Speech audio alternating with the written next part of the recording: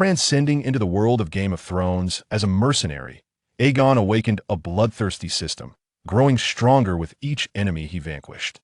3 centuries ago, Aegon Targaryen conquered Westeros, and today, another Aegon shall subjugate the entire realm. With the allure of the Queen of the Sea, the ominous peak of the Mountain of the Dead, the fierce warhorse king, the capture of the diminutive Flayer, and the clash of dragons against the White Walkers matters within the king's purview shall be mine to govern, and those beyond his reach shall also fall under my dominion. I shall act first and report later, with the flames of the dragon at my command. The scorching sun hung high in the azure sky, waves of heat rippling through the air.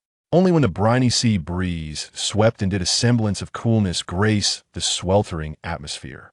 To the east of Dorne, at the confluence of the Summer Sea and the Narrow Sea, stood the most enchanting island city in the worldlies.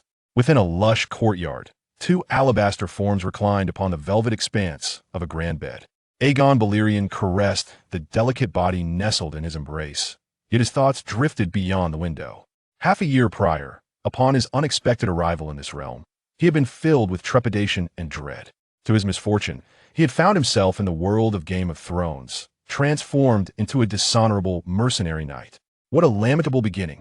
It is well known that the backdrop of Westeros mirrors medieval England. For a knight devoid of noble lineage to aspire to the Iron Throne is akin to grasping at the stars. Moreover, for the past 6 months, his anticipated boon had yet to materialize, leaving Aegon in a state of exasperation. Given the staggering mortality rate in Game of Thrones, was it not reasonable to expect some form of divine intervention? The sole consolation was that he was not merely a lowly mercenary, but one of the 2 vice-captains of a renowned band of heroes. Having dedicated 3 years to the Brotherhood, he had earned accolades in battle, and following the demise of the previous vice-captain, he was unanimously elected to the position. The original captain, recognizing Aegon's prowess, entrusted him with the most formidable tasks, resulting in Aegon accumulating the highest number of enemy heads within the group, despite his relatively recent induction. A band of valiant warriors had gathered around him. Fortunately, the captain did not resort to treachery due to Aegon's burgeoning influence. Instead, he bestowed upon Aegon greater privileges. Unlike other mercenary groups that ascended through brute force or cunning, succession within this brotherhood required the endorsement of the former captain and the loyalty of the members, a crucial reason why Aegon inspired such confidence. A soft murmur escaped the lips of the form in his arms. The young maiden, resembling a languorous cat just roused from slumber, stretched her back lazily. Upon noticing Aegon's gaze, she shyly nestled closer into his embrace. As the youngest and most exquisite courtesan of Lys, Joanna possessed an ethereal beauty capable of captivating any king. Her cascading golden locks and voluptuous figure could compel governors from the free trade cities to lavish their riches merely for the opportunity to attend a banquet with her, even if sharing her bed remained an unattainable dream. Yet, at this moment, as she lay in Aegon's arms, she appeared remarkably obedient. This is primarily because Joanna is captivated by appearances and Yegon embodies her aesthetic ideals. Moreover, with her affluence, she sees no need to resort to selling her charms for financial gain. The sun is nearly at its zenith. Do you intend to linger in bed any longer, my little lazy cat? Yegon teased playfully as Joanna affectionately stroked his silver hair, chuckling, "You are so strong, I absolutely adore the sensation of being in bed with you. You are undoubtedly the Dragon King of Valyria. Only mythical dragons can evoke such feelings." Yegon raised an eyebrow, gazing into Joanna's deep blue eyes. "You have awakened the dragon. What do you suppose we should do next?" After some playful antics, Yegon finally donned his attire under the attentive care of Joanna's maid. If the governors of Lys were to learn that I managed to claim the most beautiful socialite they have been vying for over the past 2 years in merely half a month, they would surely be driven to madness. Yegon remarked with a laugh as he watched Joanna dress. Joanna giggled at his words. Perhaps they would challenge you to a duel. Huh? With hands that can barely lift a sword? Or that grotesquely rotund belly? Joanna arched an eyebrow. Perhaps they could use their belly to shield against your great sword. No, no, no. They could never succeed. They are not Joanna. Even clad in impenetrable armor, I would sever their heads. Joanna stepped forward to fasten the cloak draped over Yegon's shoulders. It is unwise to jest about your employer. Do be cautious lest the word reaches their ears. I have been in your service for nearly half a year. I believe my jesting is far more egregious than anything they might overhear. Who knows? They may truly be enraged enough to sever ties with the knightly order. Joanna chuckled. The governors of Lys are all cowards. Those enslaved soldiers lack any combat prowess under their command. They will need to hire you to fight against Tyrosh. How could they possibly sever ties with you? Yet I would rather they did. Oh, why is that? Yegon inquired, puzzled.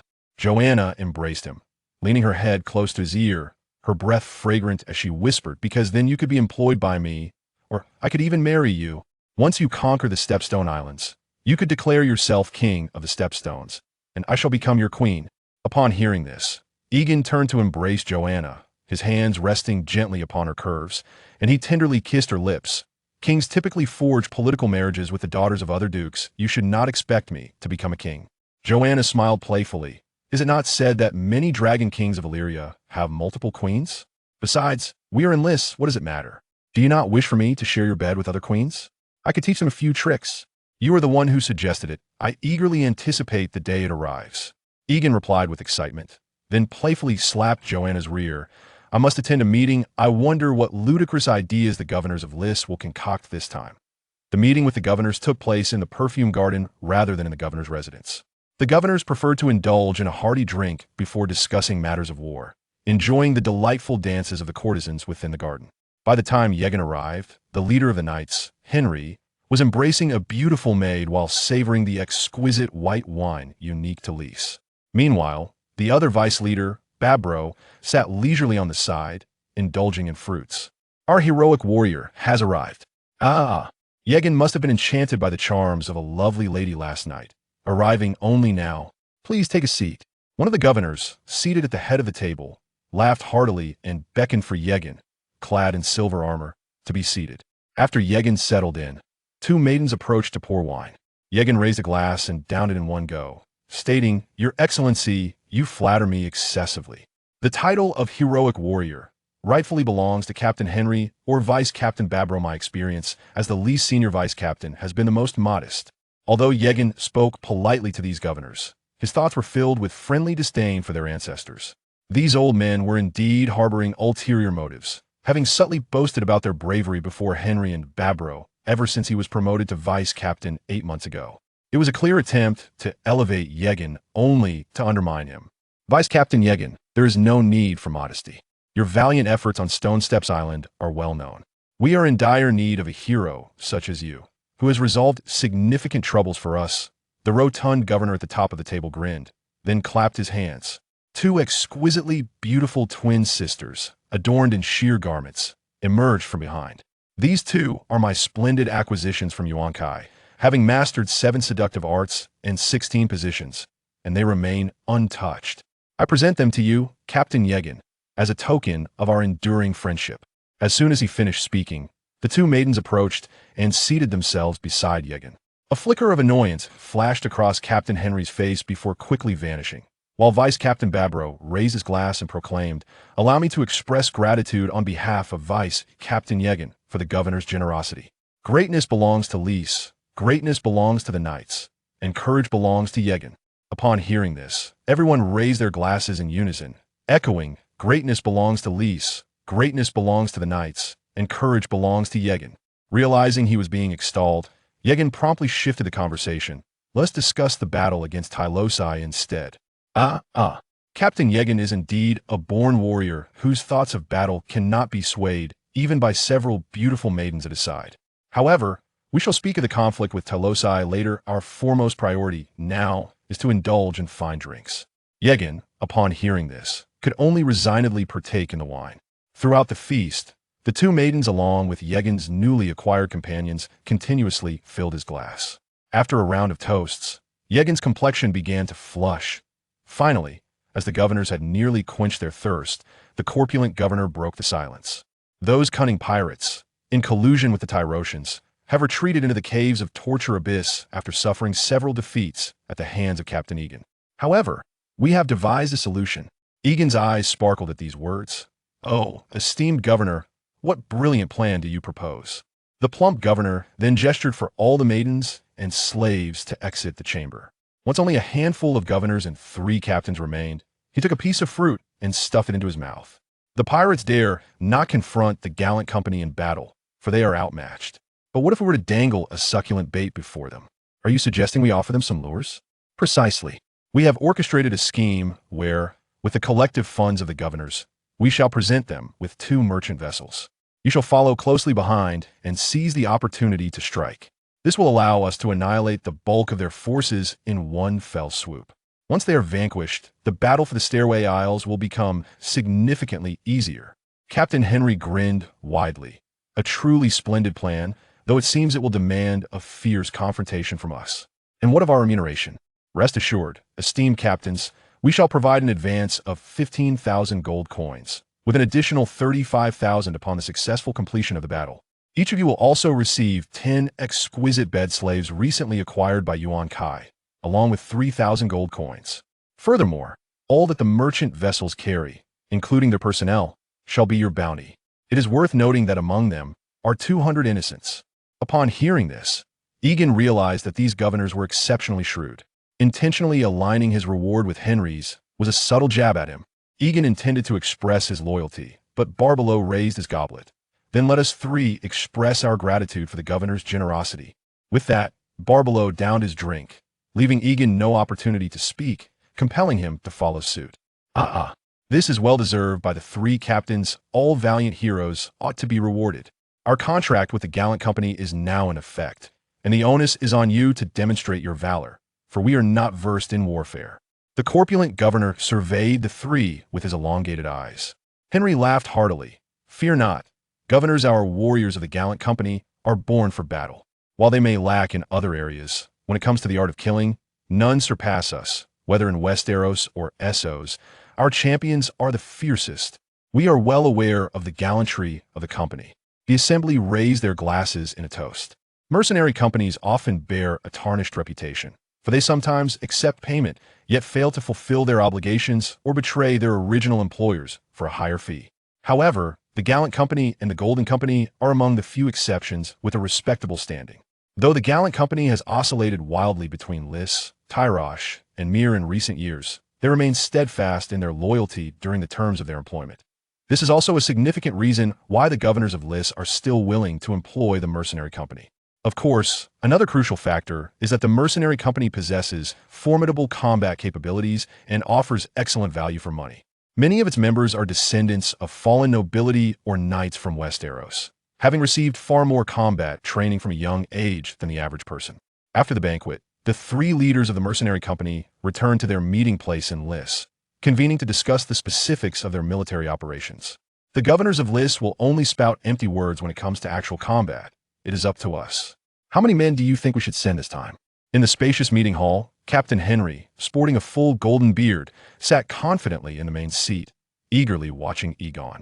Though he was only 39, since his promotion to captain 7 years ago, Henry had seldom participated in battles, preferring to indulge in the company of courtesans from the free cities. This had resulted in a somewhat corpulent physique, making it easy to forget that he had once been an adept warrior in his youth.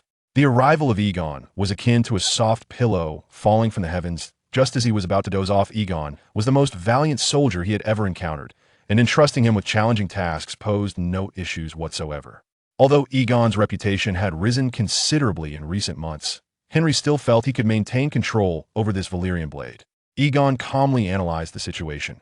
They have provided 2 double-decked merchant ships as bait this time, which means those pirates will likely muster at least 500 men, possibly even drawing out nearly 1,000 of their hidden marauders. Therefore, we should deploy at least 1,000 troops to ensure our safety.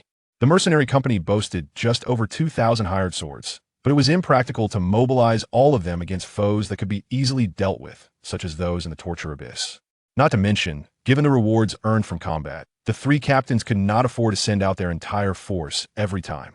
After all, would the soldiers who did not fight expect to share in the spoils? Such a notion was absurd. While this might lead to higher casualties, the captains of the Mercenary Company and the soldiers beneath them seldom cared about such matters. They had all joined as mercenaries to earn money. What is a life worth? Old Henry nodded. This time, Yegon, you shall lead. Take 5 warships and 1,000 capable men that should suffice to handle the enemy. However, be wary of them launching a full-scale assault. Yegon nodded and accepted without hesitation.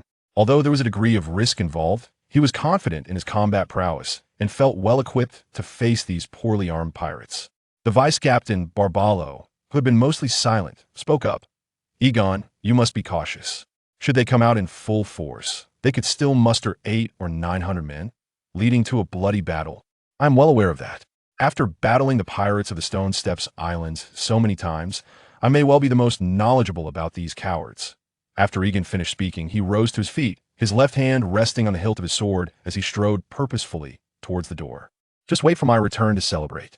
Ha ha! I assure you, I will drink with you, Yegon, until we can drink no more. Henry laughed heartily. Once Yegon had departed, Bablo took a sip of his wine, stroking his smooth chin as he remarked, somewhat intentionally, Yegon is truly remarkable in numerous battles. He has decisively felled several foes. I dare say, Henry, you were not so valiant in your prime. Indeed, I was not. However, this is a fortuitous development with Yegon among us. The heroic guild might ascend to new heights, surpassing even the Golden Brigade to become the most formidable mercenary force in the world. Bablo turned with a smile and added, I concur with Yegon in our ranks. The heroic guild is destined for even greater strength. Chapter 3. The birth of the storm. The Isles of Stepstones have been plagued by piracy for centuries. This is primarily due to their advantageous geographical position. Nestled between two continents, any fleet wishing to trade to the north must pass through this region. Thus, collecting tolls here has proven to be a lucrative endeavor. Both the royal families of Lys, Tyrosh, and even Westeros have long coveted the Stepstones, aiming to establish new trading city-states upon the fortifications constructed by the pirates. Various factions have vied for control for hundreds of years, with the pirates of the Stepstones cycling through generations. Although the pirates have not been eradicated, they have nurtured mercenary bands like the Company of the Cat, whose equipment surpasses that of the pirates and even some knights from Westeros, as they are predominantly well-armored. Upon leaving the council chamber, Aegon proceeded directly to the gathering point of the Company of the Cat soldiers.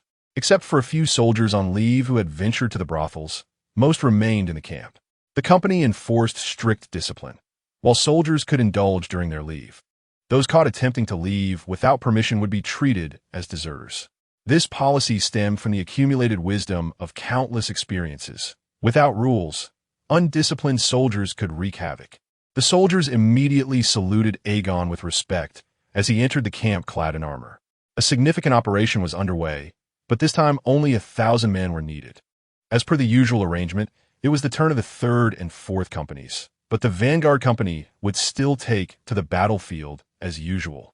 Aegon proclaimed to the soldiers within the camp. The Vanguard Company, which Aegon had proposed to establish, served as an assault unit akin to the Company of the Cat's Suicide Squad, always charging to the front lines during battles. Consequently, their casualty rates were the highest. Yet the bountiful conditions offered by the Vanguard Company attracted many mercenaries. Unfortunately, the Vanguard Company was currently at full capacity with only 200 men, and only those with proven combat prowess and prior military accomplishments were selected. Upon hearing the announcement, the soldiers of the Vanguard Company erupted into cheers, their faces betraying a sense of pride. Meanwhile, those not chosen cast envious glances towards their fortunate counterparts. At the docks of Lys, throngs of people bustled about, while slaves tirelessly carried goods onto 2 massive galleons with double-decked hulls. 2 slaves with silvery golden hair cowered as they scurried into the ship's hold. Why must we run so fast? Daenerys Targaryen timidly inquired of her brother from her corner. Viserys, filled with anger, retorted, How can you ask such a foolish question? If I were not taking you away, the usurper's assassins would have already killed us. Are you saying that assassins are pursuing us? Daenerys asked in fear. She and her brother were the last remnants of the Targaryen bloodline, and the usurper Robert sought to eradicate their family completely. In recent years, she and her brother had been evading capture in various free trade city-states, often barely escaping in the dead of night, just moments before assassins arrived at their lodgings. Why else would I flee? Viserys huffed in indignation. At night, you must huddle outside and remain utterly silent, lest you experience the wrath of the sleeping dragon. Daenerys, upon hearing this, trembled with fear and stammered, I understand. Over the years, her brother Viserys had grown increasingly deranged, his obsession with the Iron Throne and thirst for vengeance, transforming him into a brutal rogue. The usurper's hold on the throne had only tightened, while he found himself increasingly scorned by the nobles of the free trade city-states, even resorting to selling the last remnants of his crown for survival. Consequently, He often vented his frustrations upon his sister Daenerys, delivering blows as a means of expressing his discontent, which Viserys referred to as the wrath of the sleeping dragon. That is well. These two ships will set sail for Pentos, and we need only disembark there. Perhaps the governors of Pentos will aid us in vanquishing that usurper. The following day, two merchant vessels bearing the sigil of Lys weighed anchor and departed the harbor at dawn. Aegon chose to set sail only after the ships of their pursuers had vanished from sight, though the pirates were poorly equipped and lacked the combat prowess of regular troops. They were exceedingly cunning, having hidden in caves while Aegon and his men searched for them. If they sensed any unusual activity, they would not hesitate to retreat. Archers, prepare yourselves. When we draw near, let loose your arrows and scatter them. Aegon commanded sternly from the deck to the soldiers behind him. That band of pirates lacks armor. They'll be turned into pincushions. The archers below erupted in laughter. Ignoring the merriment, Aegon continued issuing orders, this time. Aside from the rowing sailors, everyone must don their armor in advance. Should the enemy emerge en masse, it will be a bloody battle. The mercenaries below dared not defy Aegon's command, and despite the sweltering heat, they donned their armor dutifully. Even the usually unruly warriors of the company complied, for they were among Aegon's closest soldiers. As midday approached, the two merchant ships navigated near the stepstones, deliberately quickening their pace. Just after the vessels passed the torture's depths, four rowing boats surged forth from the harbor, darting towards the merchant ships like arrows released from a bow. The merchant ships, now aware of the pursuing pirate vessels, hastened their speed. However, the flat-bottomed merchant ships could not match the swift rowing boats in coastal waters, and soon found themselves pursued relentlessly by the pirates. Chapter 4. The delayed Golden Finger, the commander aboard the merchant vessel, gazed upon the approaching pirates with a triumphant grin, perceiving the marauders merely as prey, each one a glimmering gold coin in his eyes. Meanwhile, the bewildered enslaved sailors trembled in fear, dreading the moment the pirates would catch up and rend them apart. The golden-haired commander displayed a look of disdain towards the group, then commanded that all the innocent souls within the hold be brought to the deck, allowing the crew to regain a semblance of calm. As the pirate ship drew nearer, the raucous shouts of the pirates sent chills down the spines of the crew. Yet, the innocents stood resolute upon the deck, their eyes betraying no fear. "Slay those eunuchs. Everything on the ship belongs to us," bellowed the scarred pirate captain, his voice booming across the water. The wooden gangplank crashed against the side of the merchant ship, and the pirates leapt aboard, brandishing their cutlasses like ferocious beasts, engaging the innocents and other enslaved sailors in a brutal melee. Though the innocents were well-trained and possessed superior combat skills, the sheer number of pirates overwhelmed them, quickly subduing the defenders. After more than an hour of relentless fighting, the enslaved sailors teetered on the brink of despair, ready to abandon their weapons, when a second vessel, flying the banner of 3 iron swords, arrived at the fray. Following a barrage of arrows, Yegon's fleet swiftly engaged, bridging the gap to several pirate ships and initiating close combat. Clad in gleaming silver armor, Yegon led his ironclad warriors onto the pirate vessel. In mere moments, he dispatched 2 attacking pirates, their blood staining his armor crimson. The pirates, caught between 2 fronts, soon began to falter, and seeing the tide turn, their leader retreated to his ship, barking orders for his crew to paddle away in flight. Yegon, however, charged towards the scarred pirate king. The pirate king shouted defiantly, unafraid as he struck down a member of Yegon's warrior contingent before swinging his weapon at Yegon. The cacophony of battle seemed to fade into silence for Yegon, who felt as though he and the pirate king existed in a realm apart from the chaos around them. Adrenaline surged through him, heightening his reflexes. The pirate king's cutlass sliced through the air, aimed at Yegon's neck. Yegon evaded by sidestepping, raising his sword to counterattack, yet the pirate king reacted swiftly, dodging to the side. The two exchanged blows, neither gaining the upper hand. Observing the struggle, the remaining pirates appeared on the verge of collapse.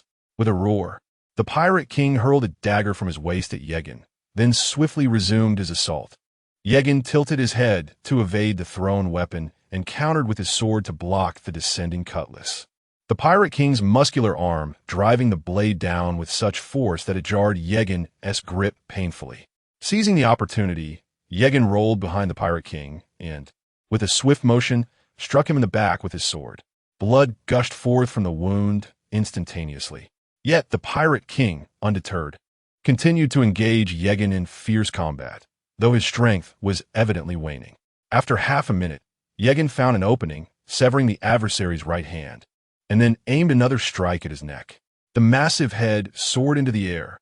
Yegon felt an exhilarating rush as the blood within him began to boil. However, there was no time for contemplation as he pressed on to confront the remaining pirates. With the death of their leader, the pirates succumbed to panic, swiftly abandoning their resistance and discarding their weapons. Yegon then took a moment to attune himself to the changes within his body, at which point a translucent blue panel materialized before him. Name: Yegon Bellerus Territory. None vassals. None affiliation. Brotherhood of Heroes Combat Power. 64 Agility. 43 Stamina. 67. Yegon couldn't help but feel a twinge of skepticism. Had his latent powers finally awakened? Yet, it provided no indication of what was required for advancement. Despite having felled numerous foes, why did the panel only appear now? Was it only the slaying of formidable opponents that bore significance? Was the experience from mere minions insufficient? Just as he pondered these questions, he noticed his agility attribute gradually increased to 44. He tested his wrist movement, but felt no discernible difference. Shaking his head, he turned his attention to the group of pirates. Upon surveying the aftermath, Yegon noted that over 40 members of the Brotherhood had perished, with dozens injured. The Unblemished suffered around 70 to 80 casualties, while the pirates incurred nearly 300 losses, leaving them with just over 300 captives. Yegon addressed the remaining pirates sternly. Initially, you all would face execution or be enslaved, but I am offering you a chance. You shall be taken back to Lys, where your loyalty will be tested, and you may once again serve as a unit under our banner. Upon hearing they could avoid enslavement, the pirates immediately knelt in submission. Captain Yegon, the slaves aboard these 2 ships are now yours as well. Fortuitously, your arrival was timely. Otherwise, I might have faced grave danger. The commander of Lys exclaimed joyfully as he exchanged pleasantries with Yegon. Following this battle, although the governor's rewards paled in comparison to those of Yegon and the other captains, he would not receive less than 100 gold coins. He had already envisioned how he would spend them at the local brothel. Oh, and this whip belongs to you, as it commands the unblemished soldiers, he added, producing a long whip. The Unblemished were a cadre of slaves trained to act as machines, forever obedient to the master's whip. Never to betray. Yegon nodded, accepting the whip, and then commanded the remaining slaves aboard to unload the cargo, while the Brotherhood members began to clear the battlefield. However, just as they were returning home, one of Yegon's subordinates rushed up to him. Captain Yegon, we have captured 2 Lys inhabitants attempting to stow away in the hold. Upon hearing these words, Aegon hastened towards the ship's cabin, where the lower deck was nearly emptied. In a corner, Viserys and Daenerys huddled together, clad in tattered garments. Daenerys, upon seeing Aegon, whose body was smeared with blood, instinctively recoiled further into the shadows, her pale violet eyes averted from his gaze. Aegon observed the pair, both adorned with flowing silver gold hair, and the discernible age difference between them swiftly clarified their identities. Bring them both to my cabin, Aegon commanded. Both of them? The crew below inquired, bewildered. Yes, they're my new slaves, and I must assess their loyalty. Chapter 5. The Betrothal. Upon being ushered into the chamber, Viserys and his sister Daenerys were immediately engulfed in a sense of panic. Seizing the moment before Aegon's arrival, Viserys urgently instructed Daenerys, no matter what happens, you must not reveal our true identities. Do you understand? Even if that mercenary attempts to harm you, you must remain silent.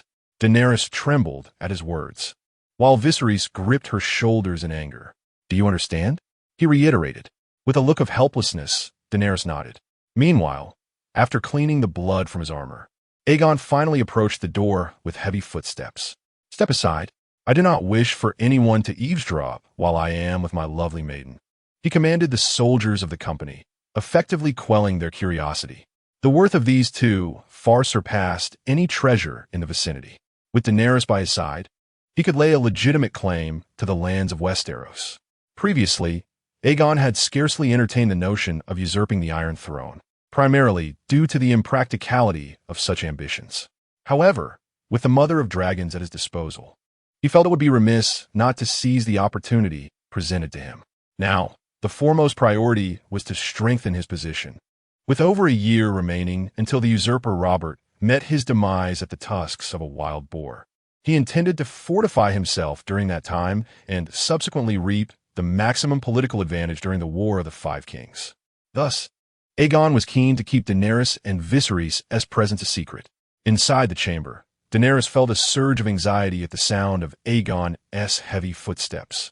Upon hearing his words, terror consumed her, prompting her to hide behind Viserys. With a creak, the wooden door swung open. After ensuring the coast was clear, Aegon strode in confidently and took a seat opposite the siblings. I have heard whispers that two remnants of House Targaryen wander amidst the free cities of Westeros. While the new king, Robert, relentlessly seeks their whereabouts, Aegon stated bluntly, revealing their identities without hesitation. Viserys, realizing that evasion was futile, quickly retorted, "Since you're already aware of who we are, you would do well to release us. Once I reclaim my throne in Westeros, I will reward you handsomely." Aegon erupted in laughter. "You currently have no army, while Robert commands the entire Seven Kingdoms. Are you certain you can ascend to the throne? I believe delivering your heads to Robert for a bounty would be a more prudent course of action."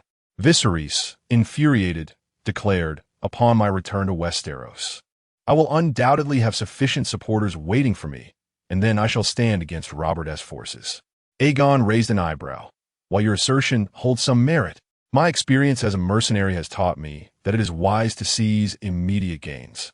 Moreover, who can guarantee that you will honor your promises after reclaiming the Iron Throne?" In a moment of desperation, Viserys understood that if he failed to convince Aegon, he would likely meet his demise here. He urgently declared, "I swear by the seven gods, once I reclaim the Iron Throne, I shall bestow upon you 500,000 gold dragons. No, that is not all. I can also grant you the title of Duke of Storm's End." Aegon remained noncommittal. Yet, Viserys continued to fervently promise Aegon, "You may select any territory in the Seven Kingdoms that pleases you. Oh, and there is Daenerys. I can offer my sister Daenerys to you in marriage. She is undoubtedly the most exquisite woman in this world. If you surrender us to Robert, you will gain at most a mere 20,000 gold dragons, and he may not even grant you a title." Daenerys felt a surge of indignation at her brother's casual offer of her hand, but for the moment, she could only silently pray that Aegon would acquiesce to this proposal. Aegon's expression finally shifted. "To speak candidly, if it were left to others, they might well choose to present your heads to Robert. However, I am not one to pursue such readily attainable rewards. They offer insufficient challenge. Thus, I accept your latter conditions." Viserys was elated upon hearing this. "I knew it. I knew you were a shrewd man, recognizing that I am the true dragon. I can wed my sister to you right now, but you must lead your forces to seize Storm's End first." Aegon immediately shook his head in refusal. "How can you expect to ensnare me in such a cunning trap? What do you mean by that?" Viserys, irritated, responded, "My forces are still inadequate, and your supporters in the Seven Kingdoms are insufficient. If we recklessly attack Storm's End, we shall be defeated by Robert's army. Once we capture Storm's End, those who still yearn for the Targaryen dynasty will rally to my side." Aegon shook his head in resignation. "You seem to have overlooked a crucial point. They remain loyal to Robert. Are you certain they would so quickly switch allegiances? Moreover, with only my 2,000 men, the odds of capturing Storm's End are indeed slim." Viserys pressed, "Then what shall we do? Continue our wandering? Or shall we wait for the usurper and his bloodline to be cursed by the seven gods before we return?" Aegon was taken aback, surprised that Viserys had inadvertently spoken the truth. Logically, if Viserys refrained from reckless actions, they could indeed wait for the Baratheon line to perish and, upon returning, be supported as king by the Tyrells and the Dornish. Unfortunately, Viserys was too impatient, having been overwhelmed by the urgency of the situation. The usurper had held the throne for over a decade. Surely, he should not be in such a rush to reclaim the Iron Throne within a year or two. Regardless, They must secure sufficient supporters ahead of time, lest Viserys be easily vanquished upon returning to Westeros. But how could they reach out to supporters? The only potential allies in the Seven Kingdoms, the Dornish, had been silent for years. Yegon chuckled and remarked, "If you aspire to ascend to kingship, patience is paramount, and I can certainly assist you in establishing the necessary connections." "You? What means do you possess?" "Rest assured, your majesty, I have my own strategies in mind. All you need to do is wait with tranquility. During this time, you shall reside in Lys alongside Princess Daenerys within my estate. Externally, you shall be regarded as my servant. Consequently, the wedding between myself and Princess Daenerys can be postponed for the time being." Upon hearing this, Viserys was filled with rage. "A servant? You are aware of my and Daenerys' status, yet you wish for me to be reduced to your servant? Your Majesty, I must responsibly inform you that supporting your claim to the throne is a perilous endeavor that requires utmost caution.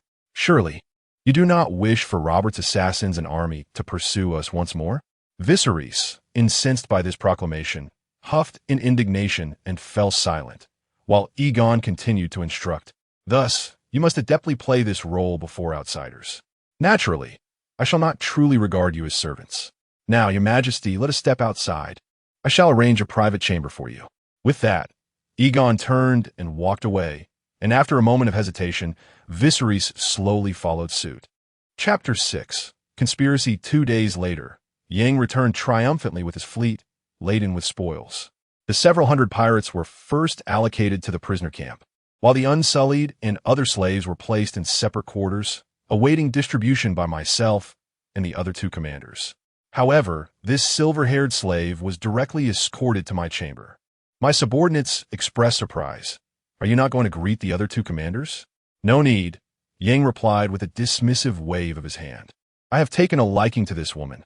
They will not contest for her." He then casually added, "Oh, and bring her companion to my courtyard and find her a room. I am in need of a cupbearer." The subordinates dared not question Yang's command. Assuming he was merely smitten with Daenerys, and thus silently complied, escorting both women to Yang's estate. Meanwhile, Yang continued to tally the other goods. On the other side, Deputy Commander Babbler sought out Commander Henry, who was indulging in revelry with a courtesan. Henry emerged from the room, visibly displeased. "What is it with you Westerlanders? Do you not realize it is inappropriate to disturb others at such a crucial time?" Babbler, a bastardo from Westeros, had a deeper trust in Yang, a fellow Rhys. The fleeting moment of Babbler's discontent vanished as he lowered his head and said, "Forgive me. I am simply overjoyed. Yang has achieved yet another resounding victory, and I could not wait to share this splendid news with you." "Huh, I knew it. Yang is indeed a gift from the heavens to our band of heroes. I must ensure he is well rewarded during tonight's celebrations," Henry exclaimed, his face creasing with joy as he downed a glass of his favorite white wine. Babbler concurred. "Yang is indeed a hero, but what? Are all Westerlanders so whiny? Like a bunch of women?" Henry retorted. "Well, I did not wish to bring it up, but Yang's actions this time were somewhat excessive. The governors of Rhys granted us the 2 merchant ships and the slaves aboard. Yet Yang took an exquisite slave without consulting us," Babbler pressed on. Henry frowned at this revelation, while Babbler continued to incite. "It is not uncommon to desire a female slave. If he had asked, we would not have denied him. However, this breaches our established protocol. To appropriate spoils without the commander's consensus could lead to chaos." Initially, Henry contemplated dismissing the matter, recalling similar occurrences in the past, but he soon resolved to uphold the dignity of his command. "I shall retrieve that slave, redistribute her, and then return her to Yang." A peculiar smile crept across Babbler's face as he replied, "Very well, I shall send for Yang. Let us discuss this matter in his courtyard."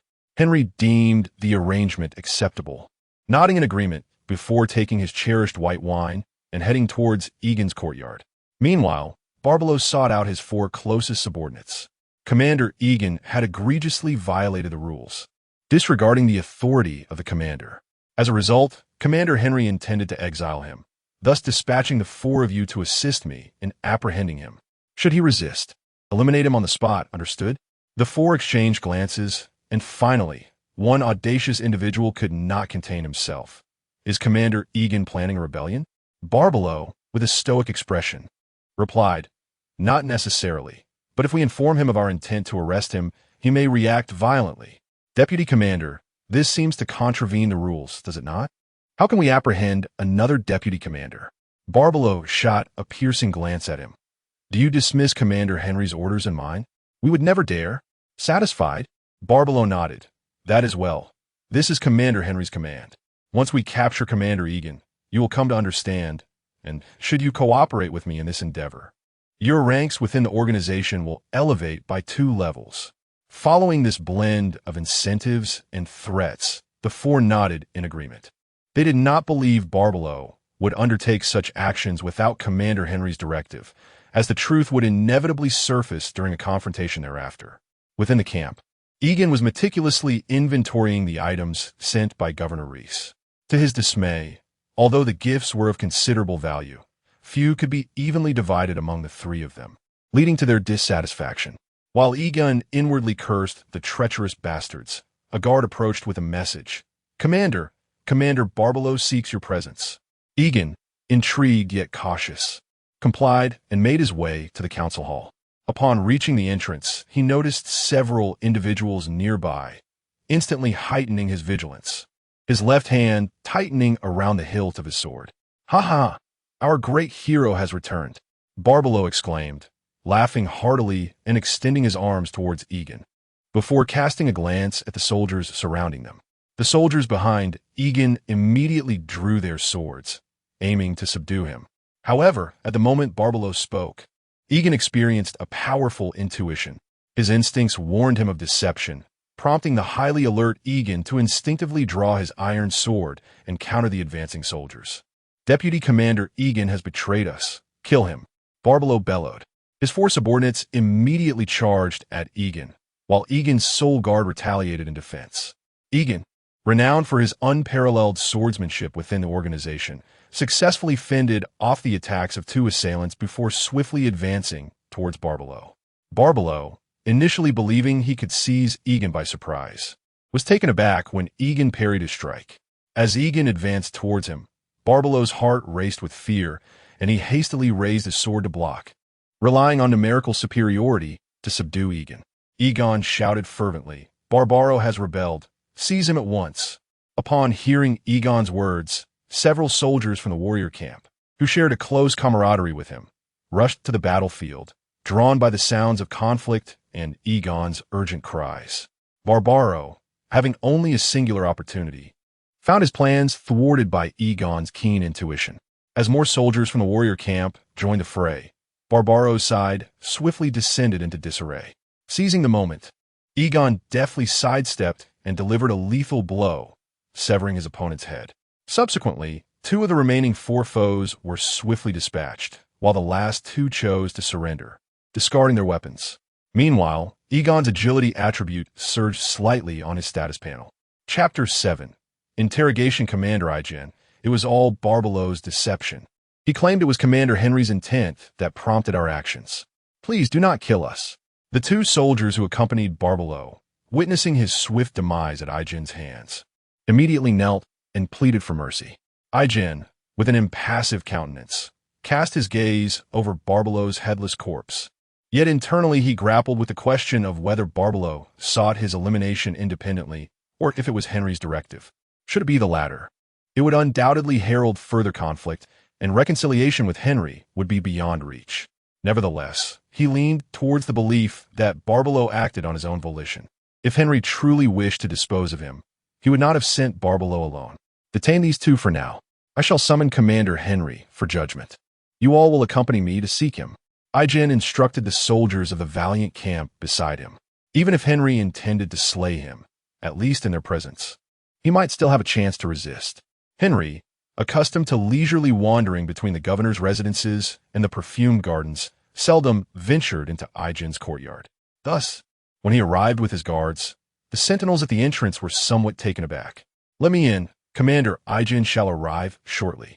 Henry boisterously commanded the guards. These men, also soldiers of the chivalrous faction, dared not disobey Henry's words and promptly stepped aside to allow him entry. Soon after, Aegon's steward emerged. "Commander Henry, what brings you here?" Henry grinned widely. "I heard that Aegon has acquired a beauty this time. I simply had to see what sort of enchanting maiden could captivate him, so..." With that, he permitted the steward to escort him to Aegon's chamber. As Henry pushed open the door, he beheld Daenerys, adorned in delicate lavender gauze. Her silver hair cascading elegantly as she sat at the head of the bed. From a distance, she resembled the goddess of desire itself, descending upon Lys. For a moment, Henry was entranced. Daenerys' slender silhouette and exquisite profile ensnared his senses. He felt she was the most beautiful woman he had ever encountered, far surpassing the courtesans of the brothels or even the renowned socialites of the free cities. However, he quickly regained his composure. It would be foolish to contend with Aegon for her sake. Still, he lifted his flask for a hearty drink before continuing towards Daenerys. Startled by the sudden intrusion, Daenerys recoiled, repeatedly muttering, "I am of Commander Aegon's company. Do not approach." Henry, undeterred, advanced towards her with a wide grin. "Now I understand why Aegon is so keen on you. You are indeed a stunning little beauty. I can only imagine how exuberant he must be at the thought of being with you." As he approached, he reached out to grasp Daenerys' delicate face, prompting her to flail her arms frantically in fear. As despair threatened to engulf her, Henry suddenly felt a grip around his neck, suffocating him completely. In agony, he collapsed to the ground, frantically clawing at his throat, desperate to rupture his skin in a bid to breathe. The horrifying sight sent Daenerys into a frenzy of screams. When Yegon and his subordinates arrived, they were startled by the commotion. Yegon, fearing something had gone awry with Daenerys, rushed towards his chamber. The guards, who had been stationed outside, also rushed in upon hearing the disturbance, only to find Henry incessantly tearing at his throat. For a moment, they were paralyzed by shock, but quickly regained their wits and rushed to Henry's side, yet found themselves utterly helpless in the face of such a dire situation. By the time Yegon arrived, Henry's eyes had already lost their light, his veins bulging, while his limbs continued to twitch involuntarily. Daenerys, however, cowered in a corner, keeping her distance from Henry. Relieved to see Daenerys safe, Yegon exhaled a sigh of relief. Soon after, Henry's convulsions ceased, evidently having departed to meet the gods. "What transpired here?" Yegon demanded angrily. "It was murder. That wretched woman has slain Captain Henry." A young guard rose in fury, drawing his sword with the intent to slay Daenerys. "Fool!" Yegon swiftly raised his own sword to block the attack, coldly stating, "She is my slave. Even if she has committed a crime, it is I who shall execute her." With Henry deceased, Yegon's position as the highest authority in the room was uncontested. The guards, unwilling to oppose him, reluctantly sheathed their swords. Yegon, now composed, realized that he was the last remaining captain of the guild. Even if Daenerys had a hand in Henry's death, as long as she remained silent, he could protect her. Even if she confessed, he would still ensure her safety. The key lay in focusing on the individual rather than the act. "Ailey, explain what happened," Yegon inquired of Daenerys. Ailey was the pseudonym Yegon had assigned to Daenerys, allowing her to conceal her identity under his protection. Daenerys, initially taken aback by the name, took a moment to respond. He took a sip of wine, then approached me to touch me, and subsequently collapsed to the ground, gasping for breath. Daenerys recounted the events. Yegon, upon hearing her words, pieced together the scenario. It appeared that Babylon had aimed to eliminate both of them in one fell swoop, intending to frame Yegon for the deed. Without uttering a word, Yegon seized Henry's wine jug and commanded, "This is the poison that choked the victim. Summon Captain Henry's cupbearer." He then turned to the nearby guards and instructed, "Arrest him as well."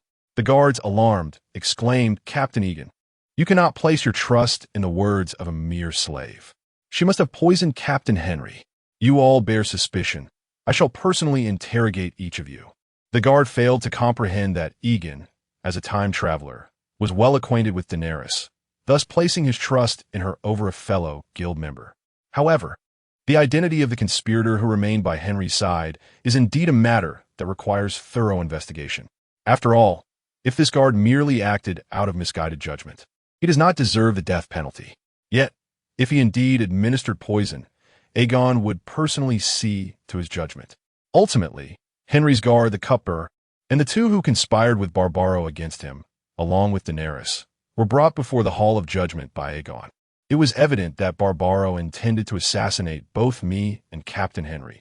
And among you two, there undoubtedly exists an accomplice in the conspiracy to poison Captain Henry. Aegon, with an impassive countenance, addressed Henry's guard and the cupbearer, as though pronouncing their death sentences. The cupbearer, a young bastard from Storm's End, trembled in fear and shook his head vigorously upon hearing these accusations. In contrast, the golden-haired guard vehemently protested, "Captain Aegon, you should not trust the words of a mere slave. It could very well be she who caused Captain Henry's demise." His words garnered some support, for indeed, Daenerys had the potential to commit such an act. "Very well, let us offer them both that poison wine. If they survive, I shall pardon them for their involvement with Barbaro's plot against me, merely banishing them." Aegon commanded his subordinates to administer the poisoned wine to the two soldiers who had sided with Barbaro, all the while contemplating where to seek the poison should it not be found in the wine. However, much like Henry, the two soon writhed in agony on the ground, clawing at their throats before swiftly meeting their demise. Aegon felt no sympathy for them. After all, who could say whether they had indeed sought to end his life? "You still refuse to confess that it was you who poisoned the wine. Take them away and confine them separately. I shall personally interrogate them." Chapter 8. I am the leader. Who agrees and who opposes Henry's attendants and wine steward could potentially conspire to poison him. And it is also possible that they would collaborate in this treachery. Aegon's decision to separate them was a calculated move, intending to exploit the prisoner's dilemma for effective interrogation. After all, they had only recently been captured, and the possibility of collusion was minimal. The two men were swiftly taken to the interrogation room, where the jailer subjected them to severe torture. Only then did Aegon enter the cell of Henry's wine steward. The young, illegitimate son of the Storm had been mercilessly beaten, his flesh torn and blood seeping profusely from his wounds. Upon seeing Aegon, the wine steward appeared as if he had spotted a beacon of hope. "Captain Aegon, I swear I did not conspire to harm Captain Henry. It was definitely David who colluded with Barbaro." David, Henry's attendant, had all the blame thrust upon him by the wine steward. Aegon's expression turned icy. "At this juncture, you still dare to feign innocence? Are you not the one who poisoned the wine?" David has already confessed. He claims to be an accomplice, asserting that you and Barbaro were the masterminds behind this plot. Aegon refrained from physical interrogation, yet he did not hesitate to employ deception. Hearing this, the wine steward cried out in desperation, "That is not true. He is framing me. It was he who poisoned the wine. Now he accuses me unjustly." Still in denial. "Are we? He has revealed how you both conspired to poison him. As the principal offender, prepare yourself for a gruesome fate." Upon hearing the prospect of being flayed alive, the wine steward broke down. "I confess. We collaborated to poison him, but he was the one who orchestrated it all. If anyone should be flayed, it should be him." A triumphant smile spread across Aegon's face. "Excellent. Now recount the events in detail, and I may grant you a swift death." The wine steward then recounted how Barbaro had seduced them into the conspiracy, divulging every detail of their collaboration. After all, the thought of being flayed alive was far more horrifying than the prospect of decapitation or hanging. "Very well, as the vice-captain of the Knights Brigade, I hereby pronounce your death sentence. You shall be beheaded to serve as a warning to all soldiers who plot against their superiors." After declaring the sentence, Aegon summoned the barely conscious David to be brought forth. "You bastard David, you dare frame me for this crime? Prepare to be flayed, you scoundrel." The wine steward spat, his words laced with blood, directed at David in a fit of rage. David, utterly bewildered, could not comprehend the situation. "You have just confessed to your conspiracy, and now, as the vice-captain of the Knights Brigade, I formally sentence you to hanging. You shall be executed." Aegon coldly pronounced to David. "You fool, you've been deceived by him." David realized that Aegon had surely tricked the wine steward, and his anger erupted in a torrent of curses. Meanwhile, the young wine steward continued to hurl insults. "You dog of a mother, await your hanging." Aegon shook his head, ordering their confinement until the next day when they would face execution, then departed without a backward glance. The soldiers within the camp were in disarray. Yet Yegon had commanded each battalion leader to manage their troops effectively, strictly prohibiting any form of collective unrest. It was only after the death sentence was pronounced for the two culprits that Yegon summoned all battalion leaders to the assembly hall. Yegon, seated majestically in the principal chair, surveyed the 5 battalion leaders before him. The scoundrel Babaluo, in collusion with others, had conspired to assassinate Captain Henry, resulting in utter turmoil within the Knights Brigade. As the sole surviving deputy captain, I am rightfully positioned to ascend as the new captain. Who supports this and who opposes? A profound silence enveloped the room. The leaders exchanged wary glances, their demeanor as still as the cold winter air. Traditionally, the appointment of a captain had been the prerogative of the previous captain or through unanimous selection from the ranks. However, with Henry murdered by another deputy captain, no less, the competition for Yegon had evaporated. Thus, he found himself not in violation of any established norms. The leaders continued to exchange glances. Apart from 2 loyalists mourning Henry's demise, the remaining 3 had no objections to Yegon's promotion. The 2 loyalists, fully aware of the potential consequences, realized that any resistance could lead to their own demise. With Henry deceased, they were unwilling to sacrifice themselves for the position of a fallen captain. Subsequently, both leaders performed a military salute, pledging their loyalty. Soon, all present followed suit, and Yegon, satisfied with the display, remarked, "Very well, during this extraordinary period, we shall refrain from appointing a new deputy captain. The 2 responsible for Captain Henry's death have already been sentenced to execution. I trust that Captain Henry will now find peace." With those words, Yegon rose once more, his presence radiating authority. "Conspiracies within the Knights Brigade shall never prevail. Our warriors will not heed the commands of a powermonger. Let us first attend to the vaults of Henry and Babaluo." Captain Henry had no kin, and his remaining assets rightfully belonged to the Knights Brigade.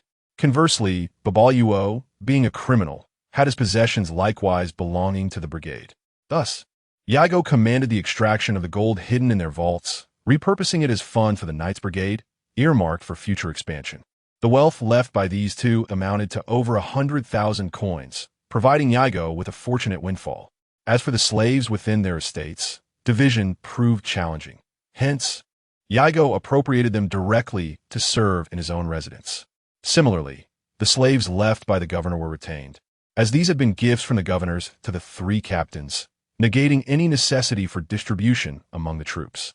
The remaining over 100 innocent individuals were employed to safeguard Yegon's courtyard and guard his chambers, ensuring his privacy remained intact.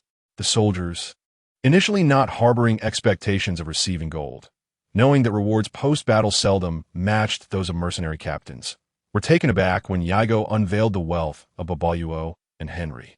Although there were no direct rewards, placing the funds in the Mercenary Guild's treasury provided these soldiers with a sense of reassurance, as it offered them a glimmer of hope. Consequently, a group of individuals who initially held little enthusiasm for Yegon found themselves devoid of grievances. Chapter 9. Next stop, King's Landing. After a tumultuous day, the group of mercenaries finally found a semblance of calm.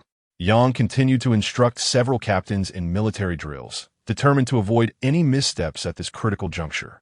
Should the governors of List become aware of the disarray within the mercenary band, they might seize the opportunity to create further complications. By the time Yegon returned home, it was already deep into the night. The luminous moon hung in the sky, silently observing the sins that plagued the land. With a creak, the door swung open. Daenerys, startled by the sound, turned her head and felt a wave of relief upon recognizing Yegon.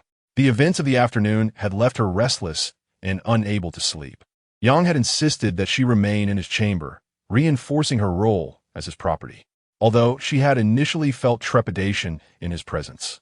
2 days spent aboard the ship with him had alleviated her fears, especially since he had not imposed himself upon her. At least, she mused, while her first moon had yet to arrive, he would not fulfill the duties of a husband. "Has everything outside been resolved?" she inquired. "Yes, it has been settled. There is no need for fear anymore.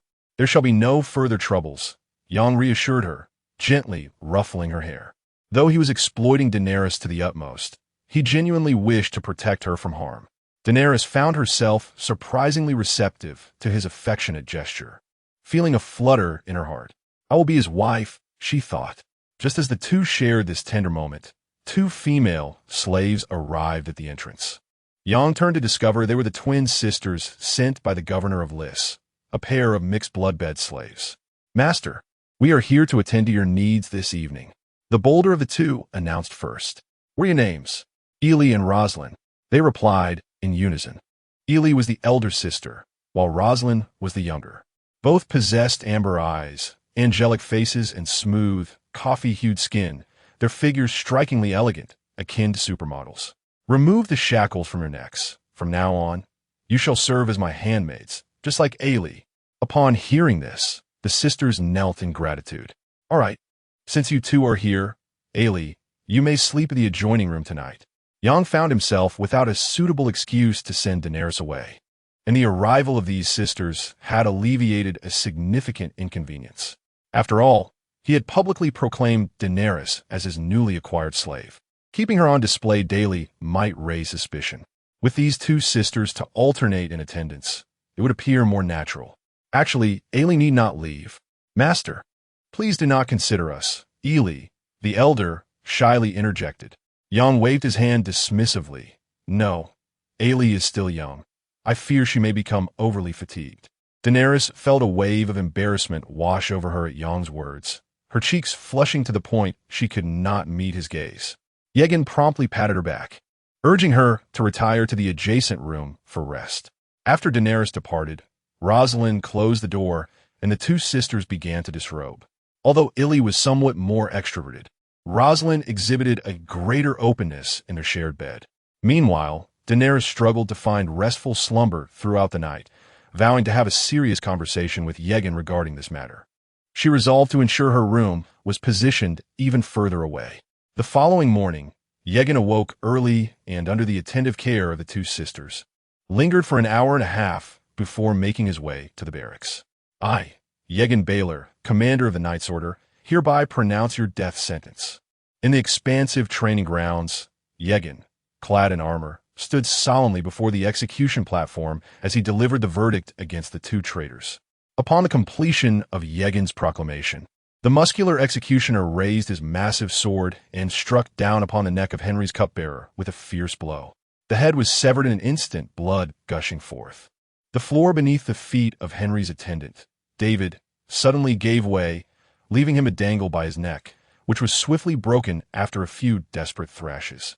Such was the fate that befell those who betrayed their superiors within the Knights Order. Their heads were to be displayed as a warning. Yegon commanded coldly. Just as Yegon was presiding over the judgment of these rebels, envoys from the governors of Lys arrived at his camp. Commander Yegon, the governors request your presence at the perfumed garden for a feast. Without hesitation, Yegon gathered a dozen formidable warriors from his battalion and set off for the perfumed garden. The governors of Lys still owed him 44,000 gold coins and 30 bed slaves. He was determined to reclaim what was rightfully his. It was likely they wished to continue employing him for an assault on the torture pit. However, this time Yegon resolved not to fight on behalf of the governors of Lys, but rather for his own cause.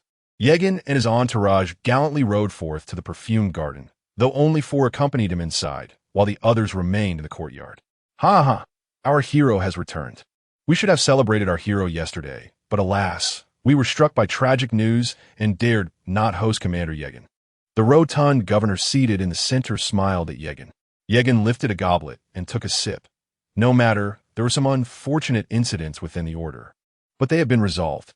The governors summoned me here, I presume, to settle the remaining gold? The trading city-states of Lys, much like Westeros, adhered to the ancient and sacred rites of hospitality. While Yegon was a guest, the governors could not conspire against him, just as he could not harm them. This was an unspoken rule both parties accepted. Thus, Yegon felt no apprehension in partaking of the wine, especially with a dozen companions by his side. Indeed, Commander Yegon, you have rendered us tremendous assistance. Your reward will be substantial, for we Lysians pride ourselves on our integrity. The corpulent governor declared, clapping his hands, and his aides promptly brought in 4 wooden chests. Within each of these boxes lies a treasure of 10,000 risen coins. Captain Yegon, you may count them. Upon hearing this, Yegon stepped forward, kicked open the box, and grasped a handful of coins. The risen coins, adorned with the image of a nude figure, slipped from his fingers and fell into the box, producing a melodious sound. With a smile, Yegon remarked, I recall the governors promised risen coins, did they not? Additionally, there are 30 bed slaves. Are you suggesting that after the demise of Henry and Pablo, our remuneration as captains has become void? Such a rule does not exist within the Mercenary Guild. The other 2 captains may have perished, rendering our contract with them null, but your reward, Captain Yegon, shall remain intact. An inconspicuous governor spoke up. Yegon turned and glared fiercely at him. A contract with the Mercenary Guild is always binding, and with their deaths, the reward will naturally be inherited by the remaining members of the guild. Are you attempting to disrupt the established order, or provoke the wrath of over 2,000 warriors in our guild? Clad in armor, Yegon exuded a commanding presence that the governors, accustomed to indulgence, could not rival. The remaining governors, intimidated by this display, fell silent. Only the portly governor seated at the head of the table hurriedly intervened. It is our ignorance of these customs. We beseech your forgiveness, Captain Yegon. The remaining bounty shall be provided immediately. As he spoke, another box of gold coins was brought forth, followed by 30 bed slaves recently acquired from Yuan Kai. Yegon's demeanor softened. Thank you, governors. Since our accounts are settled, I shall take my leave. The portly governor, fearing they had offended Yegon, quickly implored, Captain Yegon, do not depart just yet. We have further business. Are there not still over 300 pirates holed up in the torture abyss? We wish to engage your services to capture the torture abyss. This time, the reward will be substantial. No need, Yegon replied. We are currently focused on recruiting new soldiers and training. We do not intend to engage in battle at this moment. Do you not have slave soldiers at your disposal? You may deploy them. With that, Yegon departed. Once outside, one of Yegon's subordinates, Osmond Ketblack, could not contain his curiosity. Why do we not accept the task of taking the torture abyss? Yegon chuckled. If we were to eliminate those pirates and allow the risen army to occupy, who would we fight thereafter? Though there were other pirates in the Stairs Isles, Yegon intended to let these pirates recuperate, subsequently using them to deplete the forces of Risen and Talos. Furthermore, by allowing them to thrive, he could turn them into a force to reckon with. Such a multifaceted strategy is not to be overlooked. Osmond, you are from Westeros, are you not? Yegon inquired. Yes, I hail from the Reach. Excellent. I am soon to visit King's Landing. You should accompany me. The Mercenary Guild is in urgent need of expansion, which requires substantial wealth and sufficient manpower, both of which Westeros possesses in abundance. Chapter 10. The blunt recruitment propaganda. Daenerys awoke only at the break of dawn, her heart briefly gripped by panic as she surveyed the unfamiliar surroundings. It was only upon realizing she was in Aegon's estate that she managed to calm herself. Having spent years in exile within the free cities, she had scarcely enjoyed a peaceful slumber. The past few days in Aegon's company had granted her the most restful sleep she had experienced in ages. The absence of concern for assassins allowed her to truly feel alive. She found herself yearning to remain in this tranquil existence, far removed from the alien land of Westeros and the Iron Throne that consumed her brother's thoughts. After donning the light linen garment Aegon had prepared for her, Daenerys refreshed herself and prepared to partake in breakfast.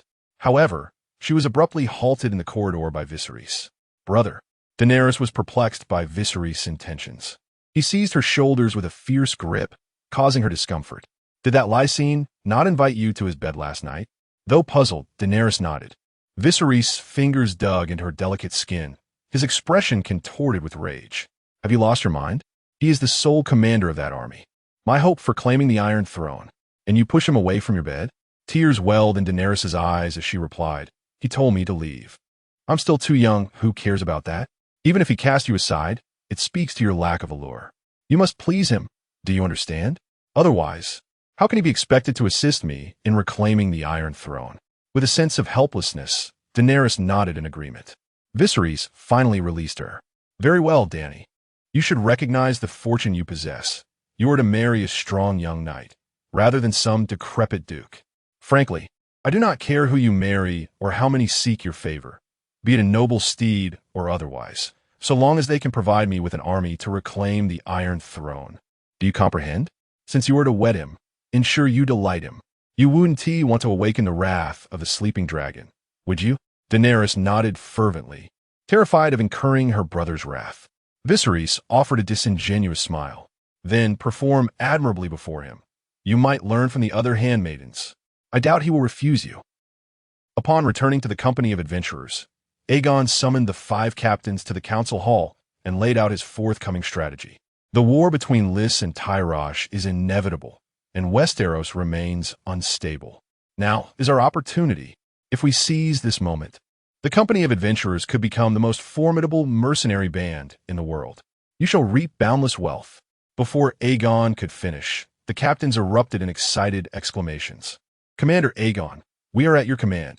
Although Aegon's ascendance was not entirely conventional, there were no significant flaws in his rise, as he had not been responsible for Henry's demise.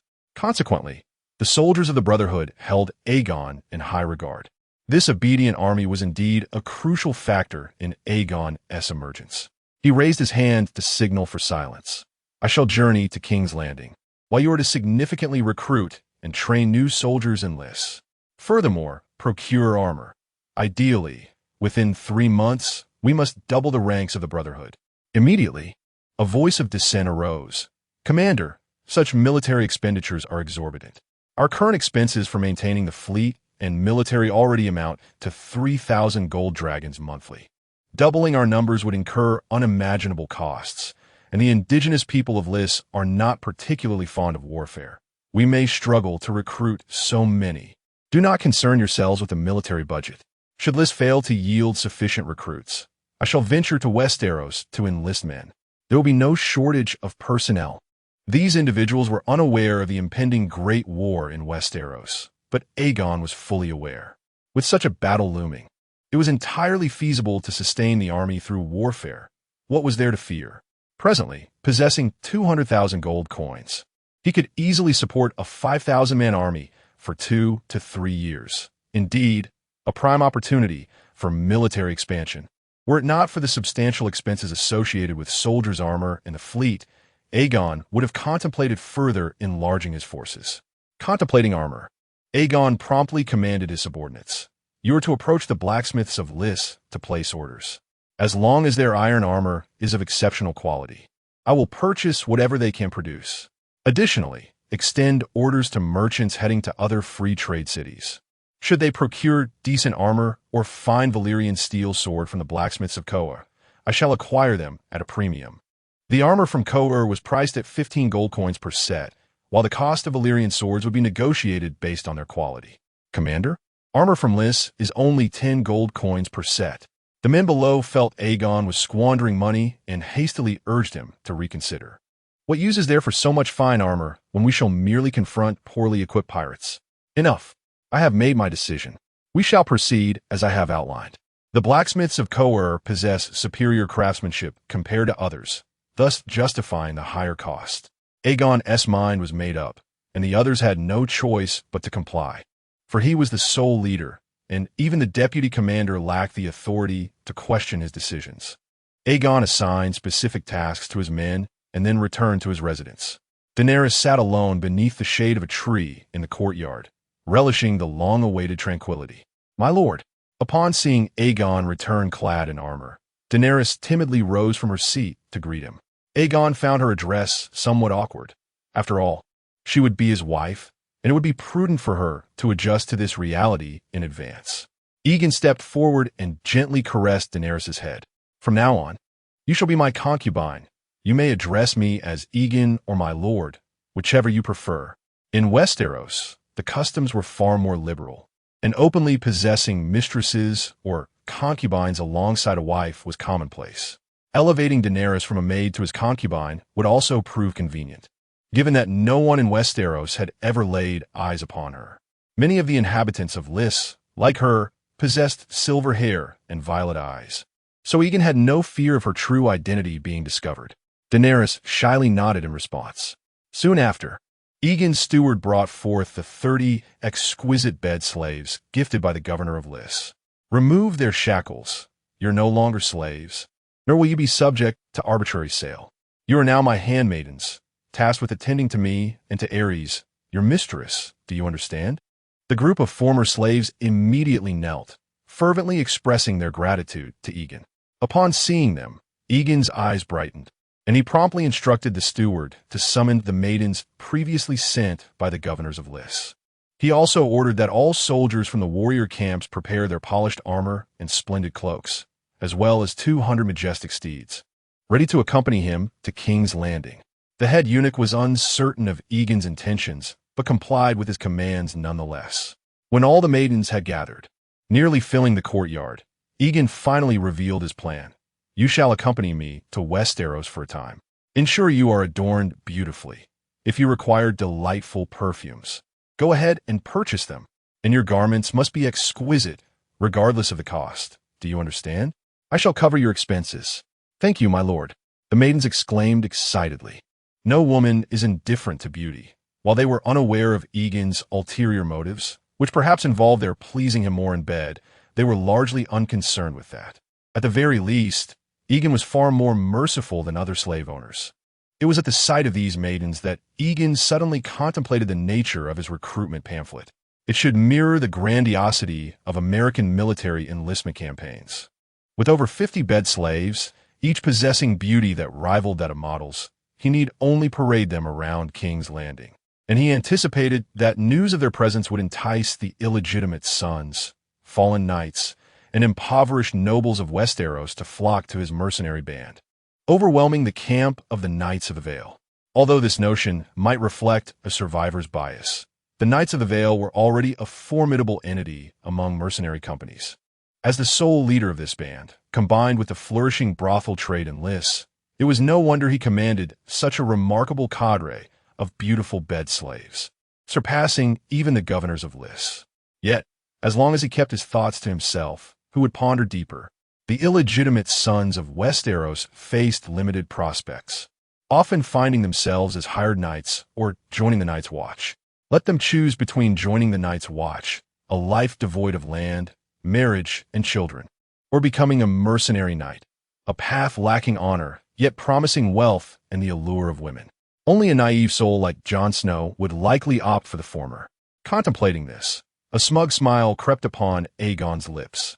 The internal strife within the group had proven to be a significant boon for him. Otherwise, he would not have amassed such a following, let alone command the entire mercenary band. Alicia, accompany me to King's Landing. Aegon turned to Daenerys, his voice firm. I'm going to go as well? Daenerys inquired, a hint of confusion in her tone. Indeed, as my mistress. How could you not join me? Aegon noted her trepidation and promptly wrapped an arm around her shoulders. Though Daenerys was under the protection of the Unsullied, Aegon remained uneasy. Furthermore, with Daenerys being one of the most exquisite women across both continents, how could he resist showcasing her in Westeros? She was the very embodiment of a Westerosi Marilyn Monroe. In the Seven Kingdoms, no one recognized her, and amidst the silver-haired Valyrians, he had no fear of being exposed. Having come to regard Aegon as her husband, Daenerys nodded in agreement, trusting that he harbored no ill intentions towards her. If Aegon had wished her harm, he could have easily delivered her head to King's Landing without such elaborate machinations. As everyone began preparations as per Aegon's instructions, Viserys sought out Aegon, who was leisurely strolling in the garden with Daenerys. With only the Unsullied present, Viserys felt unthreatened by eavesdroppers. What is your purpose in King's Landing, Commander? Are you seeking an alliance with the usurper? Aegon, not wishing to sever ties with Viserys, responded in a cordial tone, Your Majesty. If I intended to collude with the usurper, I would simply bring you along to King's Landing. Do you believe you could resist? Viserys, incensed by Aegon's words, paused. Realizing his reliance on Aegon, he coldly retorted, I expect you to swiftly establish contact with the lords of Westeros. Or do you intend to rely solely on your army to seize the Iron Throne? Your Majesty, communicating with those lords is perilous. We cannot ascertain who might relay information to Robert. Thus, we must exercise utmost caution until my forces are fully developed. Viserys, unable to contain his frustration, exclaimed, I have waited for over a decade. Must I wait until the usurper grows old and dies? Aegon longed to silence this impetuous fool, but now was not the time. He firmly countered, Certainly not, your majesty. Since you have already waited for more than a decade, a mere 2 or 3 additional years should not be a burden. Once you possess a formidable army, claiming the Iron Throne will be a trivial matter. Viserys grunted in reluctant agreement, then discreetly signaled to his sister Daenerys. After their exchange, Aegon took Daenerys by the hand and departed, wishing to avoid further engagement with Viserys. However, as Daenerys had yet to fully rely on him, he refrained from eliminating this nuisance just yet. Chapter 11. The Chaos of King's Landing. A massive flat-bottomed merchant ship gradually docked at the wharf of King's Landing. From the 2 double-decked merchant vessels, hundreds of warriors clad in gleaming silver armor and draped in golden capes disembarked. Following them were several hundred majestic horses, exuding an air of extraordinary valor. The sight immediately captivated the attention of the port's dockworkers. Were it not for the merchant nature of the ships belonging to Aegon, they might have mistaken this gathering for an invading army. In an instant, the area was swarmed by onlookers, and the tax officials, fearing disorder, dispatched messengers to summon the city guard. The excitement reached its zenith when the last few dozen women descended from the ships, adorned in delicate garments and perfumed, their beauty strikingly radiant. The crowd gazed in awe, and had it not been for the 200 armored warriors surrounding Aegon, they might have approached to inquire which brothel these enchanting women hailed from. Whose noble fleet is this, boasting such a multitude of beauties? Could it be the Prince of Dorne? Someone murmured among the crowd. Instantly, another scoffed, Dornish women do not look like that. Look at their hair. Some are golden-haired and blue-eyed. Perhaps they belong to a count from the Reach. The people of the Reach aren't that affluent, unless it's the Duke Tywin Lannister. But their banner is not the Golden Lion. Another interjected. Duke Tywin is not that old. Look at that noble. He is quite youthful. Perhaps he is from the Riverlands. I've heard their wealthy merchants are numerous. Enough. I've been to the Riverlands.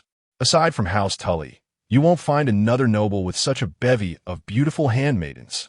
The crowd buzzed with speculation regarding Aegon and his retinue, particularly as they had never seen the banner flying above the ships. The emblem, featuring 3 crossed iron swords forming a shield, did not belong to any renowned noble family in Westeros, leaving them perplexed. After disembarking, Daenerys appeared somewhat flustered, while Aegon grasped her delicate hand, reassuring her to remain calm. Let us procure some spacious oak wagons within the city. We all must travel by wagon, and it is preferable that they have no coverings aside from the roofs. His followers, though puzzled by his unusual request, complied without hesitation. Soon, a resplendent procession of golden and silver armor surged through the river gate of King's Landing. This 200-strong cavalry escort accompanied several gilded wagons as they traversed the muddy thoroughfares of the city. The banner of their knightly order, the 3 crossed iron swords, fluttering gracefully in the air. The townsfolk lined the streets, eager to witness the spectacle. The handmaidens in the wagons displayed a variety of emotions. Some were exhilarated, gazing at the scenic surroundings, while others shyly retreated within their confines. Daenerys, seated beside Aegon, exhibited signs of anxiety, prompting Aegon to place a reassuring hand on her shoulder.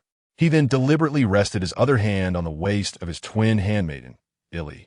The sight of the spectacle further excited the gathering bachelors, while the soldiers ahead tirelessly urged the crowd to disperse. After a lengthy detour around King's Landing, Yegon finally settled into 2 adjacent inns not far from the most luxurious brothel in the city, Shatterea. Hundreds of patrons crowded into the relatively spacious lodgings, and the stables were filled to capacity with 200 warhorses. Once the soldiers were accommodated, Yegon instructed the lean innkeeper, please arrange for a spacious bed, one large enough to accommodate 7 or 8 individuals. Certainly, esteemed noble. There are several such rooms on the 3rd floor. One can even sleep 10.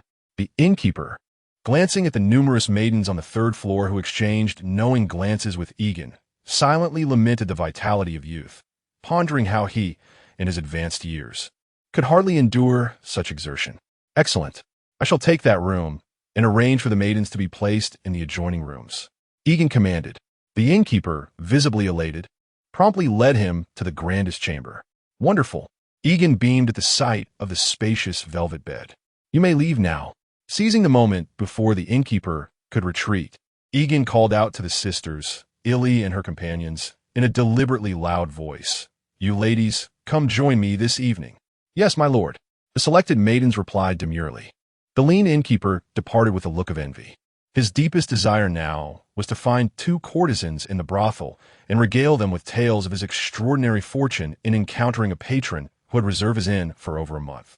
Once the others had left, Daenerys beckoned Yegon into her chamber. You promised to marry me, she said, her tone tinged with a hint of grievance. Yegon, somewhat perplexed, responded, What troubles you? It is certain that you shall marry me, but you spend every day with so many maidens. Daenerys stammered, her shyness hindering her expression. Yegon quickly grasped her jealousy and affectionately ruffled her hair. My interactions with them stem solely from desire. They shall never be my wives. Only you will be. I intend to have several wives.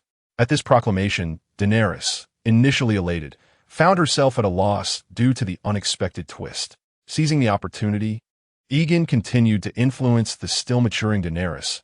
I have mentioned that I am a descendant of the Valyrian Dragon Lords. Yes? It is customary for Valyrian Dragon Lords to have multiple wives, and as a Rhys, such practices are perfectly normal. But Daenerys felt an urge to contest, yet lacked the words to do so. Marriage is the most effective means of forming alliances. You must understand this. Nonetheless, I genuinely care for you. Do you comprehend that? Yegon fervently attempted to indoctrinate Daenerys, unwavering in his belief that he could alter her perspective. Surely, he mused, the king of the mountain could make the mother of dragons fall for him due to Stockholm Syndrome. Surely, he was more handsome than the Mountain King. He was convinced that he could be more effective with a young, beauty-obsessed Daenerys. His aspirations to conquer all of Westeros would undoubtedly transcend the capabilities of the Targaryen dynasty, for the power wielded by such kings was far too limited. He resolved to learn from the strengths of Eastern feudal dynasties, envisioning advantageous marriages to forge a more stable empire. Upon hearing Aegon's words, Daenerys found some merit in his reasoning and, though not entirely convinced, nodded in agreement. Aegon, elated at her response, promptly embraced her, pulling her head to his chest. That evening, a dozen soldiers from the warriors' camp were tasked with the night watch, while Osmond Kettlebach and 20 noble soldiers from the surrounding kingdoms were granted a 3-day leave by Yegon. The remaining soldiers would rotate their breaks accordingly. Clad in splendid armor, Osmond Kettlebach, accompanied by a few close comrades from the warriors' camp, joyfully sought out a tavern. Bartender, bring us several bottles of fine malt whiskey and some of Lys's white wine. Also, 2 pounds of beefsteak and 2 pounds of lamb chops. Osmond exclaimed, brimming with excitement. He envisioned a night of revelry, followed by a visit to the brothels of the city. You're Osmond Kettlebach, the heir of House Kettlebach. I remember your brown hair and beard. Oh, and that distinctive aquiline nose. Have you struck it rich? The tavern owner, an elderly man with white hair, recognized him immediately, as Osmond had frequented the establishment in the past. With a proud laugh, Osmond responded, Indeed, we have all prospered, and quite significantly. Oh, where did you find your fortune? The surrounding patrons were instantly intrigued. Ha ha ha. I traveled to Lys, joined the Brotherhood, and fought in the disputed lands and the steppes for several years. At that moment, an informed patron chimed in, the Brotherhood? The very same that entered through the river gate this morning. I heard their soldiers' armor is quite impressive, and they ride magnificent steeds. Yes, that's the Brotherhood from this morning. Our is exceptional, Osmond said with great pride, feeling fortunate for his past decision that had elevated him from being a mere impoverished knight. Now, he could return and boast among these men, enjoying the delights of King S. Landing S. brothels and engaging in conversation with the courtesans. Envious glances were cast his way in the tavern. Oh, by the way, I also saw your company today. There were dozens of beautiful women among you. One with silver hair and violet eyes was simply the most stunning woman I have ever seen. Did you bring those courtesans with you? Their beauty surely surpasses that of any in King S. Landing.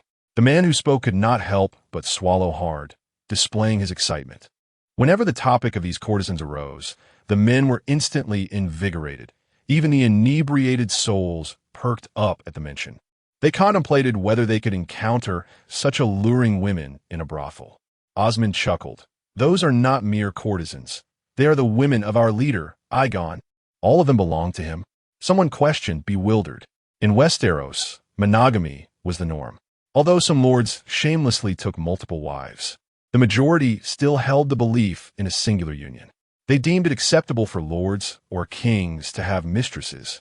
Yet the notion that such a staggering number of women belonged to one man was astonishing. Soon, envy took root. Indeed, they are all his, Osmond reaffirmed. Upon hearing this declaration, the crowd gasped in astonishment, and then another well-informed individual chimed in. I heard from the innkeeper that he spends every night with a dozen women. His stamina is akin to that of a beast. The initial excitement surged among them, their minds conjuring vivid and tantalizing images. Subsequently, rumors about Aegon began to spread like wildfire. Osmond, your leader is so young.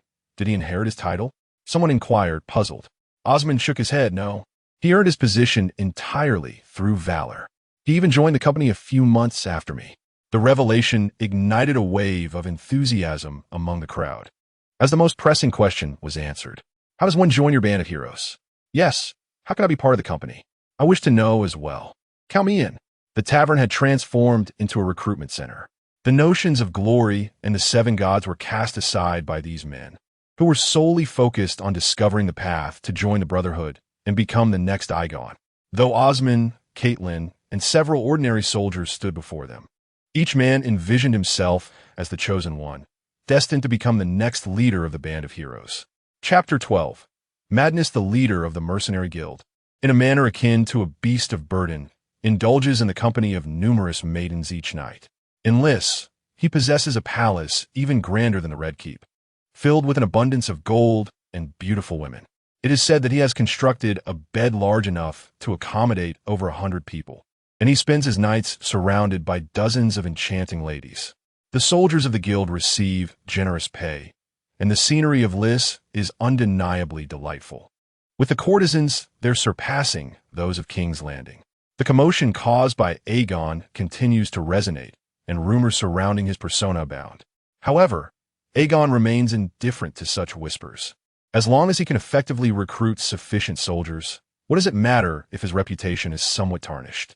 As time progresses, the news spreads not only throughout King's Landing, but also reaches the ears of wandering mercenary knights through the tales of courtesans and inebriates, ultimately resonating across all of Westeros. Many aimless mercenaries, bastards, fallen nobles, and impoverished folk flock to King's Landing.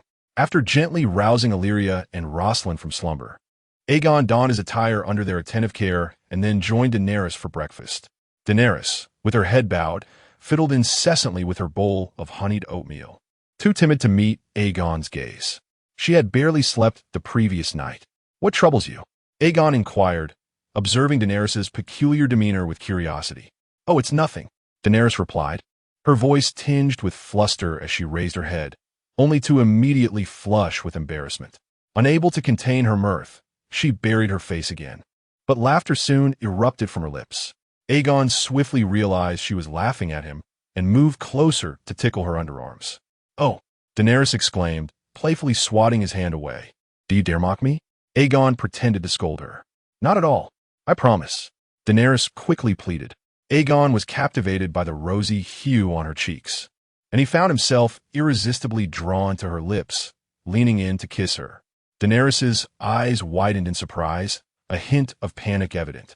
Yet, she too was drawn in by Aegon's presence. I am his wife. I am his goddess of desire, she thought. In that moment, she embraced Aegon, responding with fervor.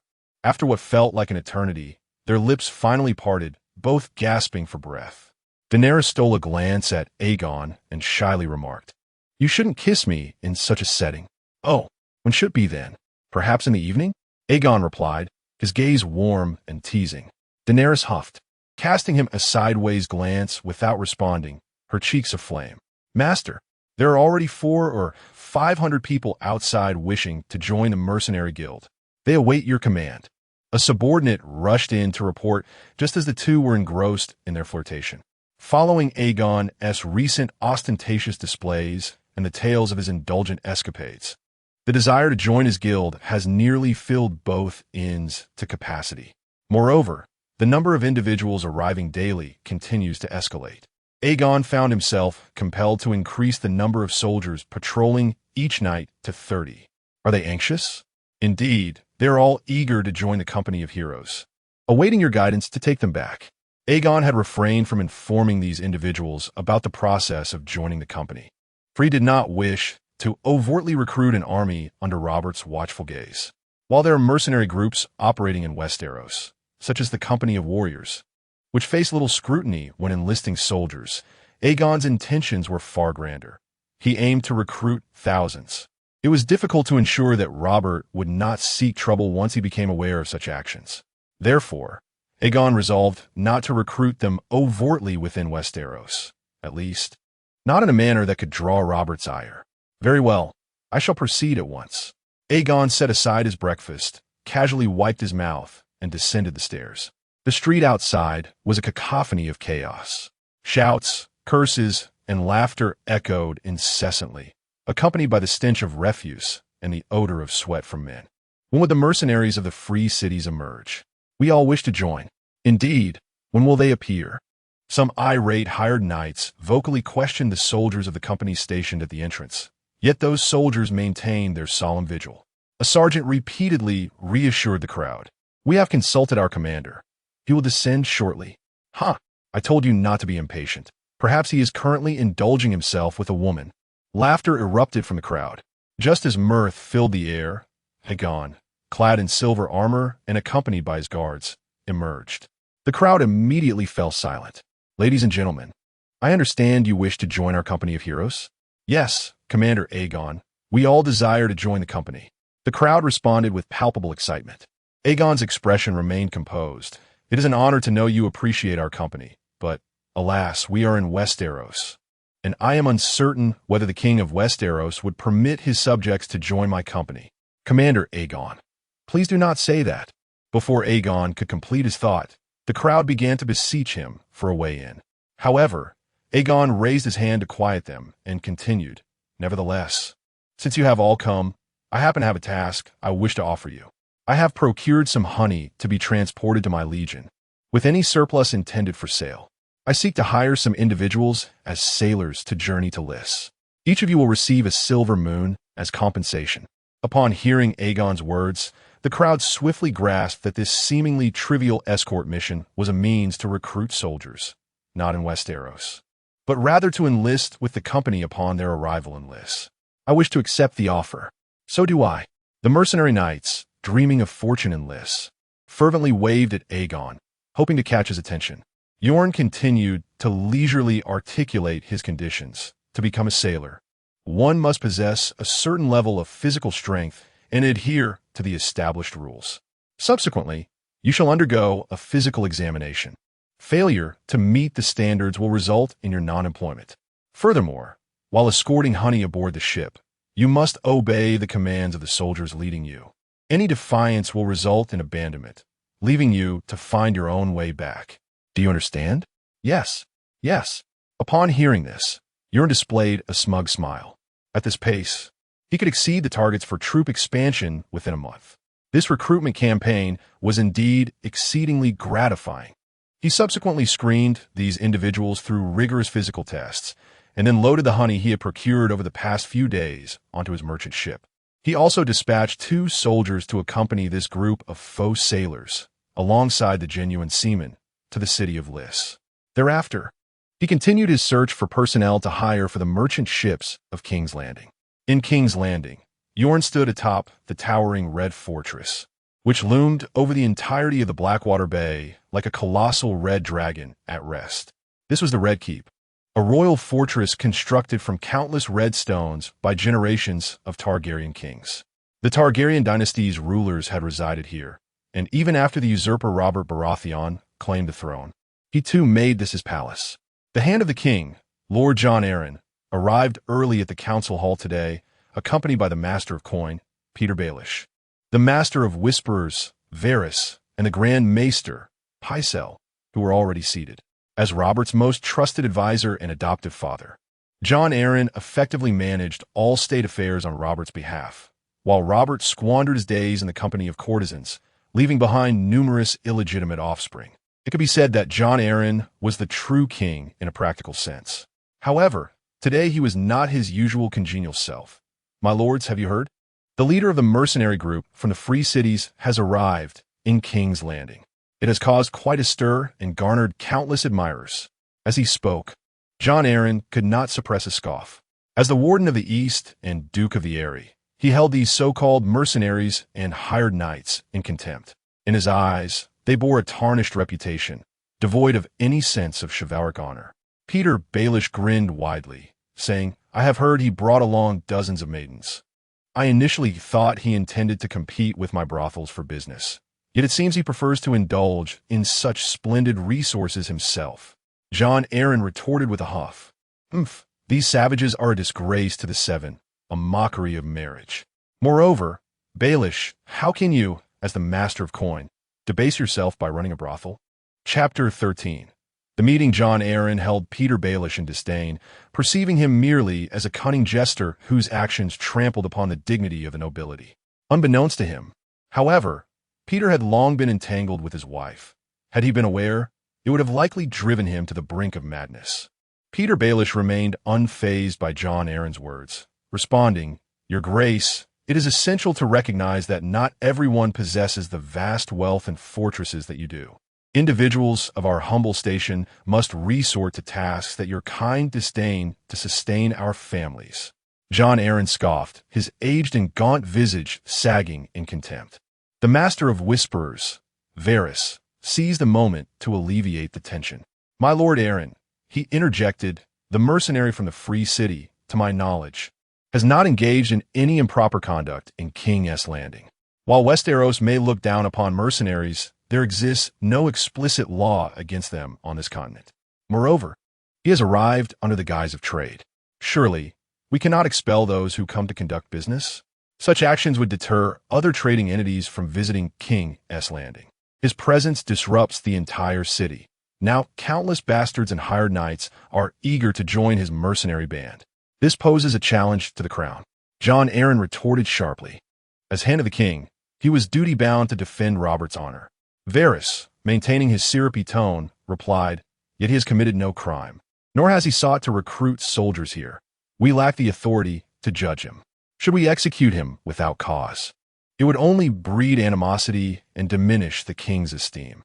Perhaps we should consider expelling him," suggested Peter Baelish. Faced with the impossibility of directly judging Aegon, expulsion seemed the only viable option. Initially inclined to dismiss Baelish's proposal, Jon Arryn reconsidered and found it plausible, opting for a noncommittal stance. Meanwhile, Varys countered Baelish's notion. Unjustly expelling a traitor from the Free Cities would not bode well. The Lyseni might hesitate to conduct business in King's Landing. Varys, who could have easily evaded the topic, had grown interested upon learning of Aegon's formidable military prowess. It was evident that the more chaotic the situation became, the greater the opportunity for those at the base of the power pyramid to ascend. Both Varys and Baelish were driven by such ambitions. "And what brilliant idea do you propose, Lord Varys?" Baelish retorted. Varys shook his head. "Lord Baelish, I am but a humble master of information. It would be unreasonable to expect me to devise a plan."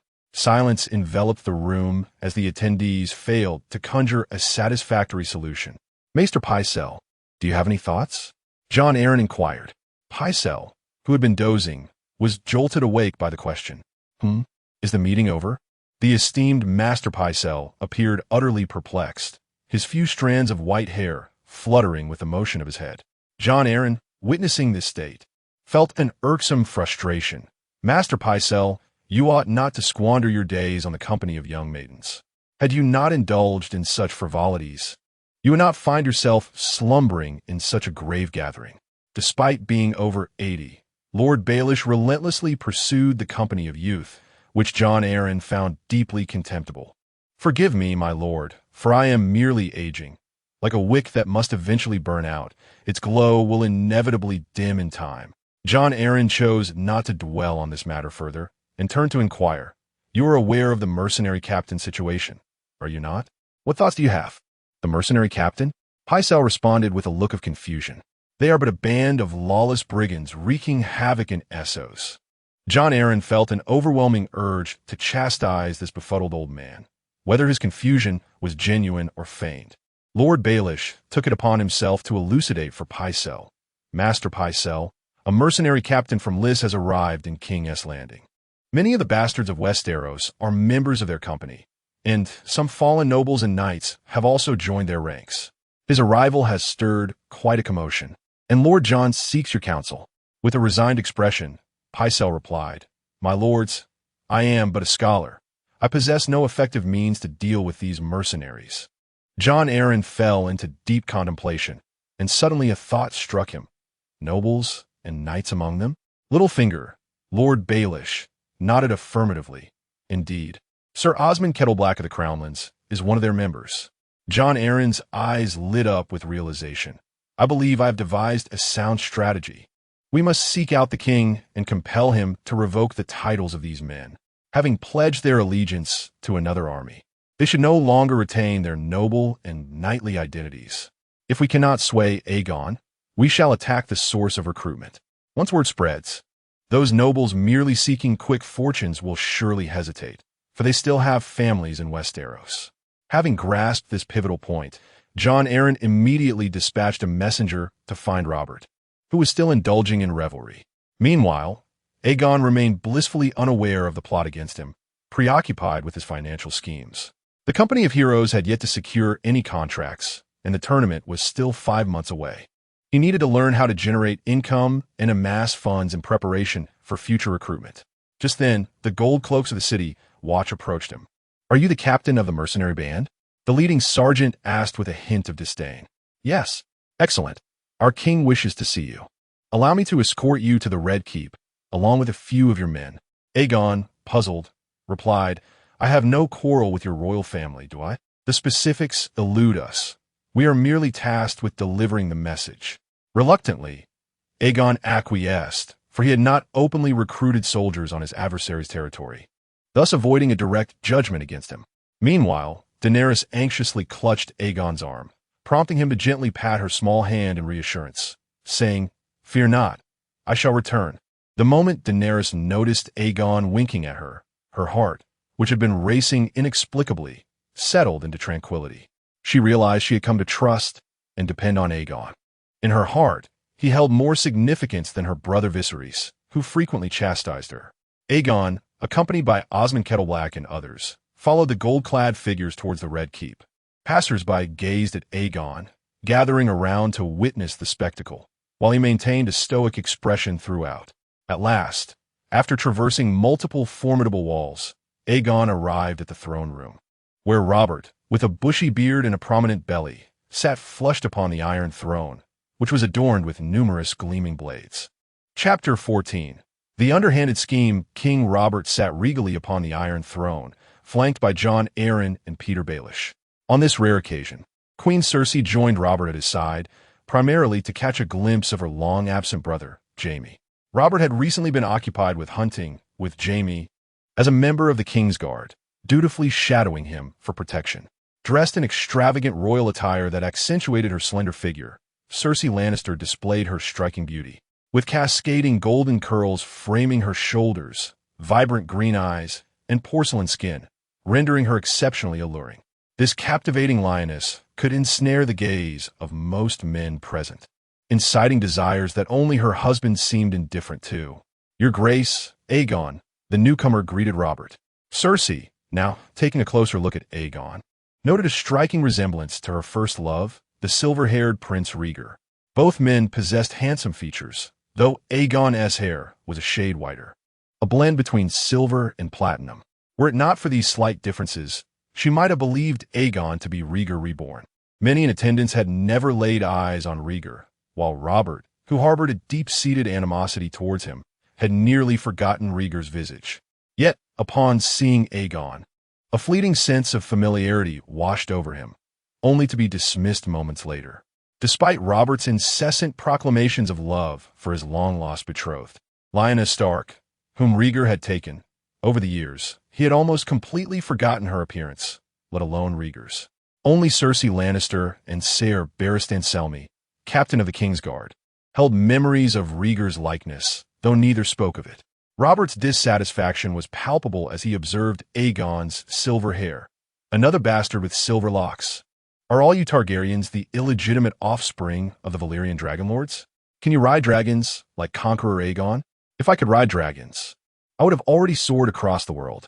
Aegon replied, eliciting a hearty laugh from Robert. I appreciate your manner of speaking, yet, amusing Targaryen in my kingdom, you must abide by my rules, do you understand? Of course, I am merely here to conduct business and to experience the capital of Westeros. I have always adhered to the laws of the Seven Kingdoms. Aegon responded. Robert chose not to comment on Aegon's words and turned his attention to the individuals accompanying him. Osmond Kettleblack and others. You are knights of the Seven Kingdoms, are you not? Yes, your grace, I am a knight of the Reach. One replied. Robert huffed in dissatisfaction, raising his voice. Since you have joined a mercenary company, you have effectively forfeited your titles and knightly status. I, Robert Baratheon I, ruler of the Undulls and the First Man, the sole king of the Seven Kingdoms and protector of the realm, hereby declare the revocation of your titles of knight and squire. As these words escaped Robert's lips, Osmond and the others were poised to protest. Yet Robert afforded them no opportunity, instead directing his gaze towards Aegon, an intriguing Lysene. Do you deem this judgment just? Aegon, with a smile gracing his features, replied, You are the king of the Seven Kingdoms. It is only natural for you to govern your subjects. Though Aegon felt a sense of resignation, one must bow beneath the eaves. As long as Robert refrained from tearing the veil and openly declaring war upon the Fellowship, he could still muster an army. Well said. By the way, I have heard of your battles against the contentious lands around the Stepstones. Aegon nodded. Indeed, the pirates there proliferate like weeds, relentlessly attacking fleets, much to the chagrin of Lys governors, who are too feeble to wield iron swords and can only hire us to eliminate them. Upon hearing this, Robert erupted in laughter. This is precisely why they lack a king. They're but a bunch of softlings feeding off their ancestors' legacy. Indeed, have you considered fighting for me? Robert's sudden inquiry caught Aegon off guard. It was evident that Robert sought to bend him to his will, yet Aegon quickly regained his composure, feigning ignorance of Robert's true intentions. As long as you can afford the price, esteemed king, mercenaries will fight for any employer who can pay. Robert shook his head, unfazed, and replied, This time, I do not intend to hire you with gold, but rather with titles. If you seize the Stepstones for me, I shall grant you the title of Duke of the Stepstones. Furthermore, the Westerlanders within your mercenary company shall have their previous titles and knighthoods restored. Aegon instantly grasped the insidious nature of the proposition. It appeared he sought to snatch victory without expenditure. Since Robert took office, he had amassed considerable debts, rendering him incapable of conquering the unruly Dorne. By employing Aegon to capture the Stepstones, he needed only to bestow a dukedom, sparing him any financial burden. Though Aegon might not necessarily heed his commands post-submission, Robert would gain honor without the loss of a single soldier. Moreover, the Westerlanders within Aegon's ranks would surely incite him to capture the Stepstones. Mercenaries pursue profit, yet once wealth is secured, they inevitably seek honor and status, yearning for the respect of others to satisfy their spiritual needs. It was a masterful scheme. However, Aegon found himself unable to counter this stratagem, for he was compelled to recruit these Westerosi nobles, whose combat experience vastly surpassed that of fresh recruits. He could not afford to confront Robert at this juncture. Aegon was left to adopt a formal tone. Esteemed king, both Lys and Tyrosh covet the Stepstones. Even if I were to seize it, I would likely face their united assault. The Stone Steps Isles were originally unclaimed territory. If one were to trace its origins, it rightfully belonged to Dorne, one of the Seven Kingdoms. It was the children of the forest who summoned the sea god, submerging that region. Thus it should inherently belong to the Seven Kingdoms. Fear not. Once you rid the place of the pirates and seize the Stone Steps Isles, I shall extend my support to you." Hearing this, Aegon could only respond with a hint of resignation. "When our military strength is sufficiently formidable, I shall consider expanding our domain. Whether it will be for your benefit remains to be seen," he added silently in his mind. "Excellent. Intriguing Rhys. Would you care to partake in a banquet at the Red Keep?" "I would be most delighted." Robert beamed with exuberance, his demeanor radiating pride. "This is a most welcome opportunity, esteemed king." Chapter 15. The enchanting banquet. Rob's greatest passions in life were indulgence in fine wine and the company of courtesans. Today, however, after receiving Aegon's promise, he found himself unable to contain his exhilaration. He felt a sense of superiority over the kings of House Targaryen, believing himself to have achieved what countless Targaryen monarchs had failed to accomplish: the conquest of the Stepstones. Centuries ago, the rogue Prince Daemon had captured the islands, only for them to be swiftly reclaimed by pirates. Now, Robb had the opportunity to replicate that past glory, and how could he not be thrilled? In his delight, Robb commanded the preparation of an opulent feast to honor Aegon. The great hall of the Red Keep was ablaze with light, tables laden with an array of roasted meats, honey cakes, and salads, while the air was thick with the aromas of fruit wines and grilled delicacies. The crimson stone walls were adorned with the banners of House Baratheon, emblazoned with the crowned stag. A minstrel sat at the center, plucking the strings of a harp and singing ballads, though the raucous clamor of conversation and the clinking of goblets nearly drowned out his melody. The banquet prepared for him had been in full swing for 4 hours. Robb, inebriated alongside the ladies, was oblivious to the discontent etched across Queen Cersei's face as she sat beside him. The young women of King's Landing were drawn to the dashing Aegon, eager to hear him boast of his valor in battle and the myriad tales of lists. Unlike the nobles who scorned Aegon's mercenary status, these maidens, upon learning of his potential as the Duke of the Stepstones and captivated by his striking appearance, elevated his standing in their eyes. They envisioned themselves wedded to a young duke, living a life akin to a fairy tale with their prince. Even if his lineage lacked the antiquity of other houses, they flocked to him nonetheless. Aegon, relishing their company, preferred the company of beautiful women over the disdainful lords who ignored him, listening to their boastful tales. "I have heard that you Lyseni have many wives. Is that true?" A fair-skinned blonde maiden boldly inquired.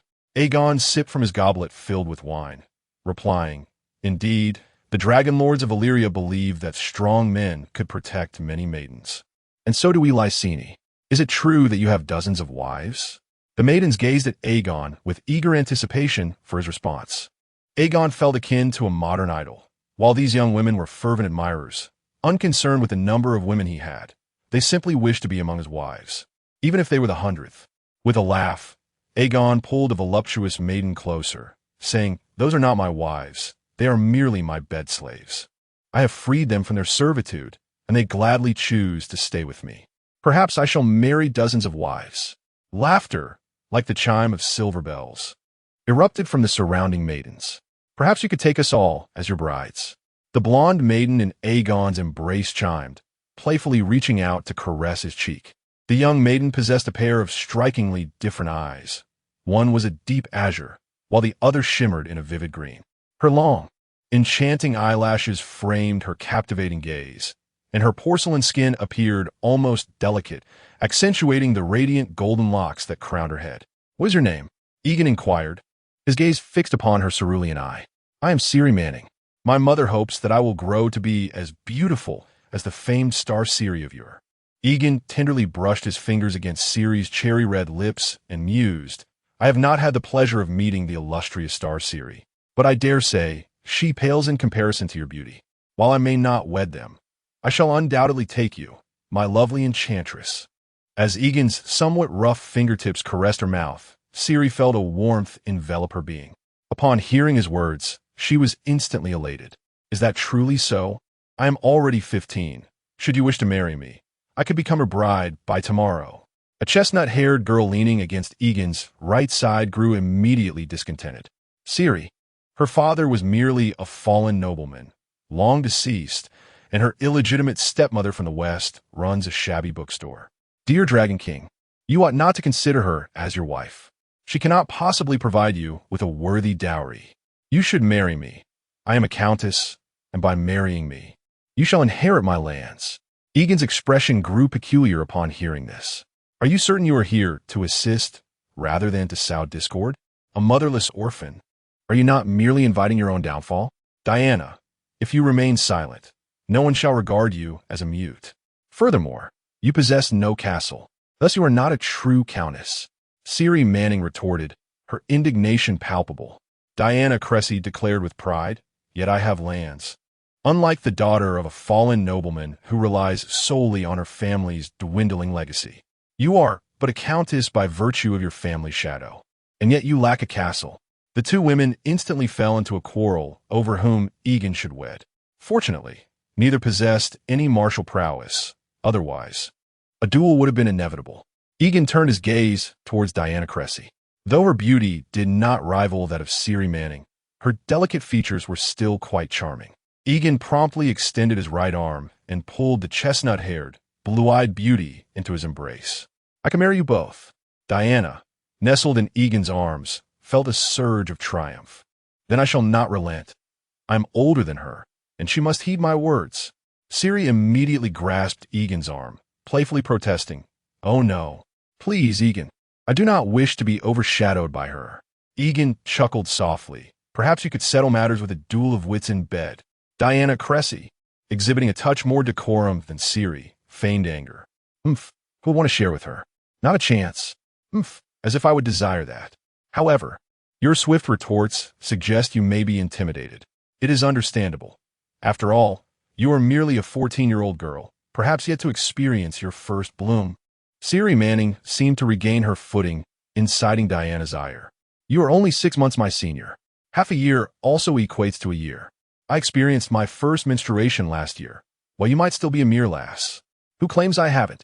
I too began last year. We could simply compare our experiences in bed. Who fears you? The two continued their verbal sparring, completely oblivious to the fact that they had both fallen into Aegon's trap. Meanwhile, Aegon continued to embrace the two ladies, indulging in conversation for over an hour before finally rising to depart, exchanging addresses as they parted.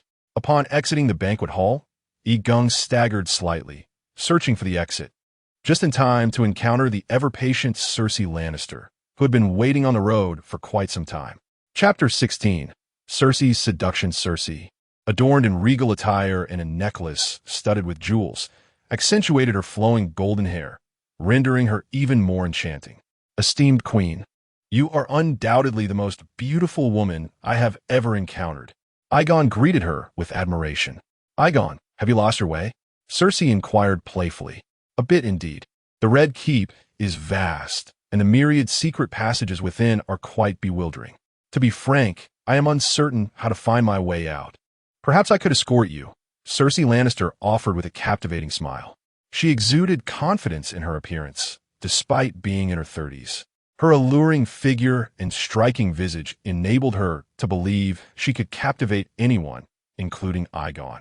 Thank you, Your Grace, Aegon replied, feeling reassured despite Cersei's notorious reputation for ruthlessness. He believed he had not offended her enough to warrant immediate retribution. Moreover, she was unaccompanied by guards, alleviating his concerns.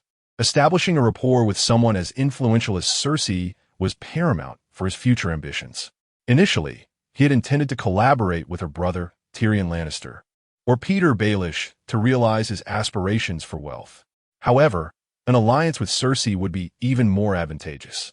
Aegon, it appears you are quite popular in King's Landing. Those young ladies at the recent banquet seemed eager to strip you of your garments. Cersei remarked, leading Aegon forward with a light-hearted tone, as if conversing with a dear friend. This caused Aegon to raise an eyebrow in suspicion. Your husband, Robert, seems to indulge in affairs. Your attitude toward me appears inconsistent. He retorted, musing about Cersei's evident fixation on appearances. Could it be that she harbored an interest in him? Aegon pondered, yet maintained an unruffled demeanor. Trust me, my popularity among the young women of King's Landing pales in comparison to your allure to the men here. Upon hearing this compliment, Cersei laughed. Is it with such sweet words that you win over those maidens? Believe me, my martial prowess surpasses my eloquence. I suspect that is the true reason they are drawn to me. I refer to the company of those dozen young women following you. They too are enchanted by my skills. Otherwise, how could I manage so many women? Cersei turned to Aegon with keen interest. And what of that silver-haired girl? I have heard that the men of King's Landing were nearly bewitched, claiming they had never beheld such beauty. Indeed, she is among my favorites. Aegon replied. Suddenly, Cersei halted, her gaze piercing as she asked, and how do I compare to that girl? Aegon was taken aback, quickly glancing around. Fortunately, the vicinity was devoid of guards, which eased his anxiety. Had this conversation reached Robert's ears, he could not predict how he might react to Cersei's inquiry. He knew he would be in grave peril. The corridors of the Red Keep are exceedingly intricate. To thwart potential assassinations, Maegor I of the Targaryen dynasty constructed countless hidden passageways and ensured that the artisans involved in their creation were executed. This complexity rendered even the guards unable to fully navigate these secret routes. It is evident that Cersei has led him to a place known only to her due to her familiarity with these concealed pathways. Yegon mused that this must be a clandestine corner she meticulously discovered for rendezvous with her brother, Jaime. Your beauty differs from hers, yet both are unparalleled. Yegon jested, deftly sidestepping the issue. After all, directly praising Cersei as the fairest might seem overly sycophantic. Oh, do you harbor feelings for me? Cersei suddenly advanced towards Yegon, her body nearly pressing against his. He quickly stepped back, bewildered. What do you mean, Your Grace? The citizens of the Seven Kingdoms must adore you, their beautiful queen. You know I'm not referring to that. Do you desire me? Cersei persisted, leaning closer to Yegon, her breath warm against his ear. Or rather, do you wish to bed me? Her demeanor was irresistibly alluring, captivating men to the point of uncontrollable desire. In a different scenario, most men of Westeros would have succumbed to the temptation. Yet Yegon remained uncertain of her true intentions and ultimately resisted. Your Grace, this jest is hardly amusing. Perhaps you've had too much to drink. I believe I should take my leave. I am not inebriated. I am quite lucid. I merely wish to inquire. Do you want me? Have you not bedded countless women? What is it? Are you afraid now? You are undoubtedly intoxicated. Yegon retorted, turning to depart. Stop. If you leave now, I shall go outside and declare that you attempted to rape me. Robert would most certainly have your head. Cersei's voice turned sharp. Yegon hesitated, uncertain of the madness Cersei might unleash. So what will it be? If you do not respond, I shall merely step outside and clutch my garments, proclaiming that you sought to violate me. Do you believe Robert will trust you or me? Cersei maintained a faint smile, her gaze fixed on Yegon, as if the entire situation was under her control. She relished this sensation, feeling herself the true orchestrator of the game, akin to her father, Tywin Lannister. I imagine few women would compromise their dignity for such antics. Would they? You could always give a try. My attire remains unscathed, resulting only in idle gossip. But you would be risking your very life. Cersei feigned indifference, a triumphant gleam in her eyes. So, do you wish to bed me? If your answer does not satisfy me, I, too, shall raise my voice. Yegon's anger flared at her words. He had been accommodating at every turn, only to find her pressing for more. Aegon swiftly turned his head and lunged at Cersei, pinning her against the wall behind her. He then pressed his lips against hers, his hands relentlessly lifting her skirt. Isn't this a response? I desire you. I want to possess you.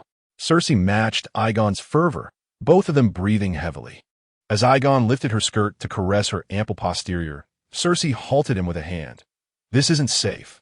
She then led Aegon through a winding, obscure passage, evading all guards along the way, until they arrived at a door.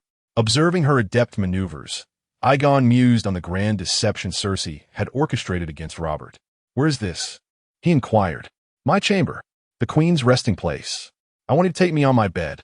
Cersei continued to whisper enticingly in Aegon's ear. Aren't you afraid of the guards at night, or Robert? The guards are on the other side of the corridor, and Robert often sleeps with whores next door, sometimes even at brothels. He would rather share a bed with those sordid women than with me. Are you frightened now? Even if you are scared, I will still scream that you are trying to violate me. Fear? Am I to be afraid? Just don't beg for mercy later. Aegon pushed open the door with force, violently kicking it shut behind him, and then pressed Cersei against it as they resumed their passionate kiss. Chapter 17. infidelity, Aegon embraced Cersei, showering her with kisses. At the critical moment, Cersei halted him, inquiring, "Do you prefer me or that silver-haired maiden?" Her gaze was fixed on Aegon, as though she were questioning him about her first love, Prince Rhaegar. "I cherish both, but at this moment, I desire you more," Aegon declared before kissing her again, while Cersei placed her hands on his back, reveling in the attention. Thoughts raced through Cersei's mind. He favors me. He is drawn to my form. Years of anguish vanished in an instant, and she willingly succumbed to his advances. Aegon turned her around, gripping her slender waist as he pushed her against the wooden door. Their bodies entwined intimately. Cersei complied with Aegon's every move until he heard footsteps approaching. Instantly, he covered her mouth. "Shh," he whispered, gesturing for her to be silent as the footsteps drew nearer, their weight audible. Panic surged through them, especially in Cersei, a woman unprepared for such an unforeseen circumstance. The rhythmic footfalls echoed like the knell of doom. Aegon steeled himself, contemplating how to swiftly dispatch the intruder once the door opened. Just then, the inebriated Robert stumbled to a halt at the threshold and pushed the door, only to be firmly blocked by the two behind it. Cersei's heart raced, her body trembling. Aegon sensed her anxiety and tightened his grip on her hand. That lioness's lair. Robert, finding the door unyielding, cursed upon realizing it was Cersei's chamber and turned away in disgust. That night, he chose not to seek the company of a courtesan, and even in this situation, he had no desire to be with his queen, Cersei. As Robert departed, Cersei slumped to the ground, her body weak. Aegon hastily locked the door, lifting the trembling Cersei into his arms. After a while, Cersei lay against Aegon, who intended to leave, but she clung to him tightly. "Do you plan to keep me here until tomorrow when the servants discover us, leading Robert to behead us both? Why not? Are you unwilling to die with me?" Aegon responded, wrapping his arms around Cersei's delicate form. "My life is inconsequential, but if I perish, are you certain you can remain without me?" Cersei interpreted Aegon's words as a declaration reminiscent of Rhaegar, feeling a deep attachment as she embraced him. "You cannot leave now. You do not know the way outside. Even if you ventured forth, the guards would likely capture you. Then it appears I am destined to meet my end here. If that is the case, let us indulge ourselves." Thus, their passionate entanglement resumed. Cersei, despite being in her 30s, remained an unparalleled beauty. She could not fathom why Robert would forsake such a stunning wife to languish alone. However, since he was unwilling, Aegon had no qualms about caring for his queen in his stead. On the following morning, as dawn's light barely illuminated the sky, Aegon awoke, somewhat fatigued. The phrase 30 like a wolf was not a mere saying. Aegon felt that Cersei's solitary prowess could rival that of the two sisters, Elia and her sibling. Meanwhile, Cersei lay contentedly against Aegon's chest, prompting him to gently rouse her. Cersei gazed at Aegon with sleepy eyes. "Do you truly intend to sleep until noon and allow Robert to have us slaughtered? Are you afraid? You were so vigorous last night. Did you not consider leaving then?" "Fear!" Aegon exclaimed, pressing his hand against the back of her head. "I am quite irate at the moment."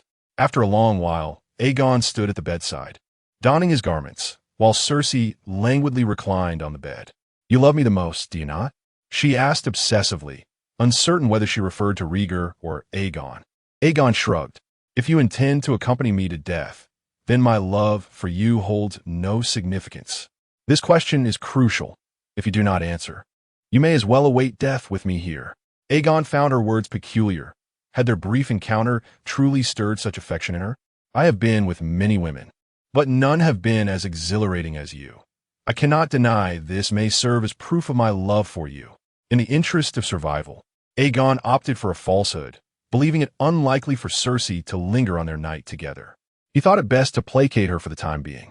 Cersei, pleased with his response, declared, "Since you love me the most, then you must kill Robert for me." Aegon was taken aback. "What nonsense is this? Have you lost your mind? Asking me to kill Robert is tantamount to sending me to my doom. Of course, I do not wish for you to slay him in front of so many. I merely want you to assassinate him." Aegon remained silent, choosing instead to sit beside Cersei's bed. "You harbor such hatred for him? Indeed, look at him. He would rather consort with harlots than acknowledge me. He is humiliating me, and he must pay. Cersei's cheeks twitched as she gazed seductively at Aegon. Kill him, and you may openly be with me. Do you not desire that? Or is your bravado mere pretense? Aegon refrained from a direct response. You witnessed my courage last night. My reluctance to kill him now is for a reason. Slaying him will not make me king or duke. Are you certain your father would allow you to marry me? You might end up wed to a husband who keeps a vigilant watch over you day and night, leaving me with no chance to be with you. Aegon might eventually confront Robert, but certainly not at this moment. He had yet to fully mature, and even amidst chaos, he could not seize the highest advantage. Timing was of the essence. Cersei emitted a derisive hum in response, remaining silent. Euron, however, enveloped her voluptuous form and assured, I promise when the time comes. I shall aid you in eliminating him. It won't be long now. This seemed to please her, and a long-forgotten smile graced Cersei's lips. Very well. Can you now allow me to depart? She inquired with a frown. You wish to leave so soon? Aren't you inclined to spend a little more time with me? Euron was taken aback by Cersei's demeanor. He never anticipated that this 31-year-old queen would behave like a lovesick girl. What was going on here? Even if I desired to remain, I must take my leave now. Otherwise, how could I accompany you later? Cersei caressed Euron's face and said, You remind me of someone, a person who would never utter such words to me, nor would he ever be with me. Rhaegar Targaryen? Euron Ventureth. It dawned on him why Cersei was treating him this way. Was he merely a substitute in her narrative? Had she mistaken him for Rhaegar? You have heard of him? Euron replied nonchalantly. Indeed, the legendary melancholic prince, the dream of every woman in Westeros. His tale extends far beyond these lands. Yes, he is the object of desire for all women. Yet I am also the coveted prize for men of Westeros. Yet he refuses to unite with me. So, you see me as him? But he will never love you. No, he loves me. Cersei insisted. No, he does not. There is no Rhaegar, only Euron, and I shall care for you. You lie. He's bewitched by that harlot. He loves me. Cersei persisted, streaking Euron repeatedly. Realizing that this was not the moment to lose Cersei, Euron pressed on with a kiss. After a considerable time, Cersei finally calmed, though this time her emotions had settled. All right, you should let me go now, or I shall have to join Rhaegar. Upon hearing this jest, Cersei fell silent. After lying still for a moment, she rose and led Euron to the window. Euron gazed down at the sea below, feeling a surge of unease. It's hundreds of feet down. Are you truly going to cast me to join Rhaegar? If you dare abandon me, like that scoundrel, I will indeed send you down to accompany him. Cersei replied indignantly, then guided Euron to the silver mirror beside them. This was once Maegor Targaryen's chamber. Fearing assassination at the Red Keep, he had a secret escape route built here. I only discovered it after moving in. With that, Cersei pulled aside the rectangular mirror, revealing a passageway. Where does it lead? You shall find out once you descend. I trust, as an officer, you will not be trapped within. Should you fail to find your way or stray off course, then you deserve it. Very well.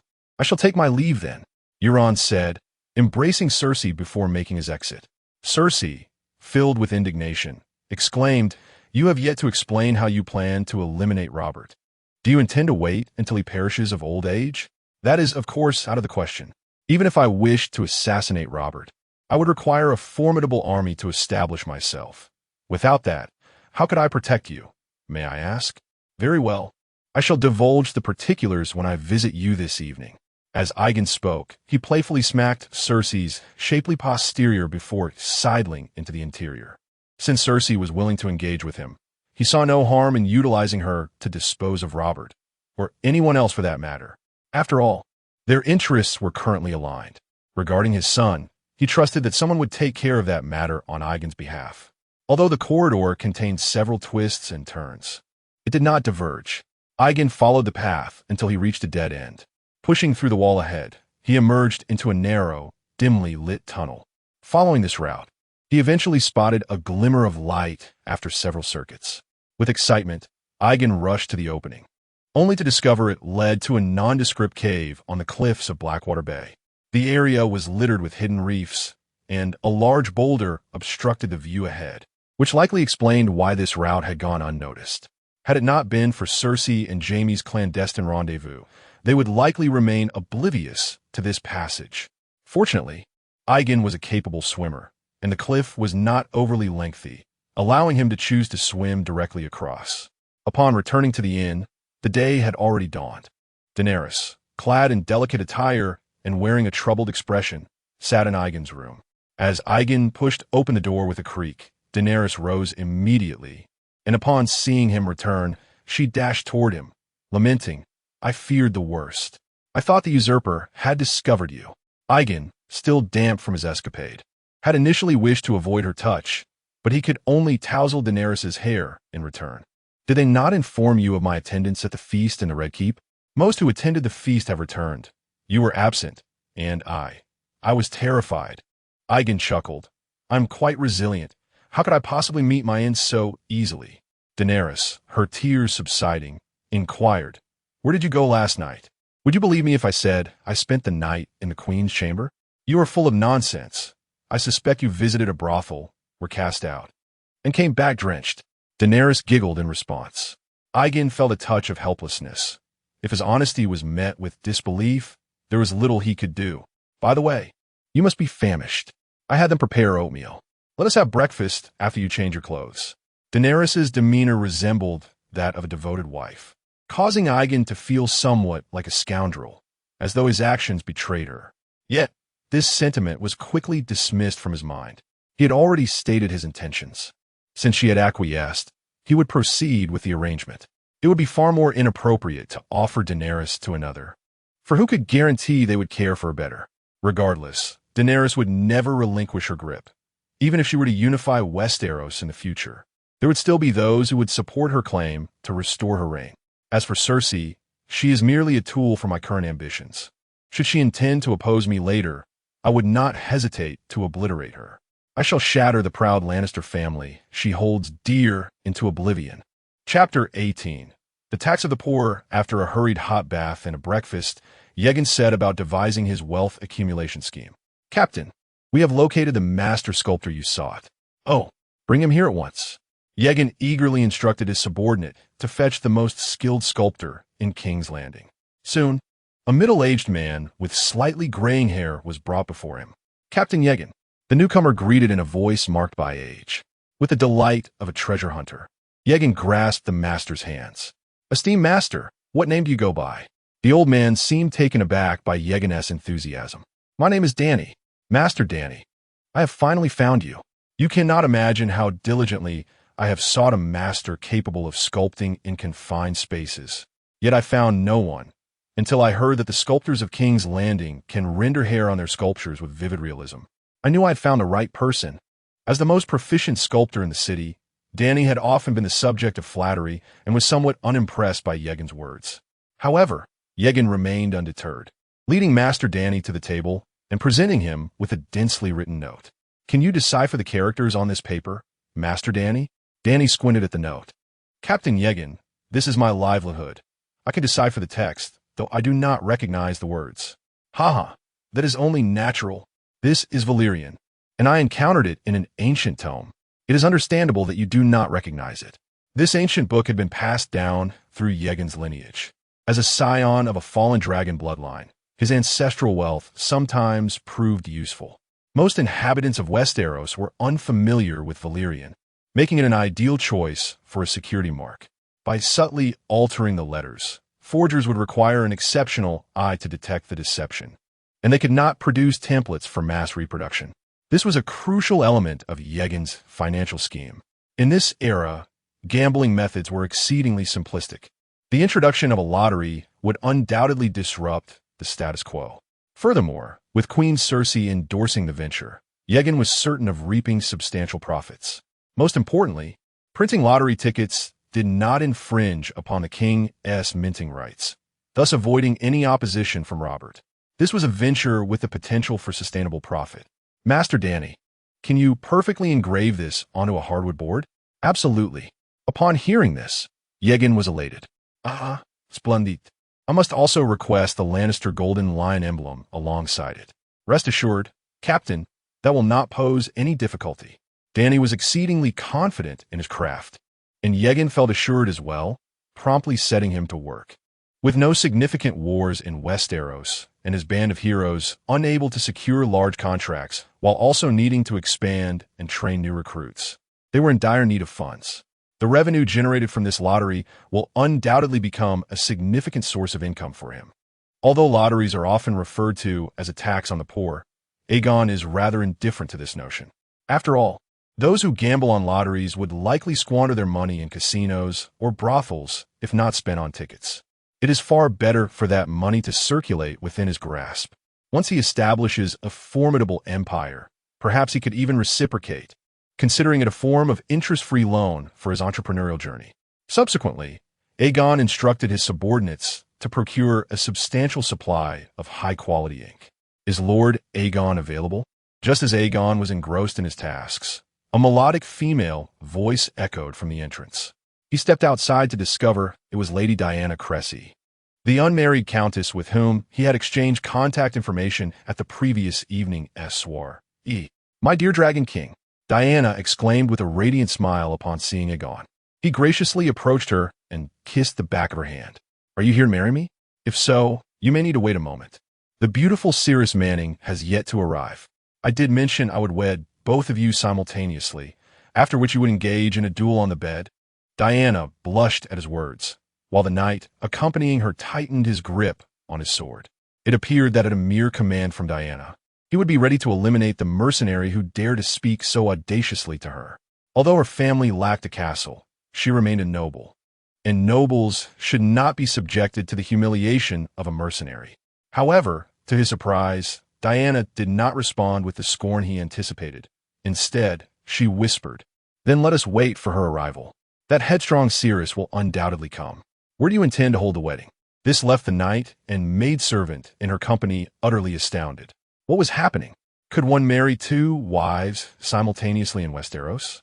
Such a union would surely not be blessed by the Seven.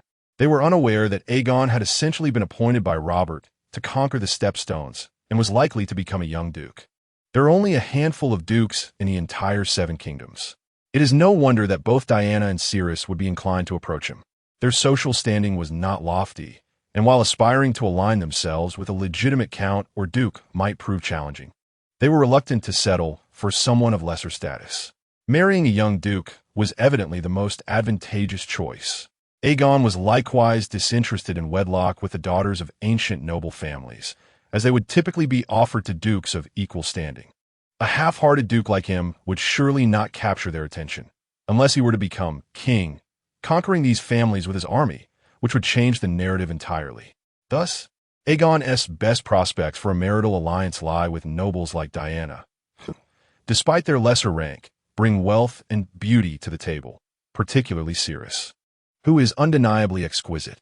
Why not seize such a fortuitous opportunity? Ing led Diana into the room, while her guards and maidservants were instructed to remain in the sitting room downstairs.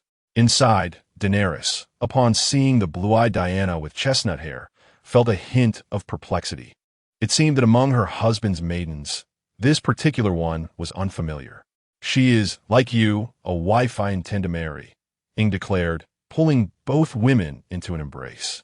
"Ah," Daenerys exclaimed, taken aback. She had not anticipated that Ing would return with another bride after a single outing. "How remarkable! She is also your wife?" Diana inquired, gazing at Daenerys' exquisite face, pondering that she had never encountered such beauty before. The silver-haired girl before her exuded a distinct elegance, a noble allure that commanded reverence. Unlike the enchanting beauty of Cersei, Ing, with both women nestled against him, chuckled. "Indeed. So, how many wives do you have?"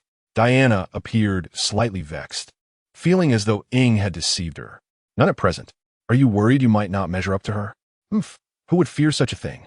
Diana retorted, then turned to Daenerys, asserting, "I shall certainly hold precedence over you in our home. You will heed my words, understand? Of course, as for who commands between you and Cersei, that is a matter for you to settle in combat." Daenerys, bewildered by the unfolding dynamics, found herself caught in Ying's scheme to include her as well. "Do not be afraid, Daenerys. You too may challenge her. I have faith in you." Oh, Daenerys nodded, albeit in a daze. Chapter 19, Draw the Sword. Aegon accompanied Daenerys and Diana on a leisurely stroll through the Silk Street of King's Landing, intending to select a grand estate for purchase, with plans to relocate in a few days. The inn had become intolerable for him. Moreover, he had already disseminated his scandalous exploits during his stay, rendering any further benefits from the inn quite negligible. Silk Street, not far from Aegon's lodging, was nestled within the affluent district, ensuring cleaner streets. As he perused the area, he eventually stumbled upon a spacious courtyard. He also acquired the surrounding estates to serve as barracks for his guards. These acquisitions cost him nearly 2,000 golden dragons, prompting Aegon to exclaim about the exorbitant property prices. Reluctantly, he had to dip into his savings. Indeed, the Dragon King of Lys is quite extravagant, Diana remarked, observing Aegon's generous payment with growing approval. If I do not spend this money, what purpose does earning it serve? Aegon replied with a smile. Huh, quite a valid point. By the way, why hasn't Cersei arrived yet? Has my lovely maiden decided against marrying me? Aegon had already instructed his guards to summon Cersei and bring her forth. To his surprise, even after their excursion, she had yet to appear. Something felt amiss. The previous night, she had seemed quite eager, not one to renege. Is she truly on your mind? Diana, not particularly fond of Cersei, felt a twinge of irritation at Aegon's inquiry. I imagine her feelings mirror your own. Aegon continued his playful banter. Yet, he genuinely felt a sense of urgency regarding Cersei. He had intended to wait for her arrival before heading to her family's shop to procure a substantial quantity of paper. His lottery endeavors required ample paper, and given that Cersei's family owned a bookstore, they would undoubtedly possess resources for purchasing it. In Westeros, paper was rather scarce, predominantly controlled by the nobility, while the remainder was allocated primarily for the use of the clergy and scholars. Thus, acquiring a large supply of paper indeed posed a challenge. If you miss her, why not seek her out? Her family resides nearby. Surely you haven't forgotten where she lives? Aegon swiftly retorted, Of course not. You both are my betrothed. How could I possibly forget your residences? Cersei's family is right beside Silent Sister Street. And where's my home? Oh, well, you can only remember Cersei's abode. Diana's anger flared instantly. Aegon hurriedly embraced her. Trust me, my memory is merely a bit faulty. The name Silent Sister is more memorable. You hold equal importance in my heart as Cersei. And what about her? Sienna gestured towards Daenerys, who stood nearby. Ailey is different from you. You must discern the order of precedence. Aegon deftly prevented any conflict between Diana and Daenerys. After all, it was likely that Daenerys would one day be queen, and he saw no necessity to continually appease Diana and the others. Hearing Aegon's words, Daenerys couldn't help but feel a flicker of joy, while Diana appeared somewhat displeased. Meanwhile, at the bookstore of the Manning family, a peculiar guest clad in armor had arrived. My dear cousin, what are your thoughts on my proposal? After you marry me, my father could wed your mother, and perhaps our families will become the next legendary lineage under our stewardship. Among the group, a dark-haired youth stood before Ceres Manning, coercing her into marriage. Sir Hunter Windwater, a once nobleman now fallen from grace, had lost his family estate and spent his days idling in King's Landing or working as a hired knight to earn a few coins, which he squandered on the city's courtesans. His desire to marry his cousin Ceres was straightforward. Beyond her beauty, he coveted the entirety of her family's fortune. Once wed, he could continue his debauchery at her expense. Ceres Manning scoffed, Hunter, do not entertain such thoughts. I will never marry you, and I advise you not to covet my family's assets. She had long seen through her cousin's true character and decisively rejected his advances. Marrying him was far less appealing than becoming the bride of a formidable knight, who at least offered a glimmer of hope. Hunter grinned maliciously. I heard you were practically ready to bed that mercenary captain at the ball yesterday. How is it that you would willingly surrender yourself to a despicable Lyseni, yet refuse to marry me? Ceres, nearly incensed by Hunter's taunts, retorted, My choices are none of your concern, and whom I marry is not for you to dictate. Huh, you would rather become a mistress to a Lyseni than wed me. I see you are simply contemptible, just like your mother. You are cursed with the filthy blood of a bastard. Get away from me. Enraged, Ceres seized a hefty tome and hurled it at Hunter's head. But he swiftly caught her arm and forcefully shoved her to the ground. What? Did I strike a nerve? I'll tell you in that Lysini's eyes. You might just be another plaything. Hunter spat bitterly. Who told you that? How do you know that Lysini? Just as Ceres and Hunter were embroiled in their dispute, Yegon entered with Daenerys and the others. Who are you? Hunter asked. I am the Lysini you speak of. It appears you do not recognize me. How can you slander another's character so freely? Yegon chuckled lightly. Hunter scoffed. Your deeds are well known. I need not slander you. Yegon nodded. True, your point holds merit. However, I can overlook your baseless assumptions about me. But we must settle another matter. What matter? I owe you no money. No, it's not a matter of finances. You have harmed my woman, and thus, you owe her some form of compensation. Aegon shook his head and, before Hunter could react, swiftly drew the dagger from his waistband. He lunged forward and with a single stroke, severed Hunter's left eye. Blood gushed forth instantaneously, and Hunter immediately clutched his eye, collapsing to the ground in a cacophony of screams. The reason I spare your life for now is that I wish to retain your eye, allowing others to witness it, so they may understand that I, this rascal named Rhys, am not to be trifled with. Now be gone. Upon finishing his words, Aegon spat vehemently onto the ground. Chapter 20. The Plan Hunter was inherently a cowardly individual, and upon witnessing Aegon's fierce demeanor, he swiftly covered his eyes and fled, terrified that Aegon might return to finish him off. A craven. The knight trailing behind Diana scoffed at Hunter's cowardice. All is well, Shirue, Aegon said as he extended his hand to assist Shirue Manning, who had been shoved to the ground by Hunter. Why are you all gathered here? Just as Aegon was about to engage in small talk with Shirue, a lovely lady clad in a pale yellow gown approached from behind.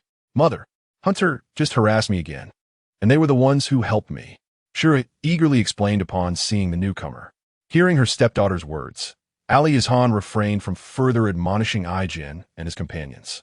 Turning to look, Aegon was taken aback by how youthful Shirue's mother appeared, with her flowing golden hair and striking blue eyes, her fair skin as smooth as cream. Shirue, are you not going to introduce us? Oh, this is my mother. Mother, this is Captain Aegon, the one I mentioned yesterday. He will soon be the Duke of Stone Step Island. Shirue stammered, finally realizing the need for introductions. Good day, madam. Yegon Kitsit, gently kissing the delicate back of Ali Hishin's hand. You are the lecherous mercenary? Upon hearing Ali Hishin's words, Aegon was momentarily taken aback. So his reputation had spread this far? I must assert, madam, that compared to other mercenaries and the noble lords of Westeros, my conduct is rather respectable. Yegon Polklint. The nobles of Westeros do not shy away from taking mistresses, and it is rare to find one who remains faithful. Moreover, those hired knights often frequent brothels. Aegon did not believe they were in any way superior to himself. In fact, he felt more honorable than they, for at least he provided a home for all the women he cherished, a testament to profound love. Ali Izhan was non-committal regarding Aegon's statement. Perhaps you are right. Nonetheless, I am grateful for your assistance to Shirue. Not at all, for Shirue is dear to me. It is only natural. Ali Izhan furrowed her brow. You have expressed your intention to marry Shirue, which I do not oppose, but what of these two beside you? We Lysini are not like your hypocritical Westerosi nobles who support mistresses. The Valyrian dragon lords have always been permitted to take multiple wives. With a huff, Ali Izhan continued. Marrying you is Shirue's choice, which I will not interfere with, but should you dare harm her, I shall not let you go unpunished. Rest assured, madam, with Shirue's beauty, how could I ever bring her harm? Shirue, hearing this, grasped her mother's arm. Mother, I believe he would never.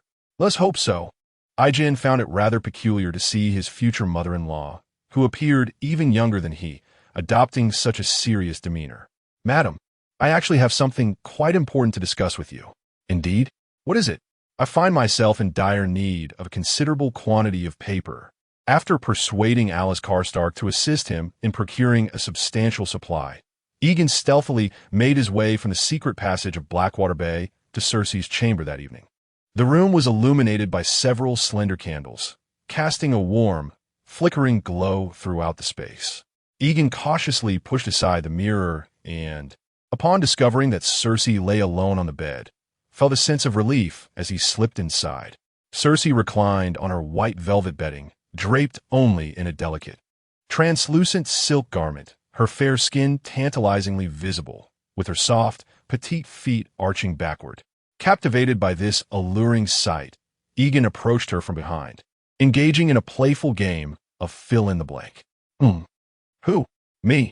Upon hearing Yegon's voice, Cersei finally relaxed. It must be noted that Cersei's status as queen had a profound effect on Yegon, stirring a thrill within him that lasted well into the night. After a considerable time, Cersei languidly collapsed onto the bed, feeling that Yegon was the most vigorous man she had ever encountered, surpassing even Jaime, let alone Robert. Meanwhile, Yegon tenderly caressed Cersei's smooth skin, remarking, "It's hard to believe you are now a woman of 30. Were you to claim 18, no one would doubt it." Yegon had never doubted that women relished flattering words, and therefore he always endeavored to offer them sweet compliments. Nonetheless, Cersei's physique indeed appeared youthful, likely due to a life free of labor and diligent self-care. Upon hearing his words, a faint smile graced Cersei's lips, though she remained nonchalant, retorting, "And how do I compare to your silver-haired maiden?" It was a comparison that seemed impossible to make. Perhaps you should invite them both? Your imagination runs wild. Yegon refrained from further commentary, instead playfully pinching Cersei's soft flesh. Let us defer that discussion for another time. However, what matters most now is my need to recruit an army, and I require a substantial sum of money. Cersei, puzzled, inquired, "Do you intend to seek support from House Lannister?" "My father would never consent to that, and our relationship must remain undisclosed.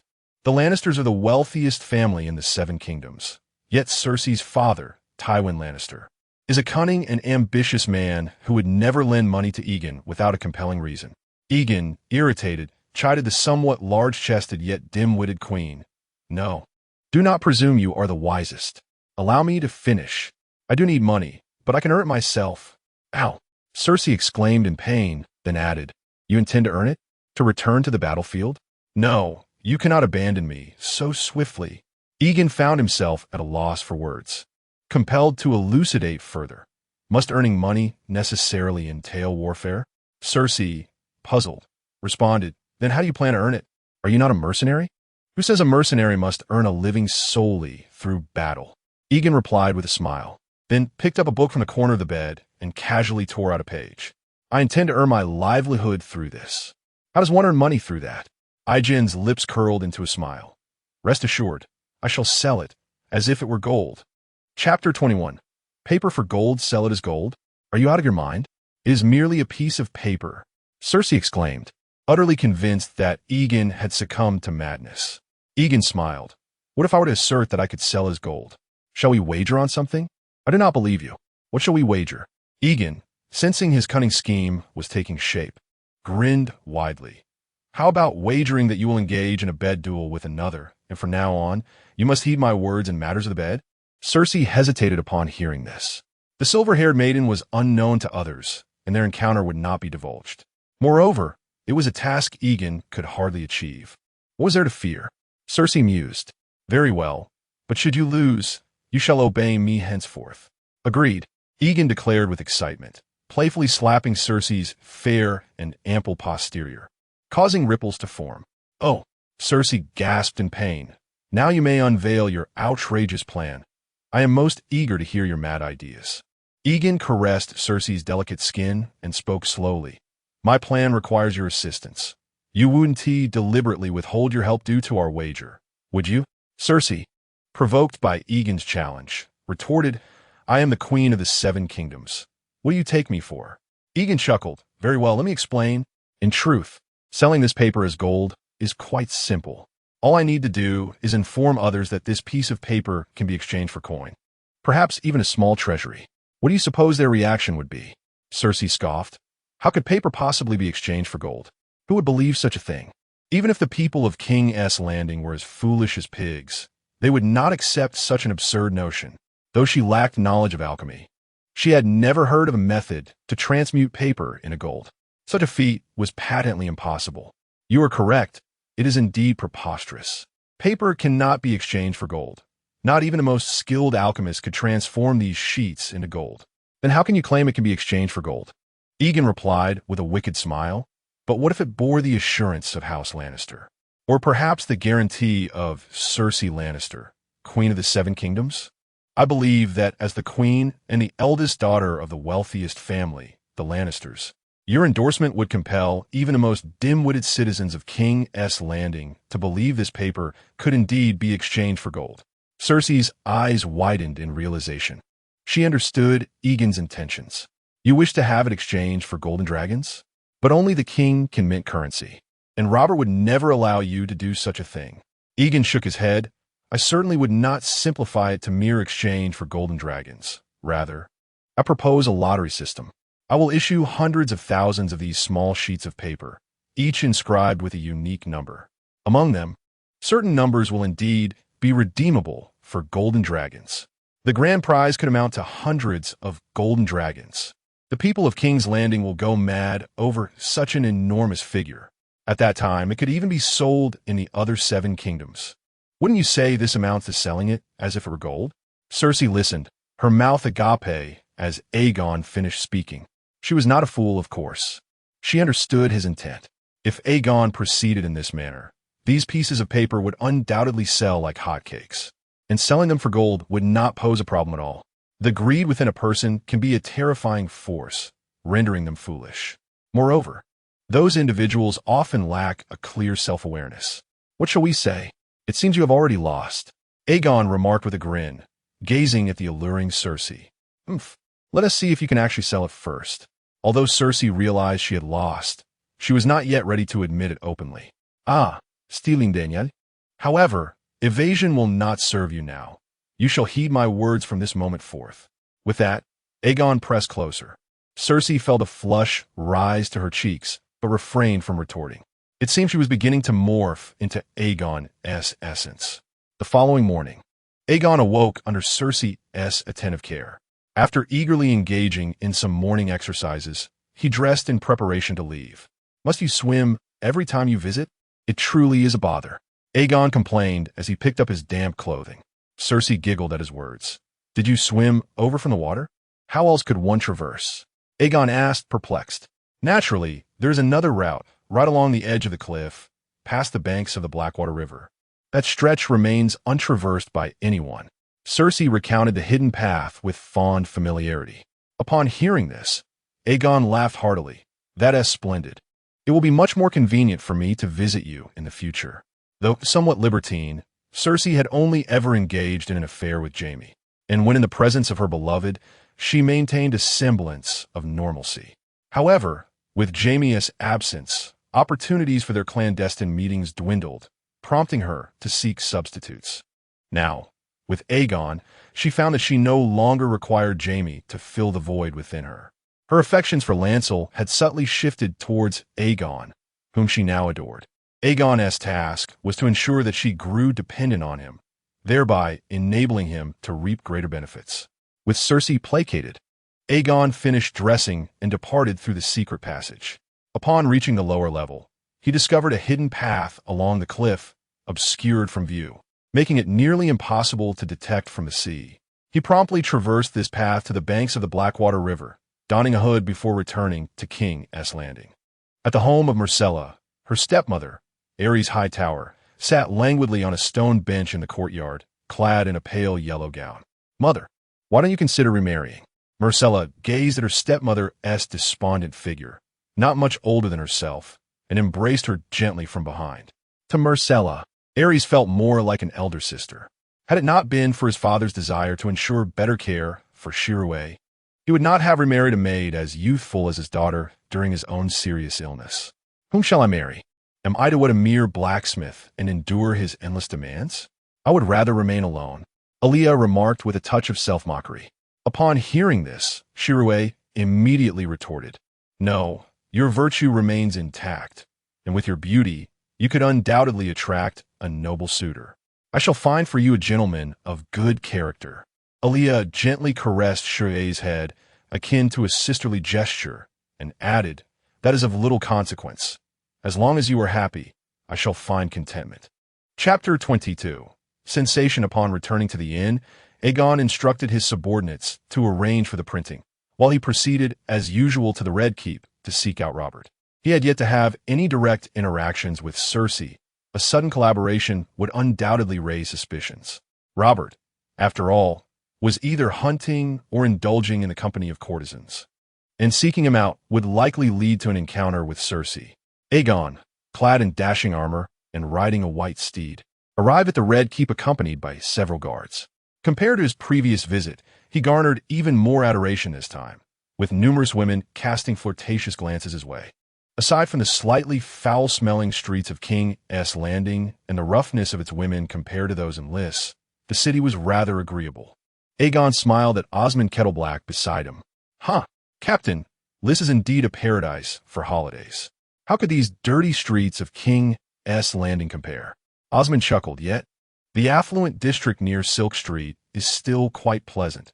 While it may not rival the fragrant gardens of Lys, it is certainly a paradise compared to most places." As they jested, they reached the entrance of the Red Keep, where the guards halted their passage. Aegon, not yet a duke, required an announcement to enter. "I wish to see His Majesty, the King of Westeros. I have business to discuss. The king has gone hunting. You may return another day." Upon hearing this, Aegon's heart rejoiced. Was this not fortuitous? Yet, he maintained a facade of composure. And what of the queen? I could speak with her as well. The guards exchanged glances before one was finally dispatched to relay the message. They had heard of Aegon being designated by Robert to assault the Stepstones, and thus were cautious not to neglect a mercenary who might soon ascend to the title of duke. In their line of work, it was paramount to recognize the importance of individuals. Otherwise, one could inadvertently provoke a powerful figure and find oneself in dire straits. Soon, the guard returned to escort Aegon inside. Cersei chose not to meet him in the throne room, but rather in the gardens of the Red Keep. "Your Grace." Aegon bowed to Cersei. Today, she radiated with vitality, adorned in a brilliant yellow gown, her neck adorned with a splendid necklace embedded with various gemstones, accentuating her golden hair and enhancing her noble beauty. Clearly, the recent indulgences had brought this lioness an unprecedented joy. "Captain Aegon, you mentioned you have business to discuss with me?" Cersei feigned ignorance, inquiring. "Indeed, and it is a significant venture," Aegon replied, producing a printed lottery ticket. "Your Grace, if you could assure the integrity of this endeavor, I am confident we shall amass a considerable fortune." Cersei, upon hearing this, accepted the partially completed ticket from Aegon and scrutinized it closely. Inscribed upon it were a series of common phrases alongside symbols she could not decipher. "How does this bring in profit? Please elaborate." Cersei feigned curiosity. Aegon then proceeded to reiterate the details of the plan. "I'm pleased to assure you. Yet the matter of revenue sharing can be discussed in detail later." Cersei cast a piercing gaze at Yegon, who promptly grasped her intent. It seemed she was poised to extract the utmost from him. "Very well. I shall heed your command, my queen. Henceforth, Yegon, you shall dine at the Red Keep this noon." After finishing his lunch in the Grand Hall, Yegon found himself ensnared by Cersei, who sought to engage him further. "Speak. How much do you intend to offer me?" Cersei inquired with a proud demeanor, leading Yegon into a secluded passage. "Do not expect my agreement without at least 50%. Are you truly bold enough to request money from me?"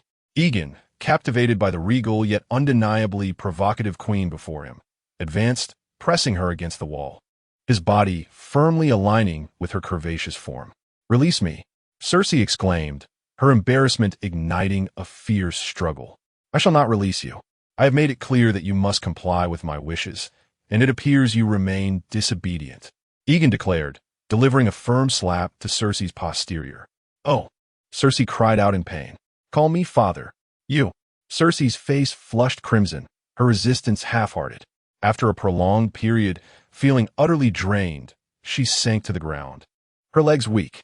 Yegon then tidied her hair and remarked, "My intention in acquiring these funds is to bolster the army, to vanquish Robert. What do you intend to do with your share? So, how much do you desire?" 3%, Cersei uttered feebly.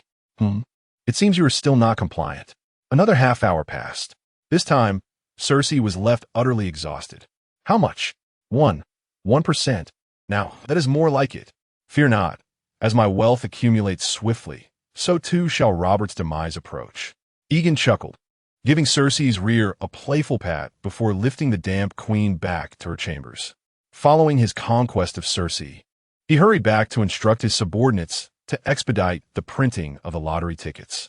Days later, Yegon had prepared the tickets and extended an invitation to Cersei for the inaugural lottery launch. The venue was chosen to be the square before the Baelor's September, whereupon word of the queen's arrival attracted a throng of eager spectators, the atmosphere buzzing with excitement. Silence, Yegon commanded loudly.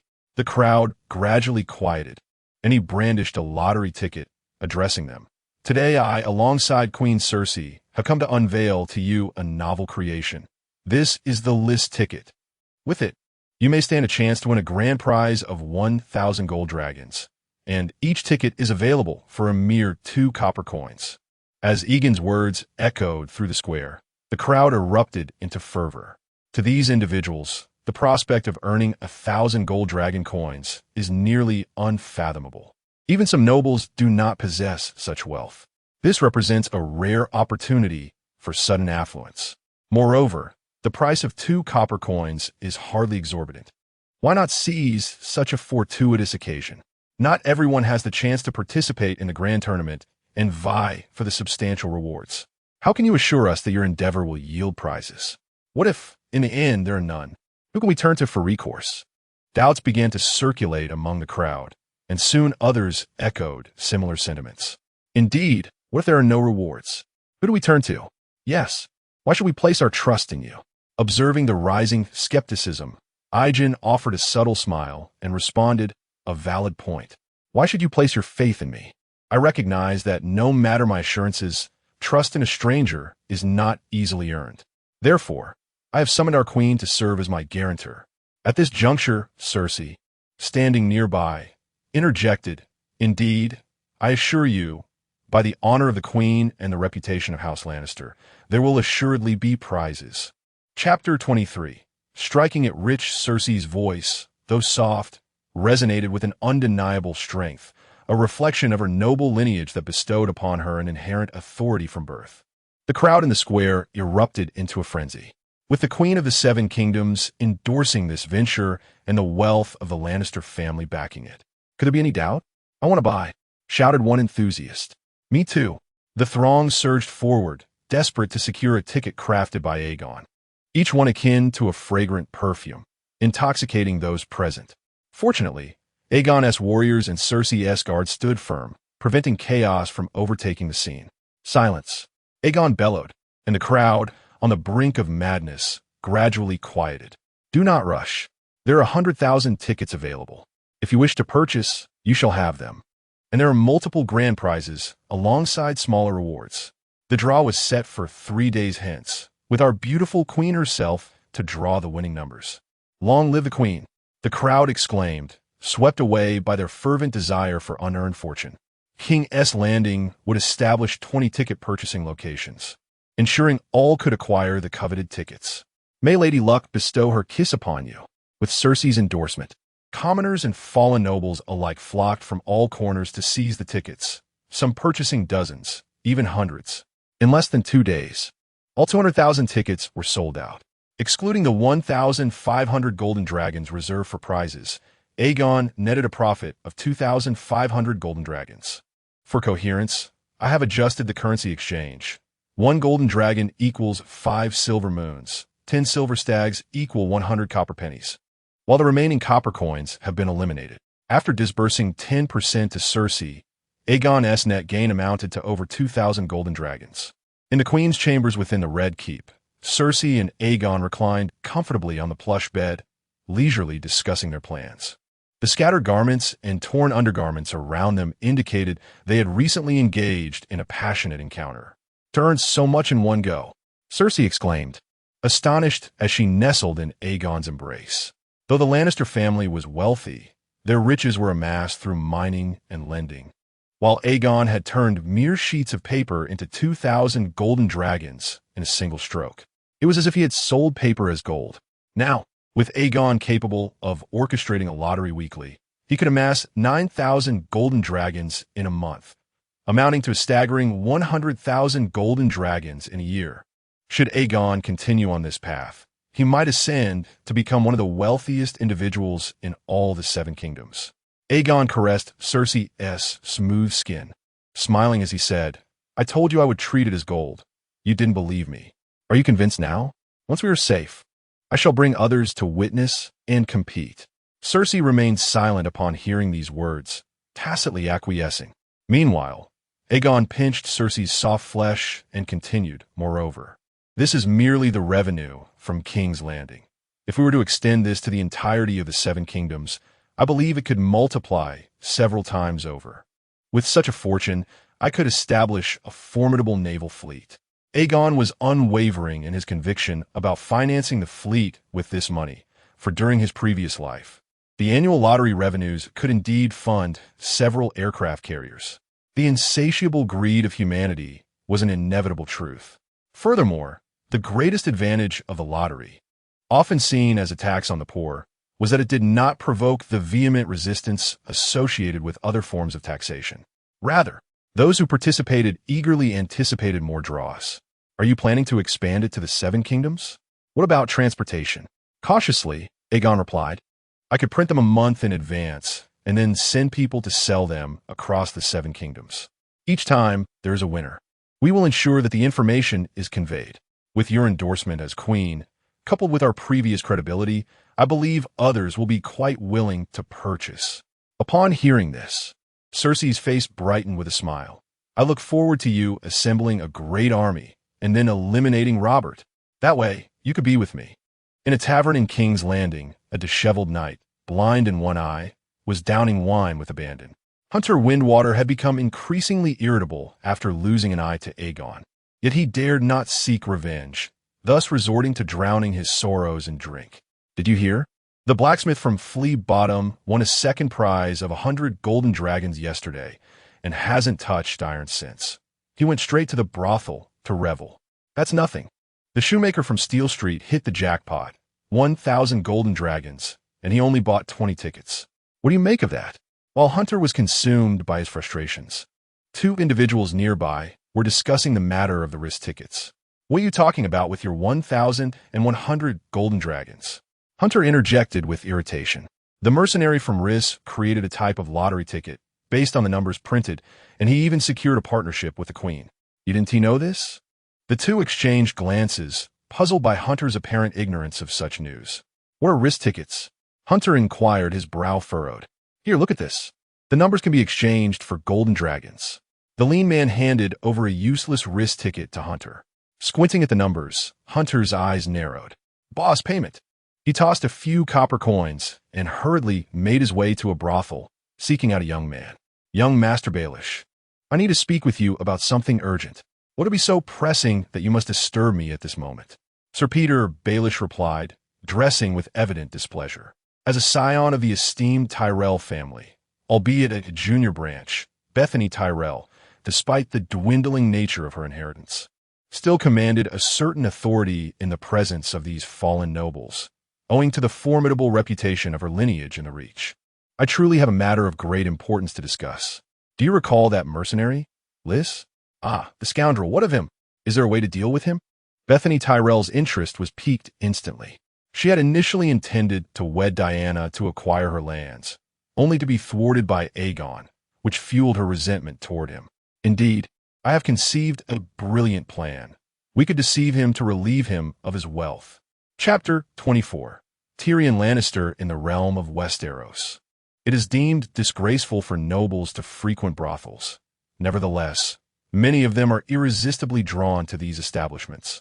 Even a prime minister has covertly constructed a secret passage leading to a brothel, and the patrons of King's Landing's upscale brothels predominantly consist of these nobles. Shataya's brothel, situated in the Rhaenys Hills, is renowned for its opulence, and King Robert often graces it with his presence. The establishment boasts 2 stories, the ground floor, made of stone, and the upper floor constructed of wood. A circular tower rises from one corner of the building, with windows adorned with lead, while a lavishly designed golden lantern, embellished with deep red glass, hangs above the entrance. As Aegon stepped into the brothel, he was immediately enveloped by an array of fragrances. far more potent than those of the gardens of Reese, causing a slight discomfort to his nose. Esteemed guest, which of our lovely ladies has caught your eye? Shataya, the proprietor, greeted Aegon with a radiant smile. She hailed from the Summer Isles, her skin slightly tanned, yet her figure appeared remarkably slender. Aegon chuckled lightly. I am here to discuss business. Actually, indeed, but it seems this business may require a modest investment. As he spoke, Aegon tossed a small pouch of gold coins to Shataya, continuing, gather all your ladies. They shall not entertain other guests today. Upon seeing the handful of gold coins, Shataya's eyes sparkled with delight. Esteemed guest, while I am not currently accepting patrons, I would be more than willing to accommodate a dragon lord. Aegon appraised her physique and deemed her suitable for his magazine's features, tossing her another golden dragon. After a brief while, Aegon, cradling the sprawled forms on the bed, finally broached the subject of his business. I have come to paint your portraits. My dear dragon lord, you can paint?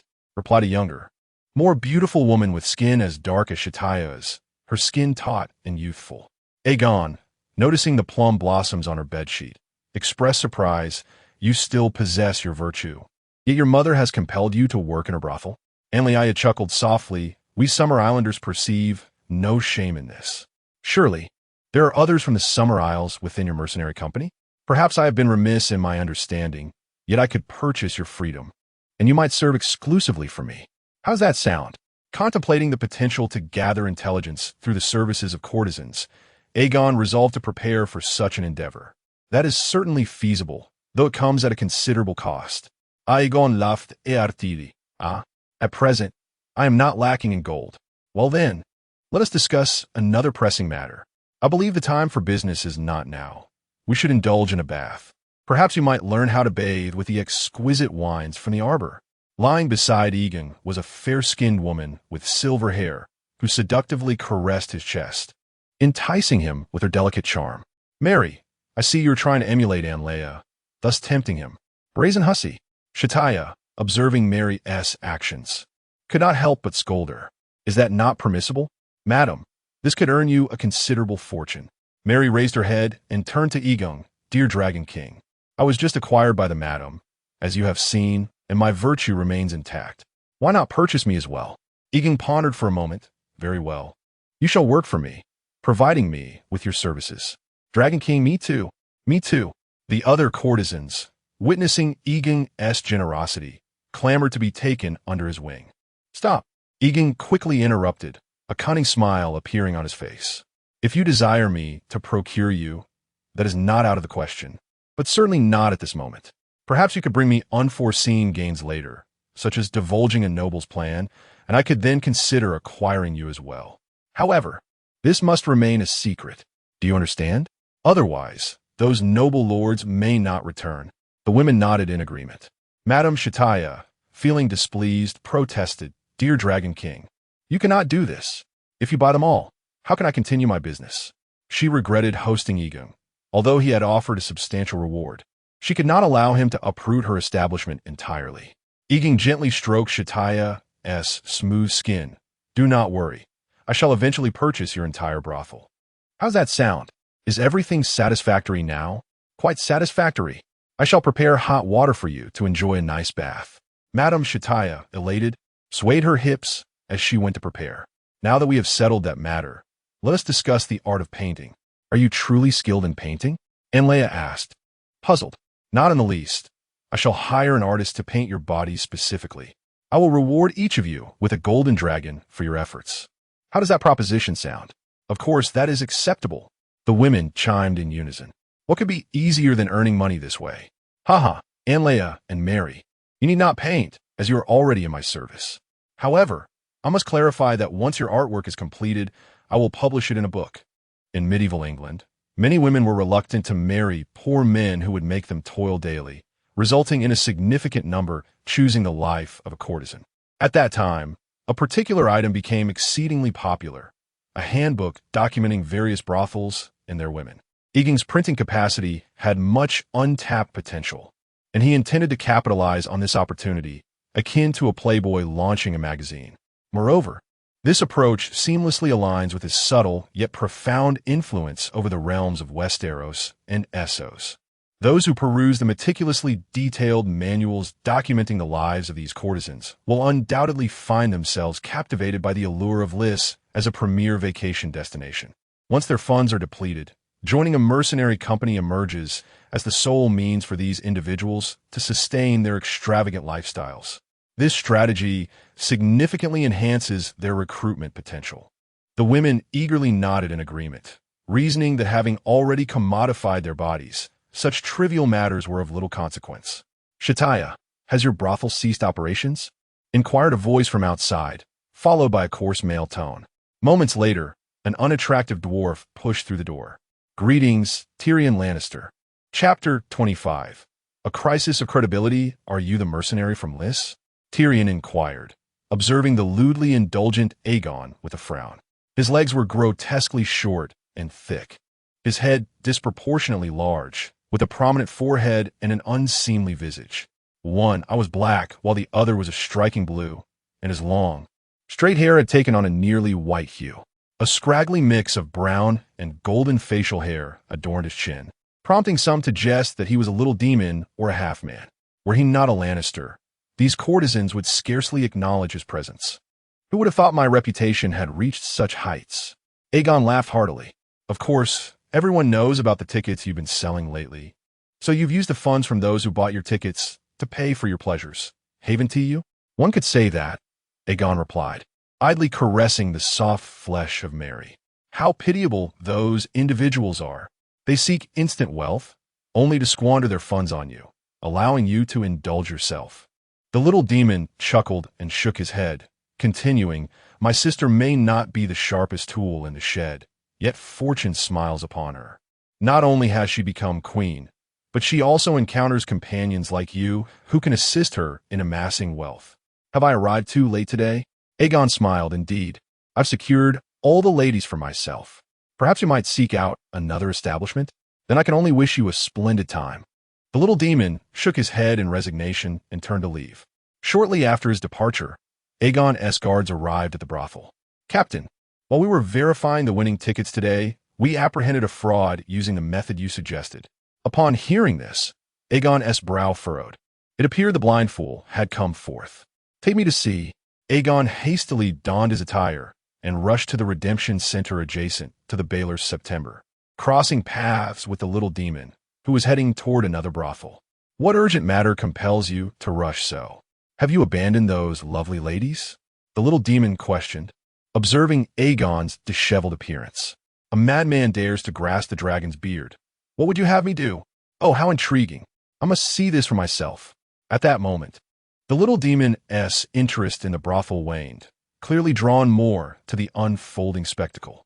Upon their arrival at Baylor Square, the fraud was firmly bound by Aegon's guards. "Your tickets are a scam.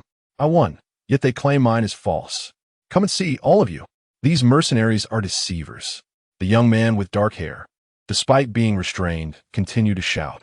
The crowd swelled, with some who had not won joining in to demand their money back. Fortunately, Aegon's soldiers donned heavy armor, instilling a sense of caution among the crowd, thus averting a larger crisis. "Make way." Aegon pushed through the throng, advancing to the center, while the little demon followed behind, navigating through the tightly packed spectators with a sense of resignation. "Silence, everyone. I shall provide you with an explanation." Yegon stood at the center, bellowing towards the crowd. And at last, under his formidable presence, the throng fell silent. "Do not be deceived by this charlatan. His ticket is counterfeit. The list tickets have never been a source of deceit. This is the business of our queen, backed by her credibility and that of House Lannister. Before you stands Tyrion Lannister of House Lannister. If you do not trust me, can you not trust them? Reputation is the very foundation of the lottery business, and the current situation poses a grave threat to the integrity of the list tickets." Yegon understood that if this matter were not resolved appropriately today, he could lose a substantial source of income and might even be torn apart by the increasingly agitated crowd. But he won, yet you refuse to pay him. Indeed, why deny the payout? Refund us if you will not honor the winnings. The masses, often swayed by the tide of collective sentiment, found that a refund aligned with the interests of those who had not won, thereby solidifying their conviction. "Hold on," Yegon interjected. "I have stated that his ticket is forged, and I can provide proof. Moreover, some among you who have already won do not wish to invalidate this issuance of list tickets, do you?" As soon as Yegon uttered these words, those who had won smaller prizes but had not yet redeemed them eagerly assisted him in restoring order. "We trust in the credibility of House Lannister. Let us hear what this mercenary has to say." Observing that a significant uproar was unlikely to ensue, Yegon instructed someone to present the counterfeit ticket. "Look closely. The Valyrian letters here are flawed, and there are discrepancies in other areas compared to the tickets you hold." As Yegon spoke, he handed the ticket to those in the front rows who had won, urging them to examine it. "Indeed, it is different. It would be easy to overlook. Perhaps it is your printing that is faulty. Why should we not receive our payouts?" protested the man pinned to the ground. "I assure you, our list tickets will never go unpaid. Please, be patient for the genuine grand prize winner, who may be on his way." Shortly after Yegon's declaration, the true winner, a middle-aged man, pushed through the throng. "Behold, this is the genuine winning ticket. He is the rightful winner. Fetch his 1,000 golden dragons. I wish to present them to him in person. Furthermore, those of you who have also won shall be compensated as well." The crowd erupted in astonishment. The victorious winners stood united, distinct from those who had not, now solely focused on safeguarding their own interests and upholding order. The non-winners, seeing the soldiers present, dared not confront the situation directly, and the atmosphere was swiftly brought under control.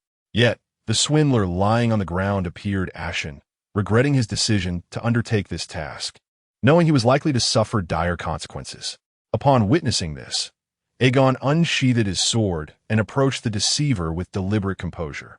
"I have stated before that the tickets belong to the queen, and this wretch dares to deceive her, seeking to tarnish both her reputation and that of House Lannister, all while attempting to abscond with gold that rightfully belongs to you. Therefore, he shall face the consequences befitting his crime. A thief's hand should be severed." With that declaration, Aegon drove his sword through the palm of the charlatan. The surrounding crowd erupted in excitement, fervently applauding Aegon's decisive action. Chapter 26. Conspiracy. Aegon chose not to sever the hands of the scoundrel directly. After all, they were in King's Landing, ruled by King Robert, and he was merely an outsider. Should he execute judgment within Robert's domain, his adversaries would likely seize upon this act to attack him, creating significant complications for Aegon. However, under the auspices of Queen Cersei, he could pierce this deceiver's palm without consequence. Cersei held a legitimate claim to half of this enterprise, and few would dare question the queen's integrity. Furthermore, publicly executing this punishment would serve as a deterrent to onlookers, discouraging future acts of deception. Drawing his slender sword, Aegon wiped the blood from the blade and turned to the cunning imp beside him. "Tyrion, do you find my actions justifiable? To deceive the Queen of Gold and attempt to tarnish her and House Lannister's reputation warrants such a punishment. I am now more convinced than ever that my sister's fortune is indeed extraordinary. Perhaps we may collaborate in the future. Haha, that can wait. However, the judgment of this individual must be left to His Majesty or the Queen. Orchestrating the printing of these counterfeit Lannister coins is certainly beyond the capacity of a single person. I must uphold the Queen's interests," Aegon declared with righteous fervor. "I believe Cersei will be quite grateful to you." The imp raised an eyebrow. Aegon was taken aback by Tyrion's astuteness, even predicting that Cersei would express her gratitude towards him. "This is merely my duty as her collaborator. There is no need for thanks. I shall not accept any payment from the Queen," Aegon stated resolutely. In truth, he had no intention of accepting any money. Perhaps he would merely enjoy a little extra gratitude from Cersei in private. "Now, it is time to uncover the accomplices of this wretch," he continued as he slowly approached the writhing deceiver on the ground. "I have warned you, deceiving and defaming the Queen is a grave offense. You now have an opportunity to evade the harshest penalties, which would spare you considerable suffering. Reveal your puppet masters, and I shall intercede on your behalf to lessen your torment." The deceiver continued to squirm, hesitating over whether to confess. "If you choose not to cooperate, the consequences will be dire. You will be deemed the mastermind and face severe sentencing. I can assure you, it may not only involve the severing of your hands, but also a fate as a night's watchman at the wall. Upon hearing the potential for even graver punishment, the deceiver panicked. I will tell you everything. It was Hunter Winwater and Bethany Tully who sent me. Their printing location is near the Flea Bottom. Aegon's excitement surged at this revelation. Excellent. I can plead for leniency on your behalf. Quickly, disclose the exact location. The Red Keep. Today. The entrance buzzed with a livelier atmosphere than usual. Clad in armor, King Robert rode a magnificent steed, accompanied by a grand retinue as he passed through the gates of the Red Keep. He returned from the hunt bearing a bounty of game, which filled him with great delight. Your Majesty, the hand of the king, Jon Arryn, hurried from the Prime Minister's tower upon hearing the long-awaited news of the king's return. Duke Jon, come and behold the magnificent game I have hunted.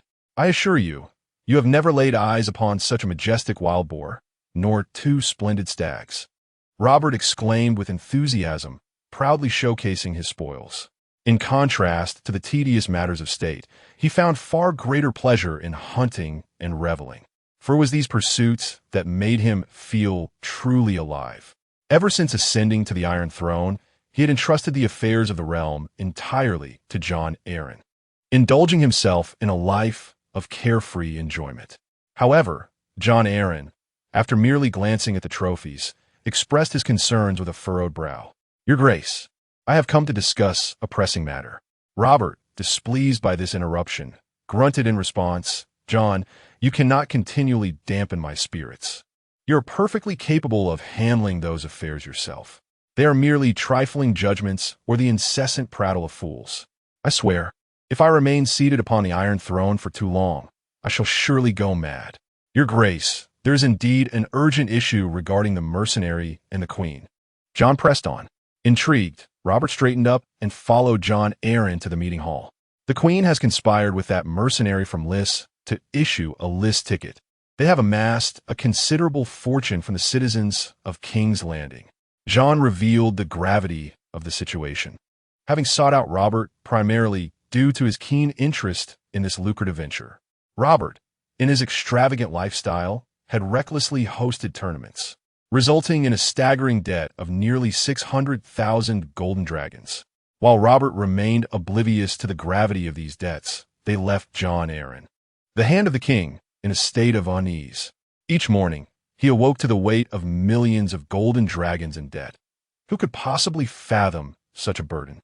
Having not been educated in the artful ways of American culture, Jon lacked the knowledge to deftly navigate the intricacies of debt relief, leaving him to devise various strategies for revenue generation. For now, he could not rely on curtailing expenses, as Robert's temperament was beyond anyone's control. Thus, he had to seek new sources of income. From the information he had received, it appeared that Aegon and Queen Cersei earned at least several hundred golden dragons weekly from their ticket sales, amounting to tens of thousands of golden dragons annually. This was merely from the city of King's Landing. If expanded throughout the realm, annual earnings could easily reach into the tens of thousands. Several hundred golden dragons? Robert queried, puzzled. Indeed, if we could seize this venture in the name of the king and extend it across the 7 kingdoms, we could earn at least 40 or 50,000 golden dragons per year, Jon Arryn proclaimed with excitement. Little did he know that Aegon had underreported their earnings. Had he realized that the actual figures were at least 4 or 5 times greater, he might have dispatched men to seize Aegon's lottery enterprise outright. However, Cersei had a substantial stake in this business, and Jon was acutely aware of the considerable debt he owed House Lannister, making it imperative not to offend her. Jon, you lack a Lannister wife. Thus you cannot fathom my sentiments. Robert lamented. Yet we could also consider issuing a proclamation in the name of the king, suggested Jon Arryn. That is a commendable idea, although we might postpone it until that wretched man amasses sufficient funds to recruit a formidable navy. Do you still intend to exploit him to seize the Stepstones? Certainly. This is a feat that generations of Targaryen kings have failed to accomplish. Even Aegon the Conqueror, who possessed 3 mighty dragons, could not achieve it. I shall demonstrate to those who still yearn for the Targaryen dynasty that Robert Baratheon will be a magnificent king. Moreover, we have not expended much in the process, have we? Robert chuckled. Chapter 27. The Trial of Combat Under the Guidance of the Deceiver. Yegon swiftly led his men to the den of counterfeit lottery ticket creators. He forcefully kicked open the gate, revealing several craftsmen tidying up printing templates while a few knights lounged nearby, sipping wine. They conspired to tarnish the queen's reputation and embezzle funds. Arrest them all, Yegon commanded. The soldiers surged forward, quickly overpowering the two culprits with their numerical advantage. The brown-haired knight, witnessing the capture, raised his sword and swung it at Yegon. With agility far surpassing the average, Yegon deftly evaded the strike, drawing a dagger with his left hand and pressing it against the knight's throat. Best Tully was immediately subdued, rendered motionless yet defiantly declaring, "Do you know who I am? I'm of House Tully, a distant nephew of Duke Mace Tully. I advise you to release me at once." Yegon chuckled lightly. "Had you claimed to be the son of Mace Tully, I might have shown you some courtesy. Yet, with such a father's dubious actions, who else should be apprehended?" He ordered, "Bind them all and transport them to the Red Keep for the king's judgment." Within the Red Keep, Robert and Jon Arryn continued strategizing how to seize the business of the Stepstones and the lottery trade of the Seven Kingdoms. Once we have the soldiers of Westeros escorting that fool out of the Stepstones, we shall take over this business. Without a significant portion of his income, he will have no choice but to rely on us," Robert proclaimed. "I believe this will not take long. Perhaps next year we can host a banquet on the Stepstones." "Let's hope so, Your Majesty," Jon Arryn replied, though he harbored doubts about the plan's smooth execution. Yet, Robert remained robust, and Jon could not foresee any obstacles. "Your Majesty." At that moment, a herald rushed in. Robert's irritation flared. "What now? Do you not see I am in conference with the hand of the king? Any issues can be settled through him." "Your Majesty, this matter is rather complicated," the herald responded. "Speak. What foolish dispute has arisen now?" Robert sighed. "Someone is attempting to sabotage the queen's business, and the culprit has been apprehended. The queen requests your presence for a judgment." The herald recounted the events, prompting Robert to perk up. "Take me there," he exclaimed, his hefty frame hastening towards the throne room. "Your Majesty, these individuals have slandered my reputation and that of House Lannister. You must punish them severely," Cersei declared upon Robert's arrival. "Let me first ascertain the details," Robert replied, taking his seat upon the Iron Throne. He then turned his gaze to Yegon below. "What is the meaning of this? Esteemed king, I have endeavored in a business of counterfeit list tickets alongside the queen, yet these individuals have seized the opportunity to engage in deceit, fabricating false tickets with the intent to swindle our riches and tarnish the reputation of both the queen and House Lannister."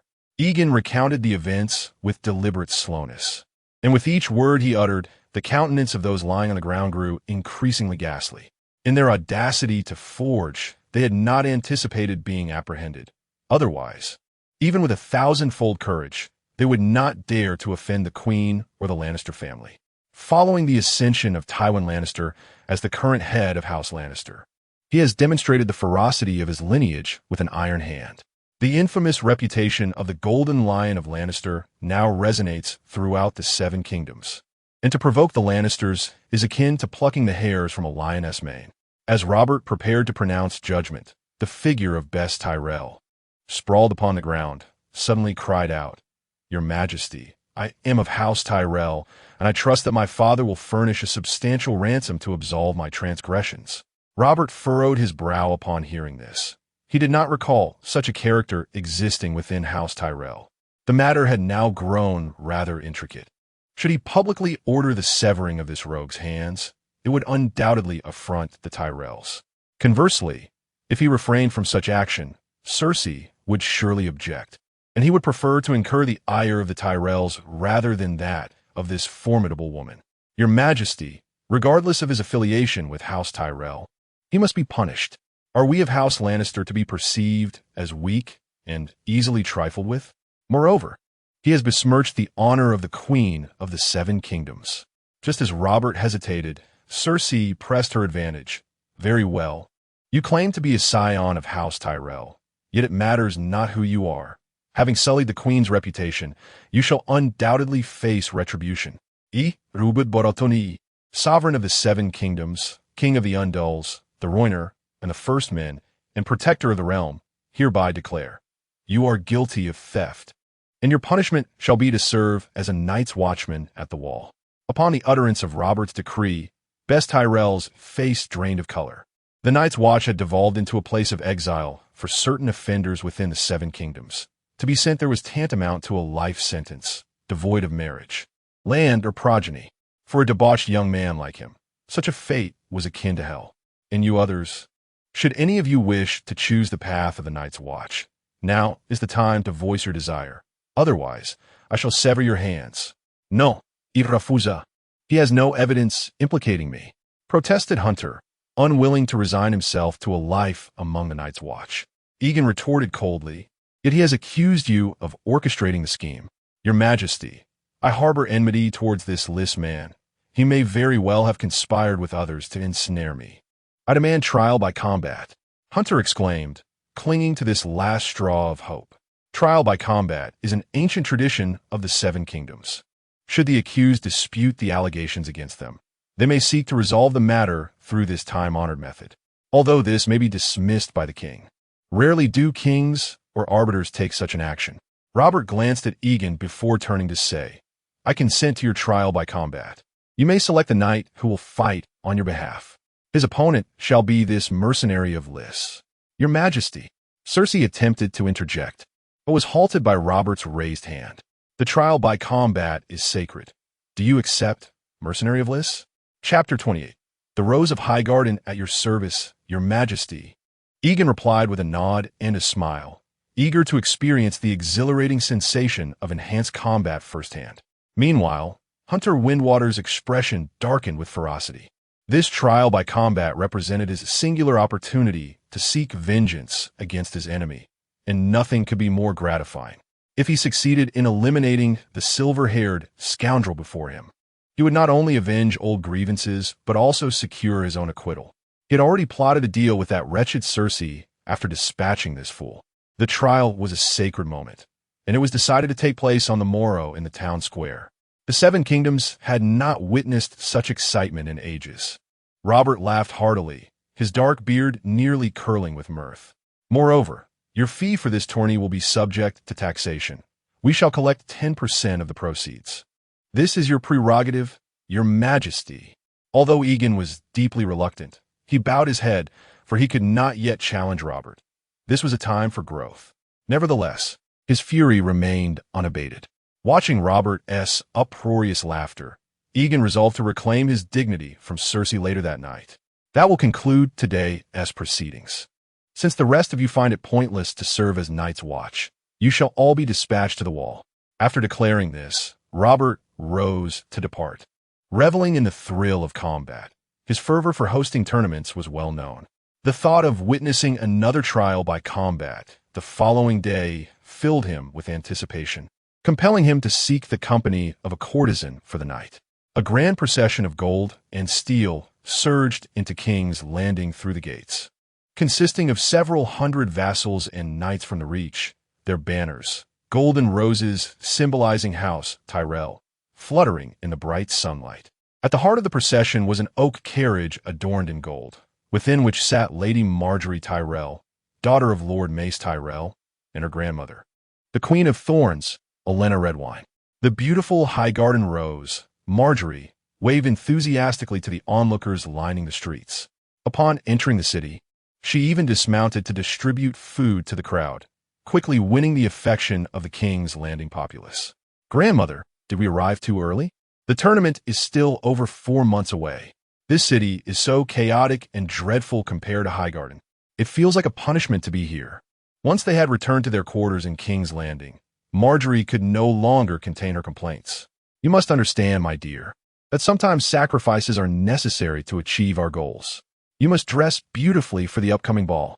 Olenna gently ruffled her granddaughter's hair with a hint of fondness. Olenna had deliberately brought Margaery to King's Landing as part of a scheme to replace Cersei Lannister with her, positioning Margaery as Robert's queen. Margaery and Robert both share the beautiful trait of chestnut hair, reminiscent of the enchanting Lyanna, and both are strikingly lovely.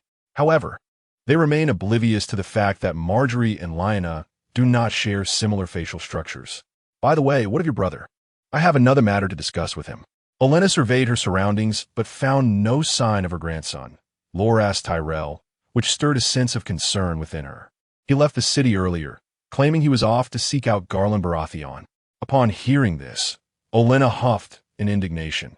Loras is utterly lacking in decorum, always indulging in frivolity. Marjorie chuckled. What business do you have with him? Perhaps I could attend to it on his behalf. Olenna cast a glance at her granddaughter. That would suffice. Perhaps it would be more fitting for you to invite that mercenary from Rhys. The mercenary from Rhys? What do you wish to invite him for?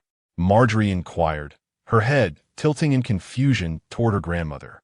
The bandits in the lands bordering the Reach and Dorne have surged, plundering our gold mines, clearly backed by formidable forces.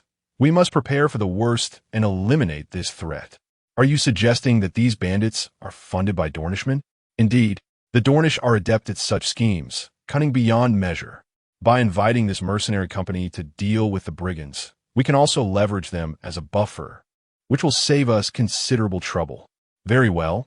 I shall extend an invitation to him at the ball the day after tomorrow. Later that evening, after indulging in some wine, Aegon sought out Cersei. Inside the chamber, Cersei lay in a gossamer nightgown, awaiting Aegon's arrival, and was taken aback to see him emerge from the secret passage, slightly inebriated. What has transpired? Why are you drinking? Cersei queried, her curiosity piqued as Aegon meandered toward her and embraced her.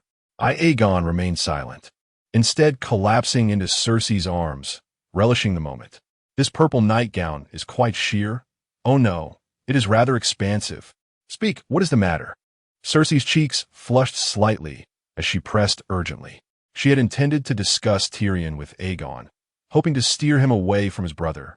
But Aegon's unexpected appearance had disrupted her plans. Robert has begun taxing our Rhys tickets, which delays my plans to assemble a fleet, consequently postponing the time we can safely spend together. Aegon declared with fervent sincerity. Cersei was instantly moved by Aegon's words. Fear not, there will be no issues. If need be, I shall contribute my share of the funds as well. No, you've already done so much for me. I cannot accept that. Besides, you must retain some funds for your own adornments. Cersei's heart swelled with sweetness at his words. It is of no consequence. The Lannisters are the wealthiest. My request for your portion is merely a flourish. Very well, I assure you, I will expedite the preparations for the fleet. With that, Aegon leaned in and kissed Cersei passionately. Cersei contemplated the possibility of offering Euron some solace and willingly engaged with him, even acquiescing to some of his unreasonable demands in a bid to compensate him. An hour later, Cersei, forcing herself up from the bed despite her fatigue, wore a look of profound satisfaction. Truly, he was the man she had chosen. Even inebriated, he exuded strength far surpassing that of Robert. What would you like to drink? Euron appeared to have regained his composure, a hint of remorse gracing his features. I apologize for my earlier rudeness. Cersei embraced Euron's head, saying, Do not speak like that. It was for our sake. Euron found merit in Cersei's words and, thus, lifted her up to share another glass of wine. That night, Euron and Cersei reveled in their escapades, and he felt as though he were enjoying the privileges of a king. Nay, he believed he was living even more splendidly than a king himself. Chapter 29. The ferocious blade on the following morning, as dawn's light gently illuminated the world. Both Aegon and Cersei awakened almost simultaneously. With a flirtatious glance at Aegon, Cersei urged him to engage in their morning exercises. You are excessively kind to me, my queen. I scarcely know how to repay your generosity, Aegon declared, embracing Cersei's voluptuous form with earnestness. He relished addressing her as queen, for it heightened his excitement. Do not speak in such a manner. We are now one. There is no talk of repayment, and besides, you must assist me in eliminating Robert. If there is any debt to be settled, it shall be I who repays you. Cersei asserted with fervor. Her dependence on Aegon had grown increasingly intense. It seemed she sought to reclaim the affection she had missed from Rhaegar through him. I must take my leave now. If I am absent for the trial by combat, and Robert discovers my whereabouts, it would be dire, Aegon remarked, patting Cersei to signal her to rise, so he could don his attire. Do take care and avoid injury. Aegon chuckled. Have you not yet witnessed my valor these past days? Would a mere hired knight prove more formidable than a queen? Cersei blushed at his words, playfully scoffing in response. By the way, you should strive to avoid any association with Tyrion Lannister in the future, she cautioned. Is there a problem? Aegon feigned ignorance. He is a demon. He does not belong to our Lannister bloodline. A lion does not produce such wretches. I have heard a prophecy that foretells my brother will grasp my throat and take my life, and it must be that demon. Do you not have another brother? That is impossible. Jaime was born alongside me. He would never harm me. Cersei interrupted before Aegon could finish his thought. Very well. I shall not grow too close to that half-man, though I may find a way to use him, Aegon assured Cersei. His disinterest in Tyrion was palpable, and the latter's existence posed a potential threat to him. Thus Aegon harbored no qualms about eliminating him. By all means, the harsher you are with him, the more pleased I shall be, Cersei declared, leaning in to kiss Aegon before descending. The outer courtyard of the Red Keep had been chosen as the venue for the duel, drawing thousands eager to witness the trial by combat. Despite the blazing sun overhead, the crowd remained fervent, standing shoulder to shoulder along the castle walls and crowding the stairways of the fortifications and towers. Within the stables, through arched windows, on balconies and rooftops, spectators were ubiquitous. The square itself was overflowing, compelling the gold cloaks and the King's Guard to impose order and create space for the duel. In pursuit of a comfortable view, many had brought stools, while others transported wooden barrels. Aegon mused that if such accommodations were to be charged, Robert would amass a considerable fortune. Alas, whether for the tournament or this trial, it seemed Robert did not collect fees, hence his considerable debts. Clad in armor, Hunter appeared imposing, the heavy iron encasing him entirely. I shall slay you, you bastard, Hunter shouted furiously at Aegon. I'm afraid you shall not have your wish, Aegon remarked coldly. A platform extended from the Prime Minister's tower, where King Robert, Queen Cersei, and Prince Joffrey were seated. Aegon even spotted the young Rose, Marjorie Tyrell, accompanied by her grandmother, Olenna Redwine, who both wore expressions of indifference. This was likely due to Robert's sentencing of the Tyrell family's offshoot, Bethany Tyrell, to the wall as a night's watchman. They could not vent their anger upon Robert himself, and thus directed it towards Aegon and Cersei instead. Robert eagerly surveyed the two below and slowly raised his arm. The herald immediately sounded the horn, commanding the crowd to fall silent. The High Septon, adorned with a grand crystal crown, stepped forward, beseeching the father to render judgment upon their innocence, and imploring the warrior to grant strength to the side of justice. Thus, the trial by combat commenced. Hunter Windwater swiftly raised his sword and launched a fierce strike at Aegon, who deftly evaded the blow with remarkable agility. The long sword sliced through the air, emitting a sharp whoosh. Seizing the opportunity, Aegon aimed a strike at Hunter's neck, but Hunter retreated a step, causing Aegon's iron blade to glide harmlessly over his breastplate, igniting a spark and producing a shrill scraping sound. Next time, you shan't have such a fortunate opportunity, Aegon taunted, circling his opponent while sheathing his sword. He sensed that his agility had indeed increased, albeit subtly, as evidenced by his swift evasive maneuvers. I believe that remark should be directed at you, Hunter retorted discontentedly. Nay, the goddess of lust, Rhys, shall always bless me. As Aegon concluded his statement, he lunged forward with his sword, prompting Hunter to immediately raise his blade to block. The clash of their swords resonated with a thunderous clang. Kill him! Kill him! The frenzied crowd shouted. Meanwhile, Robert on the royal dais erupted in laughter at the spectacle, while Cersei's expression reflected concern for Aegon. After their initial clash, Aegon discerned that his strength was significantly superior to Hunter's. Glancing at his own strength value of 64 and then at the dent in Hunter's sword, Aegon suddenly charged again, this time channeling all his might. Hunter raised his sword to defend, but Aegon's long sword seemed to possess the force of 1,000 mountains, cleaving through Hunter's iron blade with ease. Without allowing Hunter a moment to react, Aegon swung his sword toward Hunter's neck. The enormous head soared into the air, blood gushing from the severed neck, creating a crimson fountain that reached half a man's height. Hunter's consciousness lingered in the moment he had raised his sword, only to feel himself soaring skyward, followed by the sight of a headless corpse gushing blood. The next instant, searing pain coursed through him, and then darkness enveloped him. "Oh!" Prince Joffrey exclaimed, his voice rising in a frenzy at the sanguinary scene before him, revealing his innate bloodlust. Cersei, her fingers once clenched tightly, gradually relaxed her grip. After Aegon vanquished his opponent, his combat prowess, represented by a numerical value of strength, gradually increased. This filled him with exhilaration. If this continued, as long as he kept slaying foes, his growth would be virtually limitless. At that point, even the formidable Demon Mountain would be no match for him. However, he remained unaware whether merely seeking out death row inmates to slay would yield any benefit. Yet, it was likely that such an approach would be ineffective. His progression was likely akin to leveling up through defeating monsters, and exploiting glitches would certainly hinder his advancement. Chapter 30. The Invitation at the Ball. I hereby declare that Hunter Windwater has been found guilty. He has received the wrath of the seven gods. And thus this trial by combat has come to a conclusion. Robert rose to bring an end to the trial. Having witnessed the recent contest, he was eager to seek the company of a courtesan and subsequently indulge in several days of exhilarating hunting. Prime Minister Jon Arryn watched Robert hastily depart after the verdict with a weary shake of his head, though he was reluctant to admit it. Robert was indeed not a worthy king. His temperament was better suited for a carefree prince, rather than a monarch tasked with governing a realm.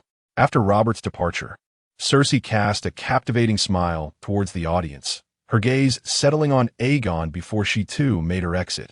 In the dim confines of the Red Keep's dungeons, Bess Tully collapsed helplessly onto the cold stone floor.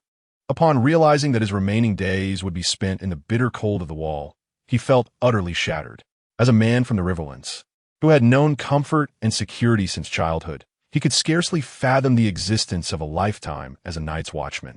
Unlike Hunter, he dared not partake in a trial by combat, and so he languished in the dungeon, cursing Aegon for the misfortune that had befallen him. Only when his throat became hoarse did he finally cease his vitriol. Thud, thud. Suddenly, a series of distinct footsteps echoed down the corridor of the dungeon, growing nearer until they halted at the door of Bess's cell. Just as he turned to discern the identity of his visitor, the door swung open abruptly. "Sir Bess Tully, allow me to introduce myself. I am Peter Baelish, the King's Master of Coin," Peter declared, standing before Bess with an air of superiority. Bess Tully scoffed. "Baelish, what do you want from me?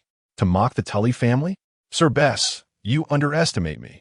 I've always held the Tully family in high regard, and I do not condone the King's judgment upon you. Yet you did not oppose Robert's decree." Bess retorted, "That is because I knew it would be futile. The true threats to you are that Lannister and the Queen. As long as they are present, my objections would bear no weight." Peter replied, his tone coaxing. "Moreover, should I have openly supported you too soon, I would now find myself unable to assist you, as I would be under suspicion." "Assist me?" Bess Tully questioned, bewildered. "The Tully family has chosen not to intervene on my behalf. What makes you, an outsider, so benevolent? I possess no wealth to offer you." Bess looked up at Baelish, opting to negotiate. "Sir Bess, I considered you a friend, and yet you choose to insult me with talk of gold. This is the gravest affront." Peter feigned indignation, his tone turning severe. "Bestuyi, suddenly alarmed, rasped urgently. No, no, Baelish. If you rescue me, I shall ensure you are my most loyal friend." The Littlefinger did not respond directly, but instead shook his head. "Sir Baelish, have I offended you? I consider you a friend, a true friend. Yet you show me no respect whatsoever.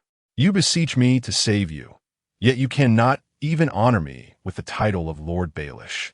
Lord Baelish, I beg your forgiveness for my rudeness. You are my most loyal friend, and I truly struggle with my words. Please, I implore you to forgive me." Baelish, like a drowning man clutching a piece of driftwood, clung to Baelish's leg and began to weep. A sly smile of triumph crept across the Littlefinger's face. "Fear not, Sir Baelish, for when you embark on your journey to the Night's Watch, I shall discreetly arrange for your rescue." Thank you, Lord Baelish. Once I am free, I shall do my utmost to repay you." Bael Tiller expressed his gratitude profusely. "I require no thanks from you. We are friends, are we not? However, It may be wise for you to lie low for a while after your release. Your enemies will not be easy to deal with." Upon hearing this, Bael Tiller's expression twisted into a grimace. "Indeed, I understand. I will ensure that Cersei and that Lannister are dealt with." "Sir Baelish, I must inform you that revenge demands patience. We must play by our own rules, lest we forever remain outmatched." Baelish elaborated on his plans for Bael. "You must understand. Today that mercenary took Hunter's head.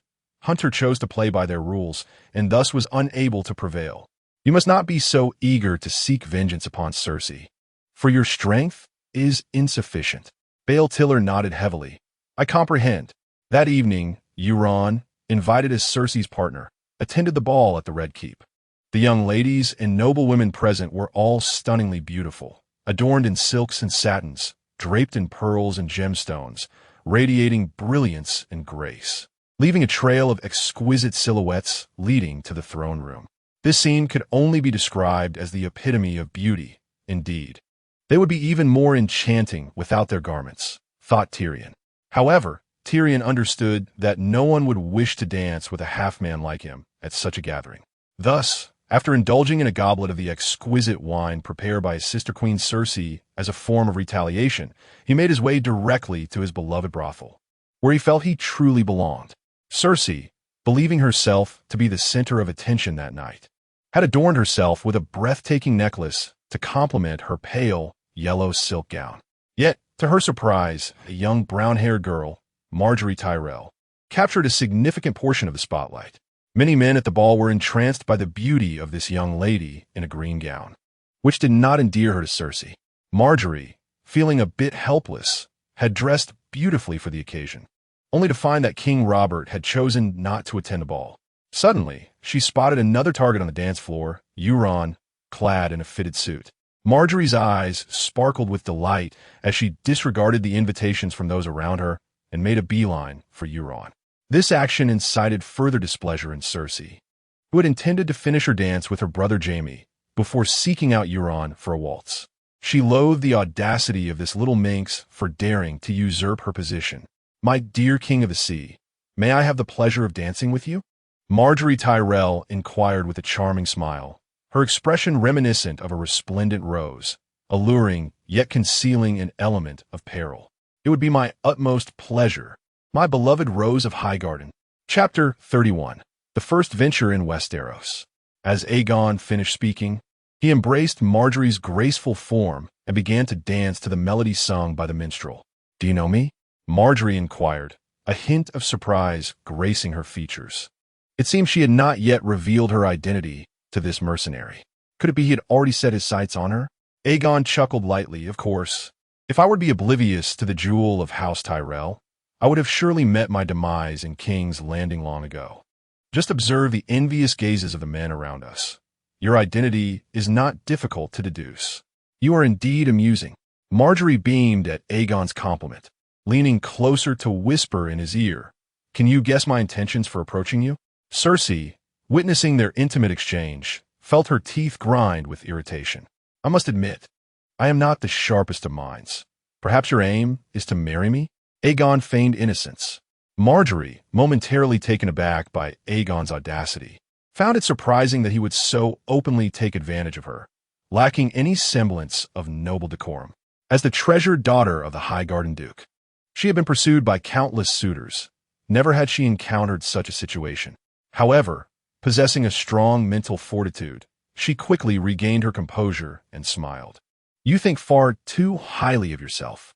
Just yesterday, you condemned a branch of House Tyrell to become Night's Watchman, and today you wish for me to wed you? Yet you still seek me out for a dance. May I interpret this as a sign of your forgiveness? After all, it was your distant relative who deserved such a fate.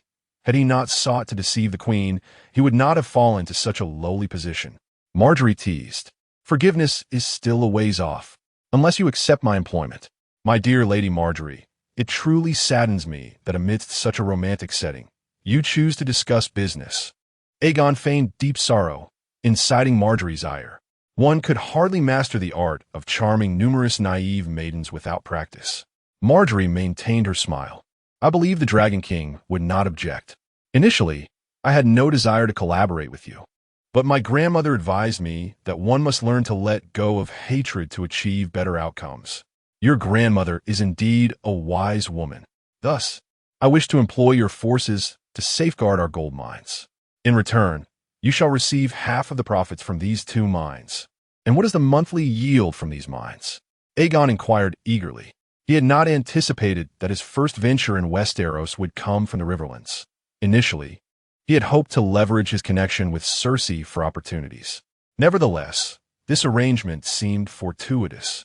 As Aegon was in need of a stable income and had nearly completed the expansion of his forces, it was indeed time for the new recruits to hone their skills. After all, the Ironblood Legion had always been forged in battle. Remaining idle in the barracks would not facilitate their growth. Moreover, where are the locations of these mines? Who are adversaries? Although Aegon intended to accept the task from Margaery, he felt the necessity to comprehend the specific circumstances thoroughly. The Riverbend region possessed its own military force, yet they opted to employ mercenaries instead of stationing their troops. This decision undoubtedly suggested that the situation was rather intricate, or perhaps they wished to avoid a genuine conflict, relegating Aegon and his men to the role of pawns. Regardless of the scenario, it was not fortuitous for Aegon. Thus, he needed to ascertain the facts. Otherwise, he might meet an untimely demise without understanding how it transpired. The 2 gold mines were situated near the torrential river valley, one on the outskirts of Dorne, close to the ancestral seat of House Martell, and the other south of the Crimson Mountains, west of Starfall. Together, the mines yielded over 30,000 gold dragons monthly, and after allocating a portion to the crown, at least 24,000 gold dragons remained.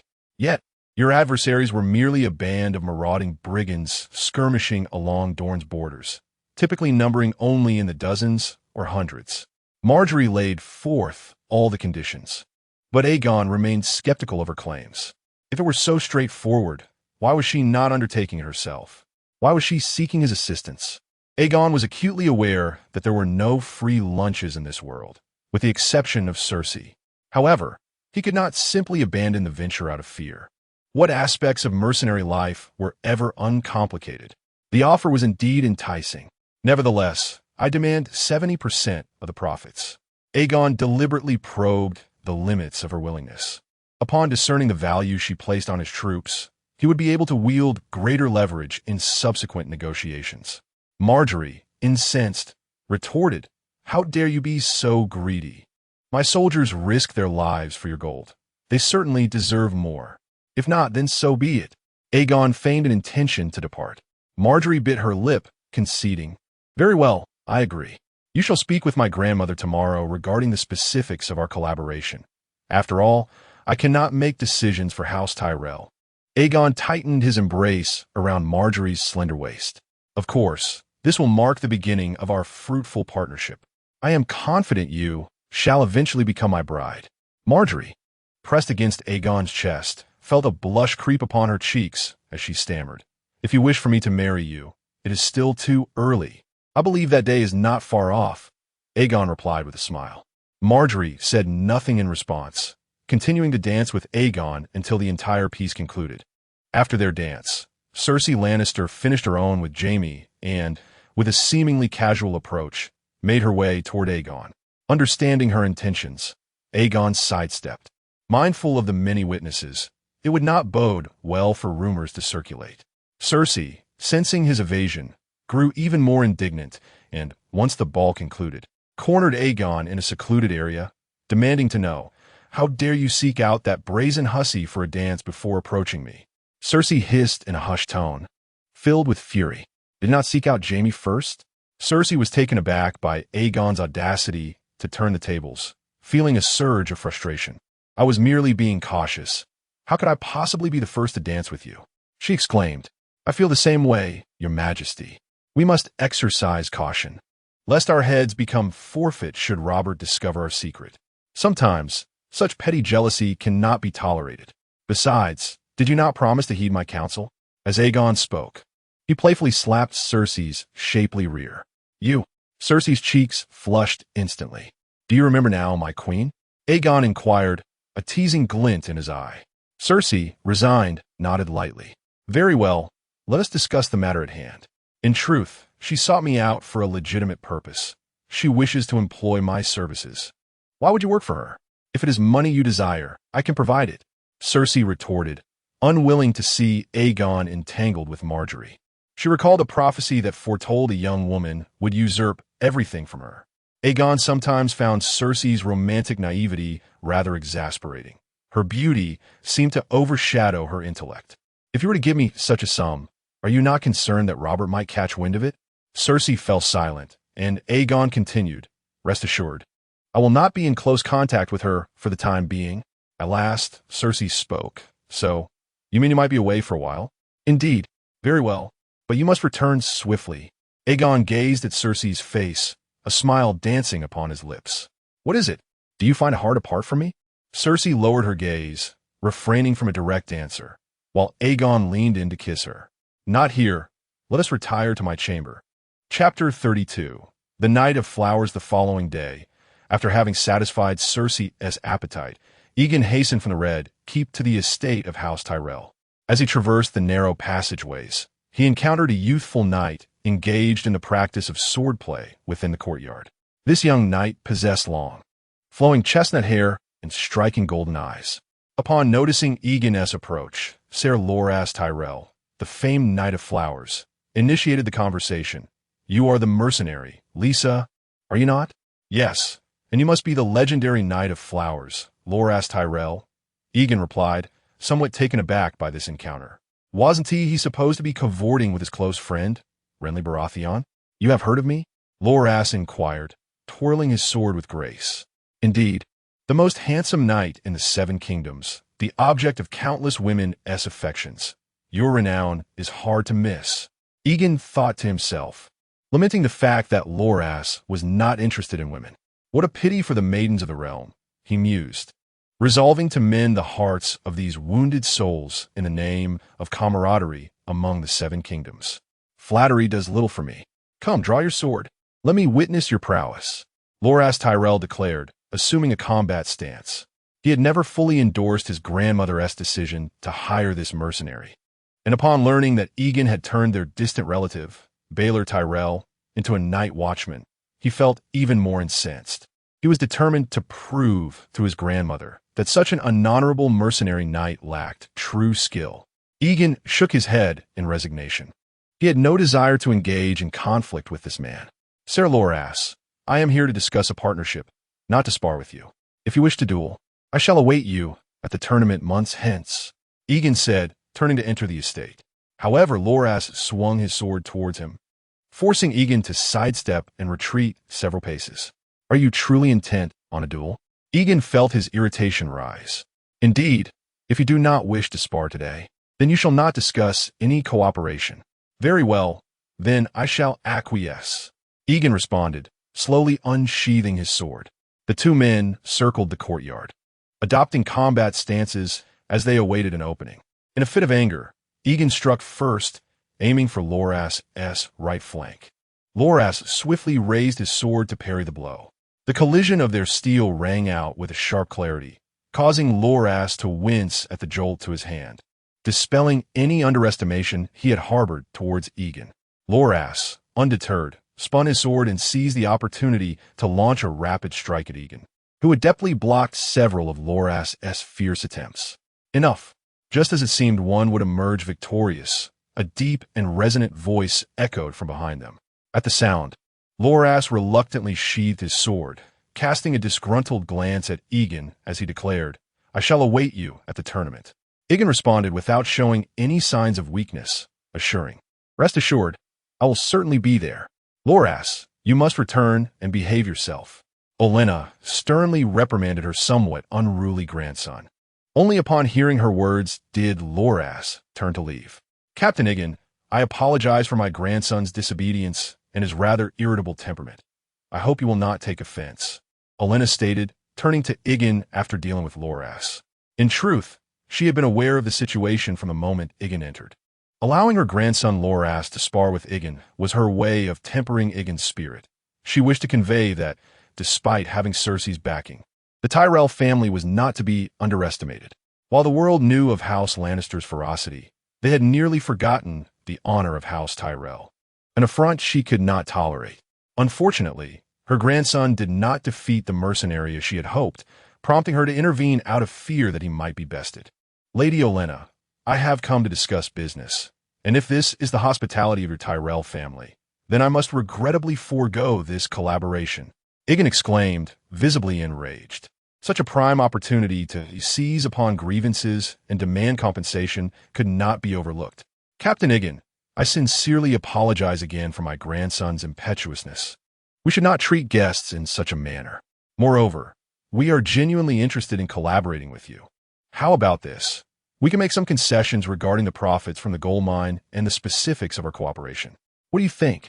Upon hearing Olenna's words, Yegon finally relaxed his brow, realizing that to continue pressing would be to his own detriment.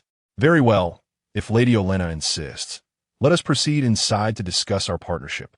At that moment, Yegon sensed that this transaction might harbor ulterior motives from the other party. Olenna would not insist on having her troops stationed unless there was something more at play. The locations of the two gold mines were situated near the borders of the Riverlands and Dorne, and stationing her army there would serve as a buffer. Yet, Dorne was currently quite peaceful, and the Seven Kingdoms were devoid of any significant turmoil. Suddenly, he recalled Margaery Tyrell and the plot involving House Tyrell and Loras to replace Cersei as queen. They were seeking an opportunity to eliminate Cersei. Preemptively stationing their forces would effectively create a buffer during the ensuing chaos, preventing the Dornish from launching a direct attack against the Riverlands. This explained their willingness to use gold to secure their position. Unfortunately, this plan was in direct conflict with Aegon's interests, as Cersei was currently his strongest and most reliable ally in the Seven Kingdoms. Therefore, Aegon had no intention of allowing them to achieve their aims. However, the gold from the mines could certainly be acquired first. As long as he safeguarded Cersei, he could maximize his own benefits from this transaction, all while the other party remained oblivious. Chapter 33. The outrageous demands Madame Olenna, considering the uncertain situation with the mountain bandits. I feel we must deploy at least 3,000 soldiers for my peace of mind. I believe our remuneration for this engagement should be no less than 70% of the profits. Upon entering the room, Yegon, unwilling to indulge the thorny queen who sought to deceive him, boldly made his demands. Olenna's gaze sharpened as she leisurely sipped her tea. Captain Yegon, business does not operate in such a manner. This is not what you conveyed to my granddaughter. The times have changed. After careful reflection last night, I have determined these to be the most suitable terms. After all, I cannot allow our brothers to sacrifice themselves in vain, can I? Given the vast wealth of the Tyrell family, I trust you would not be overly concerned with such a trivial profit margin. Yesterday, I was unaware of your true intentions. Now, however, I am fully aware of your cards. Should I not extract every ounce from you? Even the most affluent families must remain vigilant. Olenna sighed, alas. Our stationed troops are indeed beleaguered, and the Ironborn on the Iron Islands are restless. Very well, let us concede a bit more profit. I implore you, Captain Yegon, to ensure the safety of our gold mine. Upon hearing this, Yegon smiled. Rest assured, since we have settled on the profits, we will safeguard the gold mine for our own interests. However, we mercenaries do not engage in mining. You know, they're simpletons, incapable even of farming. So, what about the laborers for the mining operation? Yegon had no intention of recruiting workers in that desolate place. His aim was to exploit Olenna's gold as much as possible and vanish at the first sign of trouble, leaving the laborers to scatter. Olenna nodded. We can provide the workers. Moreover, I will arrange for food to be transported from Qingting Island and Yogu Fortress. You need only ensure its reception. Excellent. Since Madame Olenna is so sincere, to refuse would be to appear insatiable. However, it is customary for mercenaries to receive a portion of their payment in advance. Given that this is a long-term engagement, I shall request 2 months' worth of profits up front. When your term with me concludes, we shall forfeit the last 2 months' earnings. How does that sound? Agreed. I will prepare the advance payment for you. Come and collect it in 3 days. Olenna readily acquiesced to Yegon's request, prompting him to reflect on the Tyrell family's ambition for ascendance. Yet, even if Margaery were to become queen alongside Robert, her son would not be the first in line, unless Joffrey and Tommen were both eliminated. Such murderous intent?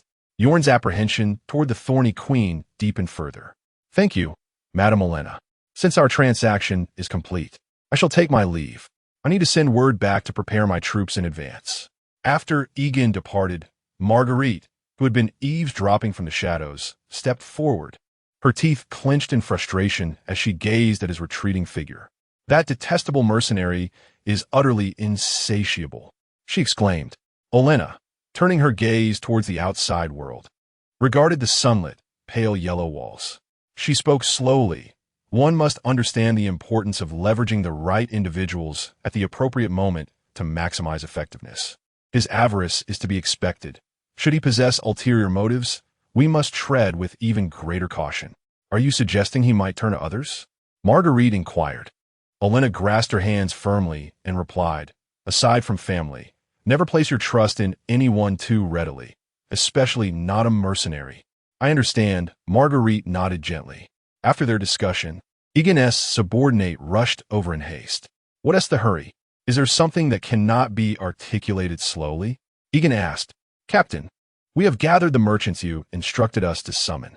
Such an important matter conveyed with such delay? Take me there at once." His subordinate, momentarily speechless, led Yegon towards the plaza of the great temple of Baelor. In the plaza, hundreds of merchants attracted by Yegon's enticing lottery conditions had gathered, accompanied by a throng of onlookers, bringing the total to nearly 1,000.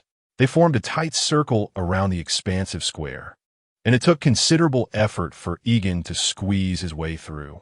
"Ladies and gentlemen, I trust you have all come here to obtain the distribution rights for our lottery. Let me outline the rules," Yegon announced loudly, silencing the surrounding clamor. All eyes were fixed on him, akin to wolves observing a defenseless rabbit. The merchants were drawn by the extraordinarily generous terms Yegon had previously shared. For every lease ticket sold, they would receive a 3% commission. Furthermore, any unsold lease tickets could be returned to Yegon at their original price. This was essentially a no-risk venture. Everyone knew that lease tickets functioned like a money-printing machine, and the markets in the other regions of the Seven Kingdoms were evidently underdeveloped. Securing the distribution rights for the lease tickets promised substantial profits. "Excellent, esteemed merchants. After deliberation with the Queen, we have decided to distribute lease tickets across the Seven Kingdoms, and the prize money for winners will be quintupled. However, due to my limited capacity, I must implore your assistance to expand this venture, and the Queen will utilize the gold earned to enhance the sanitation of King's Landing. Long live the Queen! Long live the Queen!" The crowd erupted in cheers.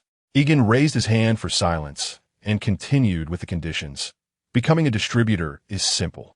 It requires a deposit of 3 times the value of the lease tickets you will distribute. Rest assured, this sum will not be utilized by us, and should you decide to withdraw from this venture in the future, it will be returned to you." At this, discontent rippled through the crowd, with some merchants voicing their objections. "Why is there a deposit? How can we trust you?" "You need not place your trust in me. Rather, place your faith in the Queen and the Lannister family. I assure you that your deposits shall not be frivolously utilized, unless any of you are reported for embezzlement. Otherwise, your deposits shall undoubtedly be returned to you. All tickets must be marked with a black line the moment they are sold. Otherwise, they shall hold no validity.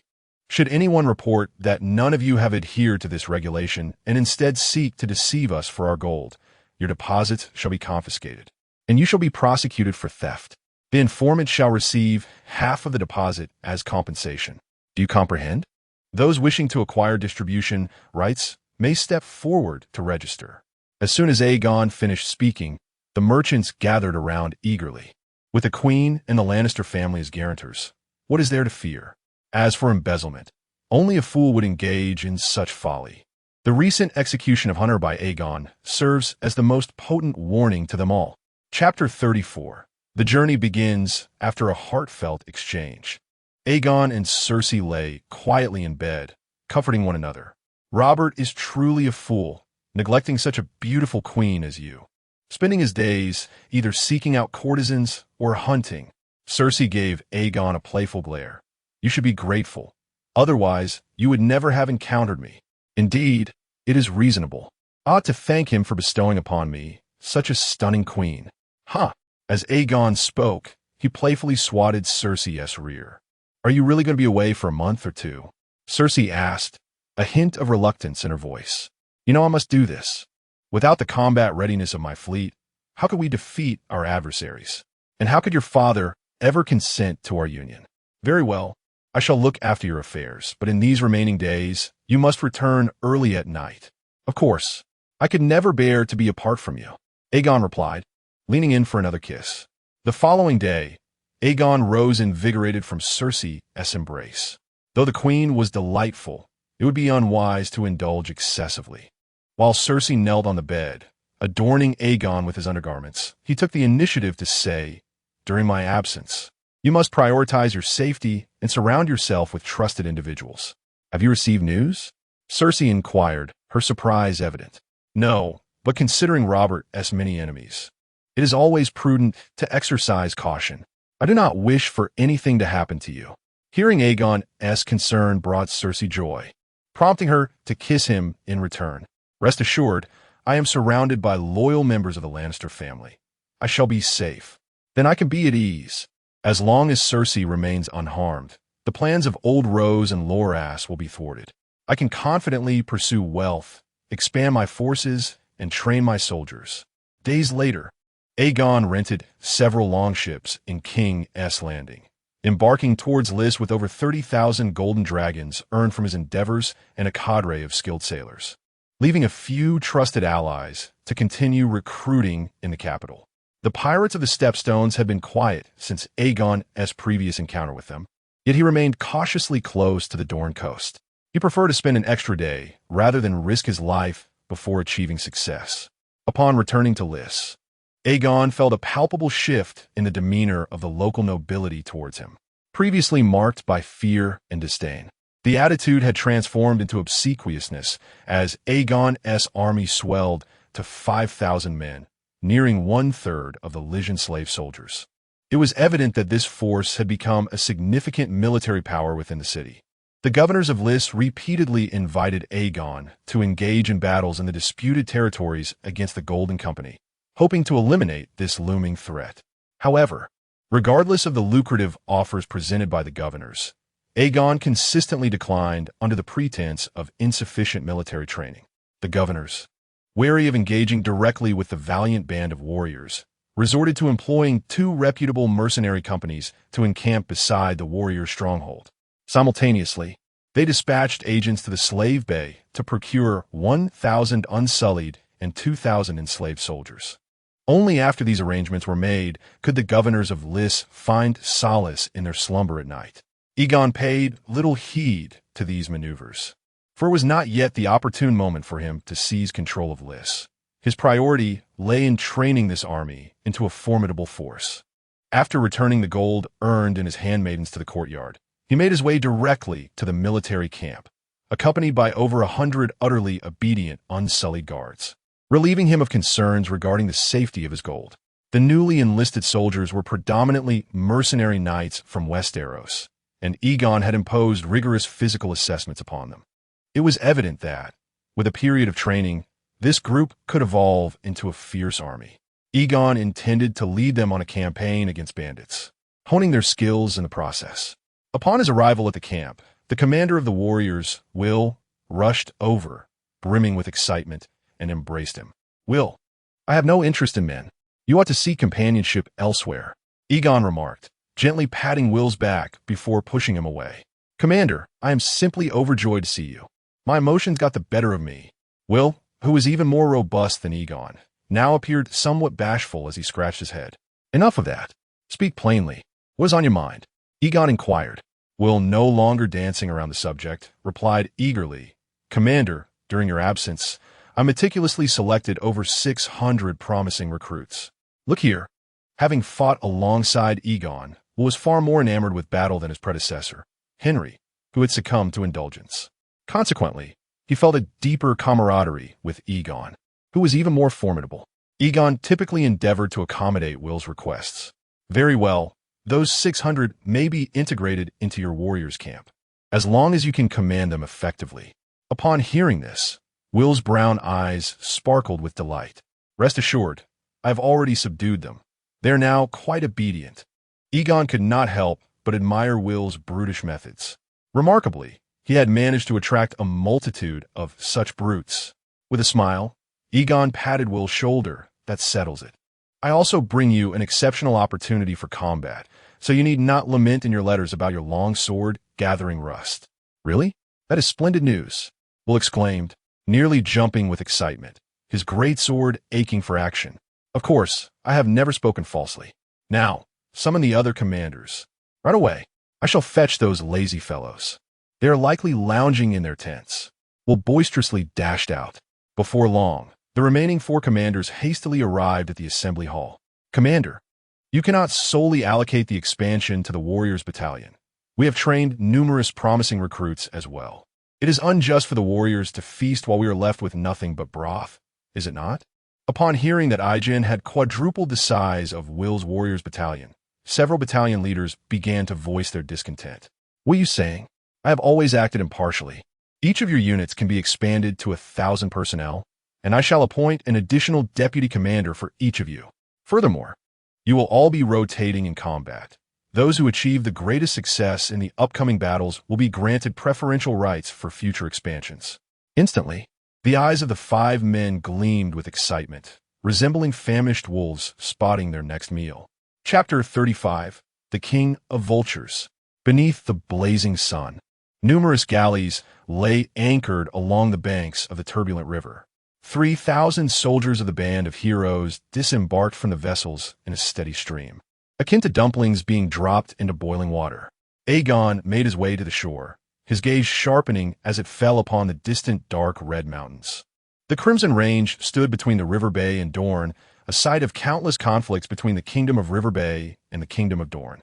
Despite the wealth and superior weaponry of River Bay, the Dornish, with their indomitable spirit and cunning tactics, managed to thwart any significant advantage for the former. It was said that these mountains were once verdant. However, before Aegon Targaryen's landing, the 11th of House Gardner, the ruler of River Bay, stained the once green mountains with the blood of the Dornish, transforming them into the current Crimson Range. Yet, the Kingdom of River Bay never succeeded in conquering Dorne, for they were a tenacious and unpredictable foe. This was why Queen Olenna Redwine of the Thorns preferred to employ mercenaries as a buffer rather than engage the Dornish directly. Nonetheless, Aegon intended to confront them head-on. After all, House Tyrell had provided funds and provisions. Aside from equipment, they had offered all that they could. Was it not a fitting opportunity to train his troops in such conducive conditions? War, after all, was the swiftest means to forge an army.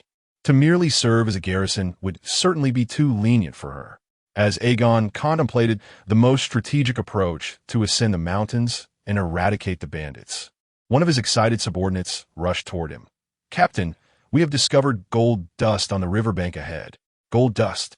Let me there at once." Aegon hastened to follow the soldier's command. Upon arrival, he found some eager soldiers already scouring the riverbank in search of gold nuggets. "Fools, what are you doing?" Aegon shouted in indignation. The soldiers immediately halted their actions, standing frozen in place. "Drag these undisciplined rascals over here and give them 10 lashes. Anyone who dares to disobey orders and leave the ranks will face far graver consequences." The 20-some soldiers on the riverbank cried out in despair, but Aegon maintained his stern demeanor, commanding the punishment. It was the perfect opportunity to restore military discipline. If not them, then who? The soldiers were stripped of their leather armor, left clad only in thin undergarments, and bound to trees, where the lashes fell mercilessly. Soon, the cries of anguish reverberated throughout the banks of the turbulent river. Once Aegon had dealt with the errant soldiers, he stepped onto the riverbank. The gold dust was likely deposited by the upstream waters. Perhaps the Crimson Mountains concealed other gold mines. However, Aegon and his men were ill-suited for mining. They could only gaze at the treasure so tantalizingly close, yet beyond their reach. Ultimately, Aegon remained undeterred and instructed several camp leaders. Send a few knowledgeable men upstream to scout. If any veins are discovered, I shall reward them handsomely. "Captain, what use is it to find a mine if we cannot extract it?" Will grumbled in response. "I had anticipated that you would not be fit to assume the role of leader. The thoughts of our commander are far beyond the grasp of your simple mind." Have you discovered a gold mine or another vein that you could sell at a premium to the Riverbend people? Another battalion commander boldly confronted Will, who, taken aback, retorted in frustration, "I never claimed I wish to be the leader. I merely seek to fight well. If you possess the capability, prove your mettle against me. Enough of this bickering. Attend to my orders promptly." The soldiers of the 1st Battalion were divided into 2 factions, each stationed near these 2 gold mines. The valiant warriors and the soldiers of the 2nd Battalion also formed 2 teams, preparing to venture into the mountains to engage in battle against the bandits. The battalion that claims the most enemy heads would be rewarded with an additional 3,000 gold dragons. Furthermore, do not hastily drink from the wells. Ensure you carry sufficient water bags before each expedition. The group fell silent, obediently executing the commands, though there may have been mutual disdain among them. They held immense respect for Yegon, who, in just 3 years, had ascended to the position of leader of the Knights Guild and transformed it into the formidable force it is today. Not everyone is capable of ushering such prosperity to the Knights Guild, unlike the former leader, Henry, who merely meandered with the guild, idling away time in the brothels of the major trading city-states. Deep within the Crimson Mountains, in an obscure valley, a band of brigands received a brown-haired guest. Since being rescued by Littlefinger, Baez Tiller had hastened back to Riverbend. Regrettably, his father dared not harbor his wayward Night's Watchman's son, providing only a handful of gold for his escape to the free trading city-states. However, Baez Tiller was unwilling to leave the 7 kingdoms like a beaten dog, driven away. He vowed to make Yegon pay a steep price. He vowed to exact revenge upon those who had wrought his tragic fate. Robb, Cersei, Yegon, and the Tiller family, who had turned a blind eye to his plight, were all targets of his vengeance. In my opinion, Lord Carter, you are excessively cautious. Robb Baratheon's rule is far from stable. Now is the opportune moment to raise the banner of rebellion, and he would be unable to dispatch an army to quell you. With me as your guide, if we seize a few castles in Riverbend, I am confident we can establish a foothold here, especially since the Dornish people have little regard for Robb's authority and will not mobilize their forces. Our only responsibility would be to counter the Riverbend army. Perhaps, in time, you will not only be the Vulture King of the Crimson Mountains, but the new king of Riverbend as well. Baez Tiller continuously tempted the robust blond man before him. Though this band of brigands numbered only 300 to 400, he remained convinced that the wealth of Riverbend was sufficient to incite them to madness. Once they raised their banner, the Dornish, responding to the uprising, would undoubtedly create significant turmoil for Robb. He did not believe this group could overthrow Robb, but as long as they could obstruct him, it would suffice. If they could eliminate Yegon, that would be even better. Sir Bess, as you are well aware, although the mountain bandits within the Crimson Peaks may respond to our uprising, our armaments pale in comparison to the opulence of the Riverbend. How could we possibly seize their stronghold? Upon hearing these words, Bess Tarly pondered for a moment, and then, as if resolving to make a significant decision, she clenched her teeth and declared, "I shall have my father secretly arrange for some armor to be delivered to me, and I will also enlist my friends to provide additional supplies, which I believe will greatly aid you." "Ha ha ha, Sir Bess. You truly are a dear friend to us of House Dorne. Rest assured, you shall forever remain a companion of this Vulture King." Chapter 36. The Demons of the Dorne Frontier. Upon disembarking from the turbulent river, Yegon personally led a contingent of 500 men into the mountains to eradicate bandits. Over the course of several days, he took it upon himself to dispatch multiple foes. Consequently, his strength increased to a commendable 66, while his agility ascended to 46. However, in the past couple of days, they had yet to catch even a glimpse of a single mountain bandit, which left Yegon feeling perplexed. He suspected that the bandits had received word and were now in hiding. This was precisely the scenario Yegon wished to avoid. He had ventured into the mountains to exploit his superior equipment and hone his skills, all while seeking to elevate his own prowess. If the adversaries chose to cower like turtles, how could he proceed? Suddenly, the sound of hurried footsteps approached. "Commander, we have discovered a village of local mountain dwellers ahead." A scout rushed to report the situation, prompting Yegon to swiftly follow him toward the village. The mountain people of the Dorne frontier were indeed considered Dornish, often referred to as the Stone People. Occasionally, they would align themselves with Dorne to become its subjects. Yet, whenever a powerful bandit force emerged, these individuals would flock to the banner of the Bandit King, the Vulture King. Therefore, Yegon had instructed his soldiers to bring gifts for these villagers, hoping to placate them and dissuade them from joining the bandits. After all, if possible, he intended to recruit these villagers for his own purposes. As the sun began to set, casting a blood-red hue, the dim yellow light accentuated the desolation of the village ahead. Ruins were strewn about, and the remnants of smoldering fires indicated that the marauders had only recently departed. Commander, this marks the second looted village we have encountered. It seems the bandits are planning something significant. The deputy commander furrowed his brow at the sight before them. Yegon nodded slightly, musing whether the Dorne side had deliberately supported this band of bandits. Otherwise, they would not be so audacious in their movements. Commander, we have also discovered some inscriptions. Another subordinate exclaimed. As Yegon approached, he observed some common script etched on the wall. Murderers, this is the League of Heroes. Damn. Yegon cursed upon reading the words. Could it be the whole group? The deputy commander suggested cautiously. Yegon was nearly incensed. Are you out of your mind? Would they confess to their crimes by implicating us? This is clearly a frame-up, do you understand? The deputy commander couldn't help but think, wasn't it you who previously claimed responsibility for your own deeds? Yet, he refrained from voicing this thought aloud. What shall we do then? Shall we continue the pursuit? Yegon shook his head. It is evident that they are already aware of our movements. Continuing the chase would only lead us into their trap. Dispatch scouts to inform the other 3 squads to return to the gold mine near the Valley Fortress. Also, summon the Dornish and Riverbend folk from our ranks. Oh, and do not forget those from the west. Originally, the members of the Brotherhood of Heroes constituted merely 1/3 of the forces in Westeros. However, under Aegon's fervent recruitment campaign, the number of Westerosi has now surpassed 50%. Among his 500-man contingent, over 300 are Westerosi. Soon, a battalion of 70 to 80 soldiers, comprised of men from the Riverlands, Dorne, and the Westerlands, assembled, and Aegon began assigning them tasks. Today, I have gathered you to allocate an important mission.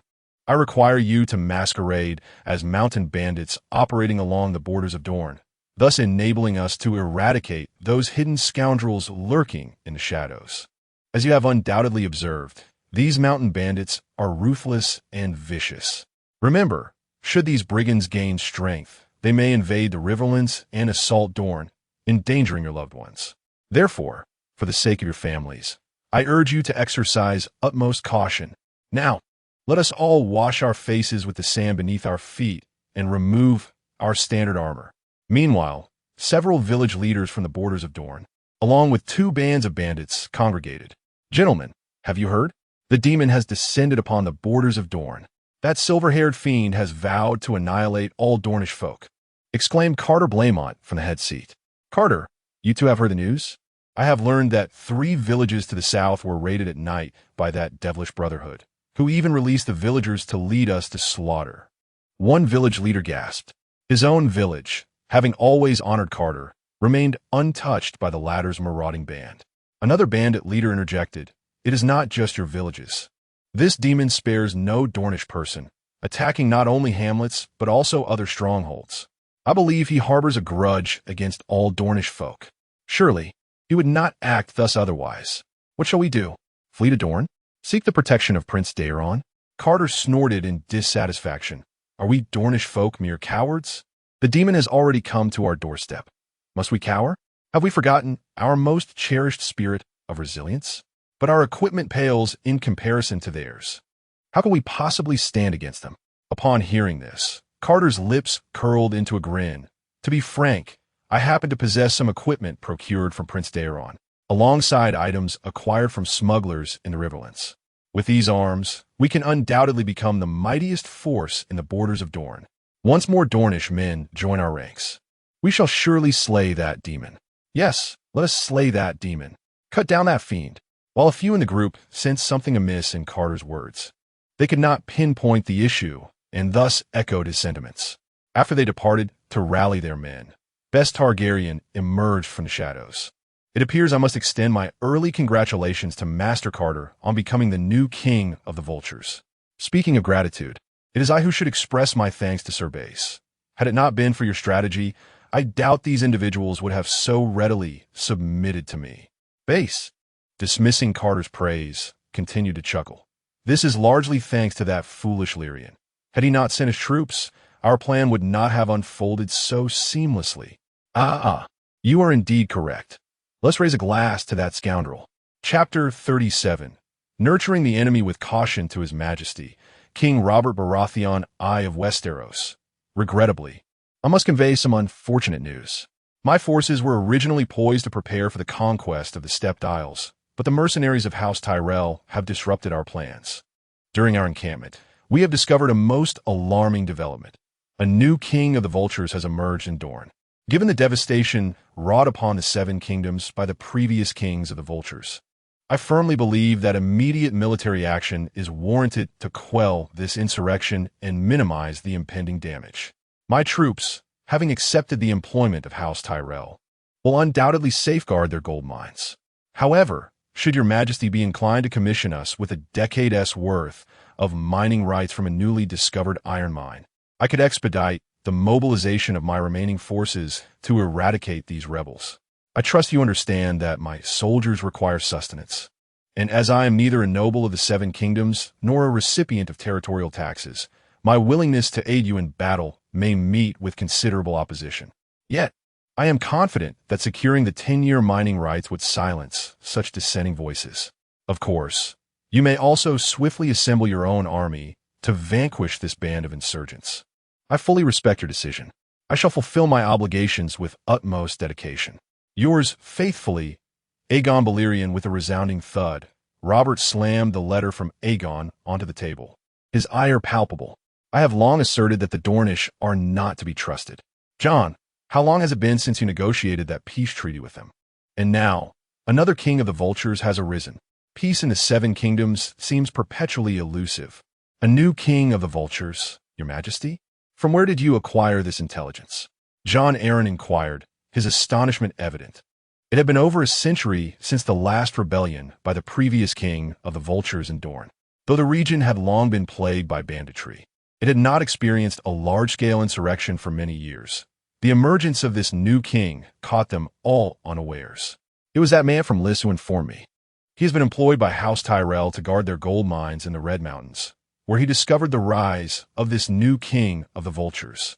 Robert sighed, then turned his fury towards his master of whispers, Varys. Varys, did your intelligence network fail to detect this? Varys quickly offered a subdued apology. Your Majesty, incidents of banditry in Dorne are not uncommon. I did not regard the recent uptick in occurrences with sufficient gravity. Pray forgive me. I am but a mortal and cannot foresee the future. Your Majesty, it is too late to dwell on the shortcomings of our intelligence. We must take the initiative and eliminate this new king of the Vultures to deter any further unrest in Dorne, suggested Stannis Baratheon, the Minister of Naval Affairs. What are your thoughts? Robert surveyed the room, and while the others nodded in agreement, only Jon Arryn, the Hand of the King, opposed him, stating, Your Majesty, while a proactive approach is commendable, the debts incurred under the Iron Throne have become excessively burdensome. I believe it is prudent to streamline our attacking forces. Eliminating the bald Eagle King should suffice. Robert huffed in dissatisfaction. Money, money, money, Jon. Every time I wish to act, you bring up that tiresome word. I had intended to lead the charge myself this time. Your Majesty, I can serve you in that capacity. Robert's brother, Stannis, eagerly offered. Robert cast a sidelong glance at him. You? Spare me, Stannis. If I were to send you to eliminate that bald Eagle King, you might take half a year to make your move. Stannis found himself at a loss for a retort, and Robert continued. All right, allow me to be candid with you all. That Lysine is willing to accept my employment to help us resolve this predicament. All he desires in return is a decade's mining rights to an iron mine he has recently discovered. Initially, I was reluctant to agree, as I find it inappropriate to entrust matters within the Seven Kingdoms to outsiders.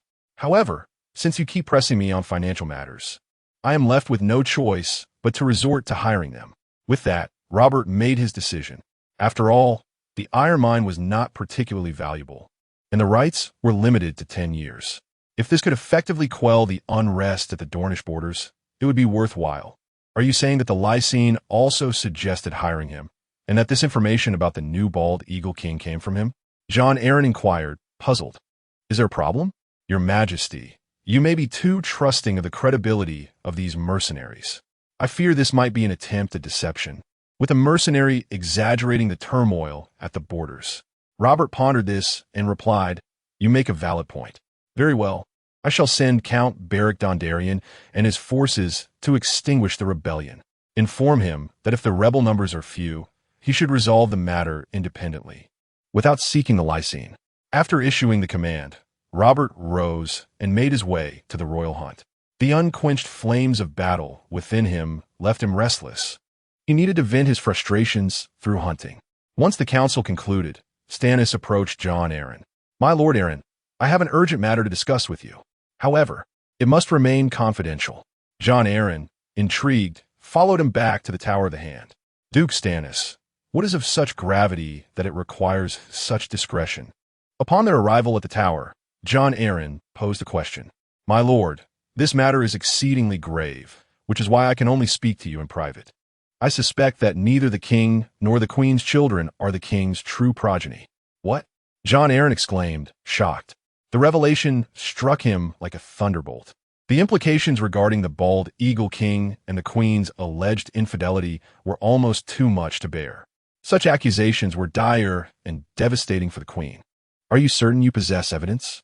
Stannis shook his head, expressing, I lack concrete evidence, and you are aware that my brother harbors a disdain for me as a sibling. Even if I were to present evidence against his adversary, he would remain incredulous, suspecting that I seek to usurp his children's rightful inheritance. Thus, I implore you to assist me in this inquiry. He has always held you in high regard and is certain to believe your words. Jon Arryn sighed, responding, Though your reasoning is sound, without evidence, I cannot bring forth accusations against the queen. The children of House Baratheon are all raven-haired, as are Robert's bastards. Yet the queen's 3 offspring are all golden-haired. Does this not raise suspicions? You make a valid point, Stannis nodded in agreement. Yet such a significant matter indeed warrants thorough investigation. However, I have faith that Lord Jon will uncover the truth. Chapter 38. The surprise attack. Upon learning of the formidable bandits residing in the Crimson Mountains, Aegon devised a plan to cultivate these marauders for his own benefit. After all, if the bandit force were to be minimal, his efforts in subduing them would yield little reward. Robert would not go out of his way to employ him to eradicate a handful of minor brigands. Only once they had grown in strength could he leverage their influence over Robert. Furthermore, with the rights to exploit the iron mine, he could prepare supplies for his army's armament in advance. Not to mention, the iron mine might also harbor a small gold deposit, representing a substantial windfall. Thus, Aegon summoned an additional 1,000 troops from Lys to bolster his forces, while securely positioning all his soldiers within the fortress adjacent to the 2 gold mines, allowing the bandits of the Crimson Mountains to roam freely. According to intelligence gathered from his embedded informants, the newly emerged Vulture King had amassed a force nearing 3,000 men. Though their equipment might be substandard, reports indicated the presence of some armored units among them. This burgeoning force could indeed pose a significant nuisance to the 7 kingdoms should they choose to spread chaos. Commander, our supply convoy has been ambushed. The men from the River Bend have scattered in disarray, and those at the Valley Fortress are unwilling to send reinforcements. They intend to leave us entirely responsible for transporting provisions. The squad leader responsible for overseeing the supplies rushed into the room while Aegon was enjoying a hot bath. They have attacked our military provisions? Aegon exclaimed, startled as he emerged from the tub. Yes, we only had around 20 soldiers escorting the supplies, while they numbered in the hundreds, which is why only a few of our brothers managed to return. The more Aegon listened, the more his brow furrowed in concern. This insufferable Vulture King was employing tactics against him. Was he attempting to force them into surrendering the gold mine by starving them? Or perhaps aiming to compel them to bolster their defenses around the supplies, only to strike them down once they had divided their forces? Yet, if a significant operation were underway, Why had his informants failed to relay any news? Gather everyone. I need to assign tasks. After some contemplation, Aegon resolved to teach these bandits a lesson.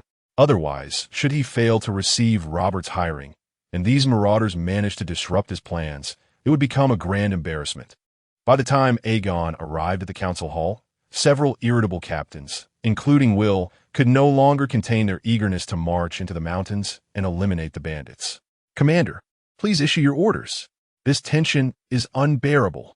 Just give the command, and I assure you, with my 800 men from the Valiant Company, we can swiftly eradicate these cowards who hide in the hills. Will implored upon seeing Aegon. Do not rush, Aegon soothed him. You will have your chance to engage them. However, this time, you must follow my strategy. Once we disrupt their harassment, they will undoubtedly become disorganized, and that will be our opportunity. We'll wish to voice further objections. Yet Aegon's authority prevailed, and he ultimately nodded in silent agreement. Very well, since there are no questions, I shall assign you your tasks. Next, we will augment our supply convoy with an additional 300 men. Fear not, Commander, we will ensure that they do not seize another opportunity. Before Yegon could finish his words, a young deputy commander hastily expressed his determination. Yegon could only respond with exasperation. No, this time I require you to retreat in haste, abandoning all supplies to them. It would be best to leave them with an ample supply of wine. What does this mean? The others looked at Yegon with confusion. Do you think they would simply discard these precious goods? Oh, I see now. Commander, you intend to use this convoy to impede their march, allowing us to mobilize swiftly and eliminate those marauding brigands who ambushed our supply team. The astute Captain Todd Fuhua quickly grasped the underlying strategy. Yegon chuckled. If only they all understood matters as swiftly as you. Yegon felt a sense of helplessness, realizing that there were far too few wise minds beneath his command. It seemed he would need to recruit and promote more clever commanders in the future. The following day, as Yegon made these arrangements, he received a letter from Count of Black Harbor, the infamous Lightning King, Barry Tondelian, who possessed 7 lives. Robert had officially enlisted him for battle. It appeared that Barry believed this new Vulture King to be a formidable opponent, intending to join forces against him. This was reasonable. After all, Yegon's participation would not detract from Barry's honor, and his involvement could significantly mitigate losses for Barry's forces. Moreover, he would not have to spend a single coin of his own. Who could refuse such a beneficial opportunity? As Yegon assembled his troops, awaiting news from his informants, he stealthily led the Valiant Battalion to ambush the supply route along the rugged path leading from Yugu Fortress to the depths of the Crimson Mountains. A convoy of 300 soldiers escorted carts laden with exquisite wines, vegetables, and livestock. The terrain was treacherous, yet the convoy progressed at a painfully slow pace, as if the weight of their provisions severely hindered their movement. The dense forest on either side intermittently echoed with the chilling caws of blood crows, sending shivers down the spines of the soldiers. Suddenly, a whoosh pierced the air. A rain of arrows erupted from the thicket. Fortunately, the soldiers were clad in plate armor, sparing them from significant harm. However, the ground began to tremble ominously. Soon, thousands of soldiers, clad in various garbs, surged forth from the dense foliage. Although most were unarmored, their sheer presence was enough to instill fear. The escorting supply team faltered and was swiftly routed, fleeing towards Yugu Fortress, leaving a trail of abandoned provisions in their wake. Boss, these mercenaries truly are a cowardly lot. They fled without even putting up a fight, worse than those we encountered last time. A brown-haired bandit from the Danshan tribe scoffed at the nearby mountain bandit leader. You should take joy in this news. If the adversaries are indeed a band of fearless soldiers, what a staggering price we must pay to eliminate that silver-haired mercenary demon. Hurry and dispose of these items. Anything that cannot be taken must be incinerated without hesitation, leaving nothing for these mercenaries. Gather what can be salvaged and move swiftly. The burly bandit leader bellowed to the surrounding soldiers. His subordinates, now too intimidated to engage in looting, hastily began to gather their belongings and return. However, the cumbersome supplies significantly hindered their pace, transforming what should have been a half-day trek through the mountains into an arduous journey that stretched well into the latter part of the day. Just as they were on the brink of seeking refuge in the mountains, the ground trembled ominously behind them. A formidable contingent of heavily armored troops surged forth, radiating an aura of deadly intent. Chapter 39. The Descent of the God of Death. The ominous sound of the horn reverberated through the valley, accompanied by the frenzied cries of soldiers. The birds and beasts in the dense forest were startled into a chaotic flight. The mountain bandits, who had been reveling in their victory, were instantly gripped by terror at the sight of the iron tide surging toward them. The bandit leaders, clad in tattered leather armor, stood in stark contrast to the shining mail of the band of heroes led by Yegon. This glaring disparity in armament instilled a sense of helplessness in the hearts of the bandit leaders, undermining their will to resist. The most terrifying aspect of battle is when even the commander lacks confidence in victory. However, as a notorious brigand from the borderlands, he understood that failing to act would only exacerbate the losses of his troops. Form ranks. Form ranks. Archers prepare to shoot. With his commanding voice, the leader urged his men to adjust their formation. The frontline soldiers tightened their grips on their weapons, swallowing hard as they gazed upon the approaching enemy. Think of your families, think of your loved ones. If we lose, this demon will slaughter them all. So warriors, raise your spears and swords high. Let them witness our might. The bandit leader continuously rallied his soldiers, ensuring they would not scatter at the sight of the opposing force. As the archers readied their bows, the rear ranks swiftly nocked their arrows. When Yegon's forces drew within 100 paces, a hail of arrows rained down upon them. Raise shields, Yegon commanded loudly. The front lines raised their round shields in unison. The soldiers of the brave camp, equipped with superior gear and rich combat experience, sustained minimal damage from the bandits, swiftly closing the gap and engaging the enemy. In an instant, a brutal melee erupted as the two forces clashed. The air was filled with the sounds of screams and the clash of steel.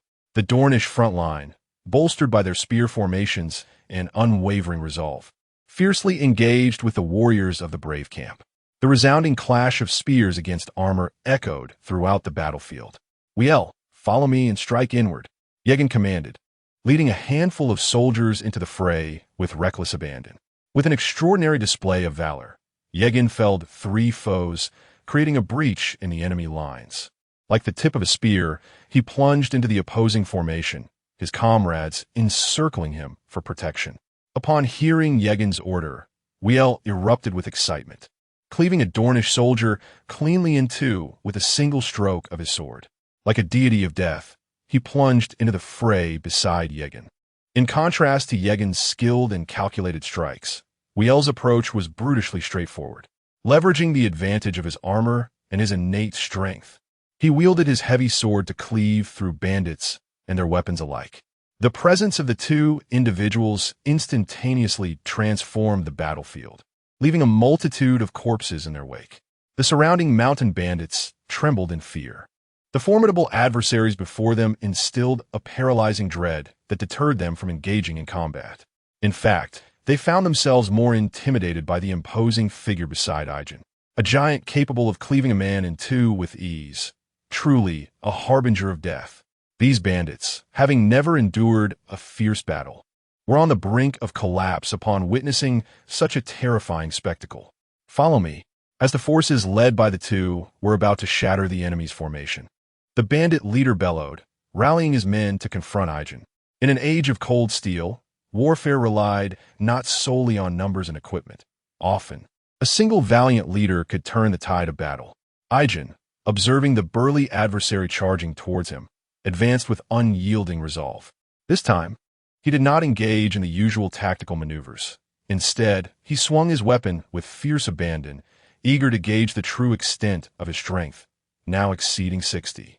The bandit leader, witnessing Aegon's advance, instinctively raised his massive hammer to block the blow.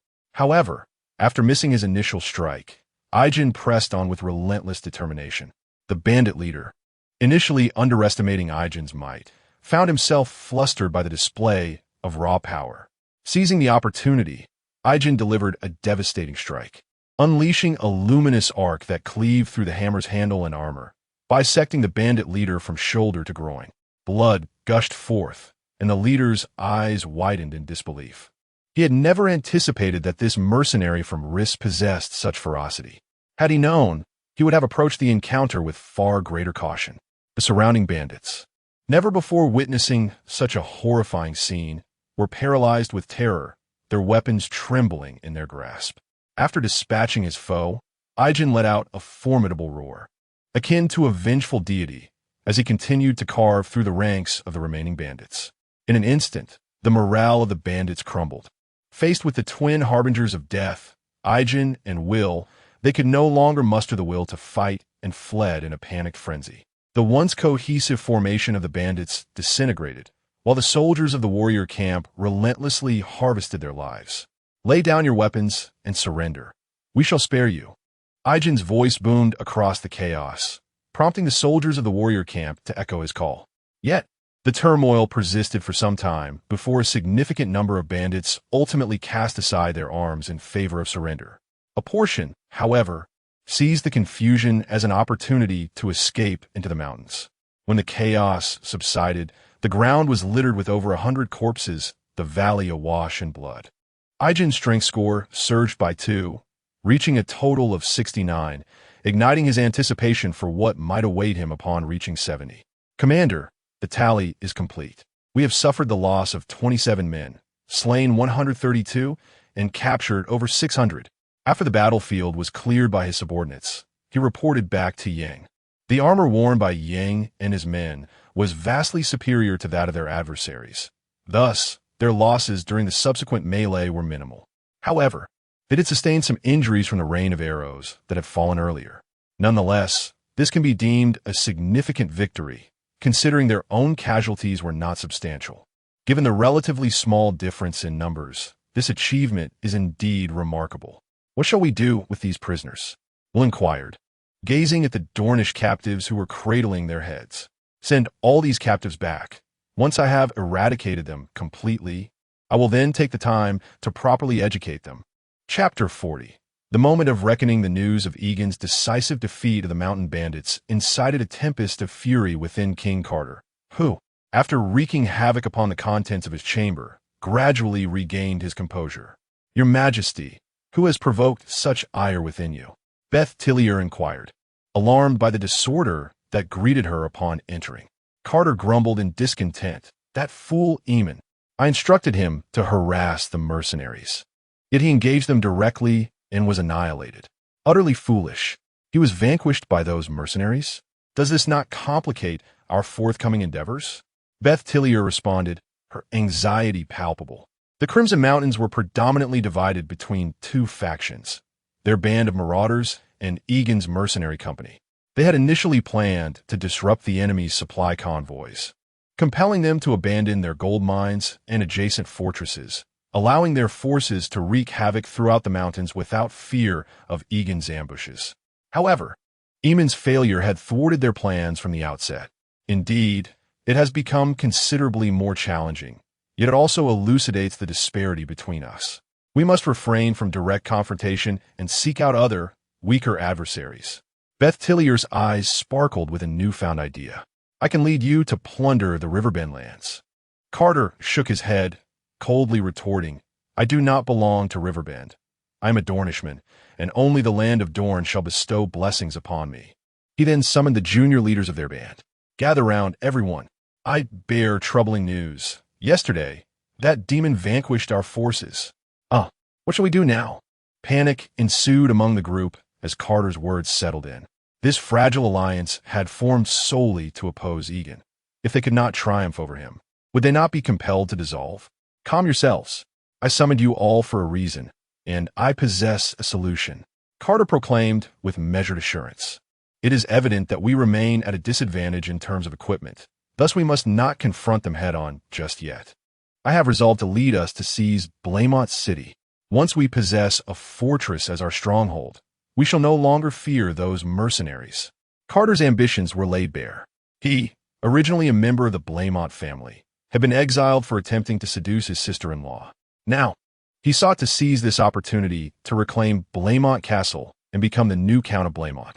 He believed that once he petitioned for clemency, Robert would likely choose to let bygones be bygones, given the quelling of the rebellion and the absence of other heirs from the Blamont lineage. Thus, he could shed the burden of living as a mere bandit. My Lord Carter, this seems rather inappropriate. We convened solely to resist those mercenaries.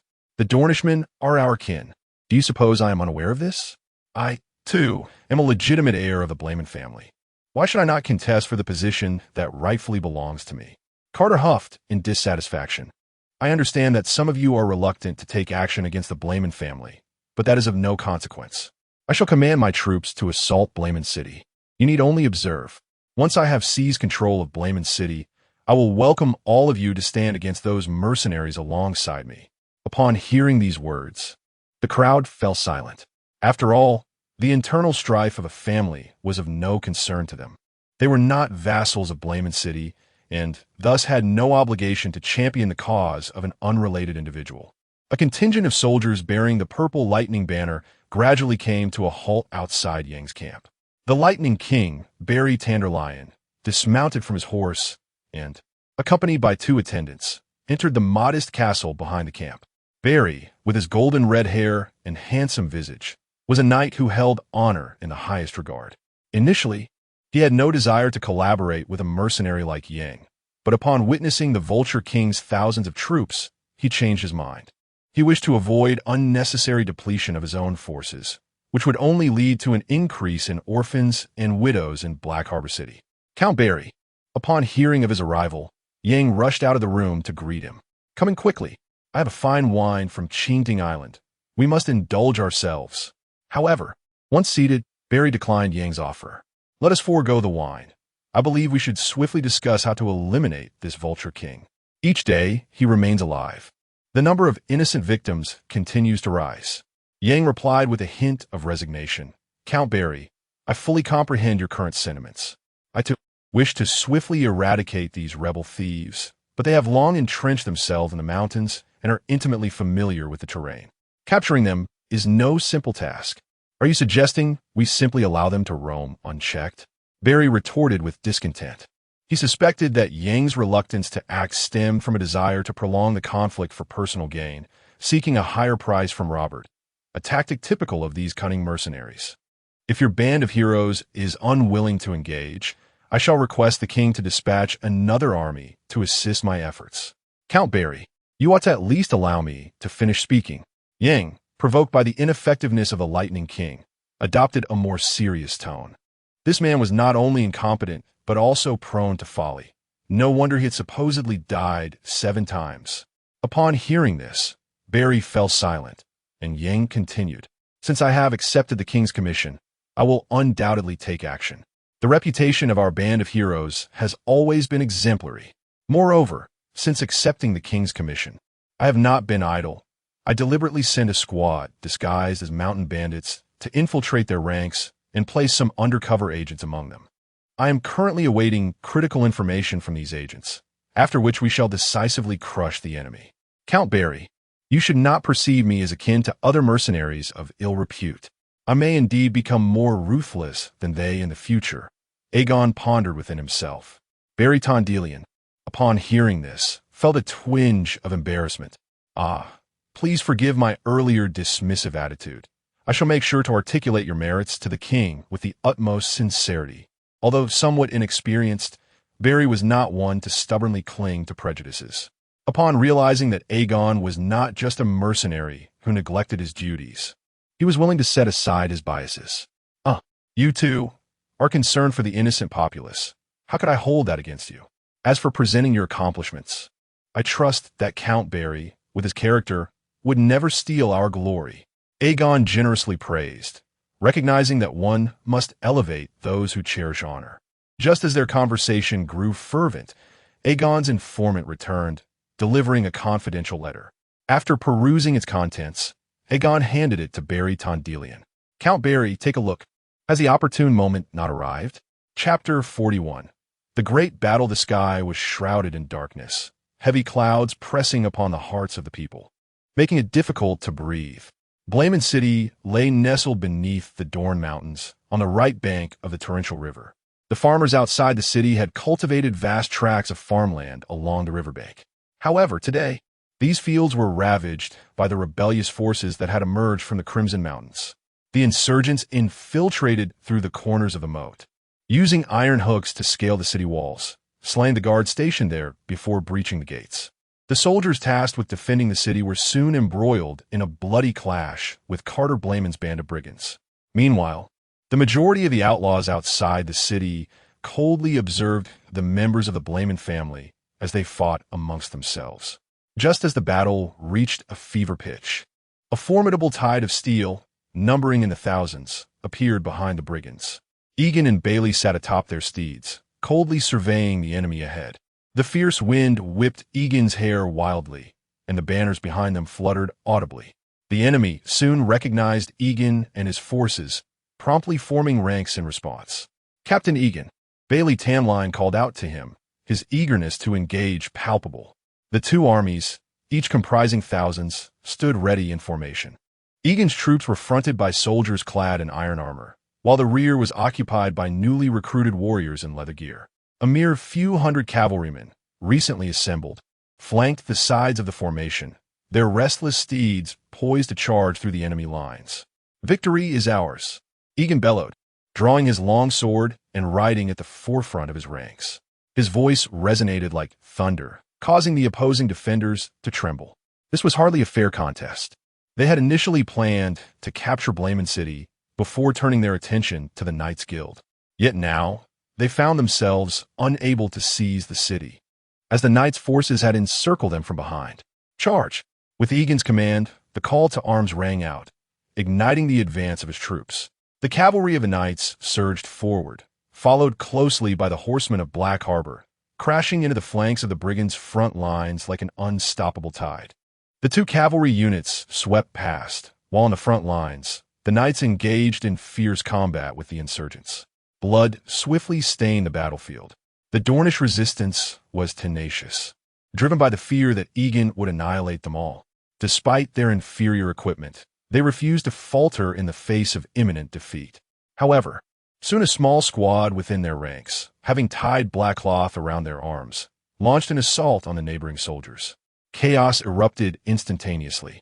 The cavalry from both sides seized the opportunity to attack from the rear. Consequently, the 2,000-strong rebel force disintegrated, many soldiers casting down their weapons amidst a cacophony of cries. Once Yegon ensured the captives were secured, he pressed forward into the city. The fighting within the city was already intense, with Carter Blayman having just slain Laura Blayman's husband with his longsword. Just as he was about to take the life of his niece, Laura Blaymont, a spear was hurled at him from behind. Carter Blaymont, witnessing Yegon leading his troops into the city, felt his anger ignite against Yegon, prompting him to abandon his intention of killing his niece and instead turn his wrath upon Yegon. He realized that he had suffered a crushing defeat this time. Nevertheless, he was determined to eliminate Yegon, the architect of his utter ruin. Yegon, undeterred, seized the long spear handed to him by a nearby soldier and charged towards his opponent. The two men raced towards each other like meteors colliding, with Yegon gripping his spear tightly in his right hand while brandishing a dagger in the other. As they were about to collide, Yegon hurled the dagger from his hand. Carter Blaymont deflected it with his sword, and Yegon seized the opportunity to thrust his spear forward. The long spear pierced through Carter Blaymont's body, propelling him several meters away. The mountain bandits within the city were left stunned by Yegon's ferocity. Subsequently, under the onslaught of Yegon's troops and the city's defenders, they swiftly abandoned their resistance. The battle concluded rapidly, leaving behind a field strewn with corpses. Barry Tanderlin arrived from outside, fortunate to have escaped death this time. Yegon had been concerned prior to the battle that he might perish, for it was unlikely that any King of Light could resurrect him then. "Commander Yegon, we have nearly 3,000 prisoners. How shall we handle them?"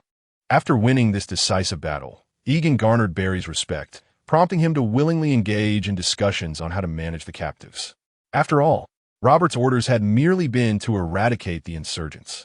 Now that this group had surrendered, it was evident that they needed to be properly accommodated. Otherwise, should any further insurrection arise in the Seven Kingdoms, it was likely that no rebels would choose to surrender again. Let us first summon Countess Blaymont. She is also a victor in this battle. Yegon refrained from responding directly to Barry, as he intended to utilize these captives for his own purposes. However, Robert would undoubtedly disapprove of such an approach. If Yegon established his own subjects in the Crimson Mountains, he could no longer be considered merely a mercenary. He would be deemed a warlord or lord. Robert had always hoped that Yegon would seize stone steps to showcase his achievements, and he would certainly not consent to Yegon cultivating land here. Thus, he needed to transfer these captives to Blaemont City, disguise them, and then subsequently hire them. When they located Laura Blaemont, the lord of Blaemont City, she was weeping inconsolably over her husband's corpse, with her daughter, the heir Jonisha Blaemont, sobbing beside her. Yegon found no suitable words to comfort this grieving mother and daughter, and thus led Tanderlin outside the city. The captives outside the city anxiously gazed at Yegon, fearful that this man, who held sway over their fates, might decide to execute them on a whim. Yegon commanded that their leader be summoned forth. You have rebelled alongside Carter Blaemont. Initially, I intended to have you all hanged in retribution for King Robert. However, this war has already claimed far too many lives. Perhaps your fathers and sons have perished in this conflict. I am reluctant to perpetuate further bloodshed. Thus, I offer you a choice. Will you surrender to the Blaemont family and become new vassals of Dorne, accepting the protection of His Grace King Robert, the first of the Seven Kingdoms? Or would you prefer to taste the edge of the iron sword? In an instant, the crowd knelt before him, proclaiming, "We are willing to submit." Chapter 42. The First Territory. How many people remain in the villages within your mountains? After tending to the battlefield's remains, Yegon escorted the surrendered leaders to the city of Blaemon. At this moment, although Laura Blaemon was the lord of these individuals, she was overwhelmed by the grief of her husband's death and preferred not to deal with the mountain bandits beneath her. Deep down, she wished to see those responsible for her husband's demise executed. However, Yegon had saved both her and her daughter's lives, and since most of Carter's bandits had been slain, the remaining individuals bore no direct animosity towards her. Thus, she acquiesced to Yegon's wishes and accepted their submission. Nonetheless, her territory lacked sufficient land to accommodate these people, so she passed the responsibility back to Yegon to arrange for them. My lord, my village still has over 600 people, though the majority are women and children. My lord, there are still more than 400 individuals in my village. Upon hearing the reports from the chieftains of the tribes, Yegon realized that there were indeed over 10,000 Dornish people residing in the Red Mountains. Should they all be brought forth, Blaemon City would undoubtedly struggle to sustain them, leading to famine and chaos. Yet, Yegon was not inclined to release them easily. After all, he aimed to seize the Seven Kingdoms, perhaps even the entire world.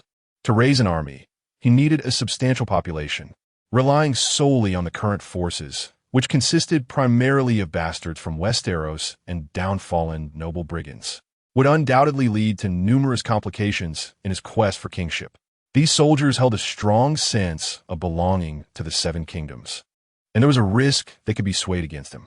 Furthermore, Robert would not readily permit these rebels to return, as they presented an unstable element. After pondering for a moment, Yegon spoke. Though you are self-sufficient in the mountains, your lives are ultimately inconvenient. I have promised Lady Blaemon to provide for you, and I shall fulfill that promise. You will work in my iron mines, and I will provide you with compensation, food, and housing, allowing you to care for your wives and children. Even the elder ones, who cannot engage in strenuous labor, can weave garments for remuneration. Furthermore, even if I cease operations at the iron mine, I will still find you shelter. O great Valyrian Dragon King, your mercy is witnessed by the gods. The rebellious village leaders immediately knelt in submission, while other bandit leaders exchanged glances. My lord, we have no wives or children. Will we still receive compensation? Of course. If you work in the iron mine, you will indeed receive remuneration. Perhaps in the future, you may even marry the widows or maidens from these villages. I treat all of you equally. Thank you, Captain Yegon. Several bandit leaders immediately bowed in gratitude. Having understood my arrangements, I urge you to promptly send some individuals into the mountains to relocate the residents within. The remaining individuals shall be escorted across the river tomorrow, and we will establish a camp around the iron mine. Otherwise, when your kin arrive, they shall find themselves without shelter. Moreover, Should there be other villages hidden within the mountains, you may convey this message to them as well. I regard them all equally. Understood, Commander. As for those villages that are reluctant to depart, I have no effective means to compel them. However, I can entice them with superior living conditions to see how many I might attract. Once these individuals are drawn out, returning to the mountains will not be so simple. For now, we must proceed cautiously, focusing on managing these people first. Subsequently, I led these individuals in a hearty banquet, allowing the members of the Hero-S group to boast of their lives, enticing the young to revel in their newfound circumstances and dissuading them from returning to the impoverished mountains. Upon our return to the iron mine on the opposite bank, I instructed them to select suitable plots of land for their camps according to the size of their villages, deliberately separating these encampments to prevent disputes. They were also permitted to relocate their idols to their respective camps, for faith is a powerful tool to pacify those of humble origins. Should I aspire to conquer the world, it would be prudent to avoid a singular faith. Unless I could entirely seize control of a religion and elevate it to a state doctrine. Commander Yegon, it is truly an honor to fight alongside you. If you were the Lord of Westeros, I am certain your subjects would thrive under your leadership. Barry Tondalin accompanied me to inspect the iron mine, and upon witnessing the orderly management of the thousands under my care, he could not help but express his admiration. I chuckled. Once I conquer the Stepstone Islands, I too shall be a Lord of Westeros. We must share a drink then. Hearing this, Barry glanced at me and quietly cautioned, Commander Yegon, I feel it necessary to remind you that the resources on the Stepstone Islands are scarce. Aside from piracy, it is difficult to find a profitable venture there. I perceive you as an honorable individual, and I trust you would not wish to descend into the depths of piracy. He believed I shared his values, prompting him to offer this caution. Having set aside his prejudices regarding my mercenary status, he now viewed me in a more favorable light, deeming it unwise to squander the lives of my men for a mere title. He also hoped that I would not turn to piracy if I found no profit in the Stepstone Islands. Turning to Barry, I nodded gently. I will heed your advice. I am pleased that you regard me thus. Internally, I mused. You have completely misunderstood me. I refrained from piracy to build my reputation, which is essential for conquering the 7 kingdoms. However, he certainly will not seize the Stone Steps archipelago at this moment, as it is evidently not a fertile place for development. Barry clapped Aegon on the shoulder and laughed heartily. I knew you were a wise leader, Aegon. Well, I must take my leave now. I have lingered here too long.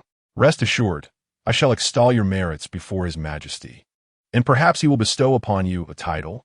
Thank you, Count Barry. By the way, are you heading back? Then I must have another drink with you. Aegon expressed his gratitude to this ever-supportive comrade. Actually, I am bound for Starfall City. The young count there requires my assistance, and I must escort him back to serve as my wine steward. Upon hearing this, Aegon's eyes gleamed with interest. In that case, I shall accompany you, Count Barry. Although the banks of the torrential river can yield a patch of land for cultivating grain, sustenance cannot be produced overnight, and Aegon must first procure some food to sustain himself for a while. Chapter 43. The life of immortals. Lush trees obscured the sky, with sunlight filtering through the interstices of overlapping leaves, forming radiant beams. The dense branches on the ground greatly impeded the progress of the pedestrians. However, the mountain dwellers, having lived in the depths of the mountains since childhood, were accustomed to such circumstances. The young villager, Hatto, closely followed the footsteps of those ahead, eagerly anticipating the glimpse of an idyllic realm beyond. His village had not joined a rebellion led by the Vulture King, yet he observed with curiosity as those who returned from the outside world escorted their fellow villagers away. When he learned that the mercenary who had vanquished the Vulture King not only spared the captives, but also provided them with land to sustain their livelihoods, his desire to witness this for himself became irresistible. He yearned to see if life beyond was indeed as they described, filled with boundless fine wines and roasted meats. He had heard whispers that women from other regions possessed skin far fairer and smoother than those in his village. Have we arrived yet? We've been walking for quite some time. A young man from another village, who had accompanied them, could no longer contain his impatience and began to complain. Just ahead. We're almost there, the leader exclaimed. As his words fell, They beheld glimmers of light beyond the dense forest. The group excitedly dashed forward, traversing the thick foliage, and an enchanting scene of bustling paradise unfolded before their eyes. Hadda vowed that this was the first time in his life he had witnessed so many people. The surrounding woods and riverbanks had been cleared, revealing vast open spaces where thousands were industriously laying foundations for a camp, while on the distant hillside, hundreds labored tirelessly to extract minerals from the earth. They had not deceived him. The mercenary did not enslave these captives, but instead offered them work and a place to live. These individuals no longer needed to rely on foraging for wild greens or hunting for sustenance in the mountains. Father, the young man, Olean, who had accompanied them, rushed towards his family upon spotting them. Haddo and the others quickly followed suit. Olean's father, bearing a log on his shoulder, immediately set it down upon hearing his son's voice. Olean, you rascal, why have you taken so long to return? Everyone else has come back already. Haddo gallantly interjected to defend his friend.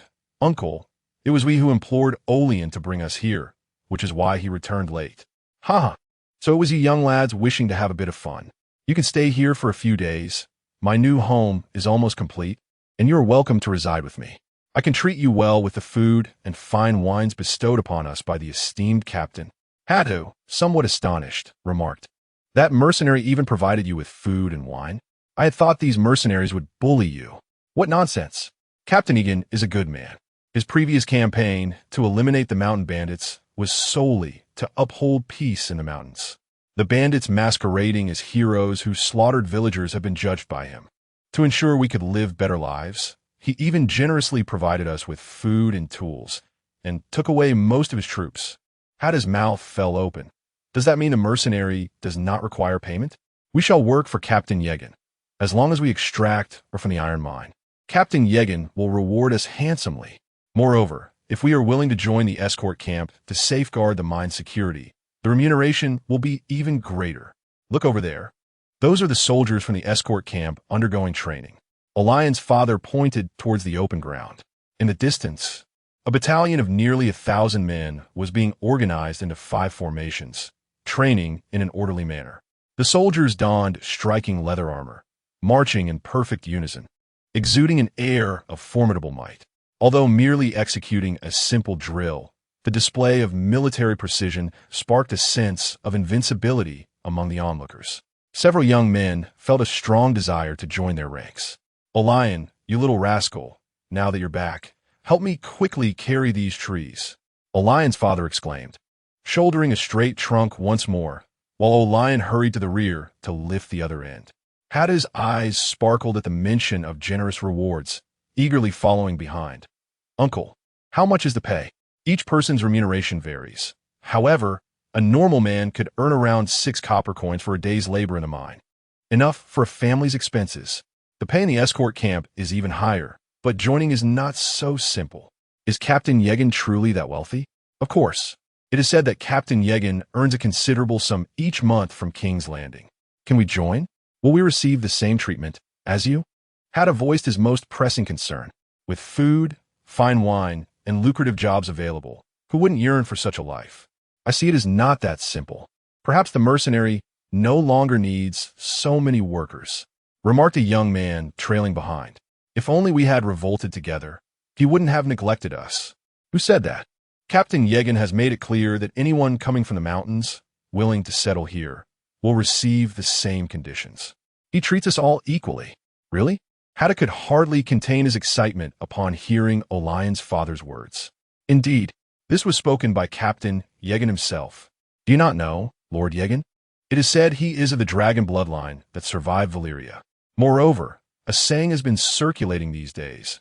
After the long summer, the stars will weep blood, and a chilling darkness will envelop the world. At this terrifying moment, a warrior will be reborn from the land of smoke and salt, drawing forth a blazing sword from the flames. That sword is the harbinger of light, the red sword of heroes. The one who wields it shall be the reincarnation of Azor Ahai, and he will drive away the darkness. Commander Aegon was born in Lizzie. Perhaps he is indeed the prophesied prince. Hatu, hearing the other's cryptic utterances, was initially skeptical of his claims. However, He took note of the previous assertions made by the mercenary. Since it was a promise made by him, the conditions were likely to hold true. Thus, the prospect of joining the escort camp suddenly appeared within reach. Who knows? He might even ascend to the rank of an officer and win the hand of a fair-skinned maiden, liberating himself from the drudgery of trailing behind the elderly men of the village in pursuit of hunting and scavenging leftovers. With such thoughts igniting his excitement, had to bid farewell to the Olean family, scarcely pausing to sip a drop of water before hastening back. Had to wait for me. Let's go together. Several companions called out as they hurried to catch up with him. Chapter 44. Trade Starfall is the ancestral domain of the ancient noble house Dane of Dorne. This illustrious family is among the oldest in the annals of Westerosi history, with tales suggesting their lineage traces back to the Dawn Age, a staggering 10,000 years ago, even predating the storied Stark family by 2 millennia. Legend recounts how the first Dane pursued a fallen star, arriving on a small isle at the tumultuous mouth of a river. There he discovered a magical meteorite, upon which he erected a castle, what is now known as Starfall, and established his kingdom. The castle's crowning feature is the lofty white stone arrow tower. In this era, the head of House Dane is but a mere child of 10, Edric Dane. Thus, the burdens of lordship rest upon the shoulders of his aunt, the formidable Dawnbringer, Ser Arthur Dane's sister, Illyria Dane, who is 5 years his senior. At this moment, the young maiden, upon catching sight of Baron Targaryen, readily greeted her betrothed with delight. Unbeknownst to her, however, her fiancé is on the brink of demise, and she will never again have the opportunity to meet or wed him. Is this the mercenary captain you mentioned in your letter? After exchanging pleasantries with her fiancé, Illyria scrutinized Aegon. Her enchanting violet eyes, fair complexion, and dark tresses captivated him, prompting Aegon to examine her closely in return. Indeed, this is Captain Aegon, whose valor I have spoken of, Baron interjected, taking the cue from his fiancé, to introduce Aegon. Illyria paused, clearly taken aback, for Baron's prior correspondence had not painted such a favorable portrait of Aegon. However, she quickly regained her composure and smiled at him, exclaiming, "Truly striking, the blood of Illyria remains potent." Aegon, imbued with the formidable aura accrued from years of battle, appeared remarkably tall and imposing. Coupled with his Valyrian silver hair and violet eyes, along with his striking countenance and commanding presence, he truly stood out as one of a kind. Illyria had encountered many knights, but had never seen anyone quite like Aegon. Indeed, she thought her fiancé Baron fell short in comparison, though such sentiments remained unspoken. "I have heard your brother, the Dawnbringer, is even more gallant." At the mention of the Dawnbringer, Illyria's expression darkened. "Perhaps, but alas, I have never laid eyes upon my brother. He passed shortly after my birth, and I have only heard the many legends surrounding him." Aegon immediately offered a gentle consolation. "I am sorry to evoke such sorrowful memories. It is all right. The Dawnbringer fell gloriously on the battlefield, and his memory shall endure," Baron declared straightforwardly. At this moment, Aegon began to question the emotional intelligence of this man. It truly seemed a stroke of fortune for someone like him to possess a fiancée.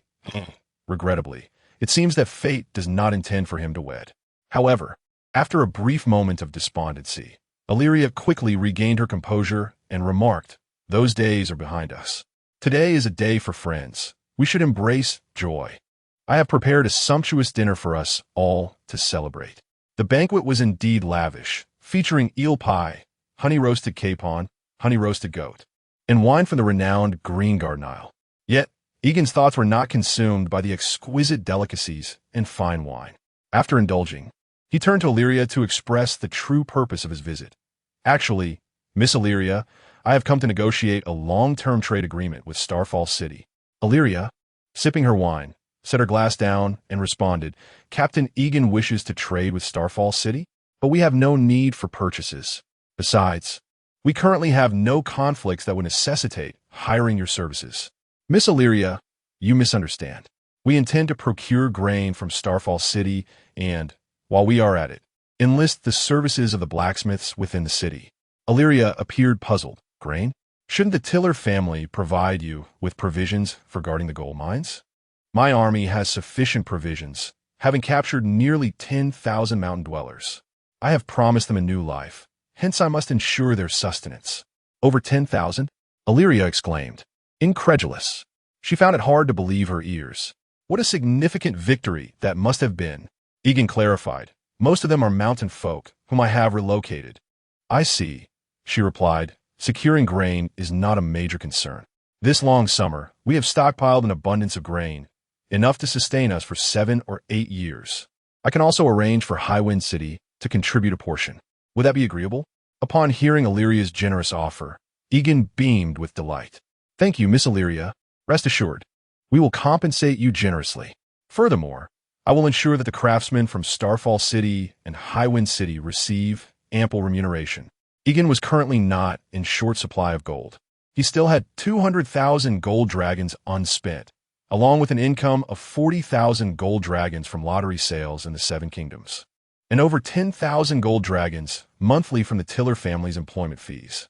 His greatest dilemma lay in expending these funds expediently. His new recruits had yet to don proper plate armor, most still clad in leather.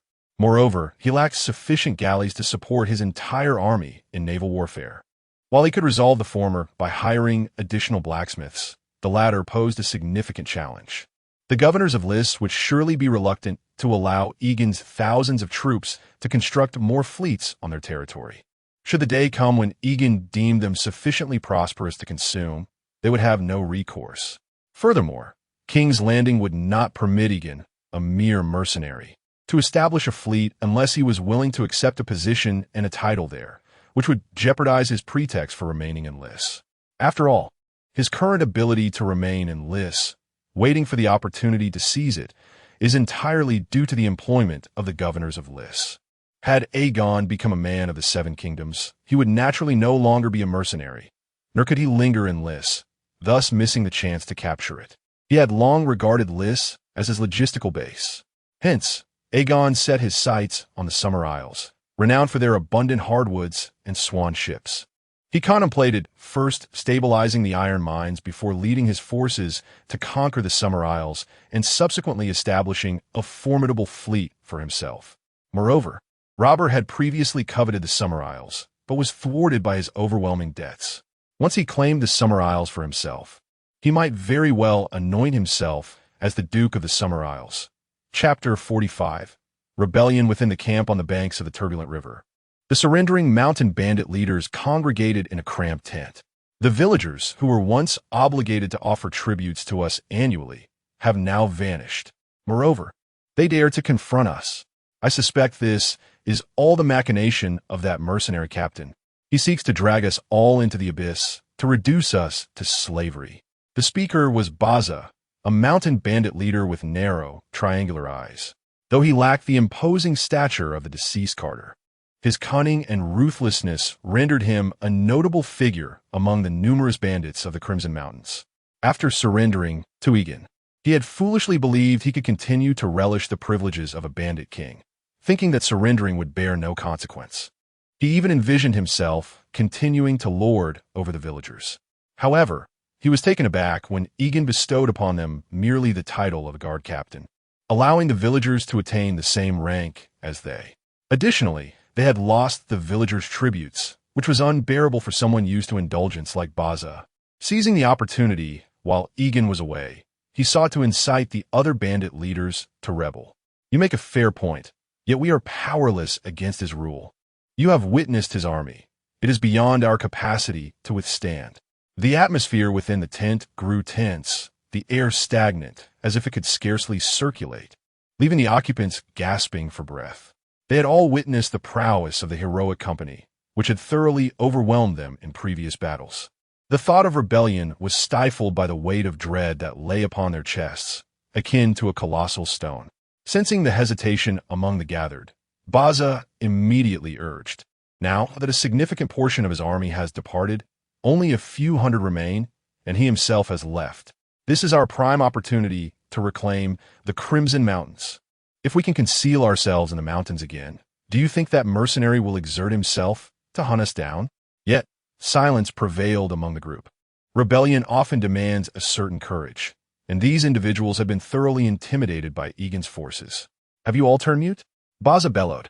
Or have you, spineless cowards, truly submitted to that Valyrian? Remember, even the Targaryens with their dragons could not subdue the Dornishmen centuries ago. At last, someone could no longer contain their curiosity. What assurance do you have of success?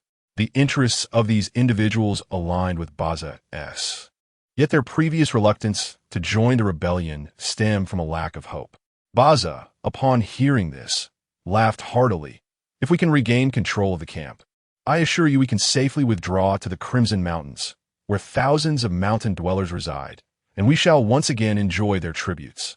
Do you truly believe those villagers, who have scarcely wielded weapons, could triumph over our seasoned warriors after just a few days of training? Are you certain that those individuals will join us in our rebellion? Baza, upon hearing this, cast a fierce glare at his interlocutor. Are you incapable of using your intellect? If you simply instruct your subordinates to accompany us in reclaiming control here, once we retreat to the mountains, we shall indulge in a life of leisure, free from the drudgery of mining or engaging in those futile exercises. Can you truly imagine they would not follow our lead? The skeptical chief, now unnerved by Baza's penetrating gaze, fell silent. Baza's cold eyes swept over the assembly, his chilling stare traversing each face. Do any of you harbor further inquiries? When silence enveloped the group, Baza continued, Our operations must remain confidential this time. Thus, when you communicate with your subordinates, discretion is paramount. For the glory of the Lord of Doran. For the glory of the Lord of Doran. They all exclaimed, raising their fists in unison. Outside the tent, a young man nearly dropped his jaw in astonishment upon hearing these words. The revelation was so shocking that, despite his training as a spy, he was still taken aback. After eavesdropping on their conspiratorial discourse, the young man stealthily made his way back to the guard camp to report to his superior. In the city of Starfall, Aegon awoke groggily from his slumber. After hastily refreshing himself, he proceeded to the main fortress to bid farewell to Alleria. Sir Barry, are you also departing? Outside in the spacious courtyard, Barry Tandelian was already preparing to saddle his black steed. Beside him stood his attendant, the current Count of Starfall, the 10-year-old Edric Dane. Indeed, I have pressing matters awaiting me in Black Harbor, and I must journey to King's Landing to pay an audience with His Majesty. Thus I cannot linger. He replied, I am merely escorting Edric with me.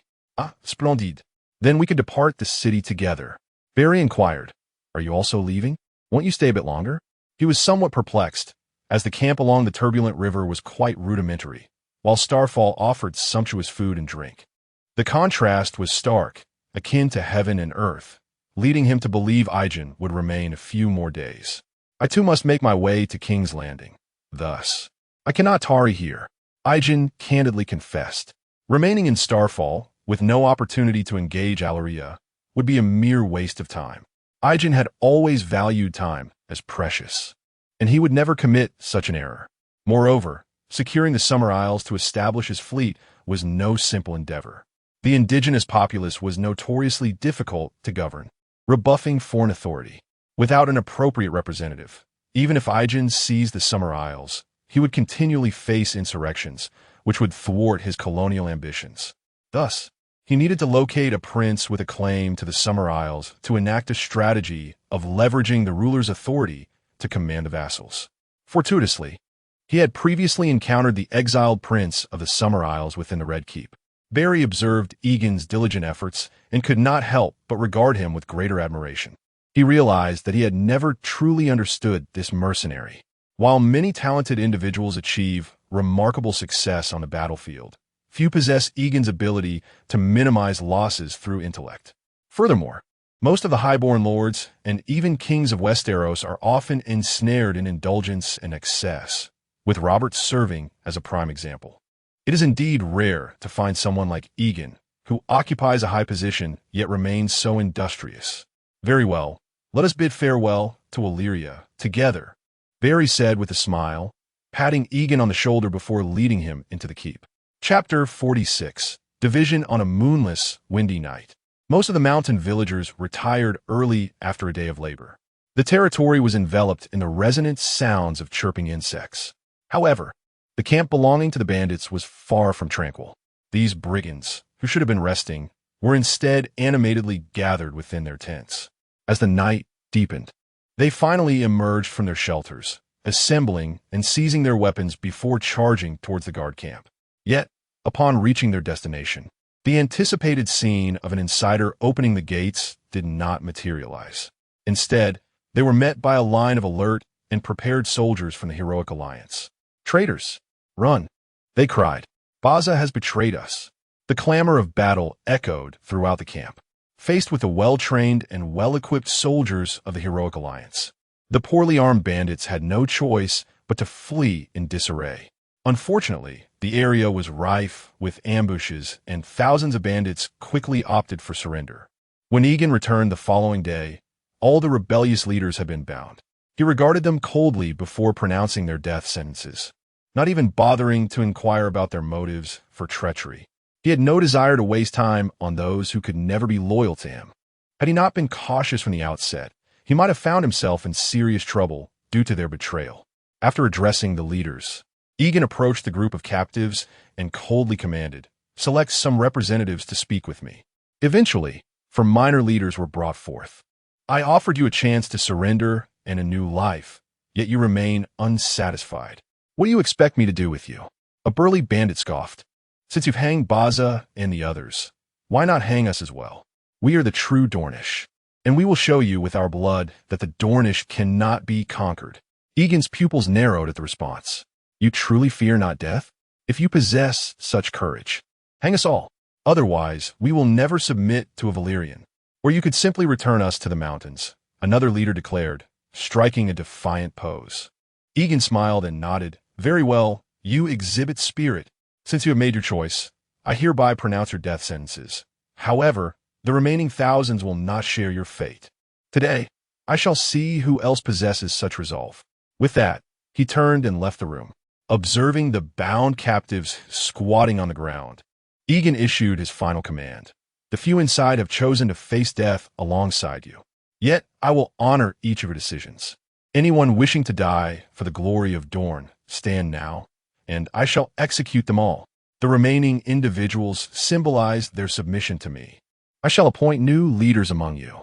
As Yegon's words fell, the captives erupted in chaos. They had never encountered such treatment of prisoners. What kind of logic is it that those who stand are executed while those who kneel are spared? This directly shattered the cohesion of a team that had previously appeared united. These individuals, who were not afraid of death, had merely coerced the majority into silence, allowing their voices to resonate disproportionately.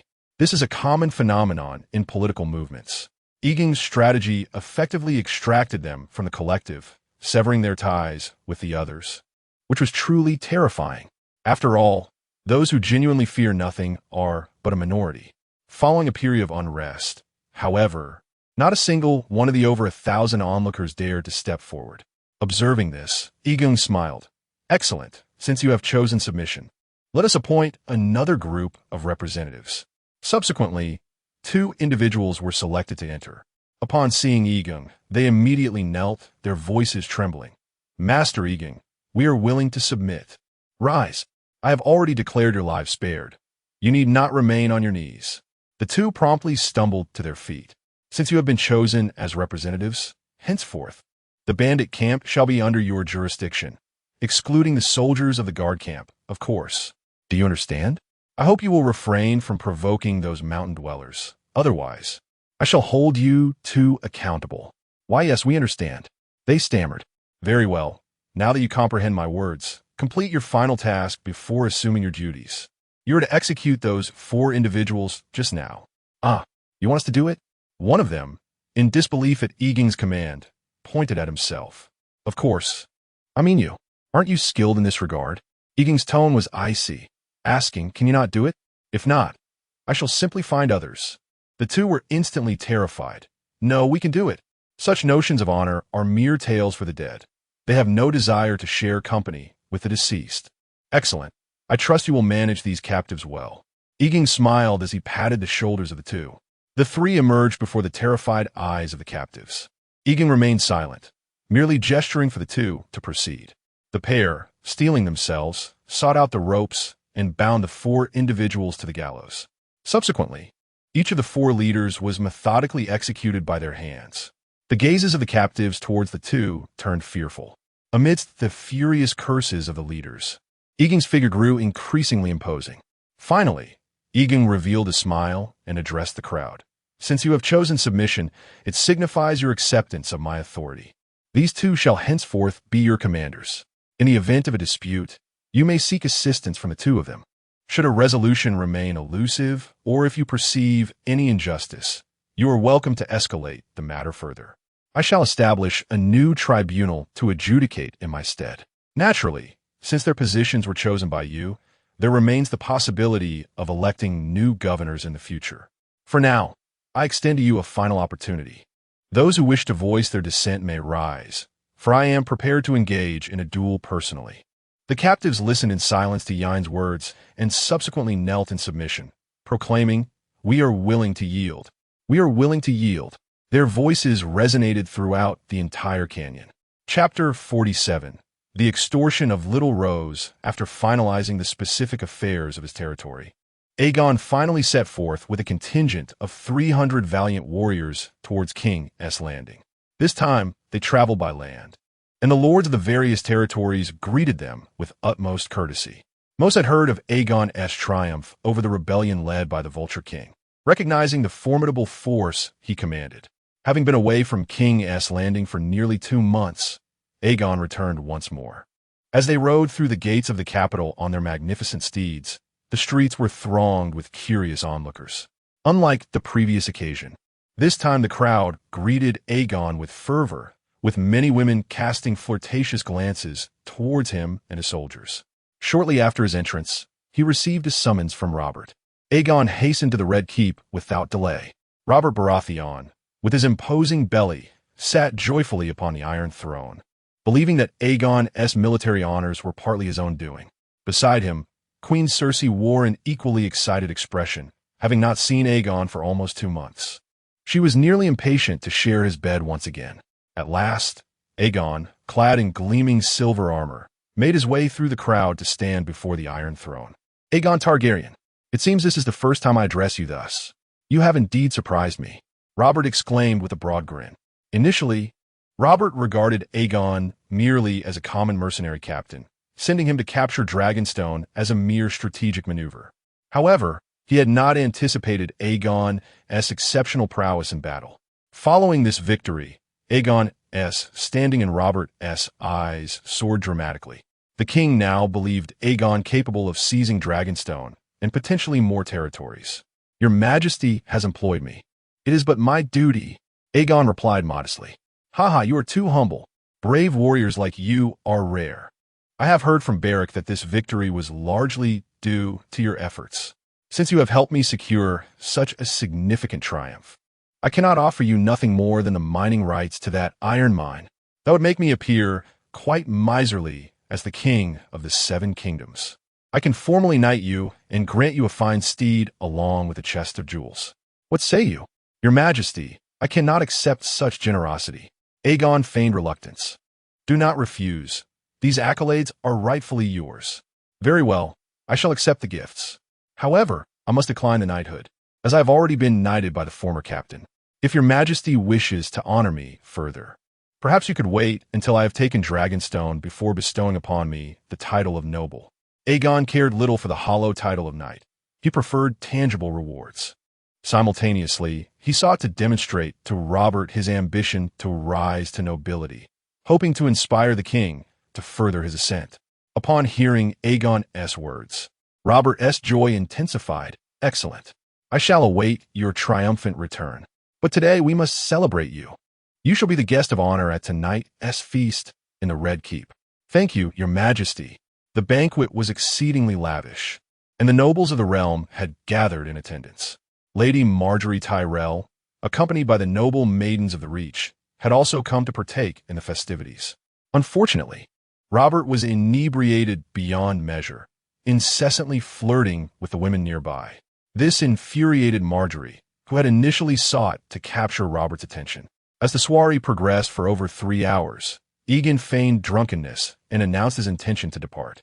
Seizing the opportunity, Marjorie positioned herself in Aegon's path on his way out. Lady Marjorie, what are you doing? Do you intend to accompany me on my return? Aegon teased, playfully addressing the thorny rose. You, Marjorie retorted, her brows furrowing in anger. Who would want to return with you? Then why obstruct my way? Do you wish to flirt with me within the Red Keep? Should you continue with your nonsense, I shall certainly sever your tongue. Seeing that Marjorie was genuinely on the brink of violence, Aegon ceased his frivolous banter and spoke earnestly. I would prefer to keep my tongue, Lady Marjorie. So, do enlighten me as to your purpose in stopping me. You dare to turn the question back on me? Marjorie replied, incredulously. Your forces are nearly withdrawn from the Blood Mountains, yet you still demand our exorbitant wages and provisions for thousands. How can you even ask what I am here for?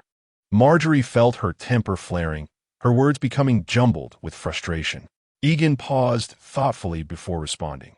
Lady Marjorie, your initial hiring was for our protection of the gold mine, and we have indeed safeguarded it well, have we not? Should you not continue to adhere to our agreement? But you have withdrawn most of your troops, leaving only 1,000. Why then, do you still require provisions for 3,000? Marjorie exclaimed in indignation. Lady Marjorie, we are compelled by necessity. This is to ensure the continued protection of your gold mine. If we do not provide food for these surrendered mountain bandits, they will undoubtedly return to the hills, posing a threat to the Reach once more. I am aiding you at the least possible cost. Aegon's demeanor was sincere, projecting an image of harmlessness. You are merely making excuses. Since they have surrendered to you, it is your responsibility to provide for their needs. That may be so, Aegon interjected, deliberately pausing, but, Lady Marjorie, we are indeed in dire straits. The funds of the Brotherhood are severely lacking. Furthermore, the instigator of this unrest is none other than your Tyrell kin. I believe the Tyrell family owes me recompense. Aegon had no intention of placating someone as excessively self-centered as Marjorie. Such indulgence would only inflate her arrogance. Thus, he resolved to adopt a firm stance from the outset. What do you mean by that? Are you implying that the Tyrell family has rebelled? Marjorie was taken aback, her eyes widening in disbelief at Aegon's audacity to extort her. Certainly not. I am referring to Baelor Targaryen, the individual from your lineage who is destined to be exiled as a night's watchman at the wall. I have received word that he incited a rebellion against King Stannis. Alas, I failed to capture him alive. Baelor Targaryen? Yes, indeed, and it remains a mystery how he managed to escape. Aegon feigned distress, furrowing his brow. Do you imply that the Targaryen family aided in his escape? Marjorie scoffed. Certainly not. I have never harbored doubts regarding the Targaryen family. However, Baelor Targaryen can indeed be considered a member of your esteemed lineage. Therefore, it stands to reason that the Targaryen family ought to offer me some form of reparation. Does it not? You are extorting me. Miss Marjorie, let us refrain from such accusations. This is merely a matter of justice. You would not wish for the news of Baelor Targaryen's rescue and subsequent support of the rebellion to spread, would you? You. Marjorie's face flushed with anger, as she found herself powerless against Aegon. In a fit of fury, she tossed her sleeves and departed. Chapter 48. The usurpation of the Summer Isles. Upon the plush expanse of the bed, Cersei Lannister lay blushing in the embrace of Aegon, the moonlight cascading through the window, illuminating her bare skin with an ethereal glow. You have not written to me in nearly 2 months. Can you fathom how much I long for you? Cersei beamed, her smile reminiscent of an alluring rose. Aegon tenderly caressed her delicate skin, enchanted by her voluptuous form. Indeed, I yearn for you as well. But for the sake of our enduring future, I must temporarily part from you. Cersei raised her head in feigned anger. I cannot perceive how much you miss me. You have not even sent me a single letter. To send you a letter would only arouse Robert's suspicions. Aegon replied with a sense of resignation. Moreover, have I not just demonstrated my longing for you? Cersei's ears flushed a deep crimson, resembling a naive maiden in the throes of first love. After a brief silence, she mused, you must hasten to eliminate Robert. Then we could be forthright in our union. Have I not already expressed that the time is not yet ripe? My forces are not sufficiently formidable. Aegon cautioned. He deemed it essential to communicate with her, lest her reckless impulses lead to Robert's demise. Should Robert be slain now, It was highly probable that power would fall into the hands of Tywin or the two Baratheon brothers, individuals whom Aegon could not control and who might exploit him in return. It would be far more advantageous to allow Robert to retain the throne, using Cersei's position as queen to further his own ambitions. Must I truly wait until you command an army of 100,000 before conquering Westeros? Cersei huffed in dissatisfaction. What do you mean by that? I have recruited 3,000 men in just a few months. Cannot you be a tad more patient?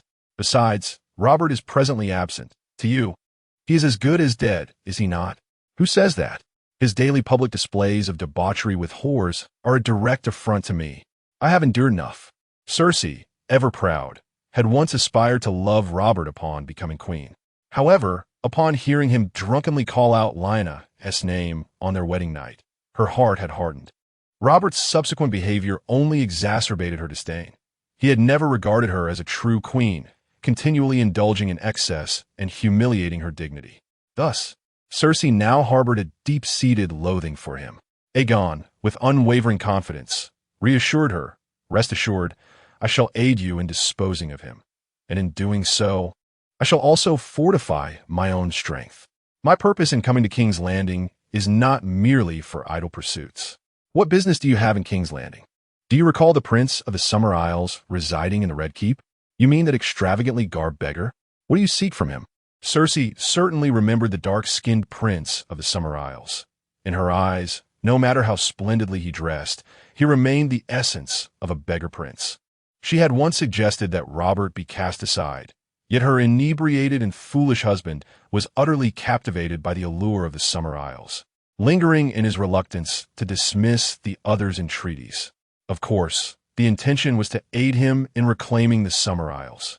You possess the military might to conquer the Summer Isles entirely without the assistance of that beggar. Cersei, however, was disinclined to grant that beggar prince's wish. Aegon, smiling, remarked, "Everyone has their unique purpose. Trust me, my words are far from arbitrary. Just as you, my queen, have your role, I still require your assistance." The following day, Jalaba saw from the veil of flowers in the Summer Isles rose as usual, having completed his breakfast, and proceeded to practice swordsmanship in the courtyard. To his surprise, he found Queen Cersei Lannister standing among the flowers in the courtyard. "Your Majesty," Jalaba greeted her politely in the common tongue. Cersei nodded coolly, maintaining her characteristic demeanor. Jalaba, ever humble, understood that as an exiled prince, he could not afford pride. He dared not offend Queen Cersei, fearful that she might whisper to her husband and have him expelled. At that moment, Aegon approached from behind, and upon spotting him, Cersei's smile broadened. "Your Majesty, here is the month's revenue from the import of spices." Aegon respectfully presented a ledger to Cersei. Their interaction appeared to be merely the conduct of amicable friends, with Jalaba's presence being mere coincidence. "Captain Aegon, there is no need for such formality. You are now a hero of the Seven Kingdoms. His Majesty wishes for you to reclaim the Stepstones. Soon, you shall be the Duke of the Stepstones." Cersei deliberately voiced her prepared remarks in front of Jalaba. "Regardless of my status, Your Majesty, you remain the Queen of the Seven Kingdoms, and my respect for you is unwavering." Jalaba replied, "Well then, if there are no further matters, I shall take my leave. In due time, I will deliver the gold ode to the Queen." Aegon politely concluded, departing without a glance toward Jalaba. After Aegon's exit, Cersei prepared to leave as well, but Jalaba humbly ventured, "Your Majesty, that was indeed the captain who aided His Majesty in quelling the rebellion of the Falcon King, was it not? I have heard tales of his unparalleled valor." "Indeed, Captain Aegon is most courageous." Cersei nodded with a smile, feigning ignorance as she continued, "Does Prince Jalaba wish to make his acquaintance? As a native of the Summer Isles, I certainly admire strength and would love to meet this hero. Alas, at last night's banquet, he was surrounded by ladies of King's Landing, and I had no opportunity. I wonder if he would accept me as a friend? Captain Aegon is quite amiable. He would surely welcome you as a friend. Prince Jalaba, that is splendid news. I can hardly contain my excitement. Your Majesty, I have matters to attend to, so I shall take my leave. I shall return to greet you at a later time." After Gialaba exhibited a lack of courtesy before Cersei for the first time, he turned away and pursued the direction in which Aegon had departed, without waiting for Cersei's acknowledgement. However, once the other party had dashed away, a smile graced Cersei Lannister's lips. "Captain Aegon! Captain Aegon!" A somewhat unfamiliar voice called out as Aegon ambled back, realizing that business had presented itself on a silver platter. He had orchestrated this little performance with Cersei solely to gain leverage over Gialaba, ensuring that he would hold the upper hand when it came time to negotiate terms with him. Chapter 49. Lucrative Rewards. Who are you? Yegon had long been aware of the dark-hued prince from the Summer Isles, yet he still feigned a look of utter astonishment. "Oh, I forgot to introduce myself to Captain Yegon. I am Jalaba Sol, hailing from the Summer Isles. You may call me Jalaba." In his quest for Yegon's assistance, Jalaba exhibited an air of humility and sincerity, which almost made Yegon hesitate to exploit him. However, that thought lingered in Yegon's mind only for a fleeting moment before vanishing entirely. It was all about conquest and killing. Did this fellow truly believe that a display of humility would deter Yegon? Furthermore, who was to say that Jalaba had not been a tyrant back in the Summer Isles? How could Yegon choose not to take advantage of him based solely on his humble demeanor? "What brings you to me?" Seeing Yegon's willingness to engage in conversation, Jalaba felt a surge of excitement, yet he restrained his enthusiasm and continued to speak to Yegon. "Captain Yegon, I have long desired to meet you, the esteemed warrior. Unfortunately, I have never had the opportunity. To speak candidly, I wish to hire you to assist me in battle." "Ah, I see. Please, elaborate on your terms." Upon hearing that his proposition might bear fruit, Jalaba was nearly overwhelmed with joy. After years in the capital, this was the first time he felt that his throne was within reach. "Captain Yegon, allow me to explain. I am the Prince of the Valley of Red Flowers in the Summer Isles, and I seek your help to reclaim my throne. Upon success, I can offer you 100,000 gold dragons." Jalaba believed he had presented an exceedingly generous offer and eagerly awaited Yegon's response. Yegon furrowed his brow. "Prince Jalaba, our mercenary group typically requires a portion of the payment up front. Furthermore, we are unfamiliar with the financial capabilities of the Summer Isles, nor do we know how formidable your enemies may be. This puts me in a difficult position." Jalaba immediately panicked, fearing that Yegon might refuse to assist him, leaving him in uncertainty for an indeterminate period. Thus, he hastily recited the familiar lines he had uttered countless times before. "Captain Yegon, I have heard of your gallantry in battle. Trust me, your army could undoubtedly defeat them. The population of the Valley of Red Flowers is merely 150,000, with at most a few thousand capable warriors, and they rarely possess armored troops. Defeating them should pose no challenge.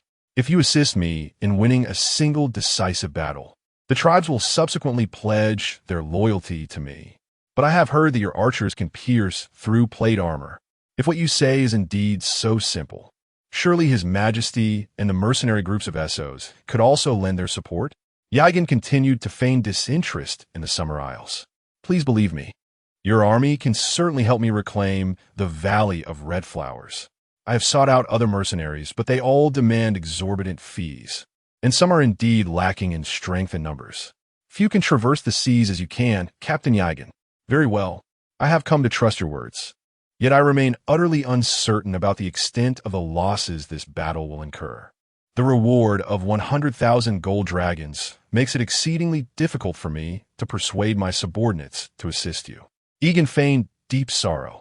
Jalaba understood that these mercenaries were motivated by wealth, but he found himself lacking better alternatives at this moment.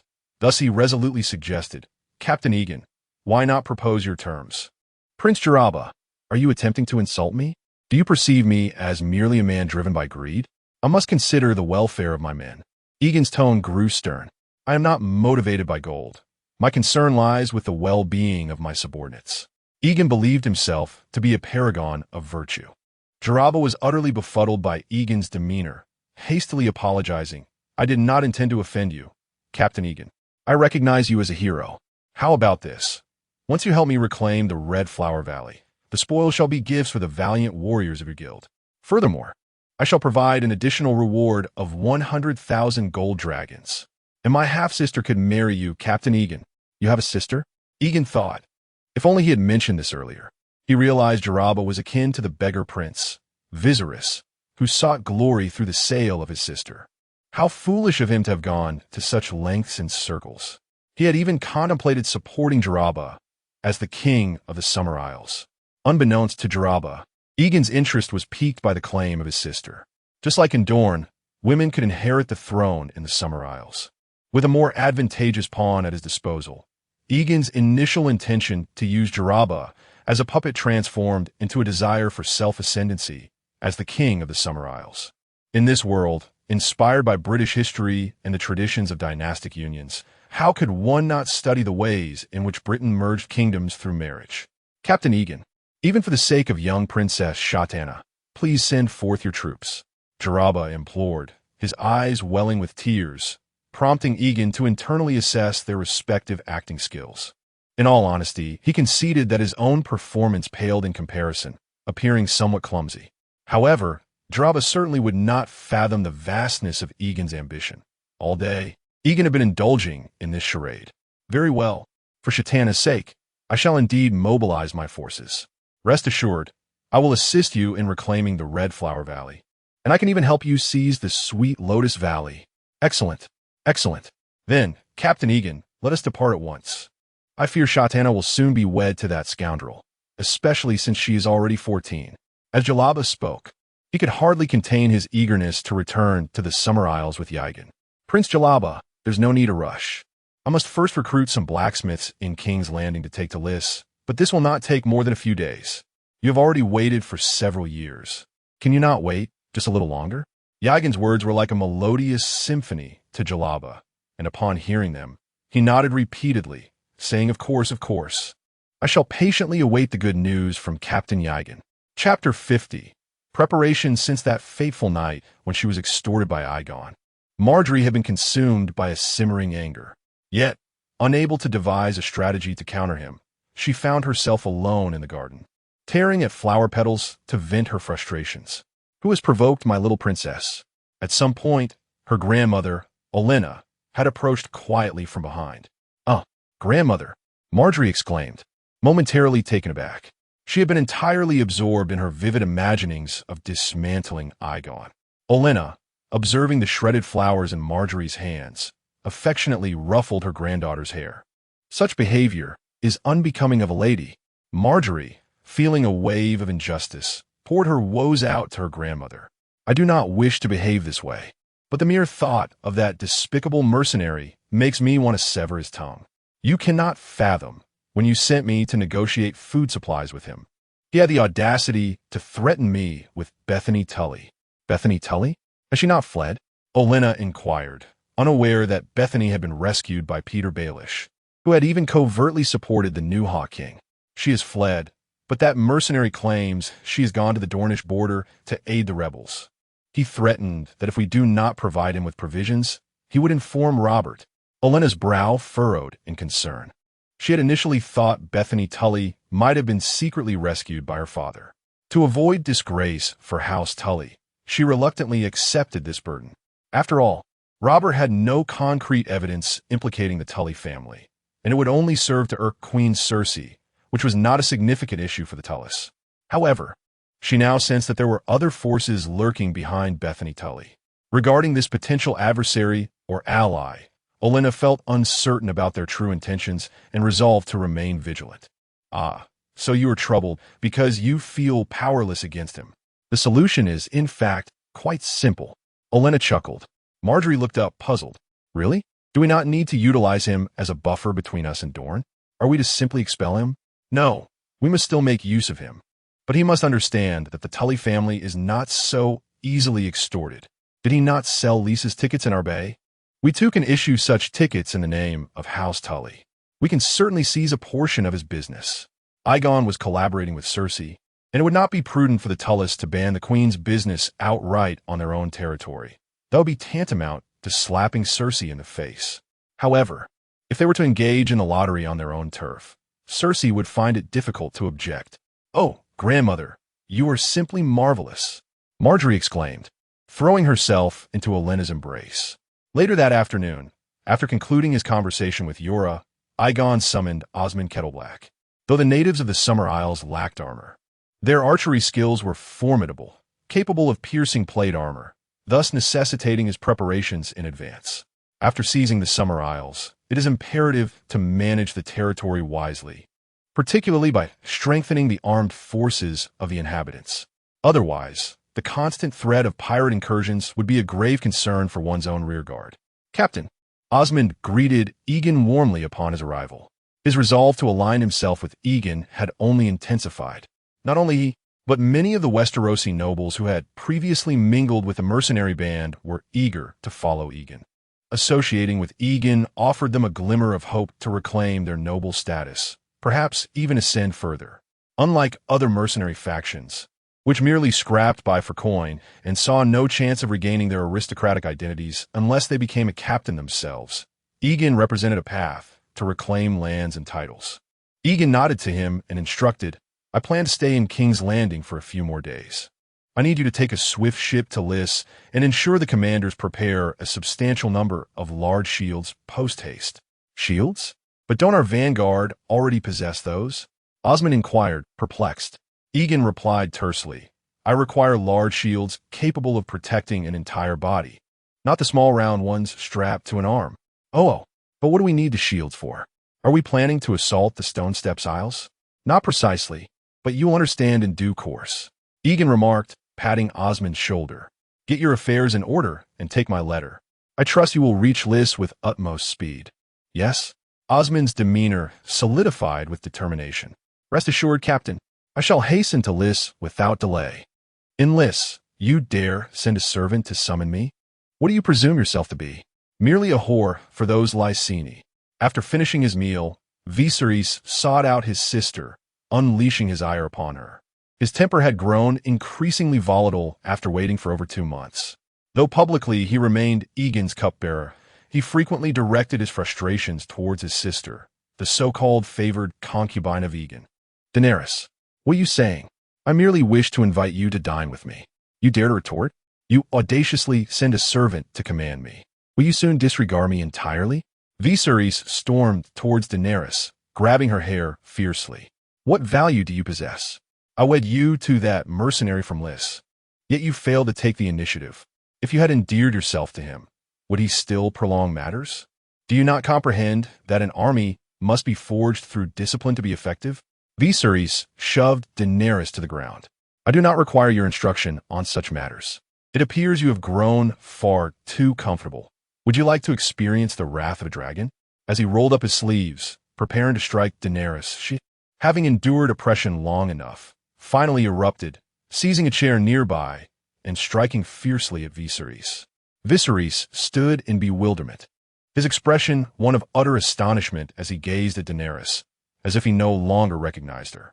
He never anticipated that his seemingly frail sister would one day dare to defy him.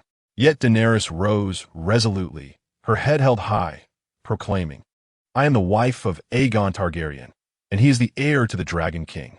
You shall not continue to strike me. Do you know who I am? How dare you treat me in such a manner?"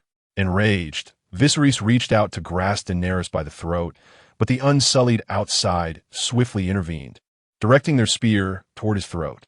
"Do not kill him. Just take him away. Let him reflect on his actions." Daenerys commanded nonchalantly, "You wretched whore, you dare speak to me this way." Viserys continued to curse Daenerys as he was forcibly led away. Chapter 51. The composite shield. It was during his journey back to King's Landing that Aegon learned of the Riverlands' decision to join in the lottery sales. This news did not particularly surprise him, nor did he possess any effective means to address the situation. Ned Stark of the North had advised his people against purchasing his lottery tickets, believing that such endeavors would only further impoverish the northern folk, serving as a form of taxation in disguise. Aegon felt powerless against Ned's stance, for his own profits were intrinsically linked to Cersei's status as queen. Unless Robert were to decree that he alone should monopolize the lottery industry, a highly improbable scenario, Aegon found himself at a loss. Moreover, should Robert ever decide that he no longer required Aegon's services and sought to seize the business for the benefit of House Lannister, Aegon would be equally powerless to intervene. Thus, he could only hope that the allure of honor would outweigh the fleeting lure of the few thousand gold dragons, allowing the inebriated stag to continue his slumber a while longer. Fortunately, the wealthiest realm of the Seven Kingdoms, the Westerlands, had no intention of encroaching upon Aegon's enterprise. Tywin Lannister deemed such business beneath him, lacking even the desire to meddle, thus allowing Aegon to maintain an income exceeding 30,000 gold dragons each month. Captain, the shield has been assembled. The accompanying blacksmith approached the bow of the ship to report to Aegon. Excellent. Bring it forth. At this command, the blacksmith promptly emerged from the cabin, carrying a square shield constructed of iron plates and wooden layers, with a thin layer of bedding in between. The shield weighed several pounds, suitable for a robust young man to wield. Aegon, what have you created? Jalabhar rushed out of the cabin upon hearing the news, just in time to witness Aegon preparing to test the shield's sturdiness. Prince Jalabhar, your timing is impeccable. Would you do me the honor of testing this shield's efficacy? Aegon suggested, beckoning Jalabhar to assist in evaluating the composite shield's resilience. Though he possessed considerable strength, Aegon knew that his bow's draw weight could not rival that of the Golden Heart longbow from the Summer Isles. Furthermore, having Jalabhar wield the longbow would provide a more authentic assessment. Understanding Aegon's intent, Jalabhar promptly retrieved his bow and arrows from the cabin. This longbow, brought with him during his exile, was crafted from Golden Heart wood and strung with sinew, capable of launching arrows twice the distance of those fired from the bows of the Seven Kingdoms. It was a weapon that few could draw effectively. The soldiers secured the completed shield on a stand, piling weights at the base to prevent it from being dislodged by a powerful arrow. Jalabhar positioned himself 10 meters away, focused his breath, and with great effort, pulled the longbow to its full draw before releasing the arrow. Aegon had scarcely prepared himself when the arrow penetrated the iron plate with a sharp sound, subsequently embedding itself into the shield, the tail of the arrow quivering. Filled with excitement, Aegon rushed behind the shield, and upon discovering that the arrow had not pierced through the wooden backing, he could not contain his exhilaration. After being obstructed by fibers, the arrows indeed lost much of their penetrating power. Equipping the frontline soldiers with such weaponry could potentially allow them to seize the Summer Islands with minimal losses. After all, even pirates could raid those lands. My shield formations would utterly dominate the unarmored soldiers of the Summer Islands, wouldn't they? Prince Jalabhar, I foresee that you may request my assistance not only in capturing the Red Flower Valley and the Sweet Lotus Valley. Upon returning to Lys, Aegon promptly instructed his subordinates to assemble the procured shields in this manner, intending to deploy them against the Summer Islands in a few days. However, to his surprise, Viserys, ever the nuisance, arrived. Your Majesty, may I inquire what brings you here? Outside the room were only the unsullied, and Aegon felt no apprehension that Viserys would leak information from their meeting. I've heard you intend to fight for that prince of the Summer Islands? Viserys spoke rather rudely. Yet Aegon remained uncertain whether Daenerys had fully aligned herself with him, so he continued to placate Viserys as usual. Your Majesty, it is only by strengthening my army that I can assist you in reclaiming the throne of the Seven Kingdoms. Otherwise, do you truly believe any lord would dare to secretly ally with you? But during these past 2 months, you have returned from the Seven Kingdoms without a single worthy ally. Your Majesty, I feel it is necessary to remind you that we cannot be certain of these people's loyalty to House Targaryen. Thus, we must exercise utmost caution. Should a traitor leak our plans, your hopes of restoration would be dashed. Viserys attempted to argue, but Aegon maintained his composure. If you believe you can safely find allies, I can discreetly arrange for your return to the Seven Kingdoms. Are you threatening me? No, please do not misconstrue my words. Your Majesty, I merely suggest we tread carefully until the situation is clearer. Viserys huffed in discontent. I hope you will prepare your armies swiftly. I have married my sister to you, yet your promised support has yet to materialize. Aegon smiled. Rest assured, I shall present you with a crown. That is reassuring, Viserys declared before departing, flaunting his pride before Daenerys as she approached. Has my brother lost his temper again? Daenerys timidly inquired upon entering. It's nothing, Dany. I heard he was angry with you, and you stood up to him? Yes, you don't blame me, do you? Daenerys gazed at Aegon with trepidation. Aegon gently ruffled Daenerys' hair, resting her cheek against his chest. Why would I? You are my wife. How could I ever blame you? I will only support your endeavors. Indeed, for the first time, Daenerys felt an overwhelming sense of safety, tightening her embrace around Aegon. Chapter 52. Overwhelming force. The Summer Isles are comprised of over 50 islands of varying sizes, each inhabited by its own residents and monarchs. Yet the majority of the population is concentrated on the three principal islands. The largest of these, Zallar Island, is the ancestral home of Jalaba, where at least 500,000 indigenous people reside. Hence, Yegon has amassed a formidable force for this campaign, even dispatching messengers to summon the garrison from the Crimson Mountains along with over 1,000 Dorne troops, leaving only 500 members of the Mercenary Guild behind. Ultimately, he has assembled a grand army of 5,500 men, marching resolutely towards Zallar Island. As they approach Zallar Island, Jalaba's excitement is palpable, manifesting in his restless vigil at the bow of the ship.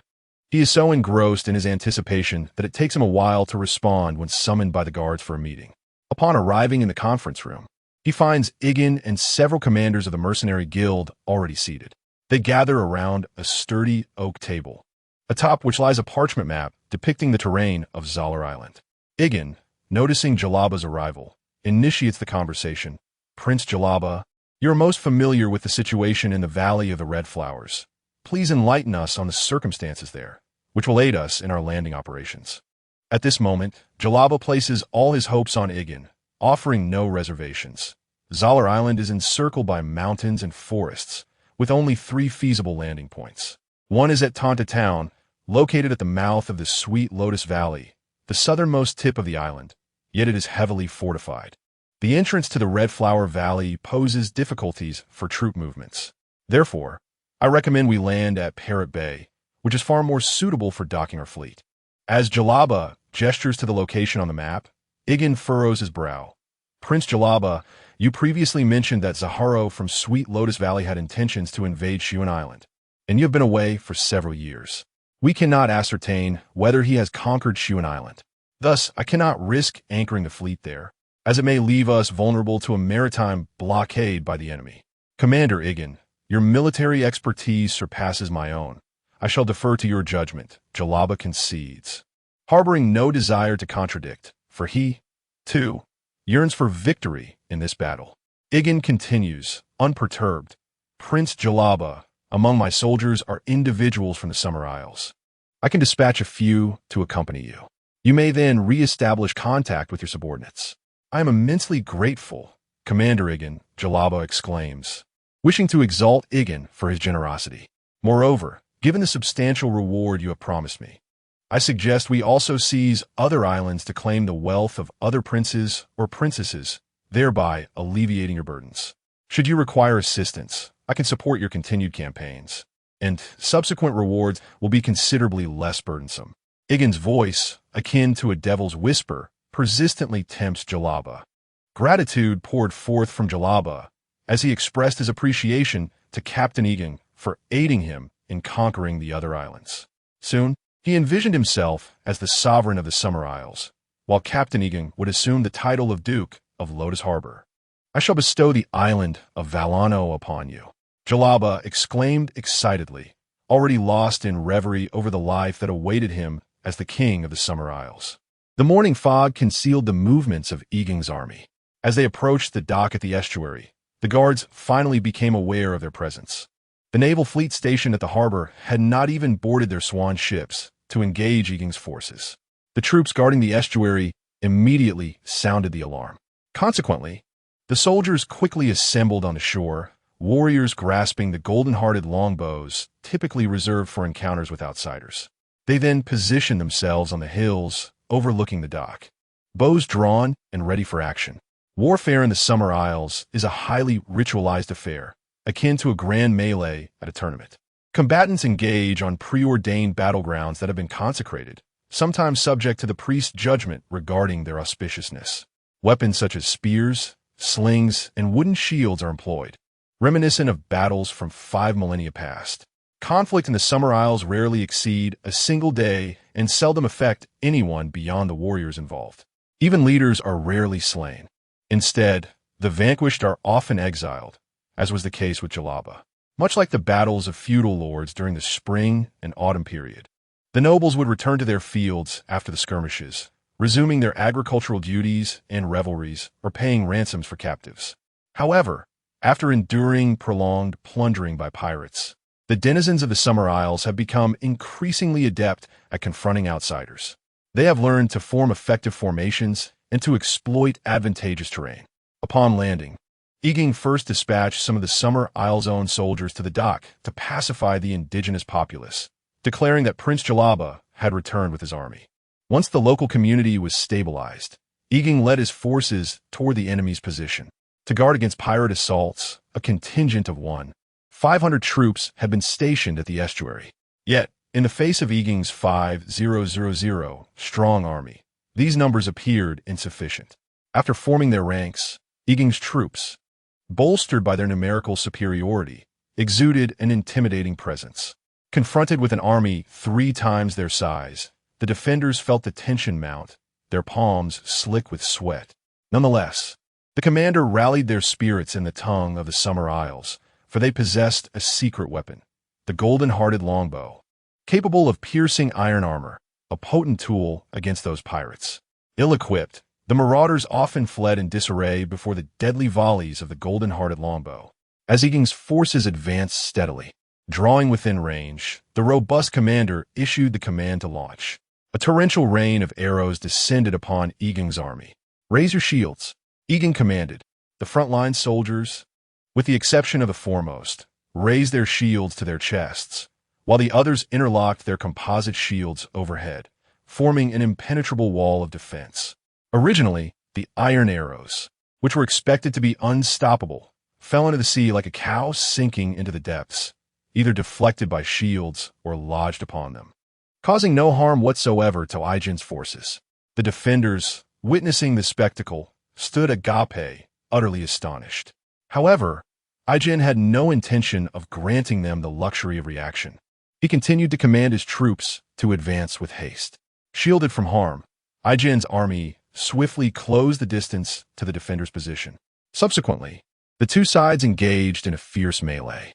The soldiers of the Summer Isles, clad in mere leather armor, found themselves at a disadvantage against the armored warriors of the Knights Brigade, forced to rely solely on their combat skills to strike at the enemy's vulnerabilities. Yet, this did little to alter their grim fate, as the battle quickly devolved into a one-sided massacre. "Prince Jalaba has returned. We are the forces of Prince Jalaba. Lay down your weapons." The soldiers of the Knights Brigade relentlessly undermined the defenders' resolve with cries in the familiar tongue of the Summer Isles. Chapter 53. The meal and the drink the garrison was composed largely of the indigenous people from the Red Flower Valley. Upon learning that the opposing forces belonged to Jalaba, their resolve to resist weakened considerably. For these individuals, aligning with Jalaba or Zaharo held little distinction. Their primary concern was the absence of invasion by foreign entities or pirates. However, the commander, a loyal general from Sweet Lotus Valley, remained steadfast and refused to surrender easily. As the situation threatened to collapse, the commander retreated with his confidants while instructing the soldiers of Sweet Lotus Valley to fight and withdraw simultaneously. Yegon, observing this cowardly flight, felt a surge of anger. The experience he sought was slipping away, and he yearned to savor the thrill of battle at level 70. Nevertheless, the retreat led to a complete rout of the garrison, with the erstwhile soldiers of Red Flower Valley abandoning their weapons in favor of surrender.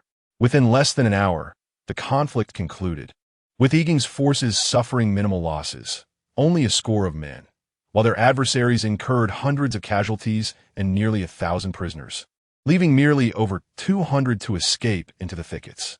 The sun had dispersed the mist, casting gentle rays upon the multitude of corpses. Regardless of their noble or common origins, young or old, all were equally embraced by the light. In this regard, both the sun and death offered the same impartiality. "Captain, let us pursue. These soldiers are utterly spineless," exclaimed Will, who had just led the charge yet felt unsatisfied with his lack of combat. Dicen firmly countered, "No, the army must proceed as planned. We shall not venture into the thicket where we are unfamiliar with the terrain. If we allow them to flee, they will alert Zaharo, and we shall lose the element of surprise. It matters not. I require them to return and inform Zaharo." Will retorted incredulously, "That would only complicate our assault." "You are mistaken. His refusal to confront me directly is the true dilemma." Yegon explained. The Summer Islands were rife with forests, and if the enemy chose to retreat into the woods to wage guerrilla warfare rather than confront Yegon head-on, it would pose a significant challenge. Therefore, Yegon could not reveal his full strength.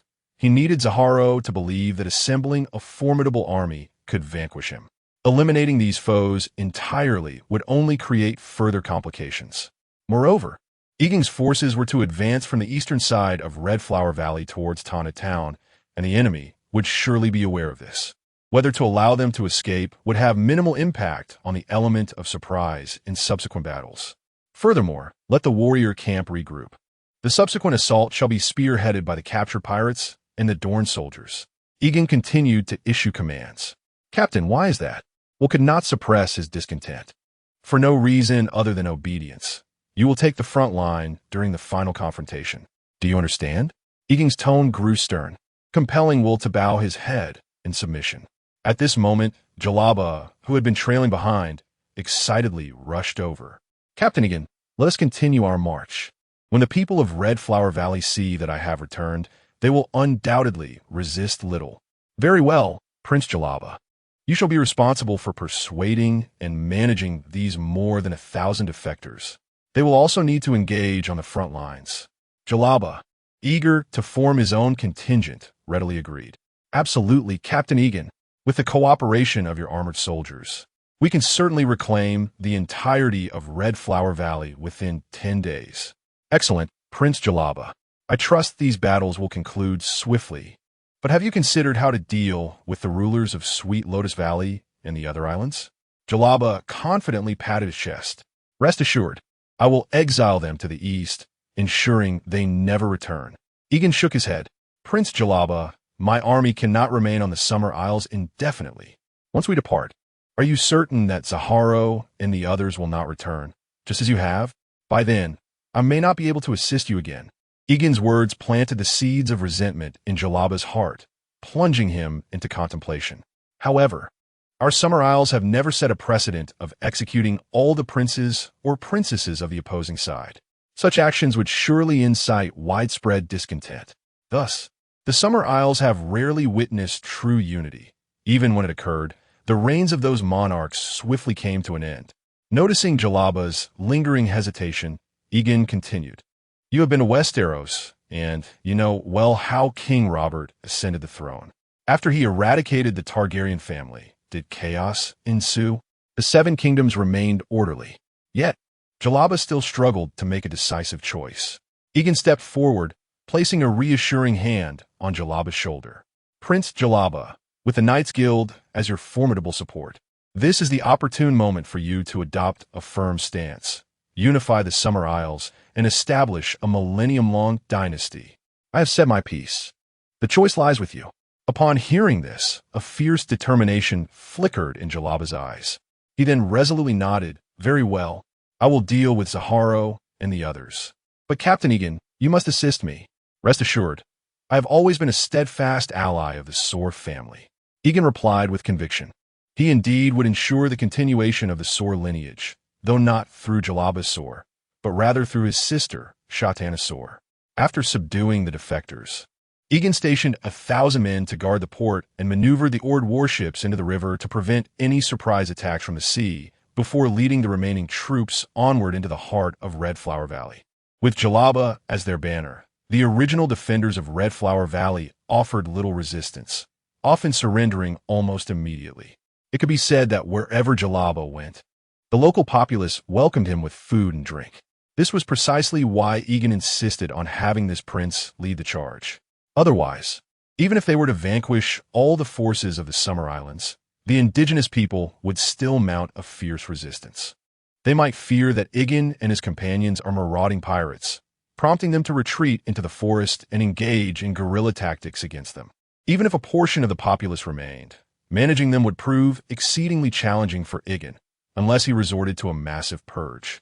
However, Aegon intended to utilize this location as a logistical base, thus he would not pursue such drastic measures. Upon realizing the situation, Zaharo also consolidated the remaining troops at the narrow pass between the Sweet Lotus Valley and the Red Flower Valley, intending to gather sufficient forces there to confront Aegon in a decisive battle. Chapter 54.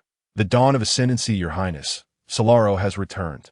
Within the fortress at the pass, Prince Zaharo of the Sweet Lotus Valley, who had been dozing lazily in bed, immediately sat up upon hearing his subordinate's report. He then rose and made his way to the council hall. Inside the hall, Solaro was bound tightly with ropes, kneeling upon the ground. "You scoundrel, Solaro! How dare you return after losing the port?" Zaharo, upon seeing him, raised his foot and delivered a powerful kick, sending Solaro rolling across the floor. Grimacing in pain, Solaro managed to prop himself up and pleaded, "Your Highness, it is not that I fear death.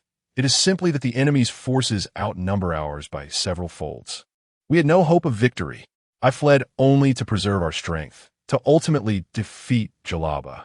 Aware that his life now rested entirely in Zaharo's hands, Solaro bowed repeatedly, begging for mercy.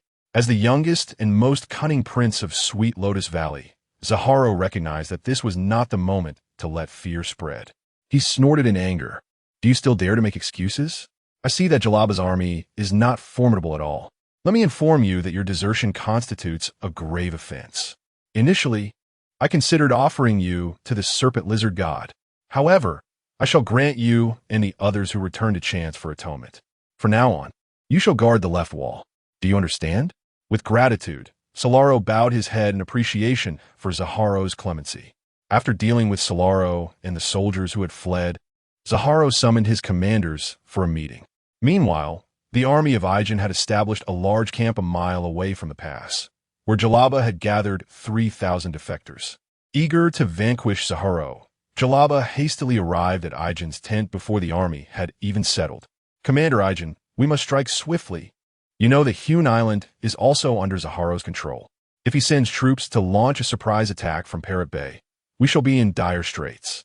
That cunning fiend previously dispatched a unit from there to flank me, which led to the collapse of my forces." Jalaba exclaimed furiously. "Oh, so this is how Prince Jalaba fell at his hands? It seems Zaharo truly is devious and despicable." Aegon echoed in agreement. While such tactics were commonplace in other realms, they were rarely employed in the warfare of the Midsummer Isles. Typically, both sides would agree upon a battleground and engage in combat, which would usually conclude within a day. Yet Zaharo evidently adhered to no such rules. Indeed, he is a treacherous and despicable man. "Commander Aegon, you must exercise utmost caution. I will remain vigilant." Aegon nodded, then inquired, "By the way, I heard you found your sister, Princess Shatana?" "Indeed. Zaharo intends to wed her in the palace of the Red Flower Valley once she comes of age. The day before yesterday, his subordinates attempted to escort her away, but she managed to escape. I had initially hoped to share this delightful news with you after we defeated Zaharo, yet it appears that you, Yegon, were already aware. I shall summon her at once." Jalaba, without a hint of remorse, was ready to trade his half-sister. He understood that his greatest ally lay within Aegon's army, and to compel Aegon to continue fighting for him, he needed to offer him some sweet incentive. After all, despite reclaiming the Red Flower Valley, Aegon's forces had not reaped any benefits thus far. Half an hour later, Aegon met Jalaba's sister. Unlike Jalaba's light brown skin, Shatana possessed a wheat-colored complexion, retaining the characteristics of the Summer Isles people, appearing remarkably firm and statuesque. "Commander Aegon, this is my sister Shatana." Jalaba shamelessly drew closer the connection with Shatana, entirely forgetting how he had once looked down upon her. "Shatana, this is your future husband. He is a descendant of the Valyrian Dragon Kings. Do greet him." Jalaba, noticing Shatana's bewildered stance, felt a surge of frustration. "Prince Jalaba, Princess Shatana may simply be a bit startled. Please do not frighten her."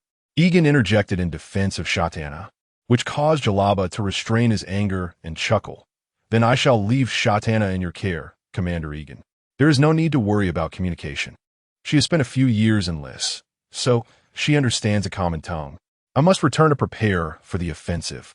With that, Jalaba swiftly departed, effectively selling Shatana to Yegon.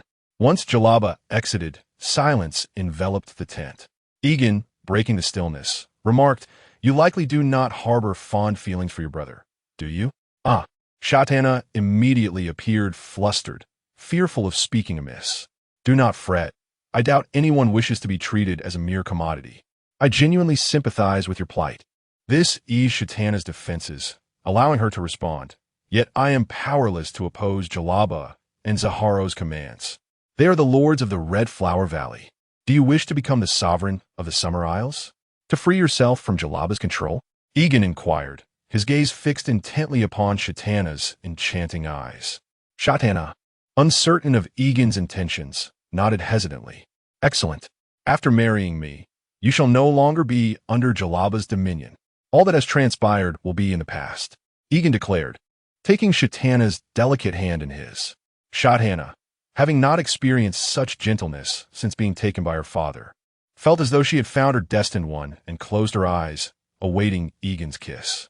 Yegon leaned down to press his lips against Shatana's soft mouth, then carried her into the bedroom at the back. Though still in her youth, Shatana had already undergone the education of the priestesses from the Valley of Red Flowers, allowing her to effortlessly synchronize with Yegon even on their first encounter. After exchanging a moment of mutual solace, Shatana contentedly collapsed against Yegon, who gently caressed her smooth skin. Shatana bore a resemblance to her sisters, Iri and Lily, both of whom were of mixed heritage, prompting Yegon to draw comparisons in his mind. Compared to the two sisters, Shatana possessed a more voluptuous figure, yet he found the tall stature of his sisters equally appealing.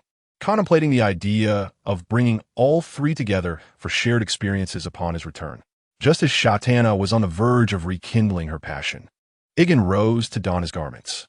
Noticing the confusion in Shatana's gaze, he clarified, "Someone may enter shortly. Let us defer this until nightfall." Shatana shyly nodded in agreement. Although she was born in Liss, the cultural influences of the Summer Isles over the past few years had led her to perceive little impropriety in being inside the tent during daylight. Nevertheless, respecting Yegon's wishes to halt their activities, she refrained from further protest. Meanwhile, as Yegon suggested that Shatana rest within, a messenger from Zaharo arrived at his camp. Chapter 55. The eve of the final battle, the emissary from Zaharo was a slender young priestess clad in feathered robes. Typically, her role involved adjudicating the suitability of the battlefield for both warring factions. Accompanying her was a female slave, purchased from the Free City-State to serve as a translator. Whenever the priestess struggled with the common tongue, she would resort to the language of the Summer Isles, allowing the slave to convey her words. Upon taking her seat, the priestess initiated the dialogue. "Esteemed King Valeria of the Dragons, you ought not to intervene in the conflict between our two peoples. Should you choose to withdraw, Prince Zaharo is prepared to offer a substantial gift." Yegon did not respond directly. Instead, he countered, "Yet your conflict should not permit treachery. Can Zaharo's ambush against Jalaba go unaddressed? Or is your judgment solely directed at Prince Jalaba?" Momentarily taken aback, the priestess paused before she spoke again. "We shall reassess that contest. The forces from Sweet Lotus Valley will completely withdraw from Red Flower Valley. This pass, which rightfully belongs to Red Flower Valley, will be returned to Prince Jalaba. How does that sound? I find this proposal unacceptable." Yegon flatly rejected her suggestion. Even if Zaharo desired to cease hostilities, Yegon would not grant him such satisfaction. Had he journeyed such a great distance merely to see the front lines restored to their former state? That would be tantamount to becoming a mere pawn in their game. How could they expect such leniency after having breached the rules, only to seek a return to order when they found themselves at a disadvantage? If they wished for our forces to retreat, then, by the principles of fairness, Zaharo should also be expelled for several years, and the commanders of Red Flower Valley should seize the palaces of Sweet Lotus Valley. That would be true equity. Prince Zaharo would undoubtedly reject your proposal. I am well aware he would refuse. Otherwise, why would I bring my army?" Yegon scoffed. The priestess regarded Aegon with a deep, contemplative gaze before reluctantly stating, "Since you are unwilling to accept this arrangement, I can designate a venue for a direct confrontation between Zaharo's forces and Jalaba's. This would minimize casualties for both parties, ensuring your army remains unscathed, while also yielding you a considerable commission. What do you think? I find it unappealing." Aegon vehemently shook his head.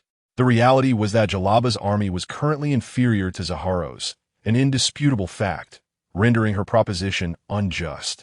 Frustration mounting with each rejected suggestion. The priestess could barely contain her ire. "I shall require both parties to field an equal number of soldiers. Would that not be fair?" Aegon remained resolute, shaking his head once more. "The overall quality of Zaharo's forces surpasses that of Jalaba's. If we proceed in this manner, Jalaba is bound to suffer defeat. What is it that you truly desire? Do you truly believe your army is invincible?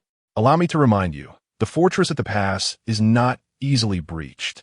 The priestess, having never encountered such obstinacy in Aegon, found her previously calm demeanor fraying under the weight of her mounting anger. "Esteemed priestess, it seems you ought not to be working for the Valley of Sweet Lotus or the Valley of Red Flowers, correct? How can you exhibit such bias towards Zaharo? Who stated that? I merely wish to prevent outsiders from interfering in the affairs of the Summer Islands." "I see." Aegon nodded in a manner that suggested partial understanding. "So may I inquire as to the rationale behind this? What other reason could there be? Allowing foreign entities to meddle in the matters of the Summer Islands would lead to dire consequences, disrupting the customs established over countless generations. Yet Zaharo has also violated these customs. You." The priestess was rendered speechless by Aegon's childlike behavior. At this moment, Aegon proactively remarked, "Perhaps you should first attempt to persuade Zaharo. That should prove simpler than convincing us." "I shall," the priestess declared with a fierce tone before hastily departing for Jalaba's encampment with her handmaiden. Aegon, upon noticing this, did not intervene. He harbored no concerns that Jalaba would simply relent. Jalaba's inner thirst for power and his ire towards Zaharo had been thoroughly stirred by Aegon. Given the fortuitous opportunity to fulfill his desires, how could he be easily swayed by a mere priestess? After the priestess's departure, Aegon summoned Weir and several other camp leaders. "Commander, are we to launch an attack?" The battle-hungry Weir exclaimed, brimming with excitement. He had been nearly suffocating in anticipation, awaiting Aegon's command to lead the charge. "Indeed, an assault is imminent," Aegon affirmed with a nod. "Ha, I knew it. Rest assured, Commander. I shall seize this pass within a day." Weir confidently thumped his chest, assuring Aegon, "No, I am not instructing you to assault the pass. Rather, I am directing you to embark by ship from Parrot Bay to strike at Tana Town, then to encircle Zaharo's forces from two fronts." Weir was taken aback by Aegon's strategy, his expression reflecting disbelief. "Commander, we could secure the pass in a day or two. Why take the long route? It would take at least 5 or 6 additional days to approach from Tana Town. This method of attack minimizes our losses. The two fortifications of the pass are formidable strongholds built over centuries by both sides. A direct assault would undoubtedly incur casualties. Furthermore, we must contend with other armies on the Summer Islands. Thus, we cannot afford significant losses. Do you understand?" Although it was somewhat reckless, he grasped Aegon's plan and nodded earnestly. "Your valiant battalion, along with the 3rd and 4th regiments, shall set forth under the cover of night. Only 1,000 soldiers need remain at the camp to tend to the cooking." "Understood, Commander." The group responded in unison. "Excellent. Now return to your preparations." While Aegon was mobilizing the troops, he also made a point to personally head to Jalaba's main camp, continuing to follow the priestess, Joshien. Jalaba persistently urged Aegon's forces to strike, yet Aegon did not acquiesce. For several consecutive days, both sides coexisted in a state of uneasy tranquility. However, as Zaharo was tirelessly mobilizing troops towards the pass, news of the fall of Tantu Town reached them. Subsequently, reports emerged of a remarkable contingent advancing rapidly towards the pass. 7 days later, the armies encircled Zaharo's forces within the two fortresses at the pass. At this moment, the initiative on the battlefield had shifted to the side of Yegon. Yegon harbored no fear of a surprise attack from the enemy forces stationed on Ruin Island against those in Weir, and in fact, he anticipated any offensive from the adversary. The chivalric band, clad in iron armor, was unafraid of engaging in a decisive battle. Their true concern lay in the possibility of the enemy cowering within their fortifications. Chapter 56, Slaughter Commander Yegon. It appears you possess a solution. I estimate that Zahalo will soon be compelled to surrender. After the Raven intercepted the news from the Valley of Sweet Lotus, Jalaba felt victory was within his grasp. Do you genuinely believe the adversary will capitulate? I must remind you that our encirclement merely forces them to confront us in battle. Yegon began to doubt whether Jalaba was feigning ignorance before him. After all, he still commanded an army of 8,000. Furthermore, neither side intends to launch a full-scale assault on the other. Are you certain he will not opt for a direct offensive? The smile on Jalaba's face faltered. The victories he had accumulated had nearly allowed him to forget how he had once been defeated by Zahalo. He regarded these triumphs as his own glory, completely overlooking that it was Yegon's armored soldiers who had paved the way for such success. Are you suggesting he will inevitably choose to attack? Certainly. I believe no one would readily accept defeat, especially considering that being vanquished merely leads to exile, does it not? In the civil war of the Summer Isles, defeated princes or princesses are spared death and punishment, which ultimately safeguards their lives. However, this also emboldens the restless princes and princesses. After all, if losing does not equate to death, why not take a risk? Jalaba grasped Yegon's implication and quickly responded. Are you saying he will seek an opportunity to assault my camp? As long as Zahalo holds any affection for his palace, he will undoubtedly act. And should he defeat you once more, this war would reach its conclusion. Perhaps Zahalo might even offer us a substantial sum to ensure our departure. Jalaba's expression darkened, and he urgently pleaded. Commander Yegon, you must assist me. You managed to quietly seize Tantu town, so surely you have redirected the forces stationed at the port? I can offer you an additional 50,000 golden dragons as a reward, and, the young maidens of the Red Flower Valley are eager to share your bed. If I am defeated again, they will have no way to serve you. Prince Jalaba, I am not a deity. I cannot conjure troops for you. The garrison must protect the ships. Yegon's words doused Jalaba's spirits with cold water, visibly dampening his enthusiasm. However, do not lose heart, Prince Jalaba. I still have 1,000 men at my disposal. You have witnessed the prowess of the armored soldiers. Trust me, with this 1,000 strong, even if Zahalo attacks, we can prevail against him. I only spoke earlier to heighten your vigilance. Jalaba's emotions soared like a roller coaster upon hearing Yegon's assurances. He quickly regained his composure. Commander Yegon, rest assured, I shall return to prepare our forces. Once we defeat Zahalo, the conditions I have promised will remain unchanged. As night fell, the darkness enveloped the land, devoid of stars and moonlight. The cold, damp wind swept in from the sea, causing the night watch soldiers to rub their bodies in a futile attempt to warm themselves. Suddenly, the heavy sound of a horn shattered the tranquility. The army of Zaharo launched an attack from several hundred meters outside the encampment of Jalaba, their arms adorned with green cloth to distinguish friend from foe. The ground seemed to tremble, awakening the slumbering creatures of the night. The carnage swiftly unfolded beyond the camp, as a torrential rain of arrows descended upon Jalaba's stronghold. Some soldiers, emerging from the tents, were instantly pierced like hedgehogs.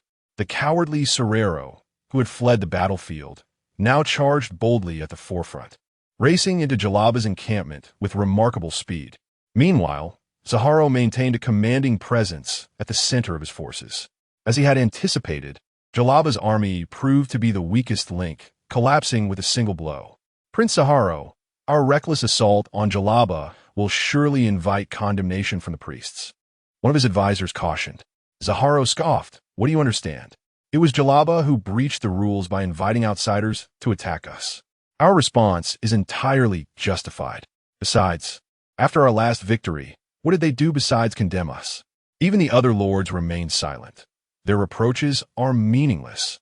Zaharo harbored a deep disdain for such decaying regulations, viewing them as contrivances of the aristocracy, designed to secure an advantage in battle even for those lacking intellect. He held Jalaba in contempt and had never considered adhering to such foolish customs. His attendants, hearing his words, dared not speak further, instead praying that the mercenaries would accept their rewards and depart after Jalaba's defeat. Upon reaching Jalaba's golden tent, Serero was taken aback. He had encountered little resistance along the way, and now found the tent astonishingly empty. Realizing he had been deceived, he attempted to retreat with his vanguard. However, a deluge of arrows rained down from behind the tents, scattering Serero's forces in disarray. "Retreat quickly!" he shouted desperately to the surrounding soldiers. The scene devolved into chaos. As Jalaba's army pursued relentlessly from behind, Serero could only direct his troops to fight and withdraw simultaneously. Something seemed to miss ahead. Zaharo and his attendants, stationed at the periphery, perceived the anomaly, and Zaharo's expression darkened. The fool Jalaba had resorted to strategy. Yet today, no amount of cunning would avail him. Our numbers far surpass theirs. If we eliminate him, this battle will come to a swift conclusion. Those who remain, follow me, Zaharo commanded coolly, leading the rear guard into the fray. Both sides donned leather armor and wielded spears, resulting in a particularly brutal and intense clash. However, the scales of victory clearly tipped in Zaharo's favor, given the current circumstances. His forces, bolstered by a twofold numerical advantage over Jalaba, were destined to triumph in battle. As the fierce battle raged on, a heavy horn sound reverberated through the air. Thousands of armored soldiers launched an assault from the right flank of Zaharo, swiftly overwhelming his forces. With the arrival of Yegon, the balance of war abruptly shifted. The spear-wielding denizens of the Summer Islands struggled to inflict harm upon the mercenaries clad in iron armor, while the only weapon capable of dealing damage, the Golden Heart longbow, was thwarted by shields. In no time, a carpet of corpses lay before them, marking a one-sided massacre. "Surrender, and you shall not be harmed. Surrender, and you shall not be harmed." The mercenaries of the Night Brigade shouted in the prepared language of the Summer Islands. Subsequently, some desperate soldiers were the first to discard their weapons. Fear spread like a plague, rapidly infecting the surrounding troops, and Zaharo's forces soon relinquished their resistance. Eventually, Zaharo was captured, yet he remained fiercely defiant. "Prince Jalaba, the choice of his fate now lies with you." Yegon entrusted this decision to Jalaba, confident that he would not easily forsake the honor and power of the king of the Summer Islands. Jalaba turned to Zaharo, his expression devoid of emotion. "What do you intend to do?" Zaharo, sensing the coldness in Jalaba's gaze, was immediately gripped by fear and began to scream frantically. "You have no right to harm me." Before he could finish, Jalaba's dagger slit Zaharo's throat. Scalding blood gushed forth from the wound, and Zaharo's eyes widened in shock. He could not comprehend why the typically steadfast Jalaba had chosen to kill him without hesitation. Chapter 57. Seeds of Hatred. "You wretched scoundrel, Jalaba, Prince Zaharo has already surrendered, and yet you have the audacity to slay him." As the sight of their leader's demise unfolded, the bound Seralo struggled furiously against his restraints. The other soldiers of Sweet Lotus Valley, who had also laid down their arms, expressed their righteous indignation at Jalaba's flagrant disregard for the rules. Meanwhile, Yang stood aside, a mere spectator, watching the scene unfold with a chilling indifference. The seeds of hatred had been sown, and it was only a matter of time before they would consume Jalaba, marking the moment when he would truly lose control over the Summer Isles. Jalaba coldly turned his head, declaring, "It was Zaharo who first breached the rules. I merely return his cruelty in kind. If any of you wish to avenge Zaharo, now is the time to step forward. I shall send you to meet him." His brutal methods instilled fear in a portion of the soldiers from Sweet Lotus Valley. Yet Seralo, undeterred, defiantly rose to his feet. "Even if you manage to slay Prince Zaharo today, or take my life, the gods will not protect you, you coward. They will surely cast you down from your throne." Jalaba, enraged beyond measure, seized the spear and plunged it mercilessly into Seralo's neck. Who else dares to follow Prince Zaharo? The ranks below fell silent, paralyzed by fear, no one daring to speak in Zaharo's defense. After casting a cold glance over the crowd, Jalaba commanded that they be taken away.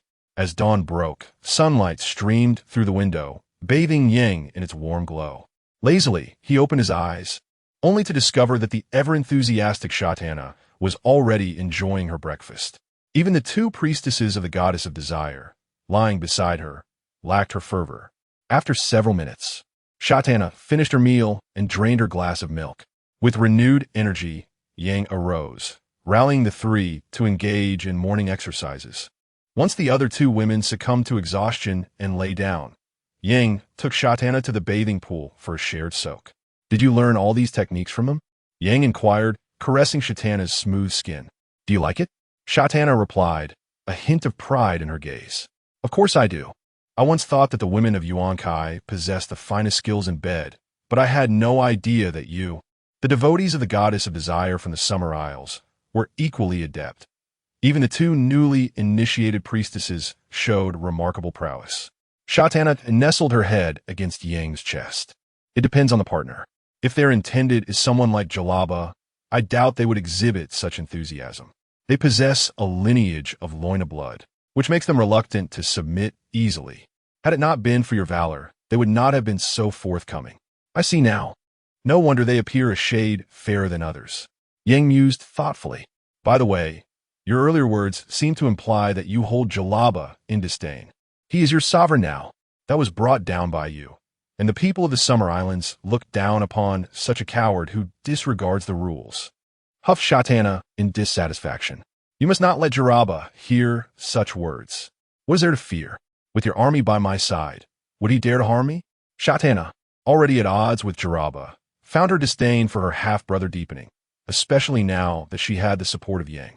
Yang pinched Shatana's nose and remarked, "Indeed, Shatana, you surpass my expectations. Surely, you would be more suited to be the queen of the Summer Islands." "Oh, can I really?" Shatana gasped in astonishment upon hearing this. Yang nodded solemnly. "As long as you desire it, you are my wife, and my great army shall fight for you. However, the time is not yet ripe." "Are you certain it is not the time?" Shatana cast a flirtatious glance at Yang, then perched herself upon him, seeing the triumphant gleam in her eyes. Yang resolved to demonstrate his prowess. After sowing seeds in the fertile lands, Yang donned his attire, assisted by two resting priestesses, and made his way to Jaraba's palace. Once Yang departed, the two priestesses began to cleanse Shatana's body. "Prince Yang is truly remarkable. He is still full of vigor from last night." One priestess jested. "You should know, he left me in quite a state," Shatana replied with a hint of indignation. The two women merely giggled beside her. "By the way, what do you think of Prince Yang?" Though young, Shatana was no fool.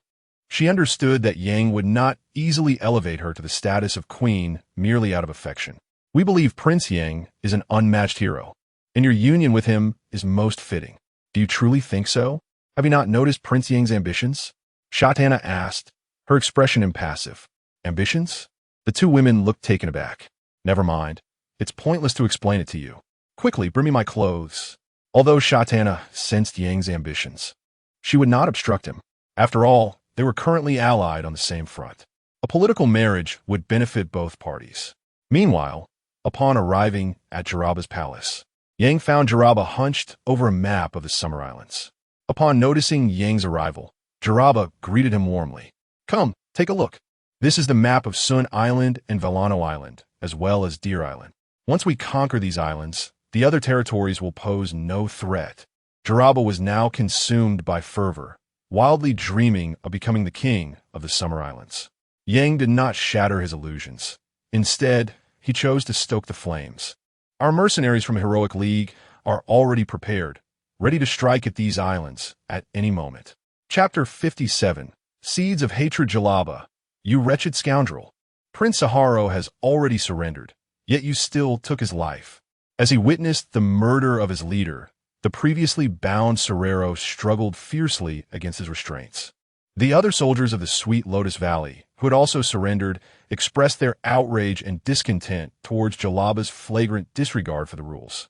Standing aloof, Yegon observed the unfolding events with a detached indifference. The seeds of animosity had been sown, and they would eventually rise to engulf Jalaba when the opportune moment arose. That would also mark the true occasion for him to seize control of the Midsummer Isles. Jalaba coldly turned his head and retorted, "It was Saharo who first violated the rules. My actions are merely a tit for tat. If any of you wish to avenge Saharo, step forward now, and I shall send him to meet his prince." Jalaba's brutal methods instilled fear in some of the sweet Lotus Valley soldiers. Nevertheless, Serero defiantly stood tall. "Even if you manage to slay Prince Saharo today, or even me, the gods will not shield a coward like you. They will surely cast you down from your throne." Enraged, Jalaba seized a long spear and plunged it into Serero's neck. Who else dares to follow Prince Saharo? The troops below fell silent, too fearful to speak up for Saharo any longer. After casting a chilling glance over the soldiers, Jalaba commanded that they be taken away. In the early morning, sunlight streamed through the window, bathing Yegon in its warmth. Groggily, he opened his eyes, while Shatana was already reveling in her verbal sparring. After several minutes, Shatana finally finished her breakfast of milk.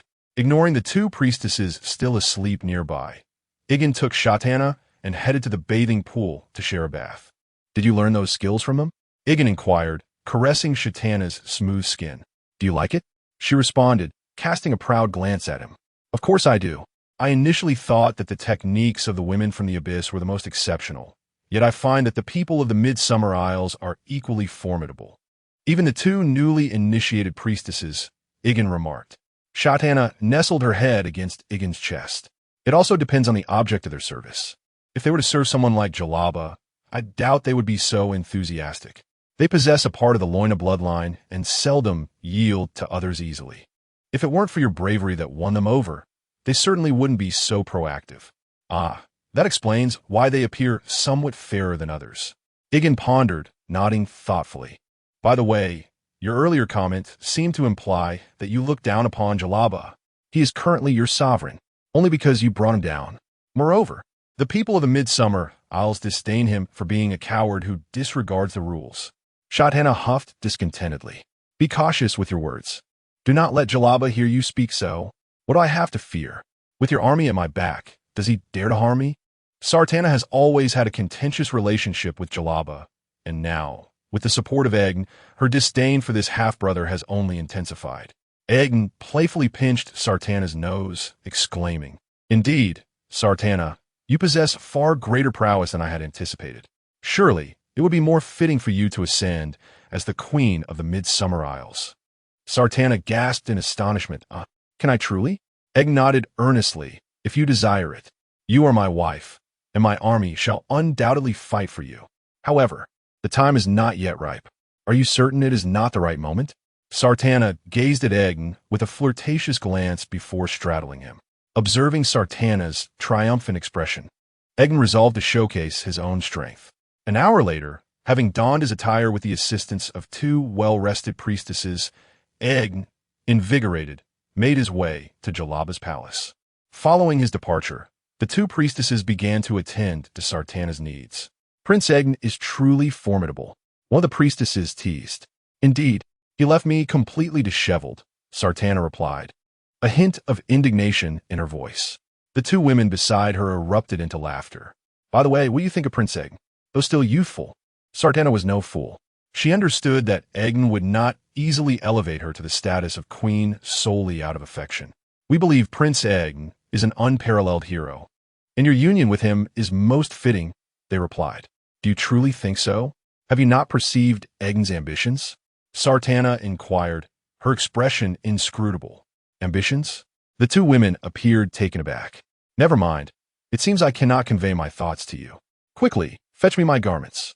Although Sartana had sensed Aegon's ambitions, she would not seek to obstruct him. After all, they were currently aligned on the same battlefield. A political marriage would benefit both parties.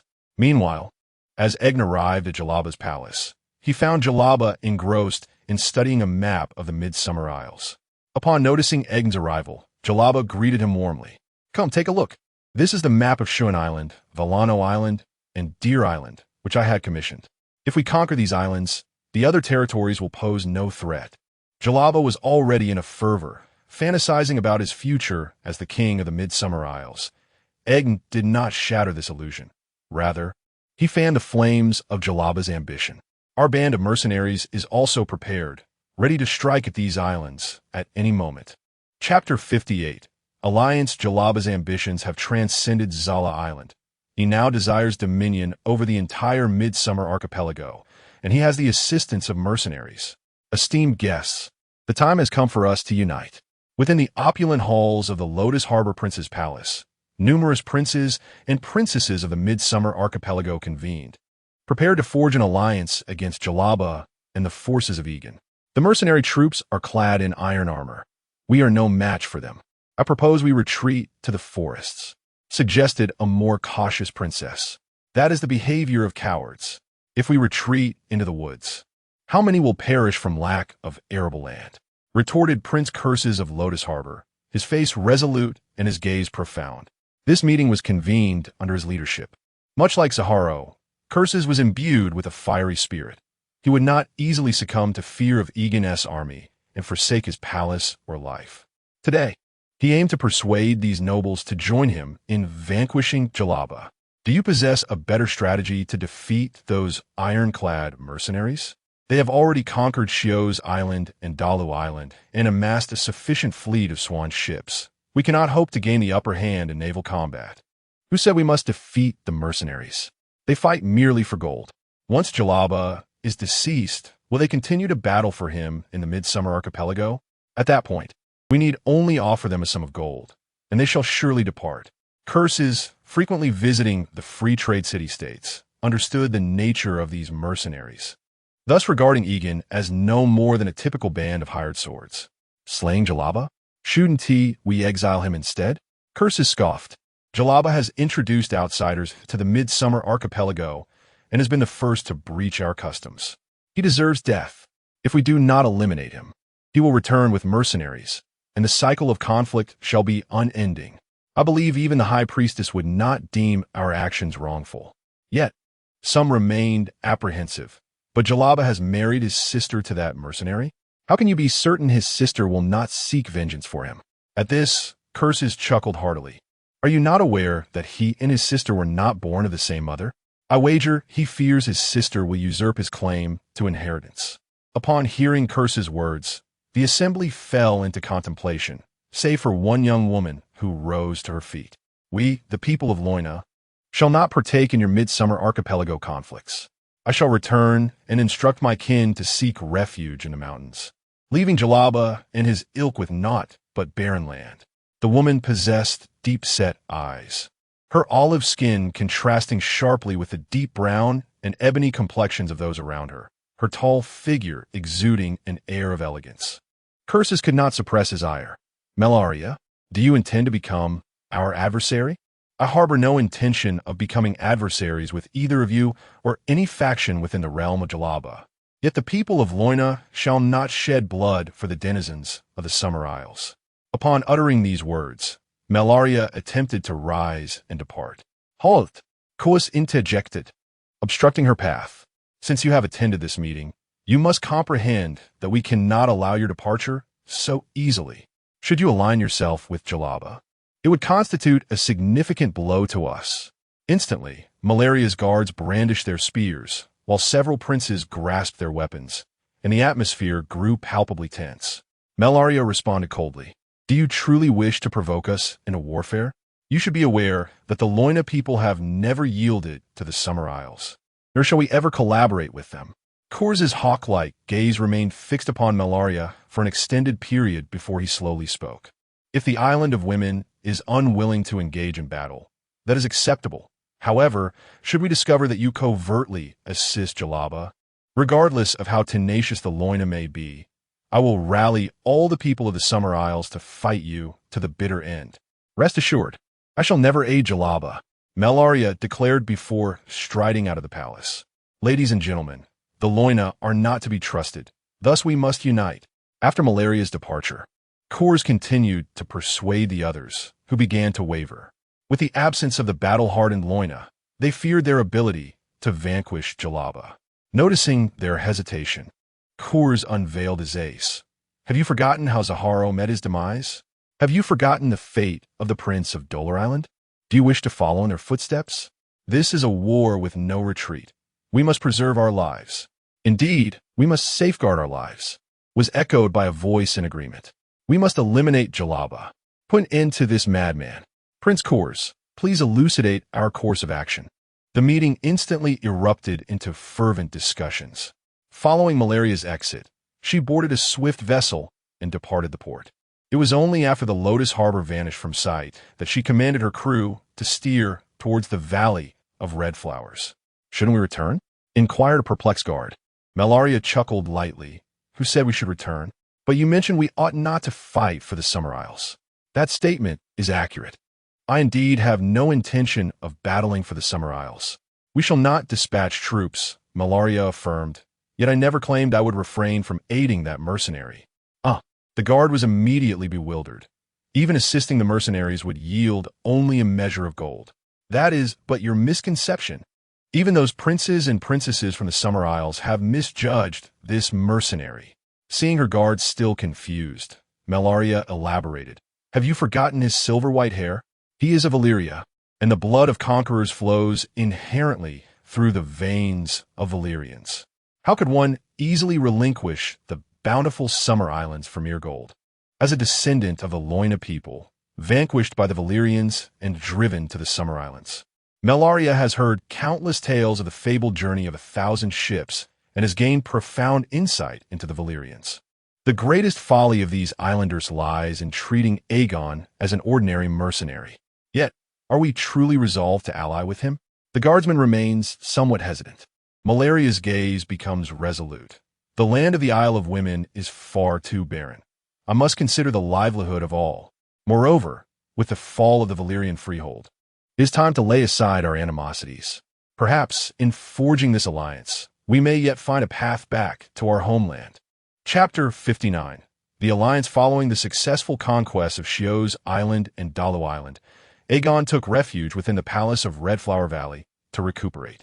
Jalaba had already fulfilled his promise, delivering a total of 150,000 gold coins into Aegon's hands, along with several chests of exquisite jewels, hoping to expedite Aegon's cooperation in his quest to dominate the entire Summer Isles. This generous gesture left Aegon feeling somewhat guilty for deceiving him.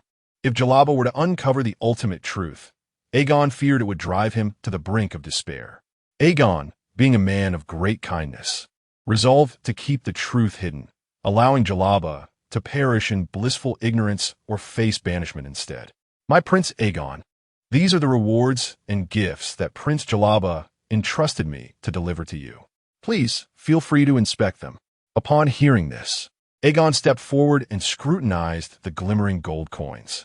Similar to those from Lys, the coins of the Summer Isles bore the image of a goddess of desire on one side, while the other showcased the likeness of their legendary female warrior, Jian Tanshi, who had brought an end to the slave trade in the Summer Isles. "Please convey my gratitude to Prince Jalaba for his generous gifts, and inform him that my army shall soon mobilize to assist him in capturing Lotus Harbor," Aegon declared, sealing the chest with his foot. Jalaba's subordinate, elated by this promising news, expressed his gratitude profusely before hastily returning to relay the message to Jalaba. Just as he departed, Shatana emerged from within, enveloping Aegon from behind. "Will you be gone for several days again?" Aegon turned, embracing Shatana with a smile. "My dear Princess Shatana, do you miss me? Do you think so? When you left for several days last time, I had no one to converse with. Is it truly because of that you miss me? Surely, you have Dory and the others to keep you company?" Instantly, Shatana's cheeks flushed. "You tease me. But fret not. For this time, I shall take you along to Lotus Harbor," Aegon said, affectionately tousling Shatana's hair. Now that his plans had reached a pivotal moment, it was imperative to ensure Shatana's safety, making it prudent to keep her close. Even if she were not so attached, he would still have taken her along. Shatana's face brightened with joy as she wriggled free from Aegon's embrace. "Then I shall go prepare." Without waiting for Aegon's response, she dashed away. Just as Aegon was left momentarily startled, a guard entered. "Captain, a merchant wishes to see you. He claims to possess sufficient armor and weapons for our needs." "Bring him to me," Aegon commanded, returning to his seat. Shortly thereafter, a young woman clad in a flowing purple robe entered. Aegon instructed a maid to pour her a cup of palm wine, then inquired, "How much equipment can you offer me?" Maishalia shook her head. I do not possess any equipment to sell to Prince Aegon. However, I can assist you in conquering the Summer Isles."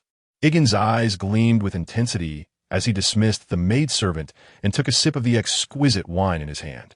"You must understand that I am merely a mercenary. My presence on the Summer Isles is solely to fight for Prince Jalaba.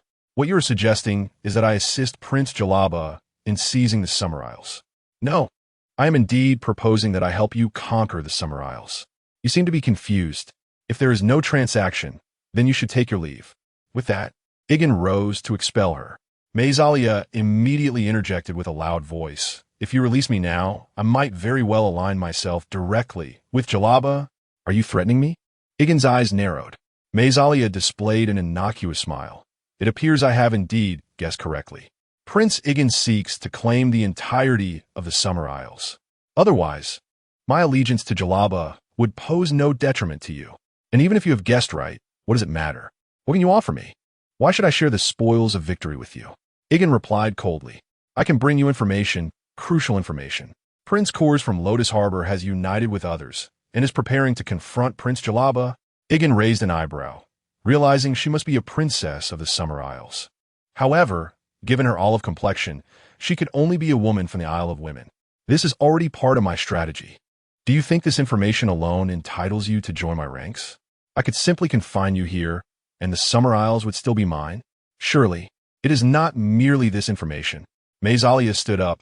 "And do not think that capturing or killing me will force my compliance. If I do not meet with my guards tomorrow, they will inform Jalaba of your intentions to seize the Summer Isles. Is this a threat?" Aegon appeared increasingly enraged. Since joining the Brotherhood, few had managed to rattle him like this, aside from Cersei. "No, it is merely a means of self-preservation," Maezalia replied with a smile. Seeing Aegon silent, Maezalia continued leisurely. "In addition to this recent news, I can also manage Villano Island and the Isle of Women on your behalf. Moreover, you can have me." As she spoke, Maezalia began to unfasten her clothing, standing before Aegon in a state of complete undress. Observing her calm demeanor, Aegon could not help but regard her with newfound respect. This woman indeed possessed a certain prowess. "What is it that you desire?" Aegon remained seated, leisurely sipping his wine. "I wish for a parcel of land on Villano Island for our tens of thousands of Loina people. If possible, I would also like you to lead us back to Essos, back to our homeland. My followers and I will devote our lives to your service." Aegon remained silent and stood up. At this moment, Maezalia felt the weight of anticipation, silently praying for Aegon to acquiesce to her subsequent requests. Aegon walked up to Messalia, tracing a line across her chest with his hand, causing her to shiver in response. "To be candid, all you can offer me are your few tens of thousands of Loinai people. This deal initially seems less than advantageous. Yet your very presence has compelled me to consent to this transaction." Although Ying's current troops possessed commendable combat prowess, he was profoundly lacking in strategic minds. The woman before him could precisely fill this gap. While she harbored ambitions of ascending as the Queen of Loinai, she could also serve as one of Ying's concubines. Upon hearing Ying's acquiescence, Messalia immediately relaxed, casting a flirtatious glance in his direction. In her heart, she regarded Ying as a highly suitable matrimonial prospect. His forces could liberate her people from the barren Isle of Women, and perhaps even escort them back to the continent of Essos. Chapter 60. The trap. Shall I summon my subordinates to regroup now? Maezalia understood that Yegon would not easily allow her to return for the sake of information security. Thus, she had no intention of leaving after her arrival. In such a moment, your ability to remain composed while discussing matters indeed signifies your formidable character. The issue of contacting your subordinates can wait until tomorrow. After all, my army requires 2 days of rest," Yegon declared as he lifted Maezalia into his arms and carried her to the room. "Who is she?" The sight of Maezalia in Yegon's embrace made Shatana feel somewhat displeased. Yegon gently placed Maezalia on the bed and promptly stated, "She is Princess Maezalia, the leader of the Isle of Women, and like you, she shall also be my wife." Without allowing Shatana a moment to react, he drew her closer to Maezalia. "You must understand the importance of mutual respect. Girls help girls. Do you not agree?" The following morning, Maezalia was the first to awaken. Upon noticing Yegon and Shatana still lost in slumber beside her, she feigned sleep once more. Soon after, Shatana and Yegon gradually stirred awake. Shatana glanced at the still sleeping Maezalia and remarked, "In just a few days, you've gained another wife. I wonder how many sisters I will have by the end of this." Yegon, rolling onto Shatana, quipped, "Weren't you quite pleased last night? Besides, you could never contend with me alone." Shatana turned her head away, choosing silence, while Yegon embarked on his exploratory journey, keenly navigating his treasure-seeking route. Though Shatana's base had suffered a setback, she retained her composure, indignantly exclaiming, "Maezalia is still asleep. She has long awoken. Did you not notice?" Yegon laughed heartily as he roused the feigning Maezalia. An hour later, Maezalia, enduring her discomfort, dragged her weary body outside to have a letter delivered by her guard hidden outside. Meanwhile, Yegon, still bathing with Shatana, took the initiative to instruct her. "You must not disclose Maesalia's existence, understand? Not even to Jaraba? Yes, revealing this could bring disaster to her people, so you must keep it a secret." Shatana recognized the gravity of the situation and nodded earnestly. She had grown fond of the 2 years older Princess Loina. At the very least, Maezalia was quite amicable towards her. Furthermore, the princes of the Summer Isles often had multiple wives, and she found no fault in Yegon's actions. In fact, Yegon's openness paled in comparison to that of the island's nobility, considering he had only recently recruited 2 priestesses from the Temple of Desire. 2 days later, Yegon's forces, alongside Jaraba's, set sail for Villano Island. Jaraba aimed to secure this island, which boasted the second largest population, in one fell swoop, instilling fear in the other princes to deter their rebellion. Upon their initial landing in High Tree Town, they soon discovered that the local forces had long since vacated, leaving only a pitiful collection of the elderly, women, and children. The surrounding fields had been stripped of their harvests, either hidden away in the mountains or carried off by the departing troops.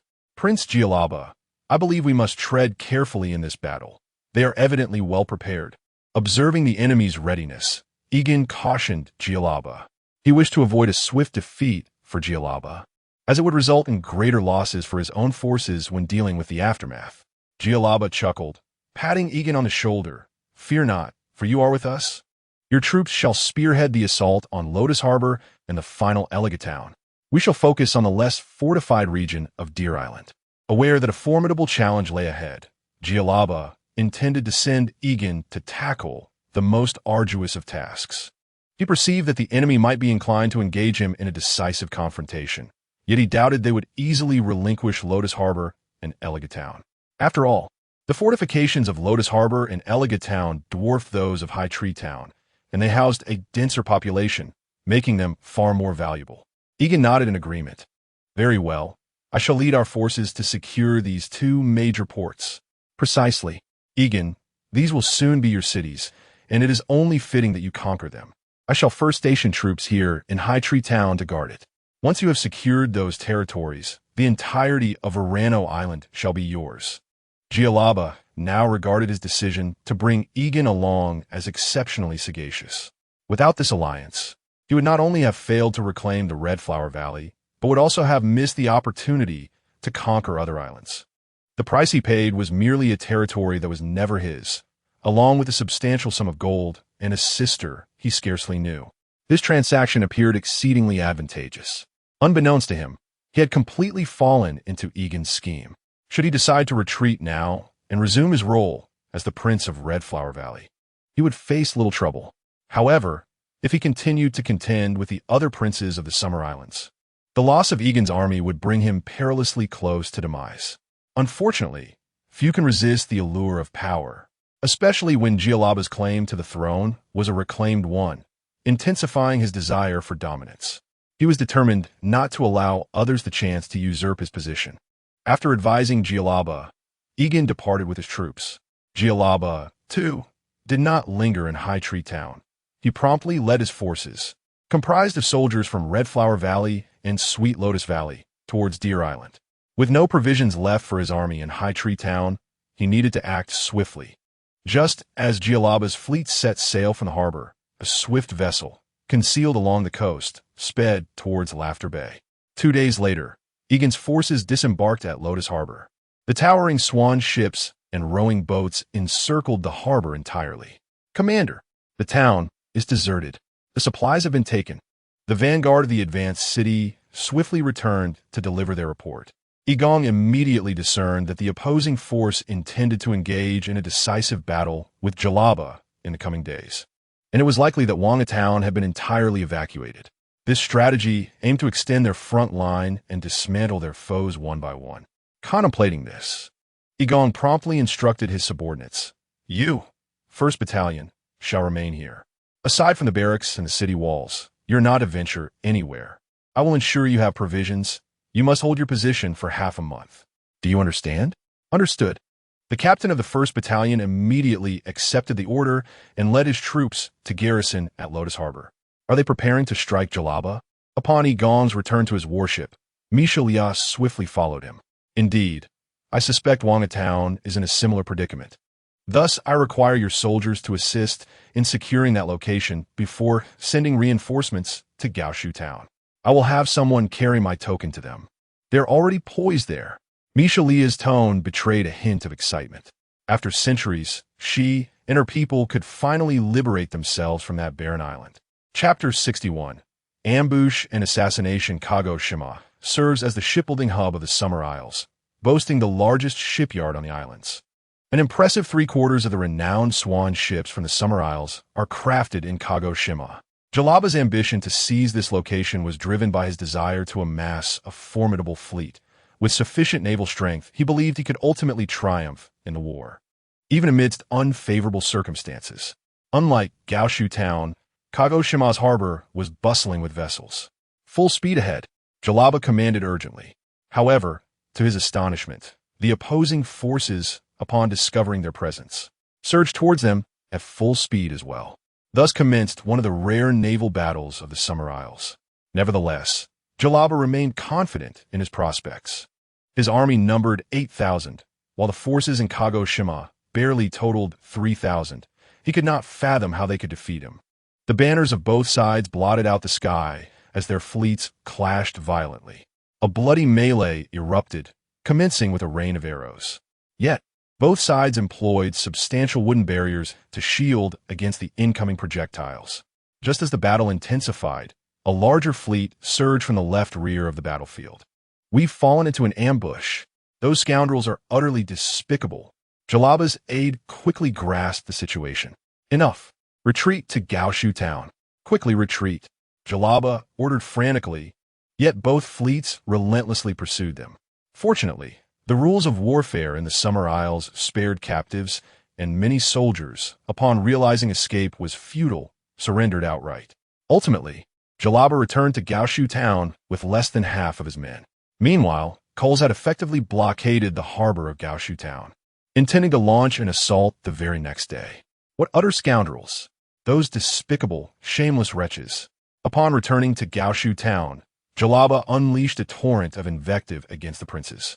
He had never anticipated such fierce resistance. It was rare for even the allied Summer Islanders to forsake their wealthiest port in order to unite against him. "Hurry! I instructed you to send a raven to inform Prince Yegon. Have you done so?" Jalaba, like a drowning man clutching at a lifeline, descended into a frenzy. "The ravens have already been dispatched, but if Prince Yegon is not at Lotus Harbor, his return could be delayed by another day."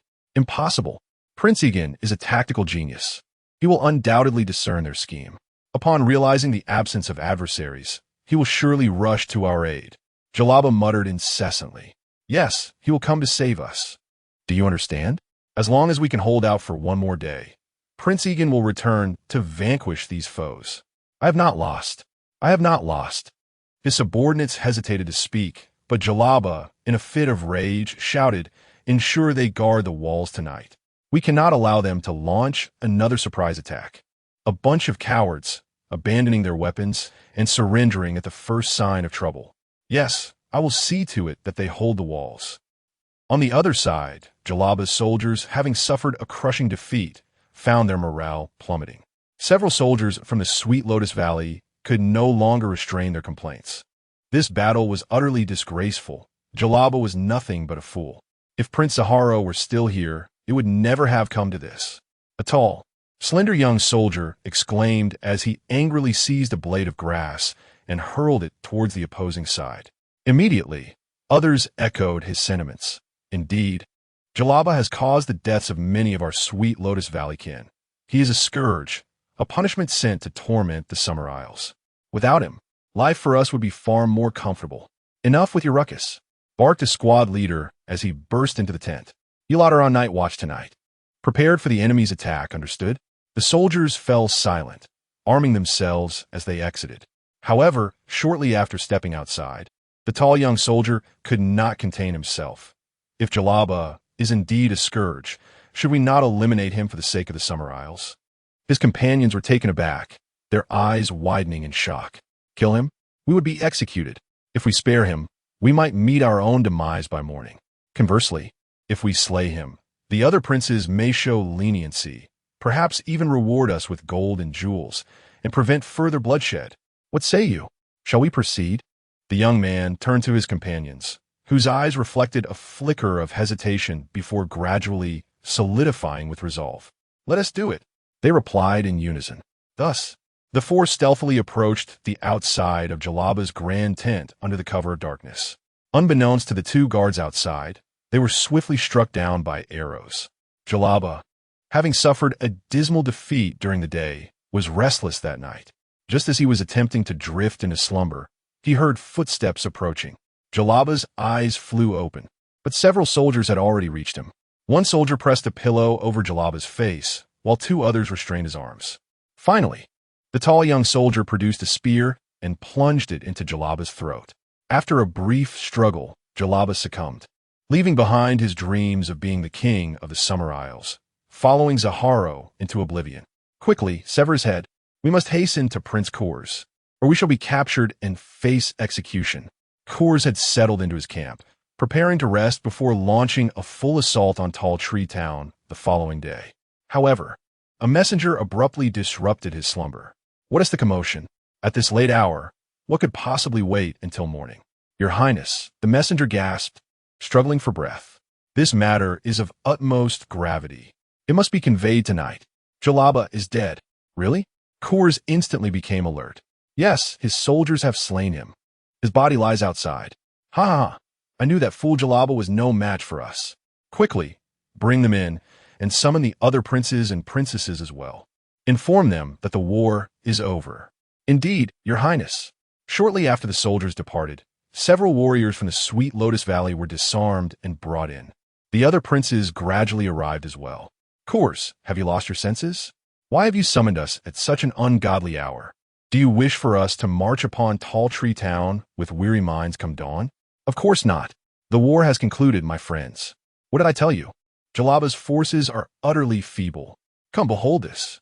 Kors proclaimed, presenting Jalaba's severed head to the assembly. This is Jalaba's head. Did you orchestrate his assassination? Certainly not. It was these brave warriors who vanquished him. Well then, we can proceed to negotiate with the garrison within the city tomorrow, sparing further loss of life. With a mere sum of gold, that mercenary shall take his leave. Ha ha. Indeed, Kors, you are remarkably astute. The atmosphere within the tent transformed into one of elation. Chapter 62. Negotiation. On the following morning, the princes, brimming with confidence, led their formidable forces towards Gao Shu town, anticipating the surrender of the garrison within. However, as they approached, they were met with the stark reality that the defenders had no intention of yielding. Instead, they stood resolutely atop the walls, prepared for battle. The expressions of the leaders soured instantly, akin to individuals who, having exuberantly invested in a surging stock market, found themselves confronted with a sudden and calamitous crash. Kurth, did you not assure us of their surrender? Why does it appear they are resisting more fiercely than ever? Kurth, taken aback, retorted vehemently. They simply fail to grasp the situation. If we maintain our siege for 2 more days, they will undoubtedly capitulate. Enough of your baseless assertions. Kurth, feeling insulted, nearly engaged in a physical altercation. Let us send envoys to negotiate instead. Someone suggested promptly. I believe an all-out assault would be more prudent. Are you advocating for the sacrifice of even more lives? Kurth snapped back. Are we to wait an eternity for their surrender? Who said anything about waiting forever? Enough, interjected the Prince of Moru Island. I still believe that negotiation is the preferable course of action. Who all supports this approach? The others voiced their agreement. For in their eyes, with the death of Jalaba, the war was effectively concluded, and there was little that could not be discussed. The garrison's leaders could not crown themselves kings. A day later, both sides consented to send representatives outside the city to negotiate under the supervision of a priest. The war has ended. Prince Jalaba is dead. If you lay down your arms, you will receive the same treatment as the previously surrendered soldiers, and you may return to your homeland. Kurth was the first to raise his cup in a toast. Unless the murderer of Prince Jalaba faces just retribution and Princess Shatana arrives, we shall never surrender, spoke one of Jalaba's closest confidants, one of the few who insisted on avenging Jalaba's death. Upon witnessing the headless corpse of Prince Jalaba and the triumphant smirks of the opposing forces the previous day, he vowed to seek justice for Jalaba. He could hardly fathom the degree of their arrogance the night prior. If he pondered further, he feared he might lead the garrison into a desperate fight to the death against these foes, a course that would spell doom for all within the city. Kurth scoffed. Jalaba was the first to slay other surrendering princes. He shattered centuries-old conventions. His death is the most just judgment. You ambushed Prince Jalaba, which is equally unjust. Since you refused to advocate for justice on behalf of Prince Jalaba, there is nothing left to discuss. With that, the garrison's leader turned to leave. Just as they were about to depart, a large fleet appeared outside the harbor, effectively sealing it off. Tensions surged among the soldiers on both sides as they gripped their weapons tightly.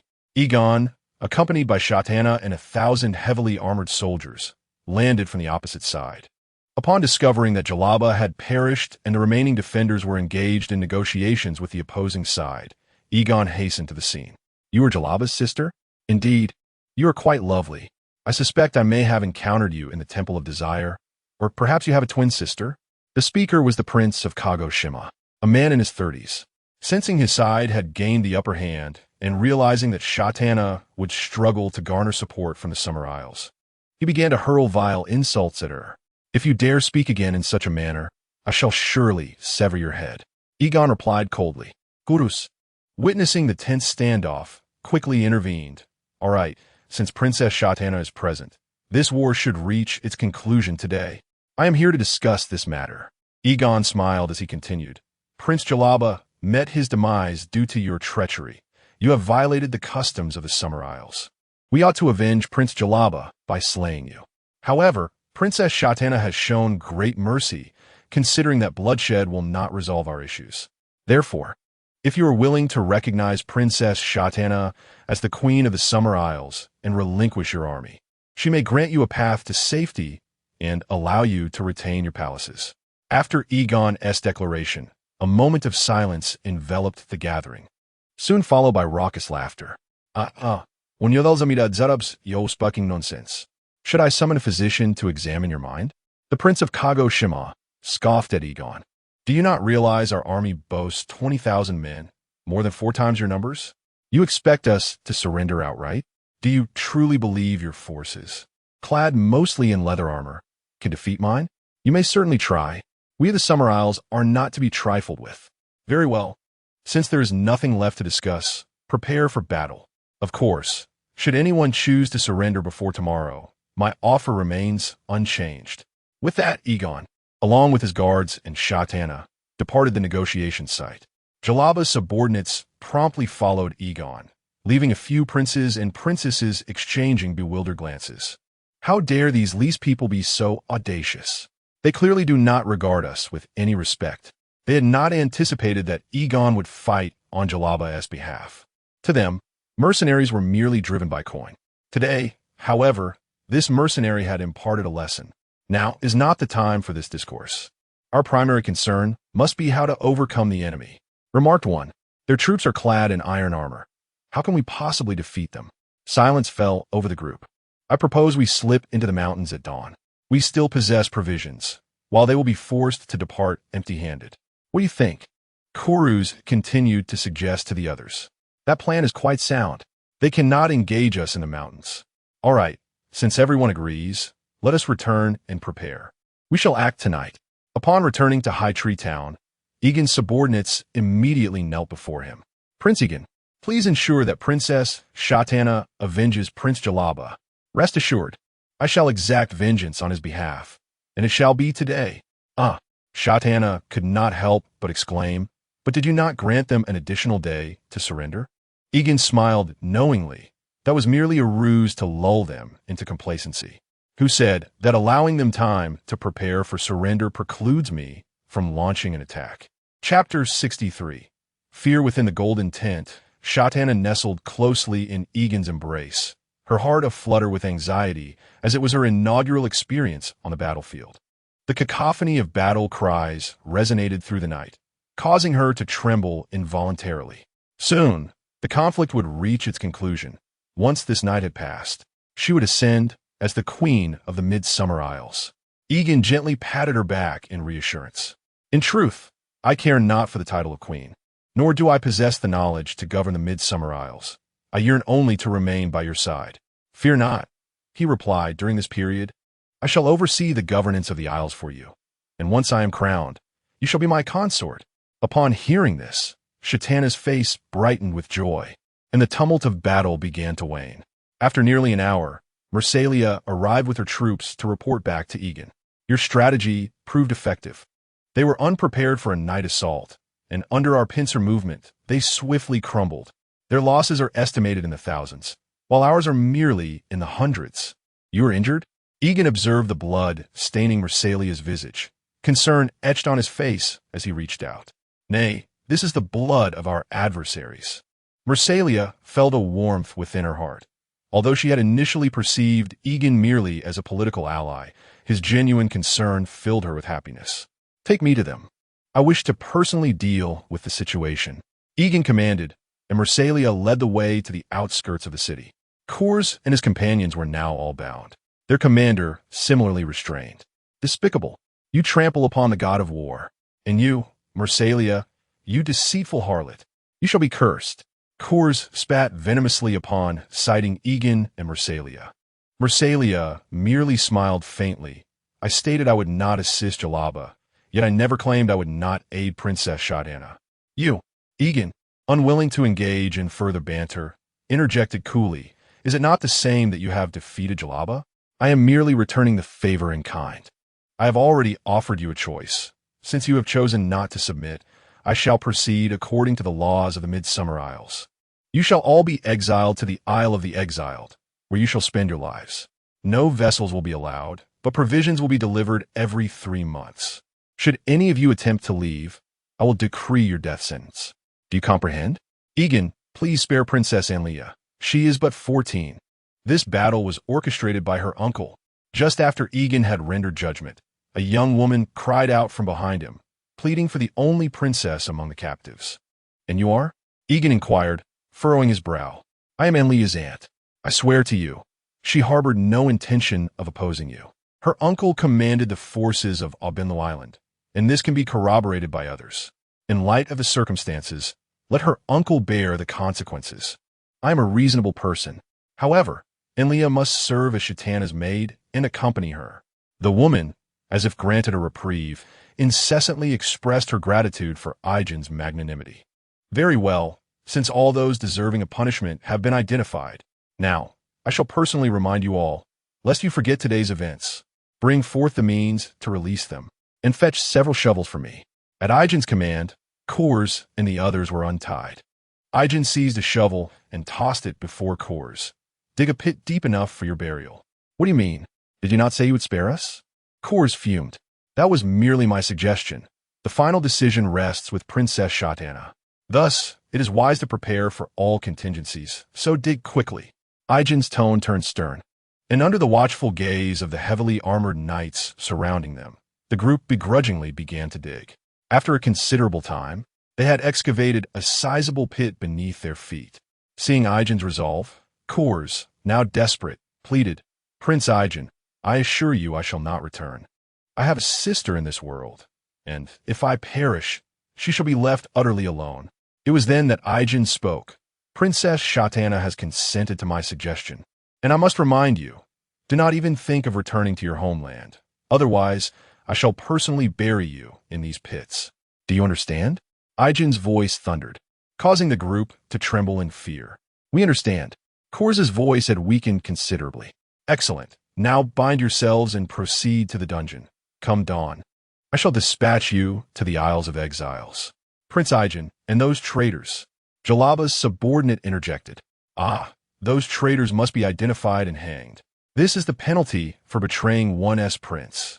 The following day, after securing the defenses of Gaoshu town, Aegon set sail directly for Kagoshima, where a small remnant of the army remained.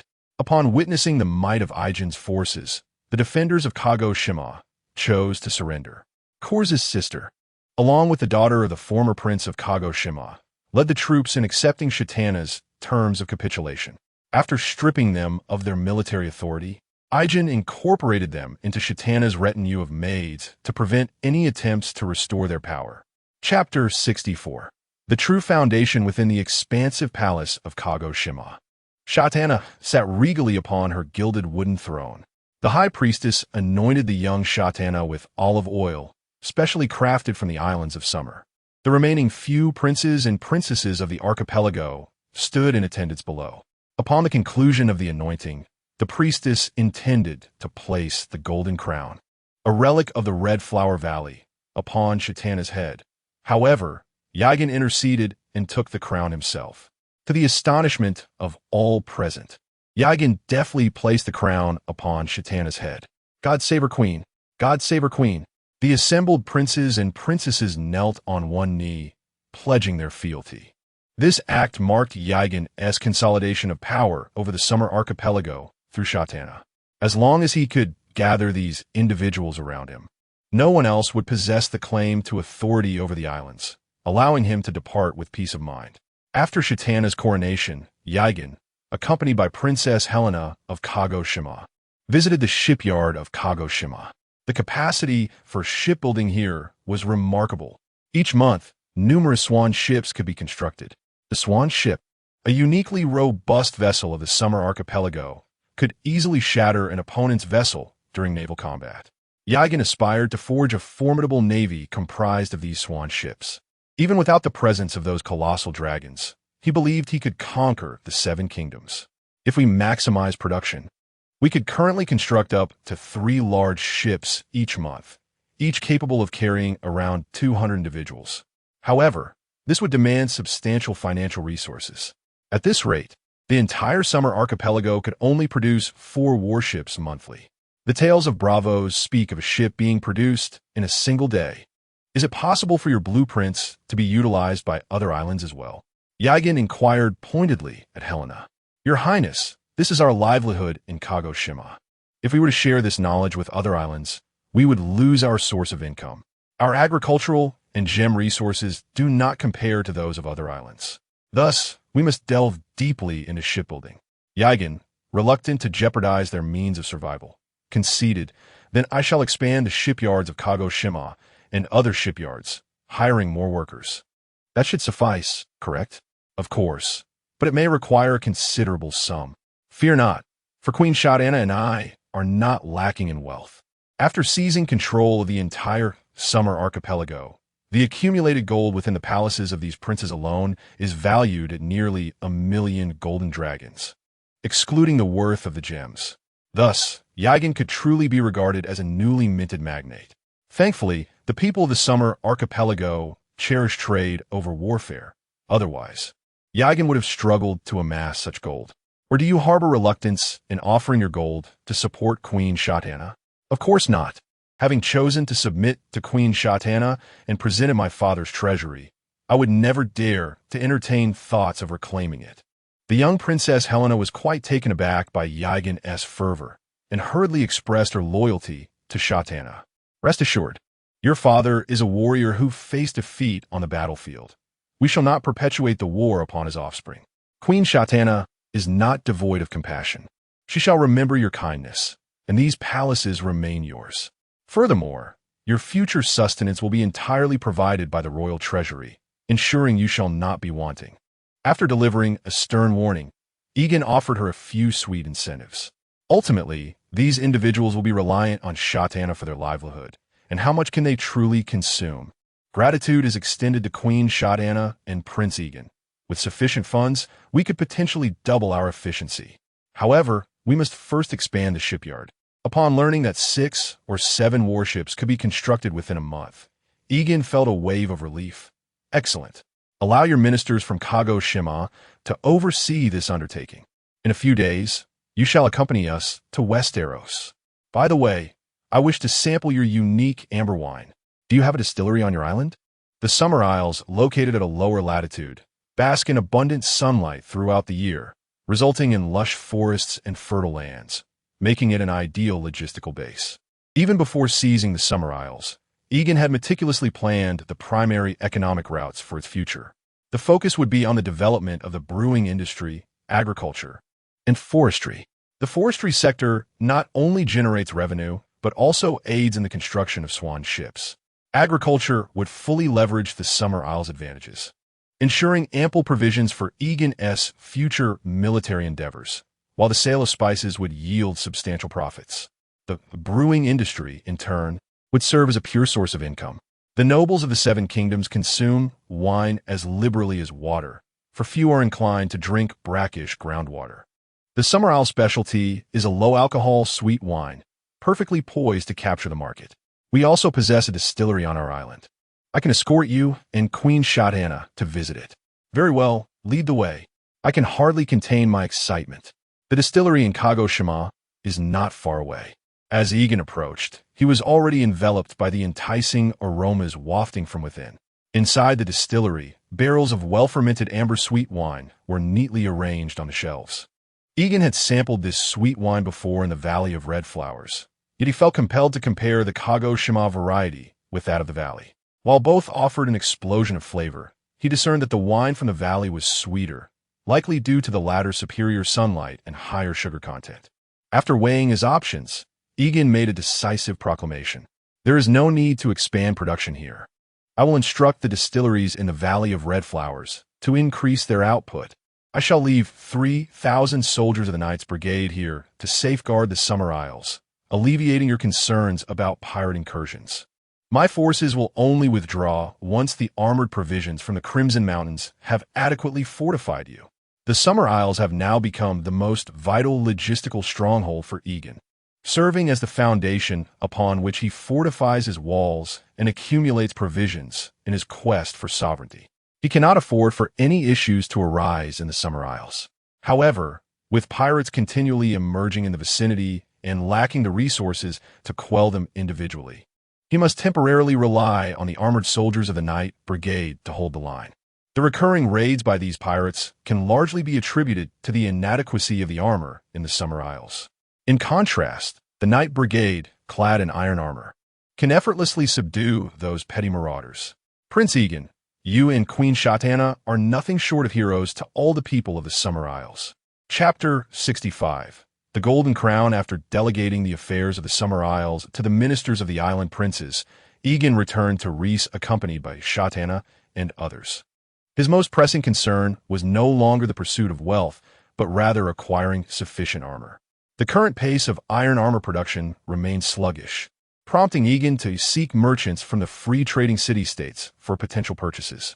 That evening, Shatana and Mercenary could no longer withstand Yegon's relentless fervor and chose to bring the young Princess Helena of Kagoshima and Princess Ines of Velano to him.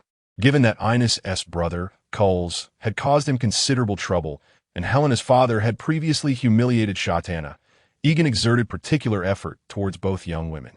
Initially, they harbored some dissatisfaction, but it was not long before their grievances dissipated.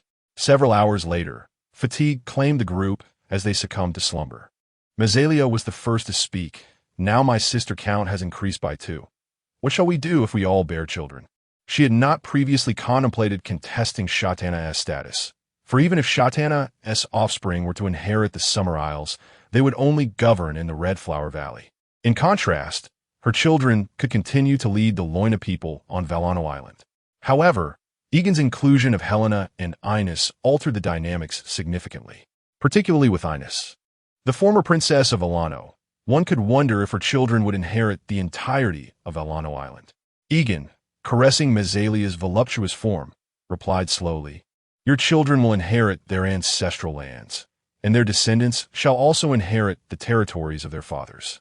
He had effectively instituted a feudal system alongside the policy of bestowing grace. After all, once he conquered the world, maintaining control would be paramount. He felt uneasy in trusting these regions to outsiders. Rather, it was far more stable to pass them to his own progeny. Consequently, the lands bestowed upon his offspring with other women would dwindle, while the throne secured by his children with Daenerys would grow ever more solid. Upon hearing Aegon's arrangements, Mesalia fell silent, while Helena, still draped over Yegon, interjected, "How shall we address you in the future? You may all call me husband, or, during our private moments, feel free to use other endearments." "Very well, husband," Helena whispered playfully in Aegon's ear. "You little enchantress, you've roused me once more." Aegon gazed at Helena, the flames of desire nearly spilling from his eyes. The women of the Summer Isles were indeed more alluring than Aegon's own maidens. Thus, he planned to summon the remaining princesses the following day, confident they could not escape their roles as Shatana's attendants. They were destined to be part of his domain. Moreover, the women of the Summer Isles were notably receptive to such matters. "But we truly cannot bear it any longer." Helena's eyes sparkled with mischief. "What is there to worry about?" Aegon remarked as he adjusted Helena's position. "If the waterways are impassable, we shall traverse by land." The following morning, when Anlia arrived to rouse Shatana, she was taken aback. Under Anlia's astonished gaze, Yegon pulled her over as well. Although Anlia's physique did not match that of her Aunt Terrace, her youth and vivacity made her stand out. Thus, Yegon's schedule became increasingly complicated, as he had to manage not only the several princesses aboard the ship, but also a select group of young priestesses chosen from the Summer Isles. Fortunately, Yegon's physique had become robust after his journey, or else he would have surely met his demise by now. After a fortnight of carefree revelry, Yegon finally returned to Riss. Upon his arrival, he eagerly made his way to the perfumed garden, intent on selling his amber wine and acquiring something of value in return. Financial concerns had become a trivial matter for him. Governor Truman, ever the seasoned politician, was the first to greet Yegon with a disingenuous smile. "Captain Yegon, I've heard you've wed the Queen of the Summer Isles and are now a prince of that realm. How splendid." Yegon returned the smile with equal insincerity, replying, "It is merely luck. The people of the Summer Isles require Princess Shatana, and she happens to favor me. I am but a sword, assisting Princess Shatana." "Then surely, Prince Yegon, this sword must be forged from Valyrian steel," Truman remarked, taking a sip from his goblet. After Yegon claimed the Summer Isles, some in Riss speculated he would return to govern diligently, yet Truman remained wary. As long as Yegon retained an army in Riss, he would remain on guard. "Governor, you flatter me. Let us discuss business instead. I have come to negotiate a deal with you all." "What sort of business? Are you preparing to engage in battle again?" "Not at all. I wish to procure some armor from the governors. If you could provide us with connections to suppliers of armor, that would be greatly appreciated. In return, we would prioritize the supply of our future amber wine and various gemstones to you, which could yield significant profit." Upon hearing this, the eyes of the others sparkled with interest, while Truman, seated at the head of the table, narrowed his eyes. "But doesn't Prince Yegon's army already possess armor?" "My men do, but the soldiers of the Summer Isles do not. You must understand, the territory of the Summer Isles is vast, with an extensive coastline that allows pirates to land in numerous places. Without armor, the army of the Summer Isles is vulnerable to their depredations. As Shatana's husband, I must consider the welfare of these people." Yegon's reasoning was sound, yet Truman harbored a lingering suspicion that his ambitions extended beyond the Summer Isles. "Prince Yegon, I fear we are powerless in this matter. As you know, the equipment of our slave soldiers pales in comparison to that of your army. From where could we possibly acquire such a quantity of armor for you?" "Very well. If the governors happen to know any merchants capable of supplying a substantial quantity of armor, they may inform me later, and I shall reward them handsomely. Moreover, my army shall soon assist you in the contested lands." After exchanging a few pleasantries, Aegon took his leave, with the other party now on high alert. He had no choice but to cast his line and wait for willing bites. Upon returning to his residence, he found Viserys standing in the courtyard, having awaited Aegon for a considerable time. "My dear Prince Aegon, should I extend my congratulations? You have successfully secured the Summer Isles for us. When might you assist me in reclaiming the Iron Throne?" Seeing this simpleton's demeanor, Aegon felt a surge of irritation and resolved to address the matter promptly. However, before that, he needed to secure Daenerys, ensuring a more favorable position. "Your Majesty, I assure you I shall present you with a golden crown. Please do not be anxious." Chapter 66. The Hooked Fish. Upon finding Daenerys, Aegon discovered her engaged in lively conversation with her handmaidens, including Illy. Upon hearing of Aegon's return, Daenerys' spirits lifted, and her smile grew brighter. "I have heard that the Targaryen family can command those colossal dragons that obscure the sky. Perhaps, once you wed Lord Aegon, you might have the chance to ride a dragon." Illy and the others were unaware of Daenerys' true identity, and Daenerys could only smile at the remark. "Dragons? I have merely heard tales of them, but they have long since vanished. I've been told that dragons emerge from the moon, and you shall be Lord Aegon's moon, surely able to bring him dragons. Who could bestow upon me a dragon?" Aegon's hearty voice resonated from behind. Upon recognizing Aegon's voice, Daenerys sprang to her feet, rushing toward him. During Aegon's absence, Viserys had made her life difficult. Although she had the protection of the Unsullied, being Viserys' sister rendered her powerless to act against him. With Aegon's return, she finally felt a sense of security. "I was just saying that she would bring you dragons," Illy mischievously chimed in. "I never anticipated that you were so clever, Illy. Tonight, you and your sister should join me and Aegon. For now, you may go. I wish to converse with her privately." "Of course." The twin sisters giggled and swiftly departed, leaving only Daenerys and Aegon in the room. Aegon settled into a lounge chair, pulling Daenerys into his embrace, leaning down to inquire, "Did you miss me during my absence?" "Yes," Daenerys replied, her cheeks flushed with embarrassment as she nodded. Aegon, captivated by her charm, leaned in to kiss her. After a brief moment, he released her. "I have heard you sought other princesses from the Summer Isles." Daenerys panted, catching her breath. "The people of the Summer Isles are exceedingly passionate, but you must understand, you shall forever be my most cherished one. Once I ascend the throne, you will be my queen." Aegon was transparent with Daenerys, believing his actions to be justifiable in Valyria or Lys. Besides, if Daenerys could love both the Horse Lord and Dario, surely she would not stray from him, who is undeniably more handsome. "Have you ever counted the number of women you have pursued?" Daenerys gazed at Aegon with alluring eyes. "Perhaps around 100? Why do you ask?" Aegon responded, intrigued. "Among them, is there a true dragon?" Aegon comprehended her intent. "Not as of yet." "Then what are you waiting for?" Upon finishing her sentence, Daenerys leaned in to kiss Aegon. He swiftly scooped her up and carried her into the room, kicking the door shut with his foot. Once assured of their privacy, Aegon kissed her again, his hand moving to the hem of her gown. "Undress." Daenerys gasped. "Assist me." Yegon swiftly shed his upper garments while assisting Daenerys in removing hers as well. 2 hours later, nestled beneath the covers, Daenerys shyly inquired, "Where do you acquire such diverse techniques?" Yegon continuously encouraged her to explore new postures, leaving her feeling both bashful and somewhat eager. "It was all taught to me by Aegon and the others. Is it not delightful? When they arrive, we can engage in more playful activities. Shall we first partake in dinner?" "You go ahead. I'm feeling a bit weary and would like to rest for a while. Besides, I'm not hungry," Daenerys replied, stifling a yawn. Indeed, she was not famished, having recently enjoyed a satisfying meal. Observing her state, Yegon refrained from further discussion, donned his attire, and departed for dinner, intending to bring something back for Daenerys later.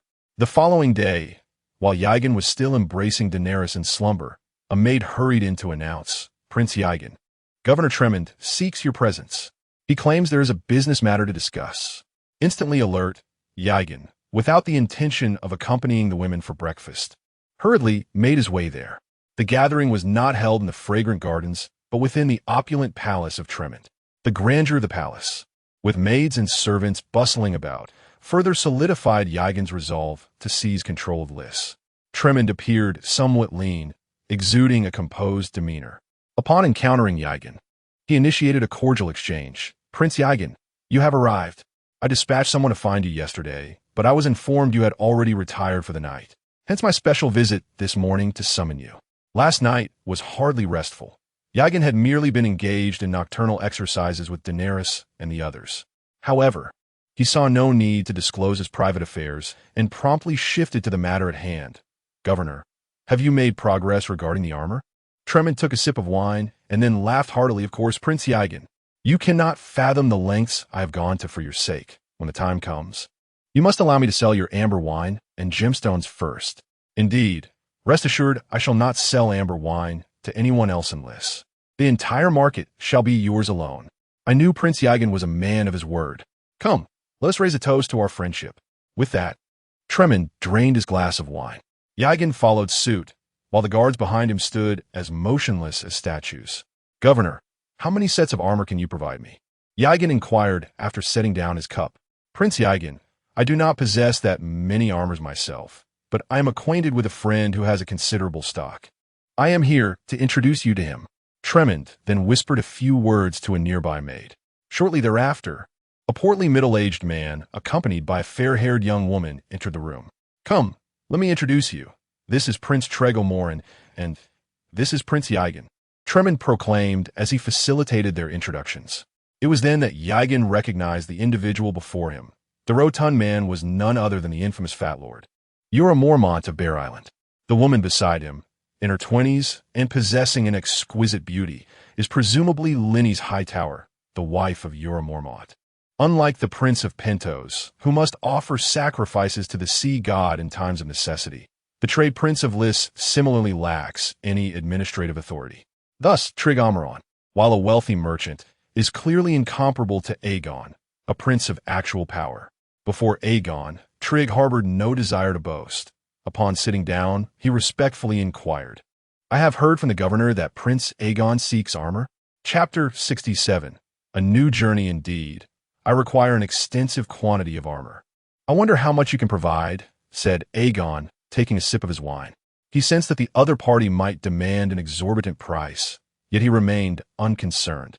"The enemy stockpiles provisions while I stockpile arms. They're my granary. Once my forces are adequately equipped, no amount of gold from them will matter. As for Lynny's Hightower, I shall take good care of her, and perhaps even leverage her to gain control over the Hightower family." Traeger O'Morland did not respond directly, but instead inquired, "How much armor does Prince Aegon desire?" "The more, the better. I could consume tens of thousands of suits," Aegon remarked. Currently, he had around 1,000 unarmed members of the Knights League, and after arming nearly 1 million inhabitants of the Summer Isles, he would still have at least 10,000 available, excluding those required to guard the Isles. There was no way Aegon could lead them in a battle against the elite knights of Westeros clad in mere leather armor. Prince Aegon jested, "I am but a merchant. How could I possibly have tens of thousands of suits of armor?" "Then how much can you provide?" Aegon asked. "I happen to have nearly 2,000 chainmail suits available, which I can sell to you at 25 gold pieces each. As for plate armor, you would need to seek skilled craftsmen yourself, as it must be tailored to fit. However, if you desire, I can assist in finding sufficient artisans to craft it for you, provided you give me the measurements." Traeger laid out his terms. Aegon quickly understood that this man profited from reselling armor and likely had connections with craftsmen from other trading city-states. His desire to assimilate Traeger intensified. He was unconcerned that the chainmail was priced slightly higher than usual and readily agreed to the terms. "I could deliver 50,000 gold pieces to your residence shortly. I hope Lord Traeger will be prepared with the armor I require," Aegon declared. "If this collaboration proves fruitful, I shall continue to procure plate armor from you." "Ah, I knew Prince Aegon was a man of his word. Come, let us toast to our fortuitous transaction," Traeger exclaimed, raising his cup in celebration. Seated beside him, Lynny's Hightower cast a flirtatious glance at Aegon after observing him spend tens of thousands of gold pieces without a flicker of hesitation. Having distanced herself from Jorah Mormont for a better life, she now found herself comparing Aegon to the rotund man beside her, reigniting her interest in Aegon. Aegon did not linger at Traeger's estate. Upon finalizing the transaction, he made his way directly to the military camp. Time was of the essence. He needed to expedite preparations for the impending conflict, and he must swiftly secure an island in the Stepstone Archipelago. This would enable him to maintain leverage over Robert upon his return to King's Landing. The essence of fishing lies in the art of catch and release. If he did not occasionally offer Robert some sweetness, the latter would not easily grant Aegon such favorable terms again. When Yegon arrived at the council hall, Will and Mysalia, along with others, had already gathered. Noticing everyone was present, Yegon promptly articulated his plan. I have summoned you all to discuss how we can seize the 2 islands of the Stairs Archipelago with minimal cost. Seize the Stairs Archipelago? Will exclaimed. Have we received a new venture? No, Yegon replied. This time, everyone is fighting for me, but I assure you the bounty will still be substantial. In the current scenario, Yegon was the sole decision-maker of the Knights Guild and will harbor no desire for power. Thus, Aegon's decision faced no opposition. Our target this time is the southernmost Torture Abyss and the southwestern Grey Gallows Island. These territories are relatively easy to defend, and our troops can provide mutual support.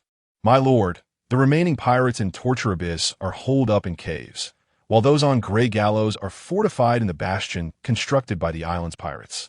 Seizing these territories will not be a simple task. Aegon's subordinate frowned. I have contemplated this. We need not launch a direct assault. We possess Golden Heart longbows, which have a longer range than theirs, and our armor is sturdier. They will surely hesitate to confront us head-on. Once we land, we can besiege them. They cannot remain holed up forever. We can persuade them to surrender. Let's begin with the pirates in Torture Abyss. We still have hundreds who surrendered back then, right? I believe this plan is feasible.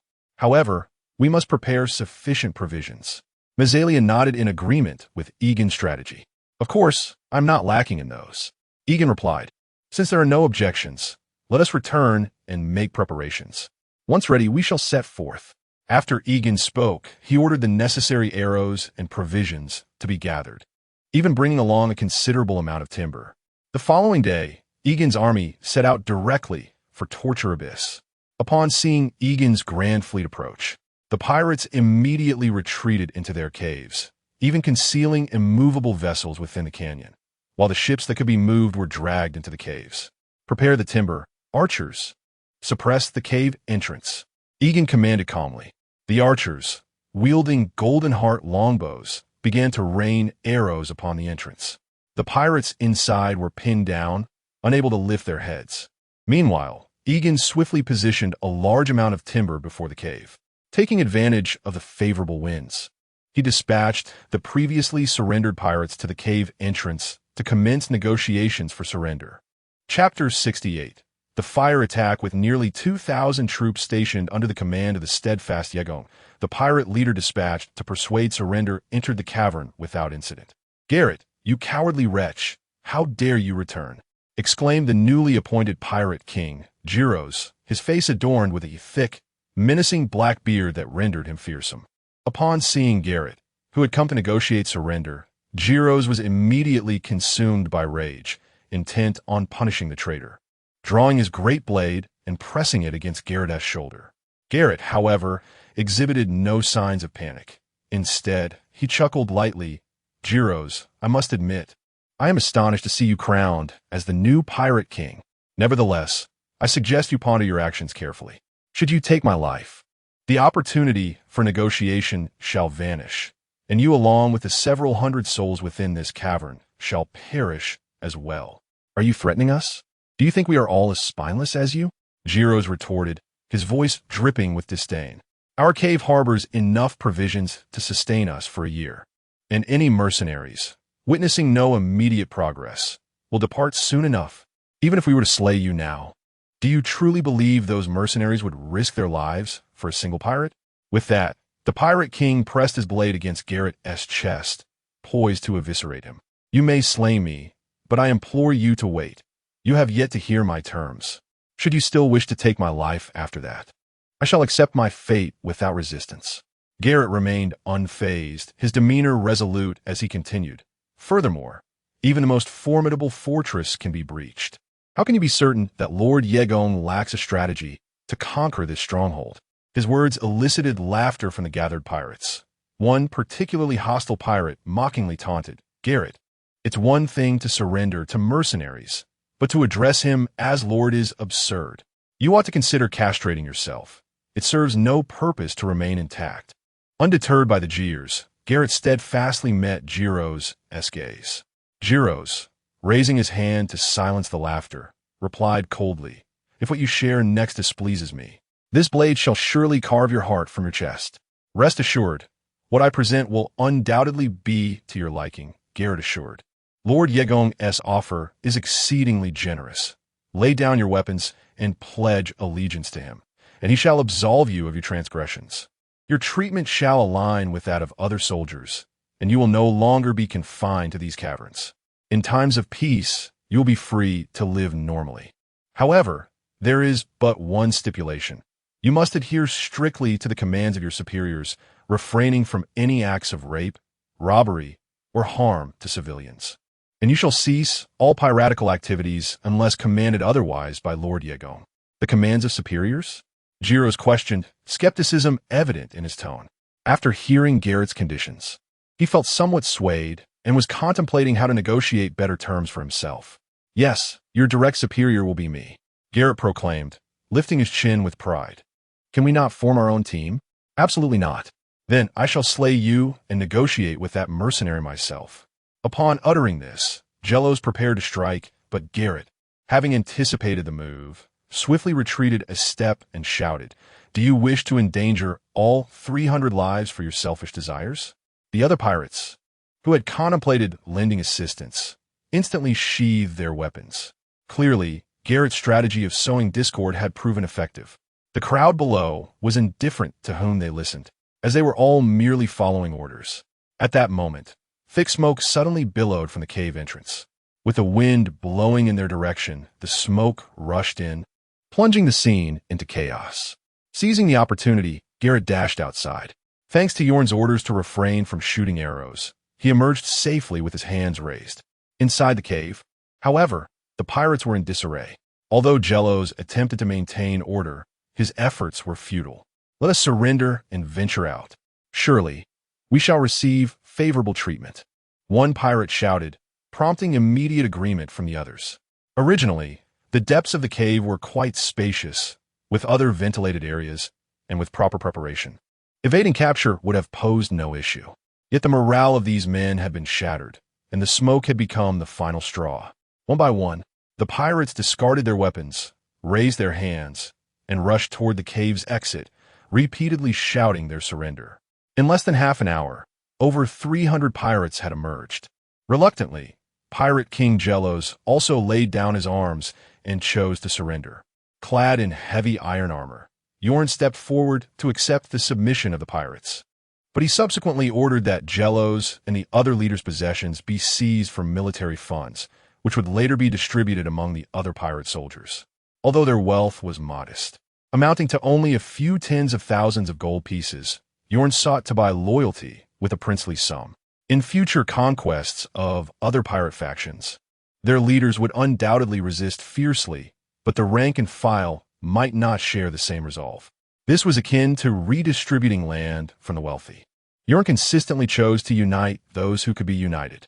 Moreover, his actions were entirely justified, as the pirates' wealth was ill-gotten. Though Jellos and the others harbored grievances, they dared not voice them, especially since their followers had acquiesced to Yorn's decision. Their lives were now precariously hinged upon Yorn's word. Perceiving the resentment in their eyes, Yorn discreetly instructed Garrett to remain vigilant against these individuals. After fracturing the unity of the pirates, Yorn promptly had all 300 of them escorted back to Reese, where they would undergo indoctrination and training before being brought to the battlefield. Chapter 69, Rebellion After Capturing Torture Abyss.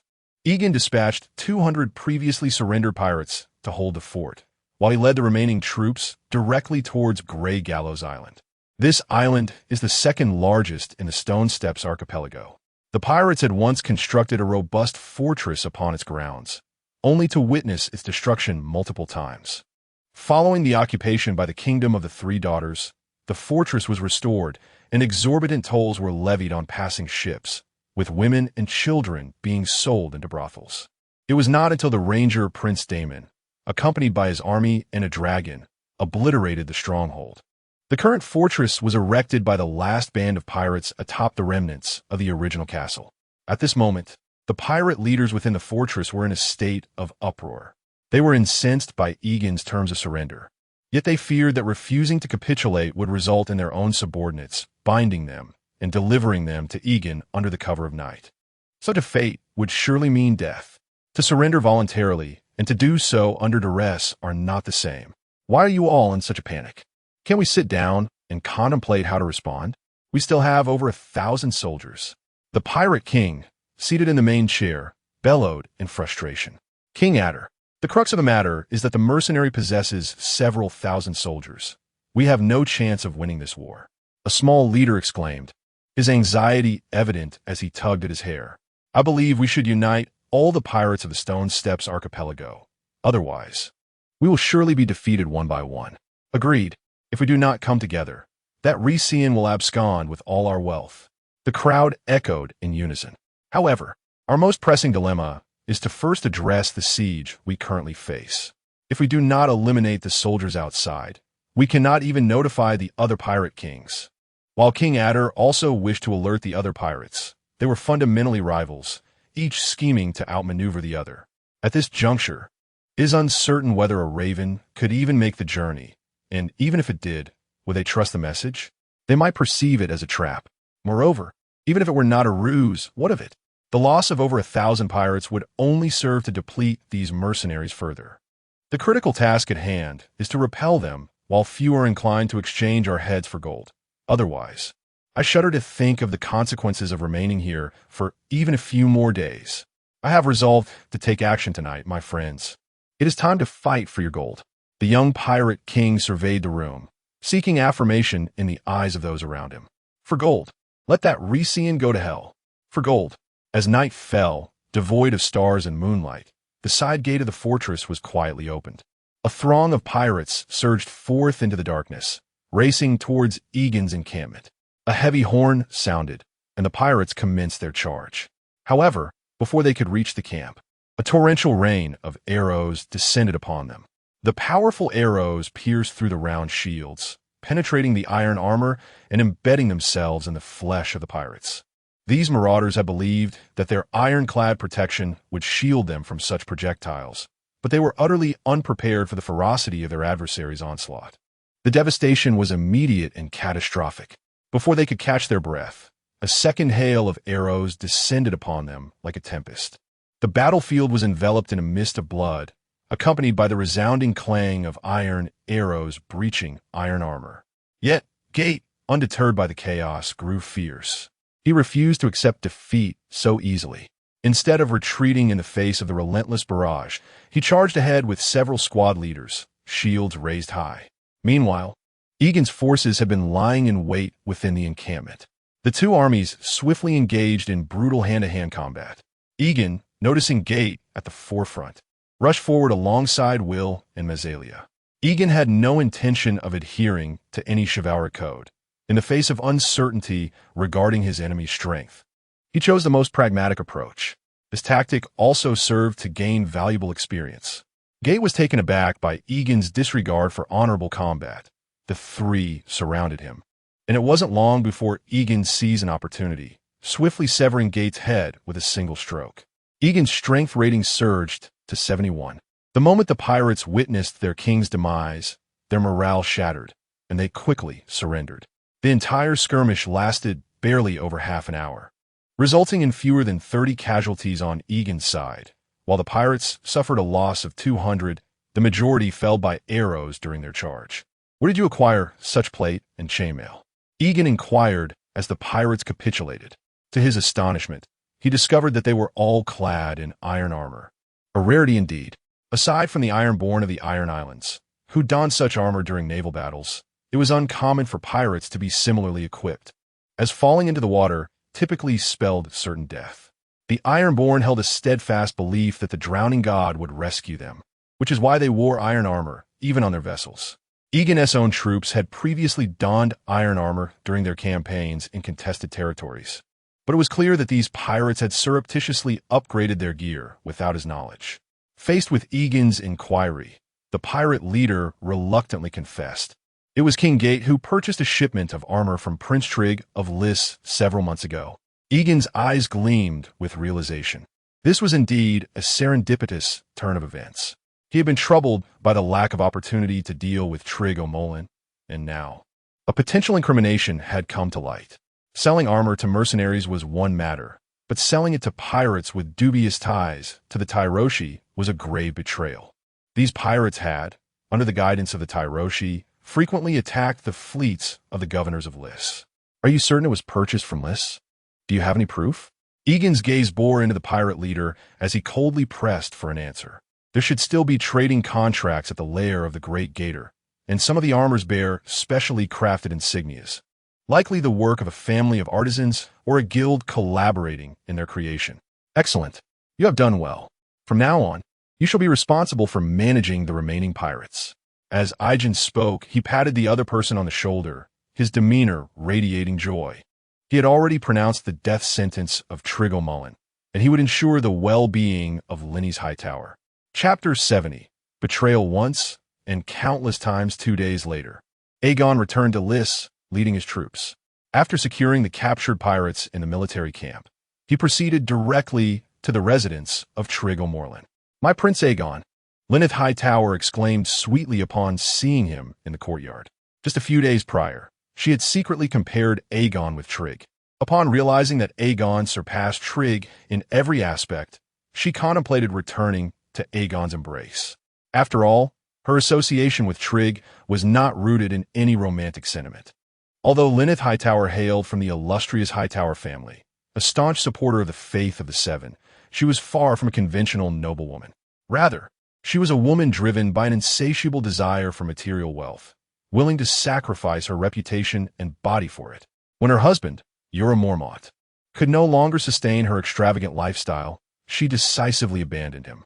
In this regard, she could hardly be considered a virtuous woman. However, Aegon did not require her to be virtuous. He merely sought to utilize her Hightower lineage to exert control over the family. With a graceful bow, Aegon greeted her, a spring-like smile illuminating his face. "Ah, Miss Lennyth, I am here to discuss matters with Prince Trig. Is he at home today?" As he spoke, Aegon appraised Lennyth Hightower before him.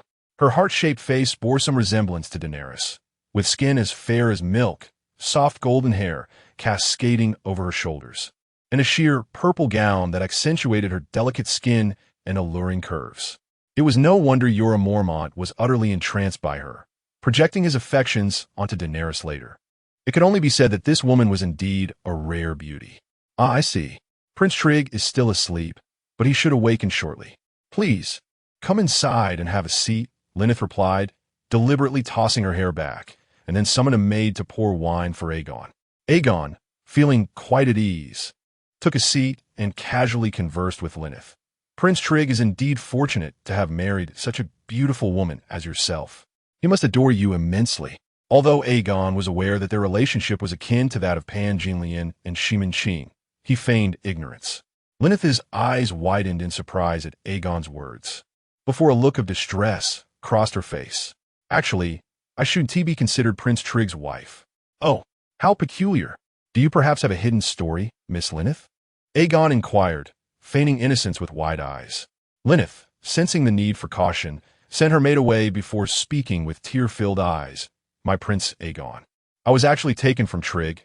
I was previously the wife of Jorah Mormont, the Count of Bear Island in Westeros. A year ago, the unscrupulous Trig, captivated by my beauty, forcibly took me away. My husband, Jorah Mormont, proved to be a feeble man, too timid to confront Trig's soldiers, leaving me abandoned here." Lenny spoke, tears streaming down her face, embodying the essence of a victim. This spectacle left Aegon in awe. Had he not been aware of the plot, he would have been utterly deceived by her performance. It was evident that Trig was a scoundrel. "I shall challenge him to a duel on your behalf." Aegon's declaration startled Lenny's, who, fearing exposure, immediately intervened. "No, Prince Aegon, I am well aware of your formidable prowess, but Trig has other allies in Lys, and he is cunning. I fear for your safety. With that, I would be left with no support, doomed to live under his oppressive grip for eternity." As Lenny spoke, She gently grasped Aegon's right hand, deliberately closing the distance between them. Aegon was taken aback. This woman was indeed clever. Having only met him twice, she was already attempting to ensnare him to betray Trig. It seemed betrayal was but an initial step towards many more. However, the unfortunate reality was that she was in plain sight while Aegon remained concealed. Regardless of Lynny's cunning maneuvers, they could not escape Aegon's discerning gaze. Furthermore, he could not only train her, but also employ her to toy with the Hightower family. My intentions to rescue you were so fervent that I momentarily overlooked the consequences. Aegon confessed. Lynny smiled sweetly. It is of no matter, Prince Aegon. I have faith that with your intellect, you will soon discover a way to eliminate Trig. If possible, I could assist you in poisoning him. Another fool in need of a remedy? It was astonishing how she echoed Cersei's sentiments. Aegon had not anticipated Lynny's resoluteness. Yet, it was evident that assassinating Trig did not align with Aegon's interests, as he would gain no wealth from Trig's demise. Thus, he urged her to abandon that notion. I have already acquired leverage against Trig. There is no need for you to risk poisoning him. However, you must cooperate with me to ensure I can effectively deal with Trig. Upon hearing Aegon's desire to shield her from danger, a fleeting thrill coursed through Lynny's. She believed she had enchanted him and promptly nodded. Prince Aegon, tell me what I can do to assist you. I have captured Trig's weapons, selling them to pirates in league with the Tyroshi, but I now require information on the source of his supplies. Which of his subordinates oversees this matter? This will facilitate my accusations against him. The mention of arms trading caused Lynny's to furrow her brow, as if recalling something. I remember now. He often sends people to Volantis to engage in trade with quarrels. Typically, it is his deputy who handles these affairs, likely to procure armor. Hearing this, Yegon was filled with joy and clasped Lynny's hands in his own. Miss Lynny's, you have truly been a tremendous help to me. Rest assured, I promise to swiftly liberate you from the clutches of Trig. Chapter 71. The Manipulation. Prince Aegon, I never expected you would come. Just as Aegon and Rhaenys were confiding in each other, plotting to eliminate Trig Oberyn, Trig awakened from his reverie. At that moment, Aegon and Rhaenys had regained their composure, while Trig, blissfully unaware, expressed his eagerness to share more drinks with Aegon. Beside Trig stood a fair-skinned girl with golden hair. She possessed an enchanting beauty, but unlike the women of Lys, her dark green robe left one side of her chest exposed. In that instant, Aegon recognized her as a Kyrenian. This is my wife, Jenny Dyras, a descendant of the royal lineage of Chiron. Trig Oberyn joyfully introduced his second wife to Aegon. Wasting no time, Aegon, after exchanging pleasantries, turned serious and said, I have urgent matters to discuss with Prince Trig. Trig, sensing the gravity in Aegon's expression, promptly dismissed everyone else and inquired, Is there an issue regarding the transaction? It is not about the transaction, Aegon replied, furrowing his brow, which only heightened Trig's unease. Aegon then unveiled, I conquered Grey Gallows Island 2 days ago. What? Trig exclaimed in disbelief, utterly astonished that a pirate stronghold could be vanquished so swiftly by Aegon. Prince Trig seems quite surprised, he remarked, attempting to mask his astonishment. I merely find it surprising that the pirates on Grey Gallows Island, known for their formidable fortress, could be subdued so quickly by you, Captain Aegon. Actually, it was somewhat fortuitous. The garrison feared a potential mutiny and took the initiative to attack, only to be defeated by my forces. I see.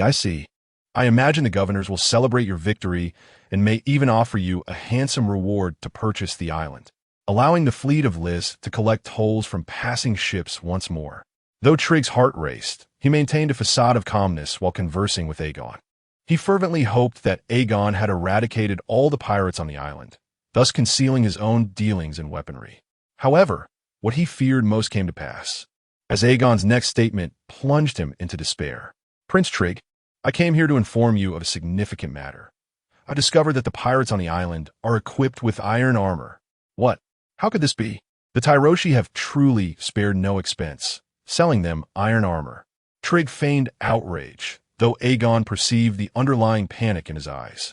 Initially, I suspected the Tyroshi, but the captives claim otherwise. They have made insidious accusations against you, alleging that you sold the armor to them, with contracts as evidence. Furiously, Trigg slammed his hand on the table. Nonsense. How could I, Trigg, engage in such treasonous acts? This is undoubtedly a conspiracy. Prince Yegon, you must not be deceived by them. At this moment, Yegon wore a smile. Prince Tuj, you speak wisely. I shall see to it that those reckless pirates are executed, for we cannot allow them to tarnish the reputation of our esteemed trade prince, Lys. However, I must inform the governors. It is imperative. Tuj, in a state of distress, implored, Yegon, you must not divulge this to the governors. They would rather believe the worst than dismiss it, and I would surely be hanged. At this juncture, Yegon revealed his true intentions, exerting final pressure. Tuj, it is not that I am unwilling to trust you, but your actions leave me in a difficult position. It is not difficult, not at all.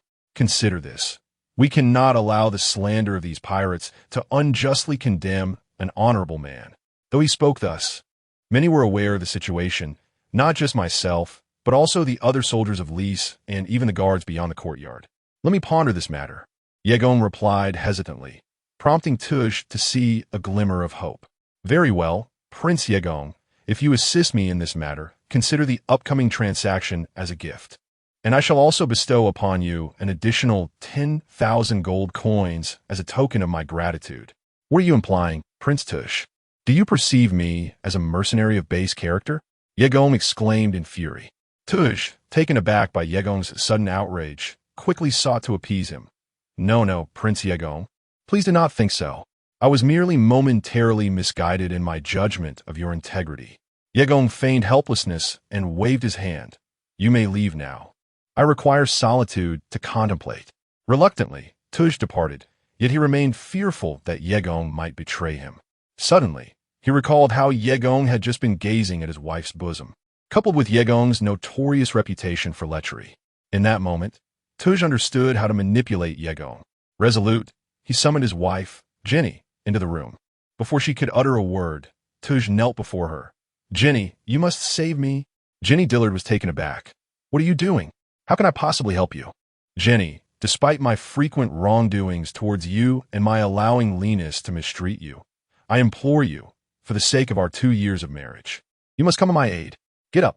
I must know what has transpired for me to assist you. Tuj then rose. You know that I often conduct business with your family, do you not? However, the last time, your family had an excess of armor, and I could not find enough buyers. In desperation, I clandestinely sold the armor to the pirates on Grey Gallows Island. I had hoped this would go unnoticed, but Yegon recently conquered Grey Gallows Island and discovered my involvement with them. My very survival depends on you. As he spoke, tears welled in his eyes once more. However, I find myself utterly helpless in the face of such a monumental predicament, lamented Jenny Dyrus. No. Only you can rescue me. I have managed to stabilize Yang. If you can engage him in a meaningful dialogue, he will surely allow us to circumvent this dilemma. Jenny Dyrus, overwhelmed with disbelief, retorted. You actually expect me to flirt with a stranger? Jenny, please do not be angry. This is merely a temporary measure. Moreover, I am endeavoring to assist your family in selling that batch of armor, which is why I must resort to this course of action. You cannot stand idly by while we face ruin. As Craig spoke, he felt an intense resentment towards his wife's family. He believed that had it not been for the armor, he would not have been forced into such a perilous situation, conveniently forgetting his own responsibilities and the advantages he had reaped over the years. Chapter 72. My lady, please do not. Are you truly considering selling your wife? Jenny, infuriated by her husband, found it increasingly difficult to suppress her emotions. Observing her distress, Craig knelt before her, imploring, Jenny, this is not my desire, but I see no other recourse. Please, for the sake of our marriage, assist me. Rather than responding directly, Jenny retorted, Did he send you here? Instinctively, Craig considered shifting the blame onto Aegon, yet he realized that such an action might provoke his wife's resentment and ultimately thwart his plans. Thus, he shook his head. How can you be certain he will be swayed by my allure? He undoubtedly will. Have you not noticed the way his gaze lingers on your left breast? Jenny, you must help me. If I am hanged, our family's wealth will attract many greedy eyes. Even my distant relatives may come forth, and you would suffer as well. For your own sake, can you not see reason? Craig O'Mullen's tearful plea was heart-wrenching, eliciting sympathy. Regrettably, his actions were rather base. After a prolonged silence, Jenny Dillas finally sighed. Very well, I shall agree, but you must also bring Linus here. Otherwise, do not expect my assistance. Ah, why must Linus come? Linus was Craig O'Mullen's most cherished concubine, far more significant to him than his own wife. Sending Jenny was bearable, but parting with Linus caused him considerable discomfort. Moreover, he had never attempted to send them together. At this moment, Jenny's gaze hardened. Why do you question it? She has barely been here and already disrespects me. If she learns of this affair, I shall never hold my head high before her again. I will not allow that wretched woman to continue her insolence in my presence. If you refuse to send her with me, do not expect my compliance. Very well. As long as you agree, I shall certainly send her along. In fact, to please you, I shall even send the other two as well. How does that sound? Craig's words, though they made Jenny regard her husband with greater disdain, did indeed persuade her. All right, go fetch Linus, and I shall leave the rest to you. Elated by her acquiescence, Craig hurried off to persuade Linus. After feigning reluctance, Linus ultimately agreed and accompanied him to Jenny's chamber. Craig then made his way to the parlor to sway Yegon. Prince Yegon, you may still be hesitating, but my wife wishes to speak with you. Perhaps she can convince you. Considering my family ties, would you not visit her room? Seeing that this fellow was resorting to selling his wife, Yegon no longer hesitated and readily acquiesced, for his ultimate aim remained unchanged. Without securing Craig's wife, even if Craig were to be hanged, his wealth would never reach Yegon's hands. Upon encountering Yegon, Craig was filled with ecstatic joy, leading him directly to his wife's chamber while thoughtfully closing the door behind them. He even dispatched the maidservants to another area, prohibiting them from approaching. Inside the room, Jenny and Linny's sat on either side, with Linny's having donned the attire of quarters. Yegon was taken aback by this scene, astonished that Craig would go to such lengths. After all, Linny's was his cherished one, and he was willing to part with her. Upon Yegon's entrance, Jenny greeted him with a warm smile. Prince Yegon, I truly appreciate your assistance. Who could have anticipated that Craig would create such a significant predicament? Alas, had I known, I would have refrained from attacking Grey Strangle Island. Craig and I share a fraternal bond, and this situation places me in a most unjust position. Yegon lamented, striking his thigh in apparent remorse. Dear Prince Yegon, please do not speak in such a manner. Your triumph over those pirates was an act of justice. The fault lies solely with Craig, and your willingness to grant him another opportunity is already a testament to your magnanimity. Jenny replied, her perspective bringing Yegon some solace. Regrettably, I remain a Lysian, and those pirates have caused the demise of countless Lysians. How can I reconcile this? Alas, Yegon mused, unable to suppress admiration for his own acting prowess. Prince Yegon, perhaps I should not utter these words, yet, for the sake of my dignity, might you assist him? After all, as you know, we are but vulnerable women, and should Craig perish, we would find ourselves in dire straits. Jenny said, seating herself beside Yegon, her gaze tenderly fixed upon him, while she took hold of his right hand. This subtle maneuver made Yegon acutely aware of the formidable nature of these women, who had unwittingly employed their charms. However, Yegon began, yet was interrupted by Jenny's insistence. There is no however. Prince Yegon, even if you do not consider Craig, you must think of Linny's and me. Linny's, do you not agree? Jenny turned to Linny's, who promptly moved to sit at Yegon's right side, deliberately lifting his hand and placing it upon her own body. Her voice filled with a pitiable tone. Prince Yegon, you must aid us. Madam, please do not. Yegon feigned a righteous refusal. I'm not the person you believe me to be. Yet before he could finish his protest, a fragrant breeze enveloped him, as Jenny, noticing his lack of initiative, decided to take matters into her own hands. Forgive me, Prince Yegon. Do not do this. Yegon protested, though his body betrayed his words, even as he squeezed Linny's hand. From an omniscient perspective, one might perceive the underlying issues, yet Jenny remained oblivious, convinced it was her own forceful persuasion upon Yegon. An hour and a half later, how could you act in such a manner? Yegon exclaimed, embracing Jenny and Linny's, caressing their delicate forms. Though his expression revealed great distress, Craig and I are steadfast brothers, and I am devoted to his wife. Your actions are leading me to treachery and disloyalty. Jenny was about to express her astonishment at the bed's unexpected fervor, yet she delicately said, I apologize, Prince Yegon. We find ourselves in an unavoidable predicament and can only resort to this desperate measure. At that moment, Lenny's also feigned concern, repeatedly offering her apologies. Indeed, it is entirely our fault. As long as you, Prince Yegon, can come to our aid, that is all that matters. Very well. I shall certainly come to your rescue. Yegon reassured them, gently patting the two. He then declared, however, I shall undoubtedly expose the misdeeds of Trig. Chapter 73. Using a knife to kill. Jenny couldn't help but exclaim. How could a person of such integrity as I forget the blood feud of the Riss people? Because of you. How could I face the Riss outside? Yegon spoke with righteous indignation, not driven by a desire to seize Trig's armor industry. I know he's a scoundrel, but please, spare him this time. Jenny looked at Yegon with tear-filled eyes and reached out to embrace his chest. You don't understand. Trig not only forcibly takes maidens, but even steals other men as wives. A person like him only brings endless harm to this world. Moreover, he has indirectly caused the deaths of so many Riss people. How can I let him go? As Yegon pronounced Trig's death sentence, he comfortingly patted Jenny's rear. But this is Trig's wrongdoing. You cannot be blamed for it, and I will still help you. Seeing that Trig was to meet his demise, Jenny, not wishing to hang her hopes on him, immediately pleaded, Then I must rely on you, Prince Yegon. It's all up to you and Lenny's. ISNT that right, Lenny's? Lenny's eagerly nodded in agreement. Rest assured, I'm a man of my word. I will definitely assist you. However, you must help me in return. As Yegon glanced downward, the two women quickly understood, exchanged shy smiles, and lowered their heads.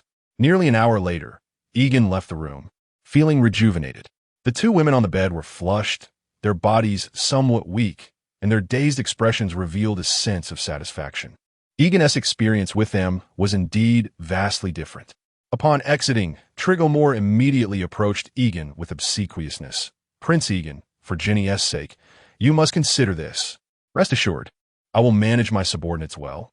I guarantee that there will be no unfavorable news about you from the Knights Guild. But Yegon did not mention that he wouldn't inform others to eliminate Trig O'More for him. In truth, Yegon aimed to reap the benefits of two endeavors with one action. He intended to thoroughly extract all the residual value from this information. Believing that Yegon had spared him, Trig was overjoyed, grasping Yegon's hands tightly. Prince Yegon, you are my great benefactor. I truly do not know how to repay you. How about you be my guest today? No. I need to return and properly discipline my subordinates. Let us speak of visiting tomorrow. Yegon replied before departing directly. At the very least, he wanted to let Trig revel in his joy for a while longer. Moreover, he needed to find a way to borrow a knife to deal with Trig. As he exited Trig's residence, night had fallen, and Yegon made his way directly to his good friend Governor Tremend's palace. Prince Yegon, I never expected you to come by today. Is there some joyful occasion? Tremend greeted Yegon warmly upon seeing him. After taking a sip of wine, Yegon directly proclaimed, Indeed, there's a piece of good news. I have just taken Grey Bramble Island and captured the pirates dwelling there. What? Tremend exclaimed, mirroring the astonishment that Trig had displayed upon receiving the same news. Yegon observed their expressions with keen awareness, realizing that Tremend was undoubtedly entangled in the matter. This presented him with the opportunity to cleverly manipulate both parties to his advantage. It seems the governor is somewhat surprised. Yegon feigned ignorance, inquiring further. Oh, indeed. You must know that the pirates on Grey Bramble Island have held steadfast within their formidable fortress for over 20 years, successfully repelling our numerous attempts to besiege them. I never anticipated that Prince Yegon would secure it so swiftly. Truly, you're a genius in battle. Tremend hastily shifted the subject, lavishing praise upon Yegon. But Yegon remained unimpressed by his flattery and replied directly, The most impregnable fortresses are always breached from within. I merely employed a few subtle tactics. However, I have uncovered something remarkable. Prince Trig is colluding with those pirates, having sold armor to them. What? That scoundrel is so audacious, Tremend exclaimed vehemently, as if he were an adversary of Trig rather than a close ally. Is the governor unaware of this? I assumed, given your close relationship with him. that you would certainly be informed, which is why I came to notify you, so you could plan accordingly. No, that was merely normal business between Trig and myself. I am truly not familiar with him, and I would never engage in such treachery, Tremond declared with righteous indignation. At this moment, Yegon could hardly contain his amusement and paused thoughtfully for a moment before responding. It appears Trig has indeed been quite reckless. I shall inform the other governors of this matter. Inadvisable, Tremond immediately interjected, fearing that Trig might implicate him while in custody. Governor, what is inappropriate about this? This matter cannot be disclosed to the other governors just yet, lest we alert the enemy. Since you have already confided in me, why not remain here a while longer? Tomorrow, I will dispatch someone to apprehend Trig and confine him in prison. This would be far more prudent. What do you think? Although Tremond harbored thoughts of eliminating Trig, he continued to present the situation to Yegon as one of caution. Yegon, feigning deep contemplation, eventually nodded. Very well. Our soldiers are well disciplined, and even if they learn of this, they should not leak the information quickly. Upon hearing this, Tremond discarded his intentions to eliminate Yegon, realizing that only Trig's demise would ensure greater security. He remained unaware that Yegon had already visited Trig's residence. Yegon and Tremond spent half the night drinking, and upon waking groggily the next morning, Yegon stated, I believe it would be wiser for me to keep Trig calm while the governor sends troops afterward. Very well. Yet Prince Yegon must exercise caution. Trig is indeed a cunning scoundrel, and one must not fall prey to his deceptions. Tremond feigned a fa of genuine concern for Yegon.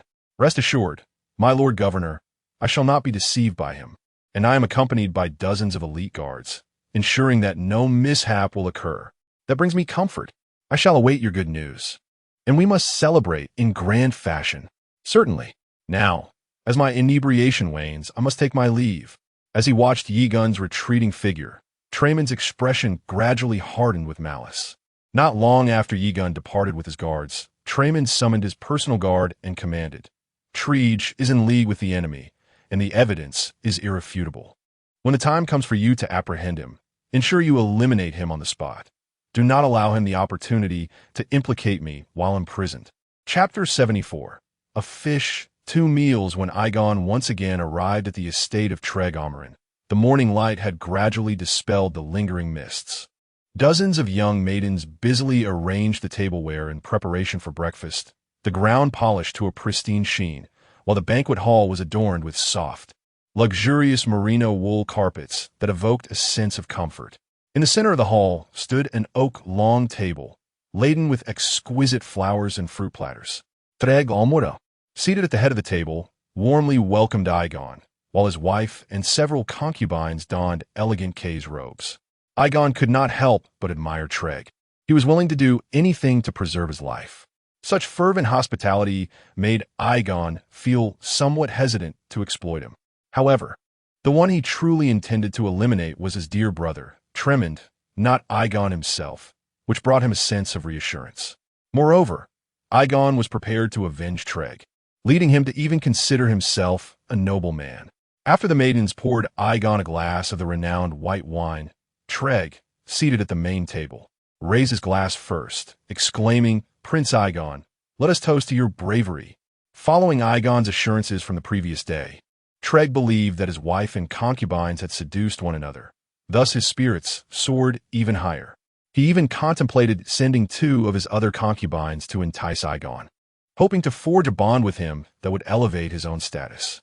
As a merchant, he held little regard for the chastity of his concubines, willing to offer even his most cherished, Lenny's Hightower, to the cause. Upon hearing Treg's toast, Aegon downed his drink in one gulp, then filled his glass anew. This toast is for the generosity of Prince Treg. I sincerely thank you for your warm hospitality. Treg erupted into hearty laughter upon receiving Aegon's reciprocal toast.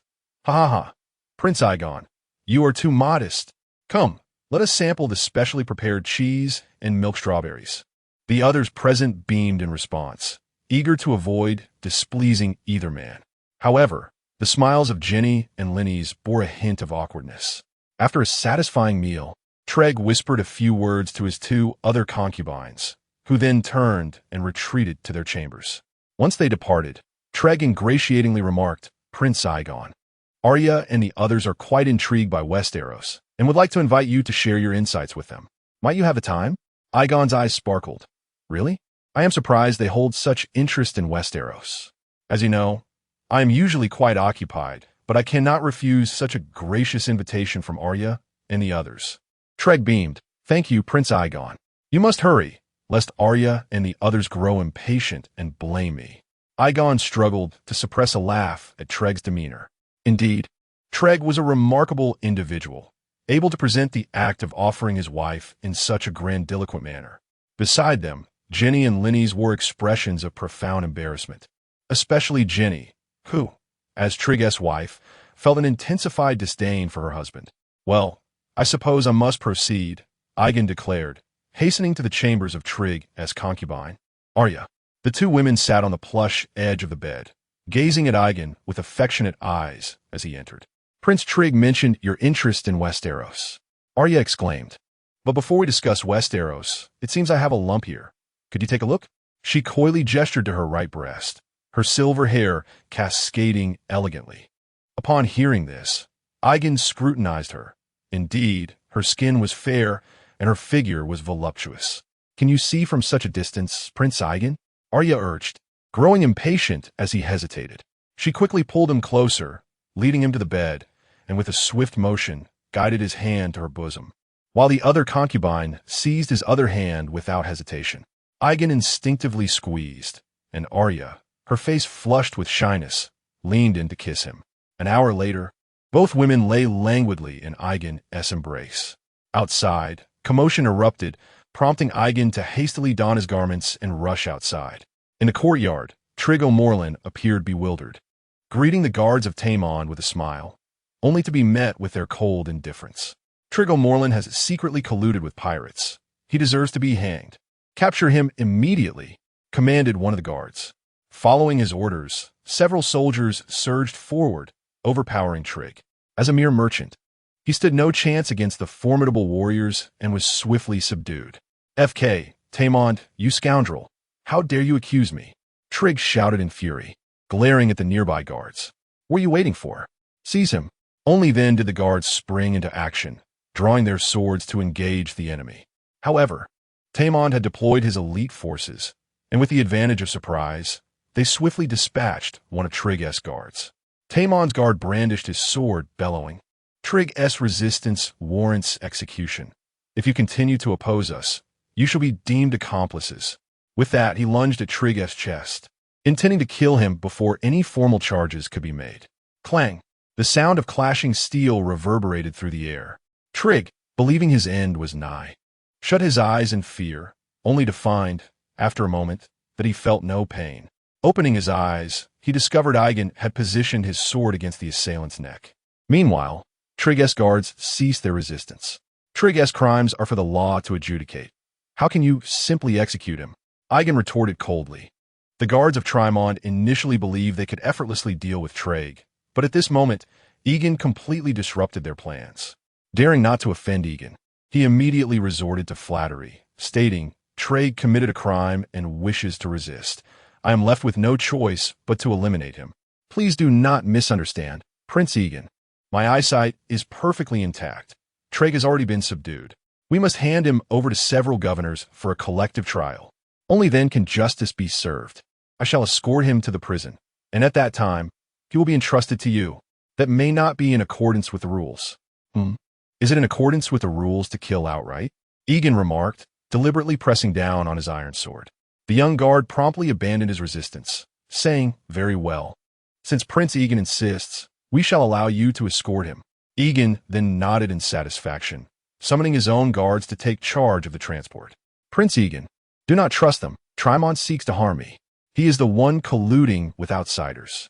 Trig continued to plead for mercy as he was escorted, desperately clutching at Yegon as his last hope. Silence him.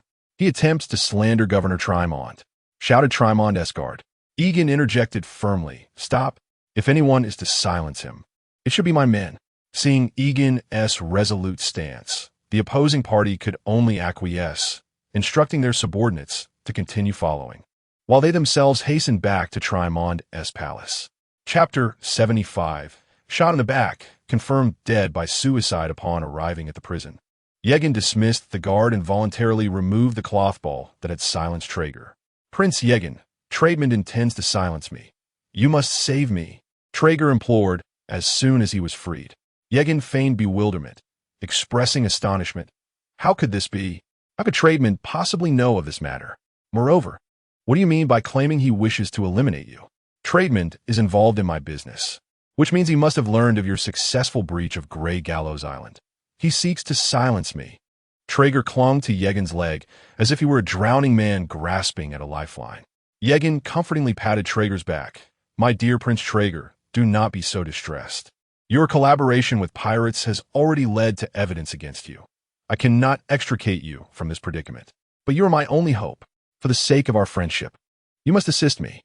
Yegon, wishing to avoid further teasing, proposed the only way to secure your safety is to drag Traedmund down with you, making the other governors believe he is the one framing you. Only then will you have a chance at survival. Traeger's eyes sparkled with renewed hope. Yes, yes. It is Traedmund who has conspired against me. Yegon could hardly suppress a smile. This was precisely the outcome he desired. Otherwise, it would be challenging to obtain leverage against Traedmund, especially if the latter were not deeply implicated in the affair. Furthermore, eliminating Traedmund did not serve Yegon's interests, as he could not afford to fill the vacancy of a governor at this moment. Thus, instigating discord between the two would be the most advantageous course of action. In truth, this tactic bore resemblance to Littlefinger's strategies, though the latter had failed to account for the variable of Joffrey, which led to his downfall.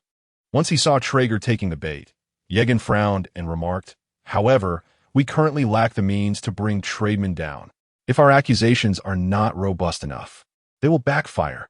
He once asked me to assist him in poisoning a wealthy merchant who was competing with him for the governorship. Traeger exclaimed, but if this evidence comes to light, you too will face the death penalty.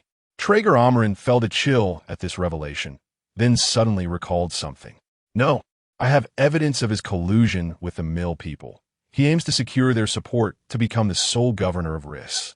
Oh, is it truly so? Do you possess concrete evidence? I arranged a banquet for him with the mill merchants. I overheard this information in secret. He had no intention of sharing it with me. Yegon instantly understood, deducing that Traeger likely sought to gather incriminating evidence against Traedmund, which had prompted him to have his subordinates track the latter, thus uncovering this clandestine information. Truly, a commendable display of brotherly loyalty. Yet this still lacked evidence. No, his steward and bodyguards are responsible for liaising with the mill people. If we capture them, we will certainly be able to extract the truth through interrogation. Craig's face was etched with fury. He could scarcely believe that Traedmund, who had reaped so many benefits from him, could be so cold-hearted as to seek his demise. He was resolute in his intention to make Traedmund pay in blood for his treachery. Moreover, I still possess the details of their previous conversation within my chamber. I even took the liberty of transcribing the contract of their transaction after inebriating that merchant from Mill. These pieces of evidence will surely bring Traedmund to his knees. Hold on, Prince Craig, said Yegon. I shall return shortly with assistance to rescue you. I will ensure Traedmund is apprehended.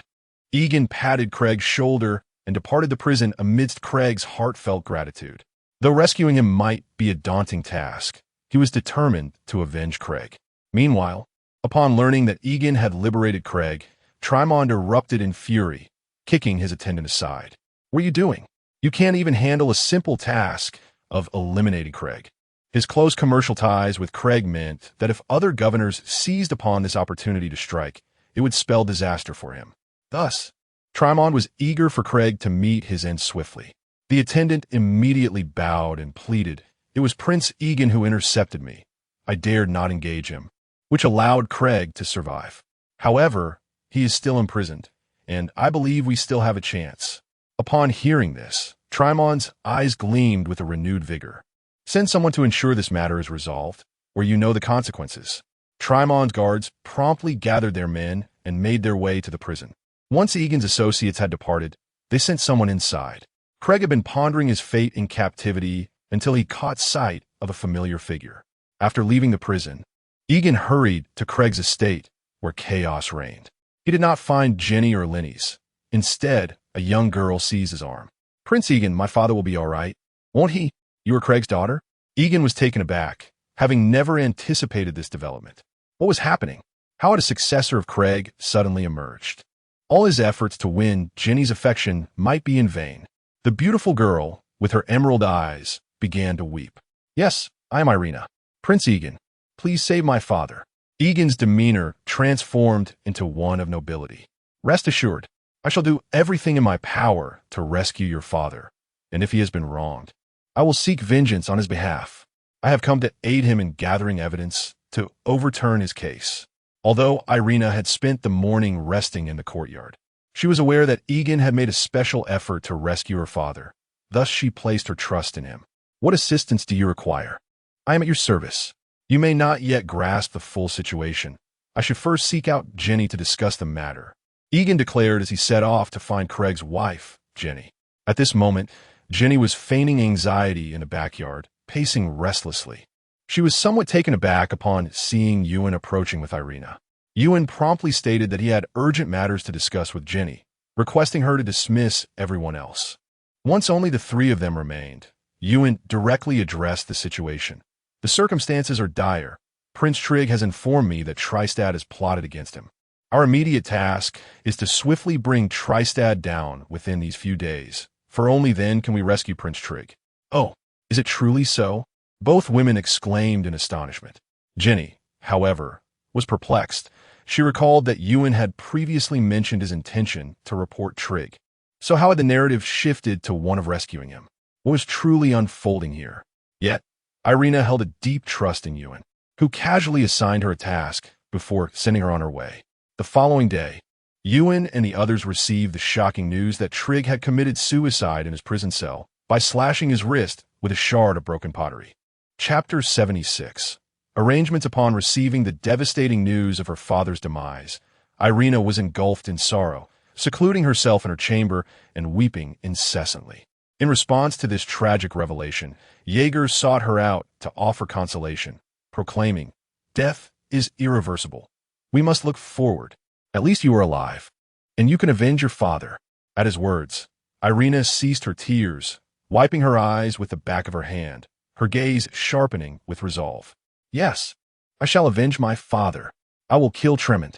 Yegon, observing Irina's newfound determination, felt a sense of relief. It was clear that the remnants of Tremont's influence would soon align with him, and the considerable wealth of gold, along with his daughter, would eventually belong to him. Although Jenny, being a Quessor, would claim her rightful inheritance, her allegiance was now with him, alleviating his concerns. With Tremont's secrets in his possession, he merely awaited the opportune moment to send him to the gallows. Truly a case of killing two birds with one stone. "Prince Yegon, will you teach me the art of swordsmanship?" Irina boldly requested, interrupting Yeager's musings on his brilliant schemes. Taken aback by her request, he steadied her shoulders and replied calmly, "Even if you begin training in swordplay now, it will take several years before you can confront Tremont. I am unafraid of waiting. I must kill him and avenge my father." Irina's eyes gleamed with unwavering determination, prompting Yegon to ponder if she might indeed be the true sister of Elia. This young girl, after all, resembled a more refined version of Elia, albeit with an elegance and beauty that surpassed her sisters. "Irina, you must understand that sometimes killing does not necessitate weapons," Yegon gently advised, but Irina remained perplexed. He continued, "You must have heard of the Roga family, yes? They were once the most powerful lineage in Reese, ushering an era of great prosperity. Yet, the downfall of their family came without the use of swords or soldiers, merely through a single rumor that obliterated them entirely.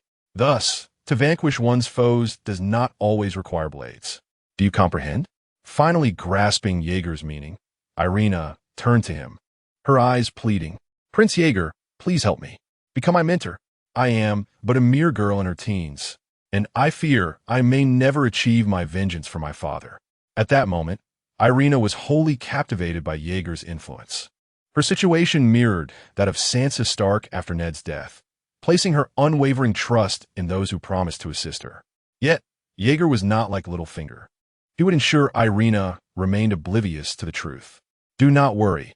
I am a dear friend of Prince Tremond and shall certainly aid you. However, the most critical task now is to conceal your intentions, do you understand? In a few days, you can accompany me to Westeros, allowing Tremond to believe you have been deceived. Only when he is not constantly on guard against you can you find an opportunity. Irina nodded in agreement. Seeing that this matter was settled, Yegon directly stated, I still have something to discuss with Jenny. I need to purchase some weapons from her family. I won't be able to accompany you for now. Jenny was Irina's stepmother, but Irina held little affection for her, so she simply nodded in response. Meanwhile, Jenny and Linny's had been waiting for Yegon in the room. Prince Yegon, you have finally arrived.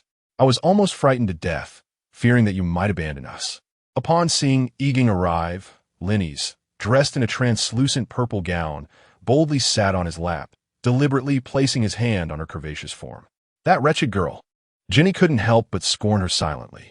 However, she could not bring herself to be as lascivious. What are you implying?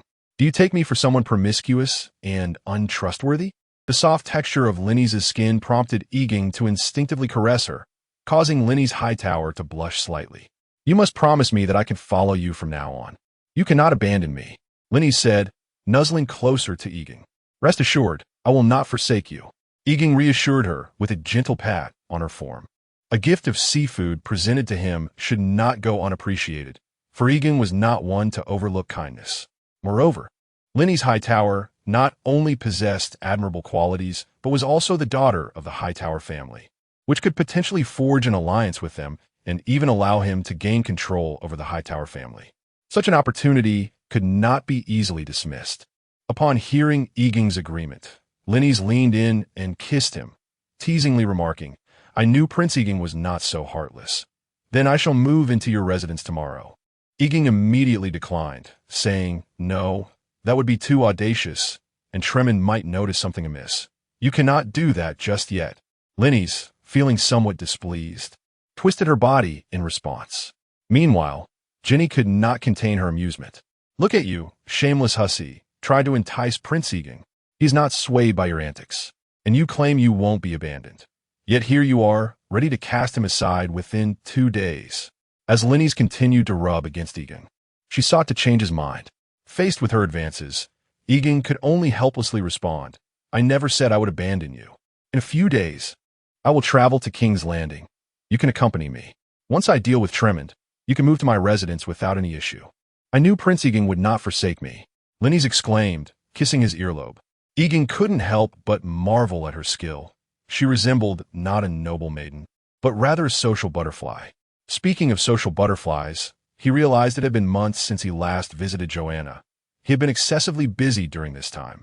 Yegon contemplated inviting Joanna over this time, lest she think he had lost interest. However, I must clarify in advance that I am already married, so you shall remain merely a concubine. In that case, you will still have to heed her commands at home. Upon hearing this, Linny smiled gently and turned to sit directly on Yegon's lap. It matters not. I shall never act recklessly, as long as I can be prioritized above Jenny. You wish. Jenny retorted angrily from the side, unable to contain her ire. Initially, she had approached Yegon with the intent of taking things one step at a time, for she believed she might still have the opportunity to remarry. Yet at this moment, being overshadowed by Linny's was simply intolerable. Linny's, undeterred by her rival, felt emboldened by the demise of Traeg and her newfound connection with Yegon. You think you can offer Yegon anything? In bed, you are but a passive partner. Were I Yegon, I would have cast you aside long ago. With a resounding smack, Yegon playfully struck Linny's pert backside, eliciting a ripple. I have yet to marry either of you. Must we not communicate civilly? Jenny, come here as well. From now on, you both shall stand on equal footing, with neither able to overshadow the other. Do you understand? Jenny, taking her place on Yegon's left, found herself drawn into his embrace, nodding absent-mindedly. After all, remarrying could lead her to a middle-aged merchant akin to Traeg, portly and possibly even older, perhaps with an entourage of irritating concubines. Yet, being with Yegon seemed a more favorable prospect, if only because he was decidedly younger. Chapter 77. Explosive Warfare. Chapter 78. Explosive Warfare. After being reprimanded by Yegon, Linny's Heidel fell silent. Yegon, unwilling to indulge her, delivered a firm smack upon her ample posterior, inquiring, "Do you understand?" Lenny's let out a delicate yelp at the impact, yet dared not provoke Yegon further. She could only murmur, "I understand. I assure you that I will avoid conflict with Jenny from now on. But Arya and the others must be placed behind us." Lenny's pondered that although she could not compete with that little vixen Jenny, she simply could not allow Arya and her companions to be outmatched as well. After contemplating for a moment, Yegon nodded in agreement. After all, these individuals were destined to engage in the dual-layered hamburger relationship in the future, and Lenny's was unlikely to cause any significant upheaval. Upon witnessing Yegon's acquiescence, Lenny's felt a sense of triumph return to her. She promptly shed the straps of her shoulders while seated in Yegon's embrace, revealing her fair skin. Not so fast. Yegon intended to discuss the matter of weaponry trade with Jenny further. Jenny hailed from royal lineage in Corse and represented a considerable faction therein. Although she might not possess the strength to rival the 13 giants of Corse or the major guilds that have formed alliances, the fact remained that a withered camel is still larger than a horse. Corse, a city even more magnificent and populous than King's Landing, surely possessed a royal family with some measure of power. Yegon eagerly anticipated the armor that Jenny's family would provide him. "Jenny, you previously mentioned that Treg's weapons were procured from your family. How much armor can your family supply?" Though Lenny's nestled restlessly in Egon's arms, he continued discussing trade matters with Jenny. After all, aside from his regular duties, he needed to arm his troops. Wouldn't it be advantageous to have his mercenaries prepared for action? Upon hearing Egon's inquiry, Jenny elaborated on her family situation. "Though my family is of royal descent in Corse, we are not among the most powerful branches. Thus we are compelled to engage in less lucrative enterprises. Profitable trades, such as spices, fine wines, and silk, are monopolized by the major guilds and the main royal lineages. However, my grandfather married a noble woman in Volantis, which enabled us to expand the blacksmith guild. Currently, if we mobilize all our resources, we could produce 500 suits of plate armor per month. However, to achieve this, you must prepare a substantial sum of money for my father in advance. After all, this would mean forsaking all other business ventures. Of course, I will provide the funds. I currently lack nothing but gold. Jenny, you truly are my lucky star." Yegon appeared exceedingly exhilarated. It was evident that he had resolved his most pressing issue. In a year or two, his army would be fully equipped. Volantis and Corse truly showcased their profound heritage, rivaling even King's Landing in terms of production capabilities. It was noteworthy that Yegon had employed numerous blacksmiths from Starfall, Highgarden, and the free trade city-states, who toiled day and night, yet could only forge 400 suits of plate armor each month. In contrast, Jenny's family could potentially double that output. "Am I not your fortunate star?" Lenny's Haidar couldn't help but express a hint of melancholy, then twisted her body slightly. No need to rush. Yet the two women provided him no respite. Clad in a queer's robe, Jenny swiftly thrust a loaf of bread into his hands. Meanwhile, Lenny's, cradled in his arms, stuffed 2 pieces of bread into Egon's mouth. What could Yegon say? He could only request a greater force. Reclining on the bed, he gestured towards his flute. Despite being merely 18, his physique had developed remarkably well, enhanced even further since his arrival in this world. Thus he typically wielded a flute as slender as an infant's arm. In Lenny's hands, the flute quickly elongated, soon resembling a length of 20 centimeters. Lenny's cast a flirtatious glance at Yegon and promptly began to play, even joining Jenny in a duet. Yegon closed his eyes, savoring the melodious sounds. He had to admit that Lenny's Haidar possessed considerable skill, her sense of rhythm impeccable, and her music profoundly enjoyable. He gently patted Lenny's head, saying, "I adore this. Please awaken me with music each morning from now on," though the women of the Summer Isles and his maid would often rouse him similarly. Yegon now wished to establish this as a cherished habit. Very well," Lenny's replied with a smile. Yegon lay comfortably, his spirits lifted as he watched Lenny's pour her heart into her performance. "It's astonishing that Trig hadn't taught you these things, yet your understanding is commendable. You learned so swiftly. Yes, eat it with the bread." Lenny's immediately grasped his meaning and began to eat in that manner. After a delightful feast at the Trig estate, Yegon directly sought out Trigmond with his guards. needing to stabilize the situation and conceal his true intentions, perhaps even extracting a bit of profit from him. Trigmont, having eliminated the significant threat posed by Trigg Morlin, was in high spirits, reveling in the dance of his female slaves while indulging in fine wine within his hall.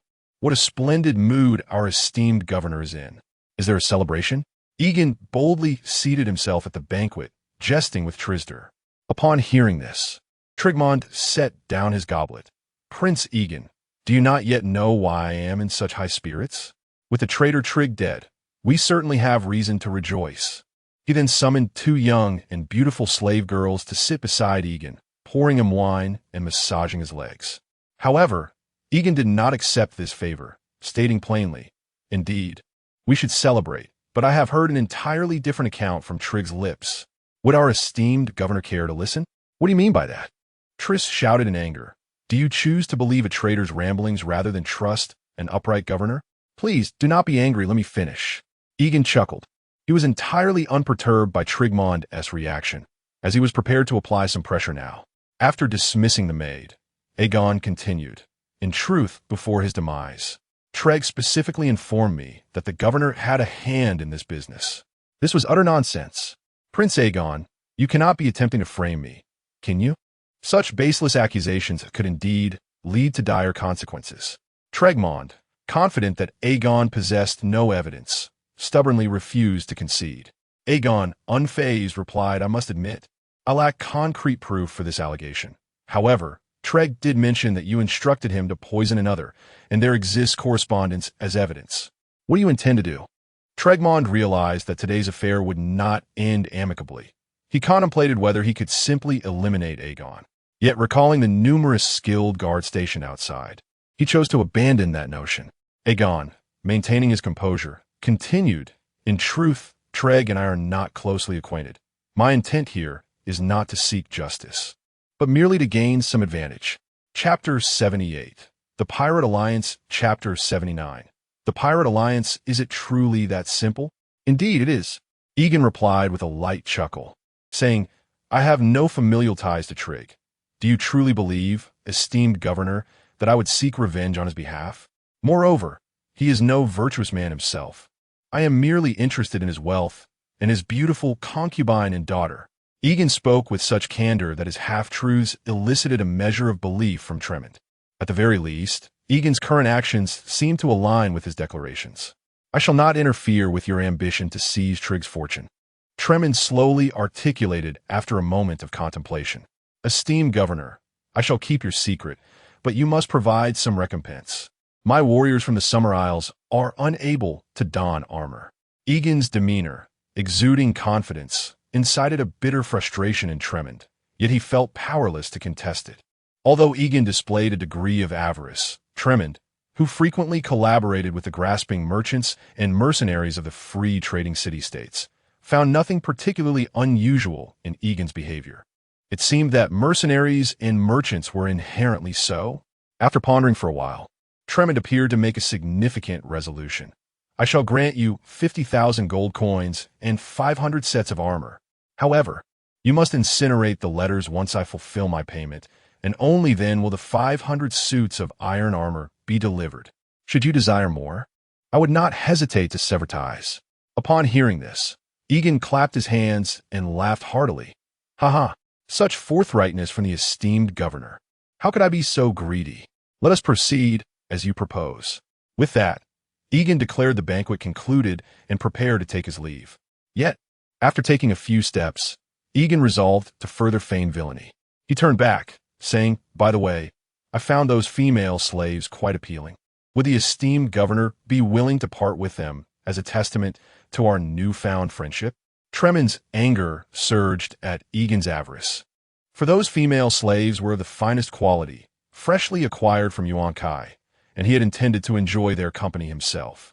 To his dismay, Yegon sought to extort them as well. This mercenary was indeed excessively lustful and greedy.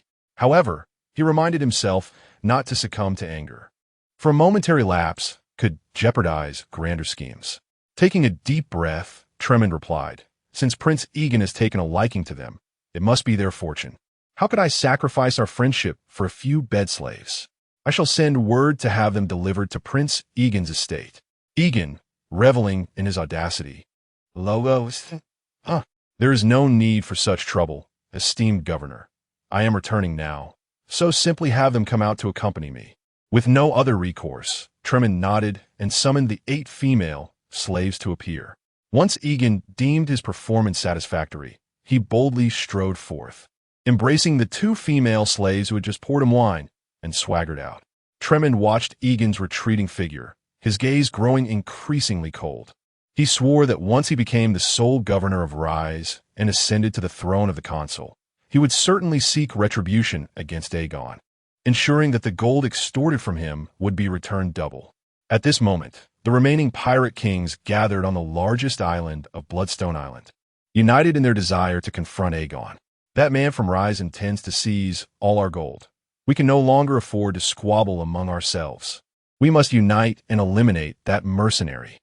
The speaker was Henry Veshui, the pirate king of Bloodstone Island, a man in his 40s with a mane of dark curls. His most striking feature being the enormous tumor on the right side of his neck. Legend has it that, like the ferocious Maris of yore, he devoured his twin brother while still in the womb. However, after he personally severed the tongues of several men and displayed their heads as trophies, few dared to voice such opinions in his presence. Yet, even the most formidable fortress of Grey Gallows Island had been breached by that mercenary. Are you certain we can defeat him? Another pirate king cast doubt upon Henry Veshui's confidence. Enraged, Henry's facial muscles contorted. Ord, you coward. If you remain silent, no one will mistake you for a mute. Although both Henry Veshui and Ord hailed from Stormland, Henry was the illegitimate son of a noble woman from the Emmons family of Greenstone Castle, having been bullied throughout his childhood and harboring a deep-seated disdain for the people of Greenstone, even those of Westeros. I believe what King Henry says holds merit. We must unite to have any chance against that mercenary. However, my suggestion is to refrain from engaging in battle with him just yet, proposed another pirate king. Henry Veshui coldly retorted, "What do you mean by that? Ultimately, that mercenary fights solely for Rise. We should not hastily become scapegoats for the Tyroshi. My advice is to seek peace with the governors of Rise. As long as we cease raiding their fleets, those governors will no longer be fixated on battling us. Without employment, these mercenaries will merely return to the disputed territories to fight." This middle-aged pirate king's analysis garnered the agreement of the other pirate kings, who nodded in unison. Though Aegon posed a significant threat to them, they preferred to resolve this menace at minimal cost rather than engage in war. The pirates and fleets they possessed were their lifelines, and they would not squander them without dire necessity. Is that what you all think? Yet I have heard that many among you maintain close ties with the Tyroshi. Do you believe the governor of Rise would trust you? Henry Veshui sneered. I believe the governor of Rise values profit over past grievances. Perhaps after we negotiate peace, they will even welcome us warmly. The middle-aged pirate continued with calm analysis. However, we indeed need to unite, for whether the people of Rise seek to eliminate us or the Tyroshi intend to confront us, we will possess the greatest leverage and choices. Harris's words resonated with reason, prompting an immediate chorus of agreement from the crowd. Who do you believe should ascend to the throne of the Pirate King? Henry's icy gaze bore down upon the Tyrosian before him, sending shivers down spines. Unfazed, Harris maintained his composure, suggesting, I propose that the Pirate King be appointed through a voting process, with new elections every 3 years. What do you all think? Henry, however, swiftly dismissed the notion, exclaiming, a foolish method. I vehemently oppose such an approach. With my formidable fleet, I should be the sole Pirate King. Observing Henry's demeanor, Harris continued to smile, suggesting, then let us appoint King Henry as the inaugural Pirate King to navigate through this crisis, and we shall reconvene to discuss further in 2 years. Satisfied? Henry nodded in agreement, while the others, keen to avoid incurring his wrath, concurred without hesitation. Chapter 79. The Respected Hero. Chapter 80. The Respected Hero. In the warm embrace of Yegon, Joanna, feeling somewhat fatigued, squinted her eyes and relished in the soothing warmth of a milk bath. Nearby, several young and beautiful maidens attentively served her in the pool adorned with rose petals. Joanna savored this tender moment before languidly inquiring. I heard from the people of Bravos that bathing in milk improves one's skin. Do you think my skin has improved? Yegon, upon hearing this question, felt a twinge of exasperation. It seemed that women could never escape the allure of beauty. Even a 17-year-old girl felt the need to nurture her skin. However, reflecting on his own vested interest, Yegon dismissed any annoyance. He gently caressed Joanna's skin and reassured her, "Your skin is already as exquisite as warm milk. But after this treatment, it should maintain its radiance even better." At his words, a smile involuntarily graced Joanna's lips, though she soon expressed her discontent. "You haven't sought me out these past few months. Aside from those 2 brief visits, I thought you might abandon me. Or perhaps now that you have your queen, you no longer desire me? How could that be? Your beauty is unparalleled. I could never forsake you." Yegon replied earnestly. "The truth is, I have been exceedingly busy lately, but I promise to spend more time with you. After all, I am bringing you to Westeros, am I not?" Yegon was not one to overlook such a precious gem. Joanna's beauty rivaled that of Daenerys, and he had no intention of letting her slip away, especially considering the substantial financial support she provided. Joanna huffed, deciding to let Yegon off the hook for the moment. It was as if she could see through his thoughts. "I can tell you wouldn't approach me without some ulterior motive. Speak plainly. What do you need my assistance with?"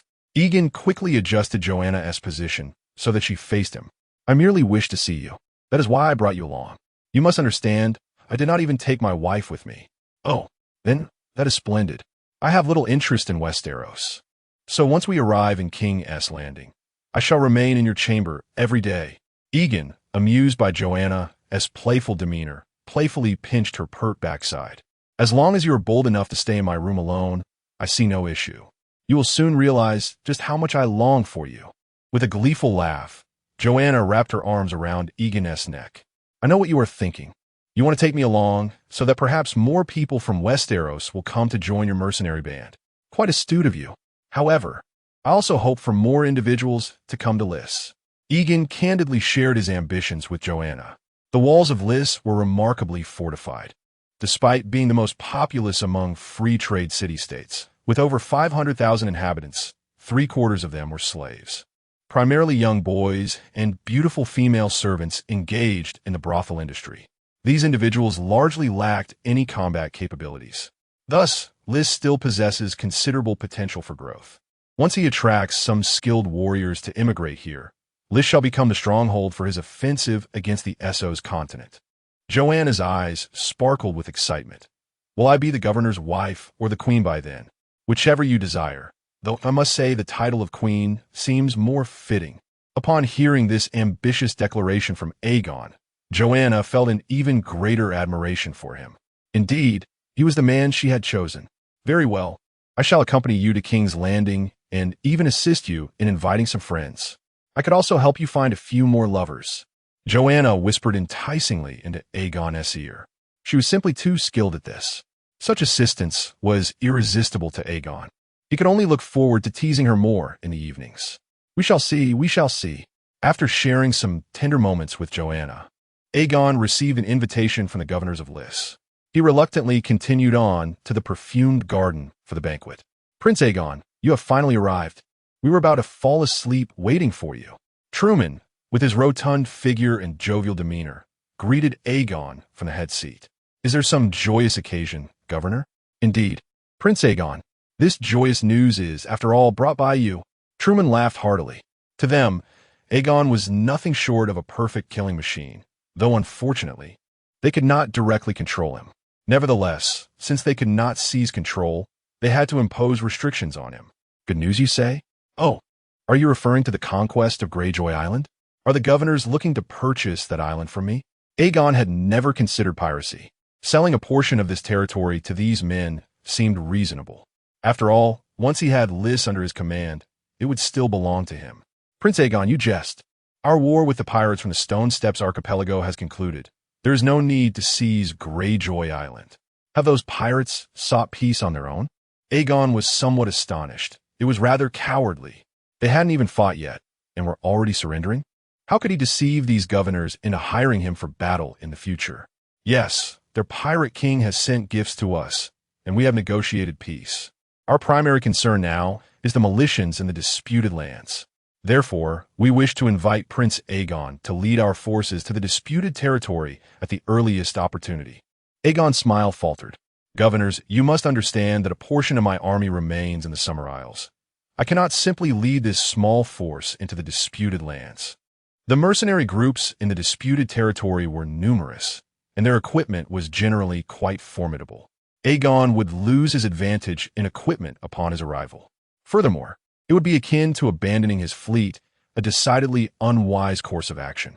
However, Aegon could not outright decline. After all, his relationship with these governors relied upon a fragile employment contract. His ability to station troops here was entirely due to their need for him. How long will Prince Yegon require to bring back the soldiers from the Summer Isles and set forth anew? Perhaps a year. By then, the troops from the Summer Isles should be sufficiently armed. In fact, within approximately 6 months, the soldiers should possess adequate armor for their own protection. Yet Yegon must allow himself some additional time. This way, he will not appear reactive when he seizes lists. Very well. However, Prince Yegon, you must expedite your efforts. It is crucial to understand that if you are unable to engage in battle, our generous rewards for you valiant warriors shall remain unbestowed. Truman urged, "Rest assured, Your Excellency, I shall act with utmost urgency." Chapter 80, Prince of the Summer Isles. Chapter 81, Prince of the Summer Isles. A few days later, Aegon set forth once more towards King's Landing, accompanied by a contingent of 100 unsullied purchased from Astapor. These unsullied exhibited a loyalty surpassing that of his bodyguards, allowing Aegon to safeguard his residence without the fear of his schemes being uncovered. On the Swan ship, clad in a green Carthene robe, Jenny Darris yearned for a breath of fresh air on the deck, yet Aegon intervened. "Jenny, it would be prudent for you to refrain from making an appearance in Westeros in such attire," he cautioned, caressing her delicate skin, "lest the men's eyes become fixated upon you." The Dothraki referred to the Carthenes as milk women, a term not only due to their flamboyant garments, but also their fair complexions. Carthenes bore a resemblance to Slavic women, both possessing tall statures and pale skin, a rarity among the women of Westeros. Aegon was confident that, with Jenny's beauty paired with her attire, they would undoubtedly attract a throng at the port. Would they truly be so brazen? Jenny questioned, her eyes reflecting doubt. In Qarth, such unabashed gazes would likely result in the loss of one's eyes. They might even be castrated. How barbaric! Aegon felt a chill beneath him at the thought. The men of Westeros may not have encountered your attire before. Thus their curiosity is understandable. Surely, you cannot gouge out their eyes. Jenny pouted in mild discontent. "Very well. I shall change into something more suitable. That's the spirit. The Carthene robe is best reserved for the confines of home. Fine garments should be cherished privately." Upon hearing this, Jenny playfully wrinkled her nose at him. After a fortnight filled with merriment, Aegon finally arrived at King's Landing. Although the spectacle was not as grand as his previous visit, he was met along the way by numerous enthusiastic citizens eager to witness the events leading up to the forthcoming tournament. The city was bustling with knights and nobles from across the realm, rendering Aegon's retinue less remarkable. His arrival stirred the court, enlivening the meeting of the Privy Council. Prime Minister Jon Arryn, seated at the head, bore a somber expression. This mercenary has now become the Prince of the Summer Isles. I fear he seeks to disrupt the order of the Seven Kingdoms. Yet I have heard he comes in goodwill towards the Seven Kingdoms. We cannot shut our doors to a potential ally, Peter Baelish interjected. Moreover, it seems His Majesty holds this mercenary in high regard. He has brought honor to the crown. Littlefinger's words did not sit well with Jon Arryn, yet he could not deny their validity. As Robert's foster father, Jon understood Robert's true nature. The man had no genuine interest in the Iron Throne, nor did he wish to govern a kingdom with diligence. Robb had expressed on multiple occasions his desire to abandon the throne and sail to the free cities to become a mercenary king, reveling in the adventures of war and the pleasures of song and dance, which had always been his fervent wish. For Robb, Aegon could bestow upon him glory, rendering his crown all the more resplendent. Thus he could not easily turn against Aegon. However, burdened with such a troublesome king, Jon Arryn found himself in a predicament. After all, he was his foster father and could only resort to tidying up his mess. Regardless, we must constrain this mercenary. No mercenary in the history of the Seven Kingdoms has wielded such influence in King's Landing. I hope our valiant warriors can vanquish him at the tournament, effectively curtailing his audacity. As Jon Arryn spoke, he deliberately glanced at Loras Tyrell and Stannis Baratheon. Our Knights of Storm's End are undoubtedly formidable. We shall not be bested by a mere mercenary, Loras boasted. Although he may not surpass Aegon himself, he believed his men could secure victory over him. Excellent.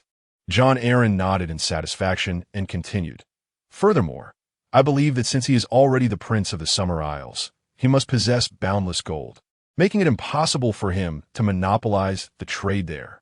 His Majesty the King should also introduce a comparable alternative. Within the throne room, Robert sat upon the Iron Throne, his mirth unmistakable. Ever since he received news that Aegon would represent the Summer Isles in forging a new alliance with the Seven Kingdoms, even suggesting the possibility of the Summer Isles yielding to the Iron Throne, he had begun to reckon the glory of conquering the Summer Isles as his own. The thought that he had achieved what the Targaryens had not, without shedding a drop of blood, filled Robert with an unbidden sense of pride. Aegon, clad in silver armor, entered the throne room, presenting a beautifully carved longbow of golden heartwood. Your Majesty, this is a gift from Queen Shera, symbolizing our friendship and your care for her brother.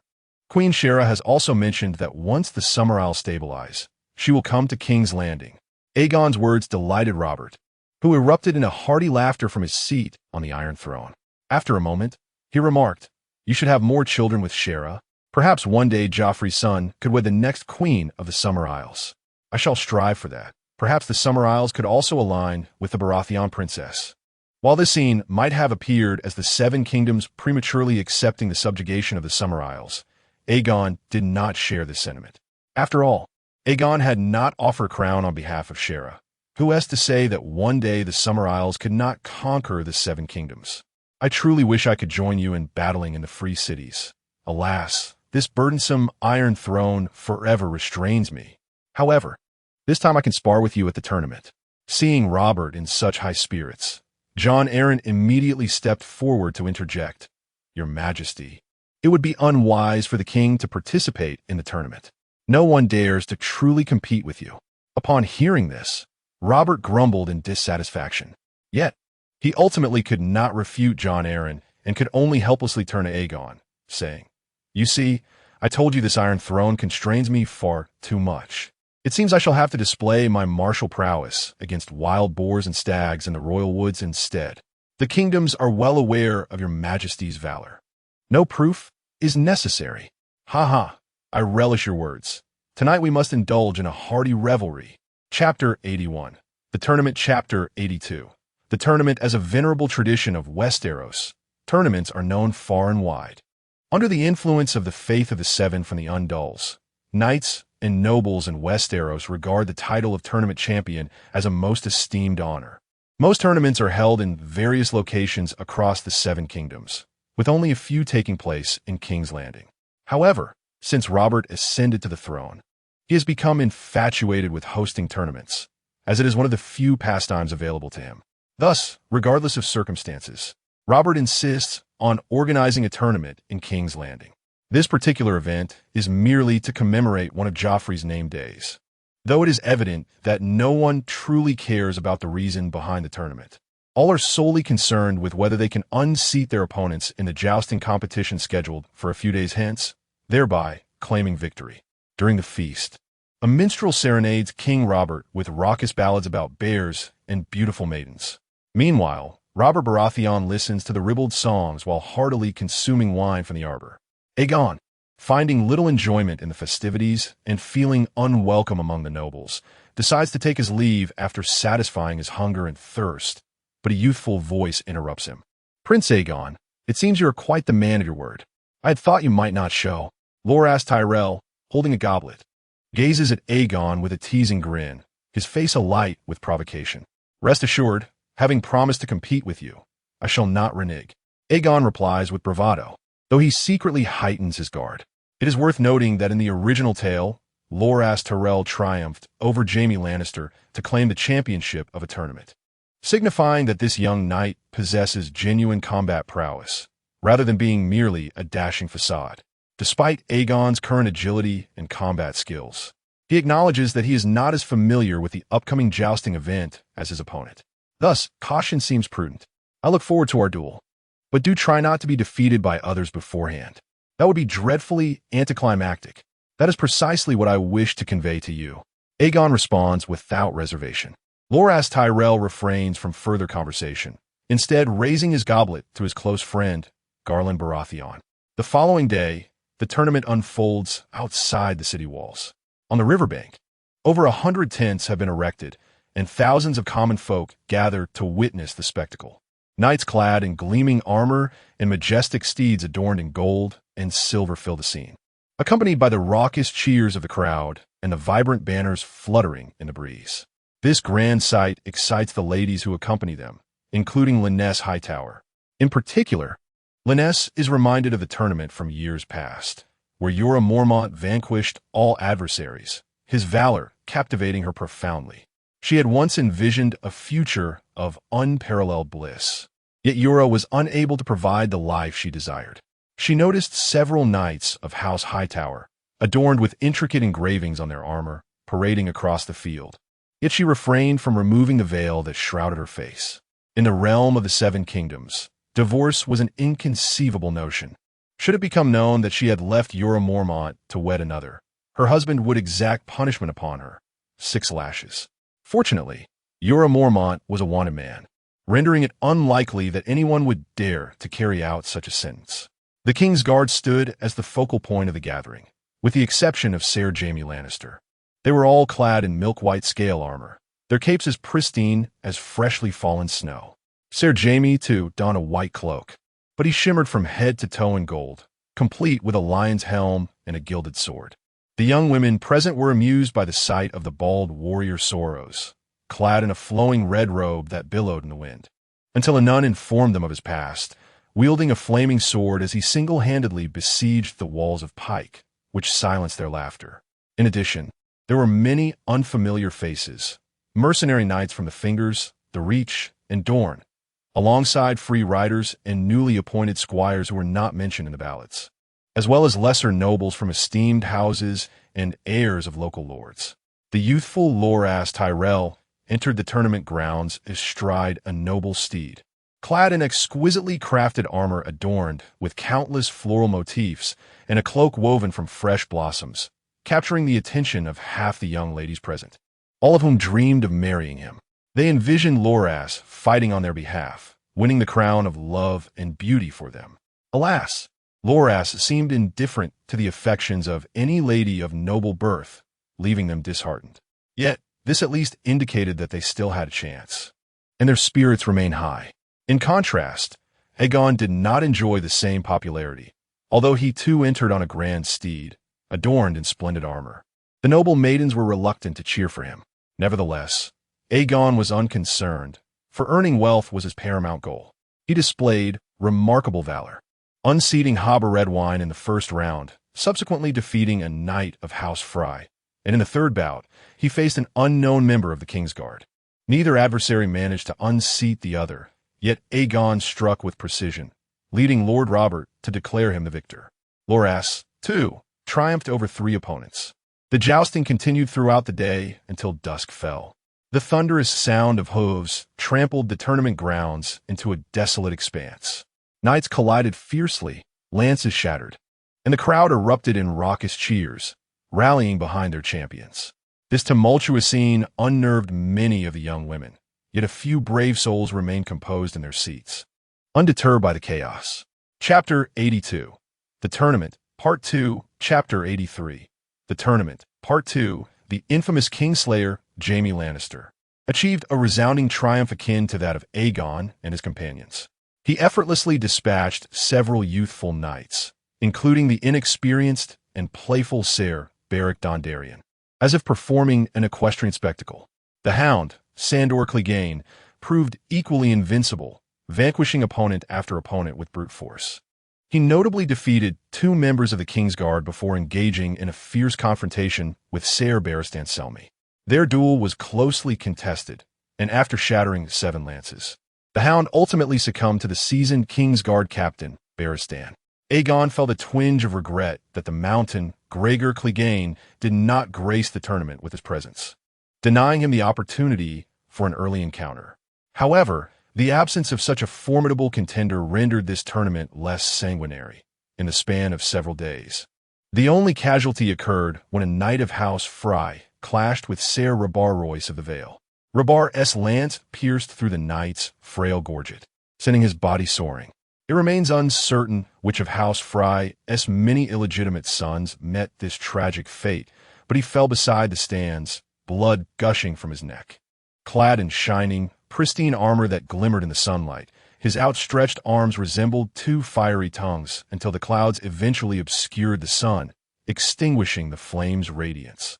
His deep gray cloak, embroidered with the blue twin towers of House Frey, became darkened as blood seeped through, transforming the emblem into a grim crimson. Many young women in the audience were horrified, some bursting into tears, though most regained their composure after a brief moment of panic. This young knight was a stranger from the Riverlands, and his name would be forever forgotten by the world. After 4 days of fierce competition, the Lance tournament culminated in a final 4: Aegon, Ser Loras Tyrell, Jaime, and Barristan. It was in the semifinals that Aegon faced Loras Tyrell. Loras bowed slightly to the maidens in the stands before charging valiantly towards Aegon. His gallant act elicited cheers from the crowd, who eagerly anticipated a display of heroism that would unseat Aegon from his mount. However, the encounter unfolded contrary to their expectations. Both knights struck their adversaries' breastplates, yet their lances shattered upon impact. Aegon felt a sharp pain in his chest, but quickly seized another lance and charged once more. In a sudden moment of proximity, Aegon bent low on his steed, evading the thrust of Loras' lance just as it was about to strike him, countering with a thrust of his own that found its mark on Loras' breastplate. Though struck, Loras managed to rein in his warhorse and did not fall, instead picking up another lance to re-engage Aegon. Ultimately, the two shattered 9 lances between them, and it was only then that Robert declared Aegon the victor, having landed 1 more hit than Loras. By this time, the moon had long ascended, and the people, weary from the day's events, began to disperse. Lord Robb stood and announced that the final 3 contests would be held the following morning prior to the team tournament.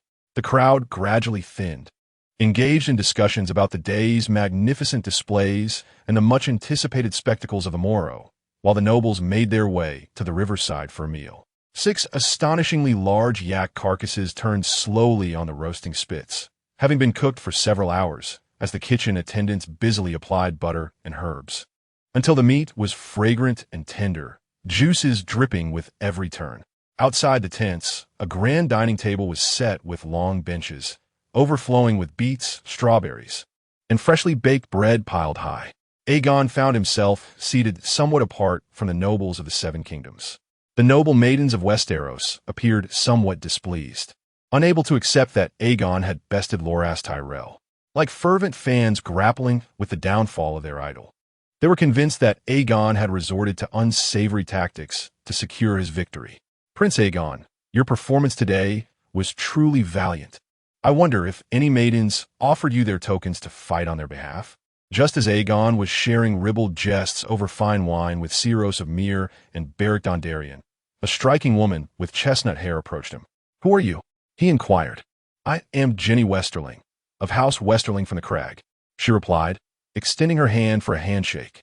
Aegon suddenly recognized her as the future queen of the Young Wolf, Robb Stark, the one who would ultimately lead to the annihilation of the Northern forces. Yet, it must be said, her figure and beauty were indeed remarkable, surpassing even the allure of the nurse in the tales, with more enticing curves and a fuller figure. No wonder Robb was smitten. Believe it or not, the noble maidens of Westeros seem to doubt my ability to triumph. Hence, few are willing to part with their tokens. She lamented. They would rather bestow their tokens upon Loras, even though he might already be too burdened to accept more. Aegon shrugged in exasperation. Jenny Westerling burst into laughter. Perhaps it is precisely because he carries too much that he will fall before you. You are mistaken. Even without his burdens, he would still succumb to my prowess. Prince Aegon, you are indeed confident. Would you be willing to carry my token to secure victory in tomorrow's finals? As she spoke, she playfully tossed her hair back. This proposition caused Aegon to feel a twinge of suspicion. He recalled that Robb's interest in her had been orchestrated by the cunning Tywin Lannister. Could it be that this approach was yet another of Tywin's machinations, planting a pawn close to him? Prince Aegon, it seems you may soon find yourself betrothed once more. Syros the Red Priest quipped, winking at Aegon. As a man from a free trade city, he had always perceived the nobility of the Seven Kingdoms as hypocritical, pretending to cherish their wives while fathering bastards in abundance. Jaime Westerling felt a flush rise to her cheeks at Soros's remarks, while Yegon took the initiative to extricate her from the awkward situation, saying, Soros, do not speak so carelessly. Perhaps Miss Jaime is merely advocating for my plight, believing that a valiant warrior, such as myself, deserves greater acclaim. Although it remained uncertain whether Jaime had been sent by Tywin, Yegon resolved to bide his time.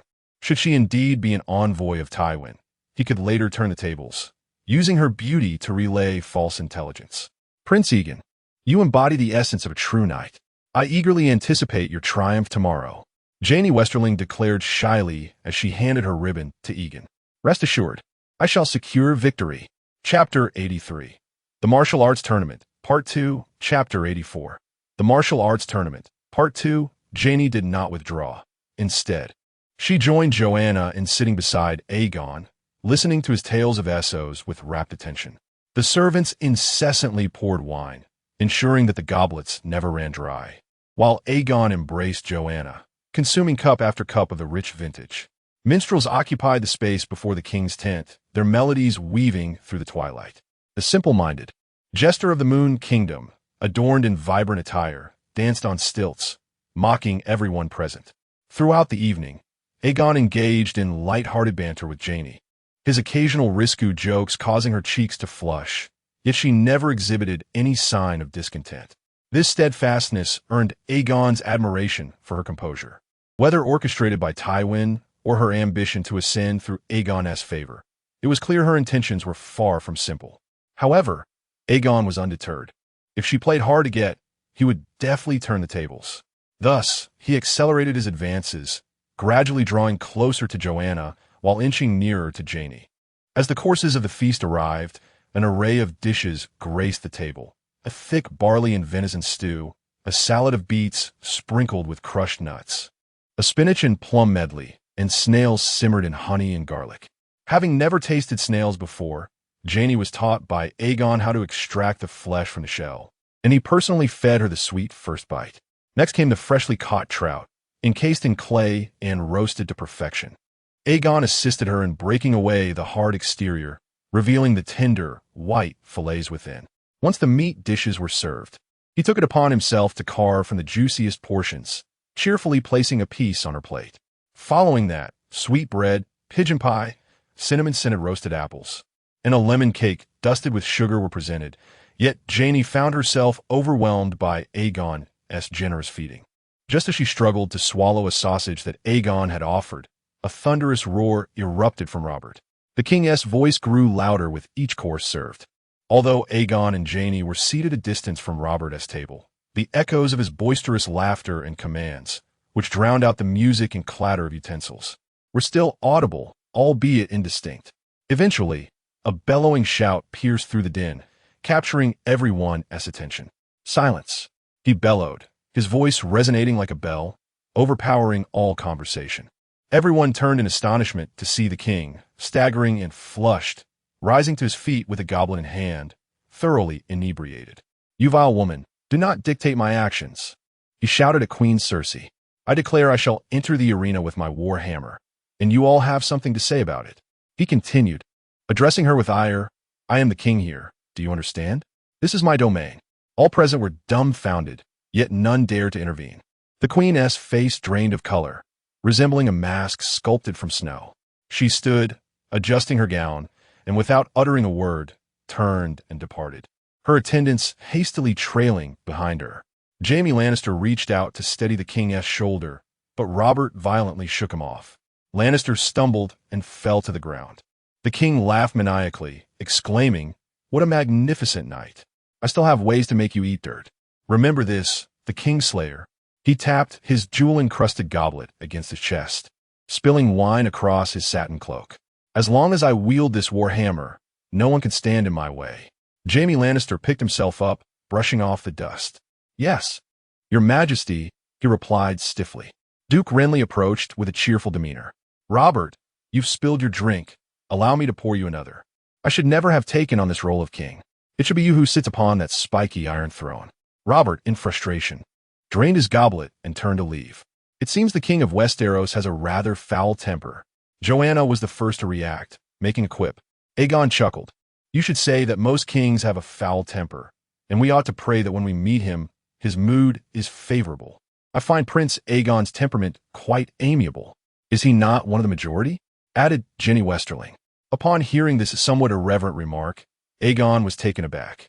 "Jenny, you mustn't speak so carelessly. I am merely the Prince of the Summer Isles. How could I be a king?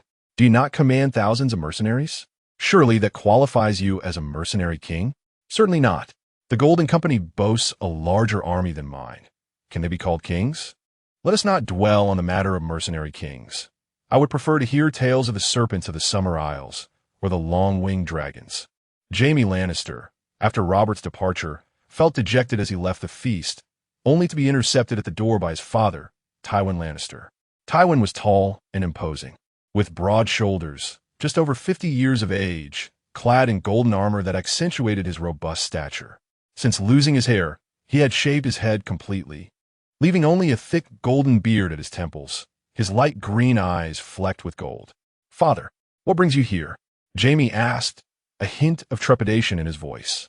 In all of the Westerlands, few were not fearful of Duke Tywin.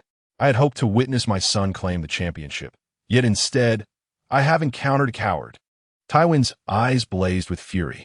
He was incensed by Robert's recent humiliation of Jaime, but what enraged him more was that Jaime had failed to resist. "You are utterly unworthy of being a Lannister. Lions do not sire lambs." Jaime felt his face flush with shame. He had not anticipated that his recent disgrace would be so apparent to his father. "Father, you know that I am a member of the King's Guard, sworn to serve the king." Jaime attempted to defend himself. "It would have been better had you kept silent. I have long regretted not teaching you properly, allowing you to aspire to be some fool's protector. You are bringing disgrace upon the Lannister name." Jaime, chastened by Tywin's reprimand, recoiled like a quail, utterly bereft of the courage to retort. After casting a few exasperated glances at his son, Tywin could only helplessly insist, "You must vanquish all your adversaries and seize the championship tomorrow. Do you understand? You must make it clear to these individuals that the Lannisters are not to be trifled with." "I understand, father." Chapter 84. The Martial Arts Tournament, Part 2. Chapter 85. The Martial Arts Tournament, Part 2. On the following morning, before the sun had risen, the throng of spectators had already gathered at the tournament grounds. The crowd today was larger than in previous days, creating an impenetrable mass as everyone was eager to witness who would emerge as the champion. Dressed in a golden cloak, the gilded figure of King Robert was escorted through the throng, flanked by the nobles of Westeros and the royal ministers, while the knights of House Lannister, clad in golden armor and lion-emblazoned capes, followed closely behind. Tywin Lannister, accompanied by his guards, entered the arena upon his steed, exuding an air of disdainful superiority that unsettled both King Robert and Prime Minister Jon Arryn. However, once Robert had sobered up, his mind returned to clarity, and he refrained from provoking Tywin intentionally. As the nobles took their seats, a now rejuvenated Robert rose slowly and boomed, "I hereby declare the final 2 matches of the Lance competition to commence." With Robert's proclamation, the tournament officially began, eliciting a chorus of cheers from the audience. The first duel featured the Kingslayer, Jaime Lannister, against the commander of the Kingsguard, Barristan Selmy. The 2 knights, one clad in gold and the other in white, lined up on opposite sides before charging towards one another on horseback. In his youth, Barristan Selmy had claimed victory in numerous tournaments, establishing himself as one of the mightiest knights in the Seven Kingdoms. Yet, now, in the twilight of his years, his physical prowess could not match that of the still vigorous Jaime Lannister. Despite his enduring skill with the lance, the contest saw them shatter 7 lances in an intense exchange. But ultimately, it was the younger Jaime who triumphed with his precision, besting Barristan Selmy. The arena erupted in enthusiastic applause at Jaime's victory, and a rare smile graced Tywin Lannister's countenance from his vantage point. The final match soon commenced, with Aegon appearing in silver armor and a cloak embroidered with 3 swords. Astride a magnificent steed, most of the cheers in the crowd were for Jaime Lannister, despite his infamy as a Kingslayer and a member of the Kingsguard. His noble lineage as a Lannister endeared him to the spectators. Jaime and Aegon saluted each other with their lances before their steeds surged forward like the wind. The wooden lances met the armor with thunderous cracks, yet neither knight was unseated. They raced to the far side of the arena to retrieve new lances and charged once more. The sound of galloping hooves filled the air, heightening the adrenaline of the audience. Aware of Aegon's tactics from the previous day, Jaime was prepared, rendering Aegon's clever defeat of Loras Tyrell ineffective. The two engaged in a fierce struggle for over an hour, shattering 9 lances, until Jaime's steed, exhausted, could no longer continue, prompting King Robert to call an end to the match. Robert cast a sidelong glance at Tywin before rising to declare Aegon the victor due to his superior aim. Although Jaime felt a twinge of dissatisfaction upon hearing the ruling, he glanced at the emblems on their breastplates and, noticing his own was more densely adorned, chose to remain silent. The cheers from the crowd resounded solely for Aegon, causing Tywin Lannister's expression to darken ominously. As champion, Aegon had the privilege of bestowing the crown of the queen, a symbol of love and beauty, upon the maiden of his choice, or alternatively, he could choose to bestow it upon the original queen, the host's daughter. The event was organized by Robert, and the queen of love and beauty was none other than Maela Baratheon. After receiving the crown, embellished with jewels and flowers, Aegon strode towards the stands. The noble maidens in the audience held their breath in anticipation. Not a single maiden did not dream of such a moment, akin to their beloved prince charming riding forth to invite them. Although Aegon was a married man, the daughters of the nobility seldom hesitated to welcome his affection, which made them feel more alluring than others. However, Aegon swiftly passed by the noble maidens without pausing, leaving them disheartened, some even regretting their failure to present him with tokens of affection. As Aegon's approach drew nearer, Jaime Westerling, seated beside Joanna, nervously clasped her hands. She was merely a teenage girl, filled with dreams of love. Just as Jaime's heart raced with the hope of receiving Aegon as crown, he chose to walk past her. In that moment, several were left in stunned silence. Even Margaery Tyrell, who was observing everything from a distance, wore a bewildered expression. Did he intend to bestow the crown upon me? A thought, absurd yet enticing, flashed through Margaery's mind. After all, they had recently experienced a disagreement, and she had been extorted by that insufferable mercenary. However, as Aegon drew nearer, Margaery began to entertain the notion that this lecherous man had set his sights on her, wishing to win her favor with the crown. Even if he were to offer it to me, he should not expect my forgiveness. Margaery then straightened her posture, adopting an air of sacred inviolability. As Aegon momentarily paused at her feet, Margaery nearly closed her eyes in anticipation of him placing the jewel-encrusted crown upon her head, only for him to move on once more. This nearly incited Margaery's wrath. Had it not been for the nearby nun reminding her to maintain the poise expected of a noble lady, she might have charged at Aegon with a punch. That insufferable mercenary truly was a blind, lascivious fool. Margaery inwardly cursed Aegon with fervor. After passing by Margaery, Aegon swiftly approached the side of Princess Myrcella Baratheon, and before the gaze of all, he adorned her brow with a crown embellished with jewels and flowers. The young princess initially flushed, and upon receiving the crown, felt her heart fluttering like a young fawn. The act of a victorious knight bestowing a crown upon a maiden often signifies a romantic overture. Conversely, a misjudged gift could incite conflict or even war.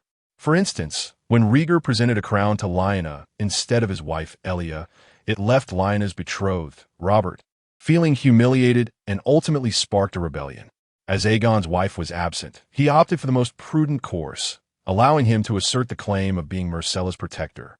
Observing this scene, Robert remained silent, while Jaime Lannister's gaze towards Aegon turned somber. Following the conclusion of the ceremony, Tywin Lannister departed with a flick of his sleeve, showing no intention of attending the evening's banquet. Chapter 85. Magic Chapter 86. Magic. Tywin Lannister arrived with great enthusiasm, accompanied by a substantial entourage, to witness the tournament, originally hoping to see his son emerge victorious. Unfortunately, reality did not align with his aspirations. Disappointed, Tywin decided to return to the Red Keep, planning to stay for a few days before making his way back to Casterly Rock. That night, Tywin's chamber was illuminated by the flickering glow of bright candles. A young cupbearer stood by, cautiously pouring wine for the old lion, fearful of inciting the ire of the aged duke. As heavy footsteps echoed, a somewhat portly, broad-shouldered elderly man with a refined complexion and golden hair entered the room. Upon seeing the newcomer, the young cupbearer discreetly excused himself. There was no need to harbor resentment over this incident. Robert had always been unfair to the Lannisters, and none dared to underestimate their house. The stout man was none other than Tywin Lannister's brother, Kevan Lannister, who had long admired and faithfully supported Tywin. Kevan's father, Tygett Lannister, was a gentle and amiable man, yet his weakness allowed his vassals to mock him during revelries. Some viewed this as an opportune moment to openly challenge the Lannisters. Other lords borrowed money from him without the intention of repayment, ridiculing Tygett as a toothless lion in the court. Tywin observed all this, having contemplated eliminating these individuals several times, until he matured and finally revealed the claws of the lion to them. I believe no one dares to underestimate the Lannisters. I am merely incensed on behalf of that fool Jaime. If it weren't for his insistence on serving that mad king as some ridiculous protector, I wouldn't have to worry about the heir to Casterly Rock. Tywin lamented, his expression darkening. Despite having two sons in his heart, he acknowledged only Jaime as his true heir. He regarded his deformed son, Tyrion Lannister, as a curse upon him. Unless every last Lannister perished, he would never allow Tyrion to inherit Casterly Rock. Kevan opened his mouth as if to speak, yet ultimately remained silent. After a prolonged silence, Kevan Lannister finally ventured. If only Cersei were a man, at least she understands how to wield these blades. Upon hearing this, Tywin set down his goblet, his pale green eyes speckled with gold fixing on Kevan. Do you consider that mercenary a blade? Kevan nodded in affirmation. Indeed, I see the shadow of the mountain in him. If we utilize him wisely, he could serve as a fitting weapon in our arsenal. The mountain is merely a more ferocious beast. His sole purpose is to instill fear of the Lannisters. However, I sense that this mercenary will not be content to remain just a mere blade. Should we not seek to control him promptly, lest this blade turn against us? For now, it is not the opportune moment, and he cannot stir any significant turmoil. Following the conclusion of the long spear tournament, Robert hosted a lavish banquet by the riverside. It was evident that Ygritte's victory over Jaime delighted him immensely. Countless torches and candles illuminated the camp as brightly as day. A cornucopia of delectable dishes adorned the tables, their enticing aromas tantalizing the senses of all present. Ygritte, much like a triumphant general, found himself surrounded by noble maidens. Their incessant chatter nearly overwhelmed him. Most notably, Ygritte stood to gain nothing from this encounter. Thus he seized the opportunity to extricate himself from the throng of girls and return to Joanna's side. Meanwhile, Jaime Westerling appeared somewhat disheartened. Prince Ygritte, I entrusted my token to you, yet you have bestowed the crown upon Princess Myrcella. Ygritte, with a shrug, replied, Jaime, you must understand, I am a married man. Even if I wished to wed you, I would need to consult my wife. Jaime, her cheeks flushed by his words, retorted playfully, Pa, who said I wanted you to marry me? I have no intention of becoming your bride. At this moment, Joanna's interest was piqued as she cast a sidelong glance at Jaime. You have given your token to Prince Ygritte. Surely, you wish to marry him? I intend to wed him in due time. Who says I must marry him? Perhaps there are other counts who wish to court me. She laughed. Indeed, Janie is quite astute. I too believe Prince Ygritte is not a man of virtue. I support your intentions, though regrettably, I lack discernment and am bound to him. The young Janie Westerling was no match for Ygritte and Joanna, and thus she withdrew her head like a quail. Ygritte, wishing to divert the conversation, raised his goblet and addressed the nearby Red Priest. Soros, my Lord Soros, you claim to be a follower of the Lord of Light. Do you know of other servants of Lawler? Soros, intrigued, inquired, does Prince Ygritte intend to embrace the faith of the Lord of Light Lawler?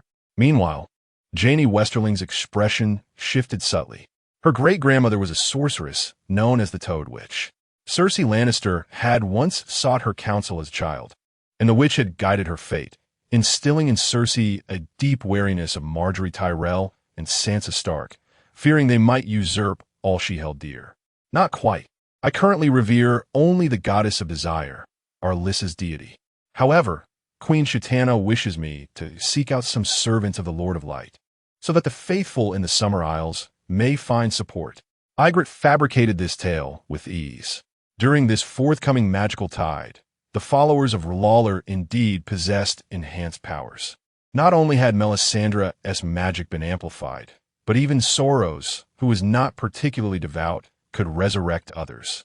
Such empowering forces were not something Ygritte would dismiss lightly. He was not as pedantic as the scholars of the Seven Kingdoms. Soros furrowed his brow and remarked, Prince Aegon, I have lingered in Westeros for far too long, and my friends in Essos have ceased to communicate with me long ago. I may be of little assistance to you. However, if you truly wish to provide a haven for the followers of the Light of Summer Isles, you might consider seeking out the servants of Lawler in Ass High, where one can find an abundance of monks and priestesses. Chapter 86. The Bachelor. Chapter 87. The Bachelor. As evening descended, Janie Western returned to her tent, her heart heavy after being left in limbo by Yegon. The flickering candlelight within her tent mirrored her turbulent emotions, making it difficult for her to find solace. What troubles my sweet daughter? A frail voice resonated behind her. Janie did not need to turn around to recognize her father, Count Gavin Western of Cragstone.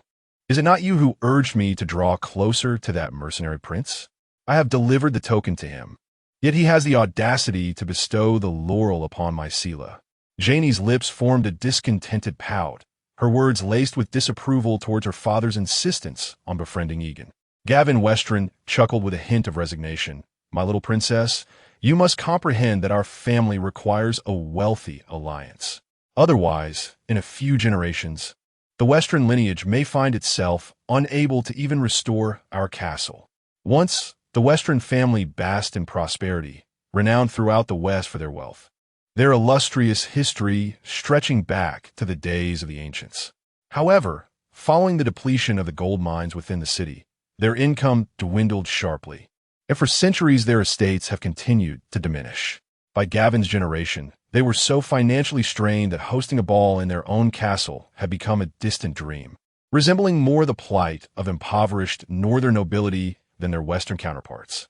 This dire situation compelled Gavin to abandon traditional noble marriages and instead wed the daughter of a spice merchant, a union meant to alleviate the family's financial burdens. Following this successful arrangement, he began contemplating the sale of his daughter. He attempted several times to secure a marriage for her with a noble from the West, such as the son of Kevin Lannister, only to be rebuffed each time due to the humble origins of Janie's mother. Perceiving that his children's marriages were at stake, Gavin revised his strategy, no longer aspiring to wed his daughter to a noble of the West, but rather to a wealthy merchant from the free trade city-states. This way, he could secure a substantial sum of gold, revitalizing the Western family fortune, and allowing his son to pursue the hand of another noble maiden. After all, he could have many daughters, but the heir to Cragstone was singular, necessitating that the former make concessions for the latter. In Gavin Western's eyes, Yegon represented an exceptional matrimonial prospect, handsome, affluent, and youthful, with Janie standing to gain considerably. Originally, he believed that her beauty would effortlessly captivate the roguish prince. Alas, plans are often thwarted by unforeseen developments, and Yegon, at the crucial moment, placed the crown upon my Sela's head. Janie, having been persuaded and influenced by her parents on numerous occasions, sighed softly as her grievances subsided. I shall continue to approach him. My daughter, for now. Refrain from pursuing that mercenary. Excessive enthusiasm may lead him to undervalue you. Your mother and I have found a friend of Queen Cersei and plan to recommend you and your sister to her shortly. So you may serve as ladies-in-waiting to Princess Mycela. Janie paused in surprise, then gently nodded in agreement. After securing victory in the martial arts competition, Yegon promptly set forth with his entourage towards the Old Town. With Jon Arryn still among the living, it was imperative for him to expedite the enhancement of his forces. And the scholars residing in Old Town were precisely the individuals he sought to recruit. His army was adequately supplied with soldiers and armor, and he had acquired ships. Thus, the paramount concern was to elevate the technological prowess of the Summer Isles. Although he lacked a castle of his own, it was likely that no respectable scholar would willingly pledge their allegiance to him. However, he might encounter a discarded scholar akin to Corban. Surely, his band of knights was far more formidable than the warrior company. If Corban was willing to join a mere band of 1,000, why would a knightly order be any less appealing? Throughout the journey, Yegon's caravan indulged in lavish extravagance, patronizing nearly every upscale inn along the route. Yegon was intent on flaunting his recent triumph, the 30,000 golden dragons he had won, in a bid to disseminate the word of his wealth. After approximately 20 days, Yegon finally arrived at the Old Town as darkness enveloped the sky. He hastily instructed his soldiers to set up camp outdoors, planning to enter the city the following day. Suddenly, a piercing scream pierced the air, throwing the entire camp into disarray.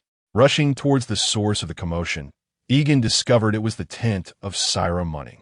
Both she and her mother, Alia Hashan, were blushing fiercely, resembling ripe red apples.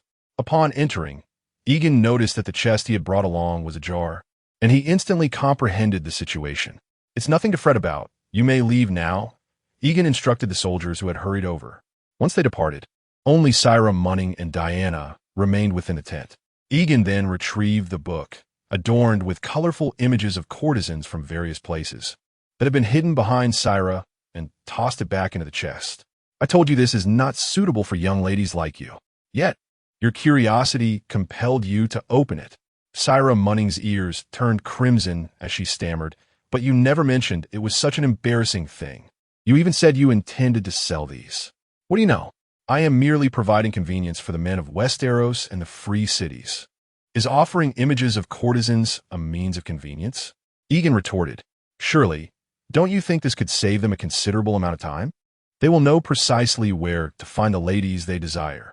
Furthermore, these images could potentially reduce the number of establishments.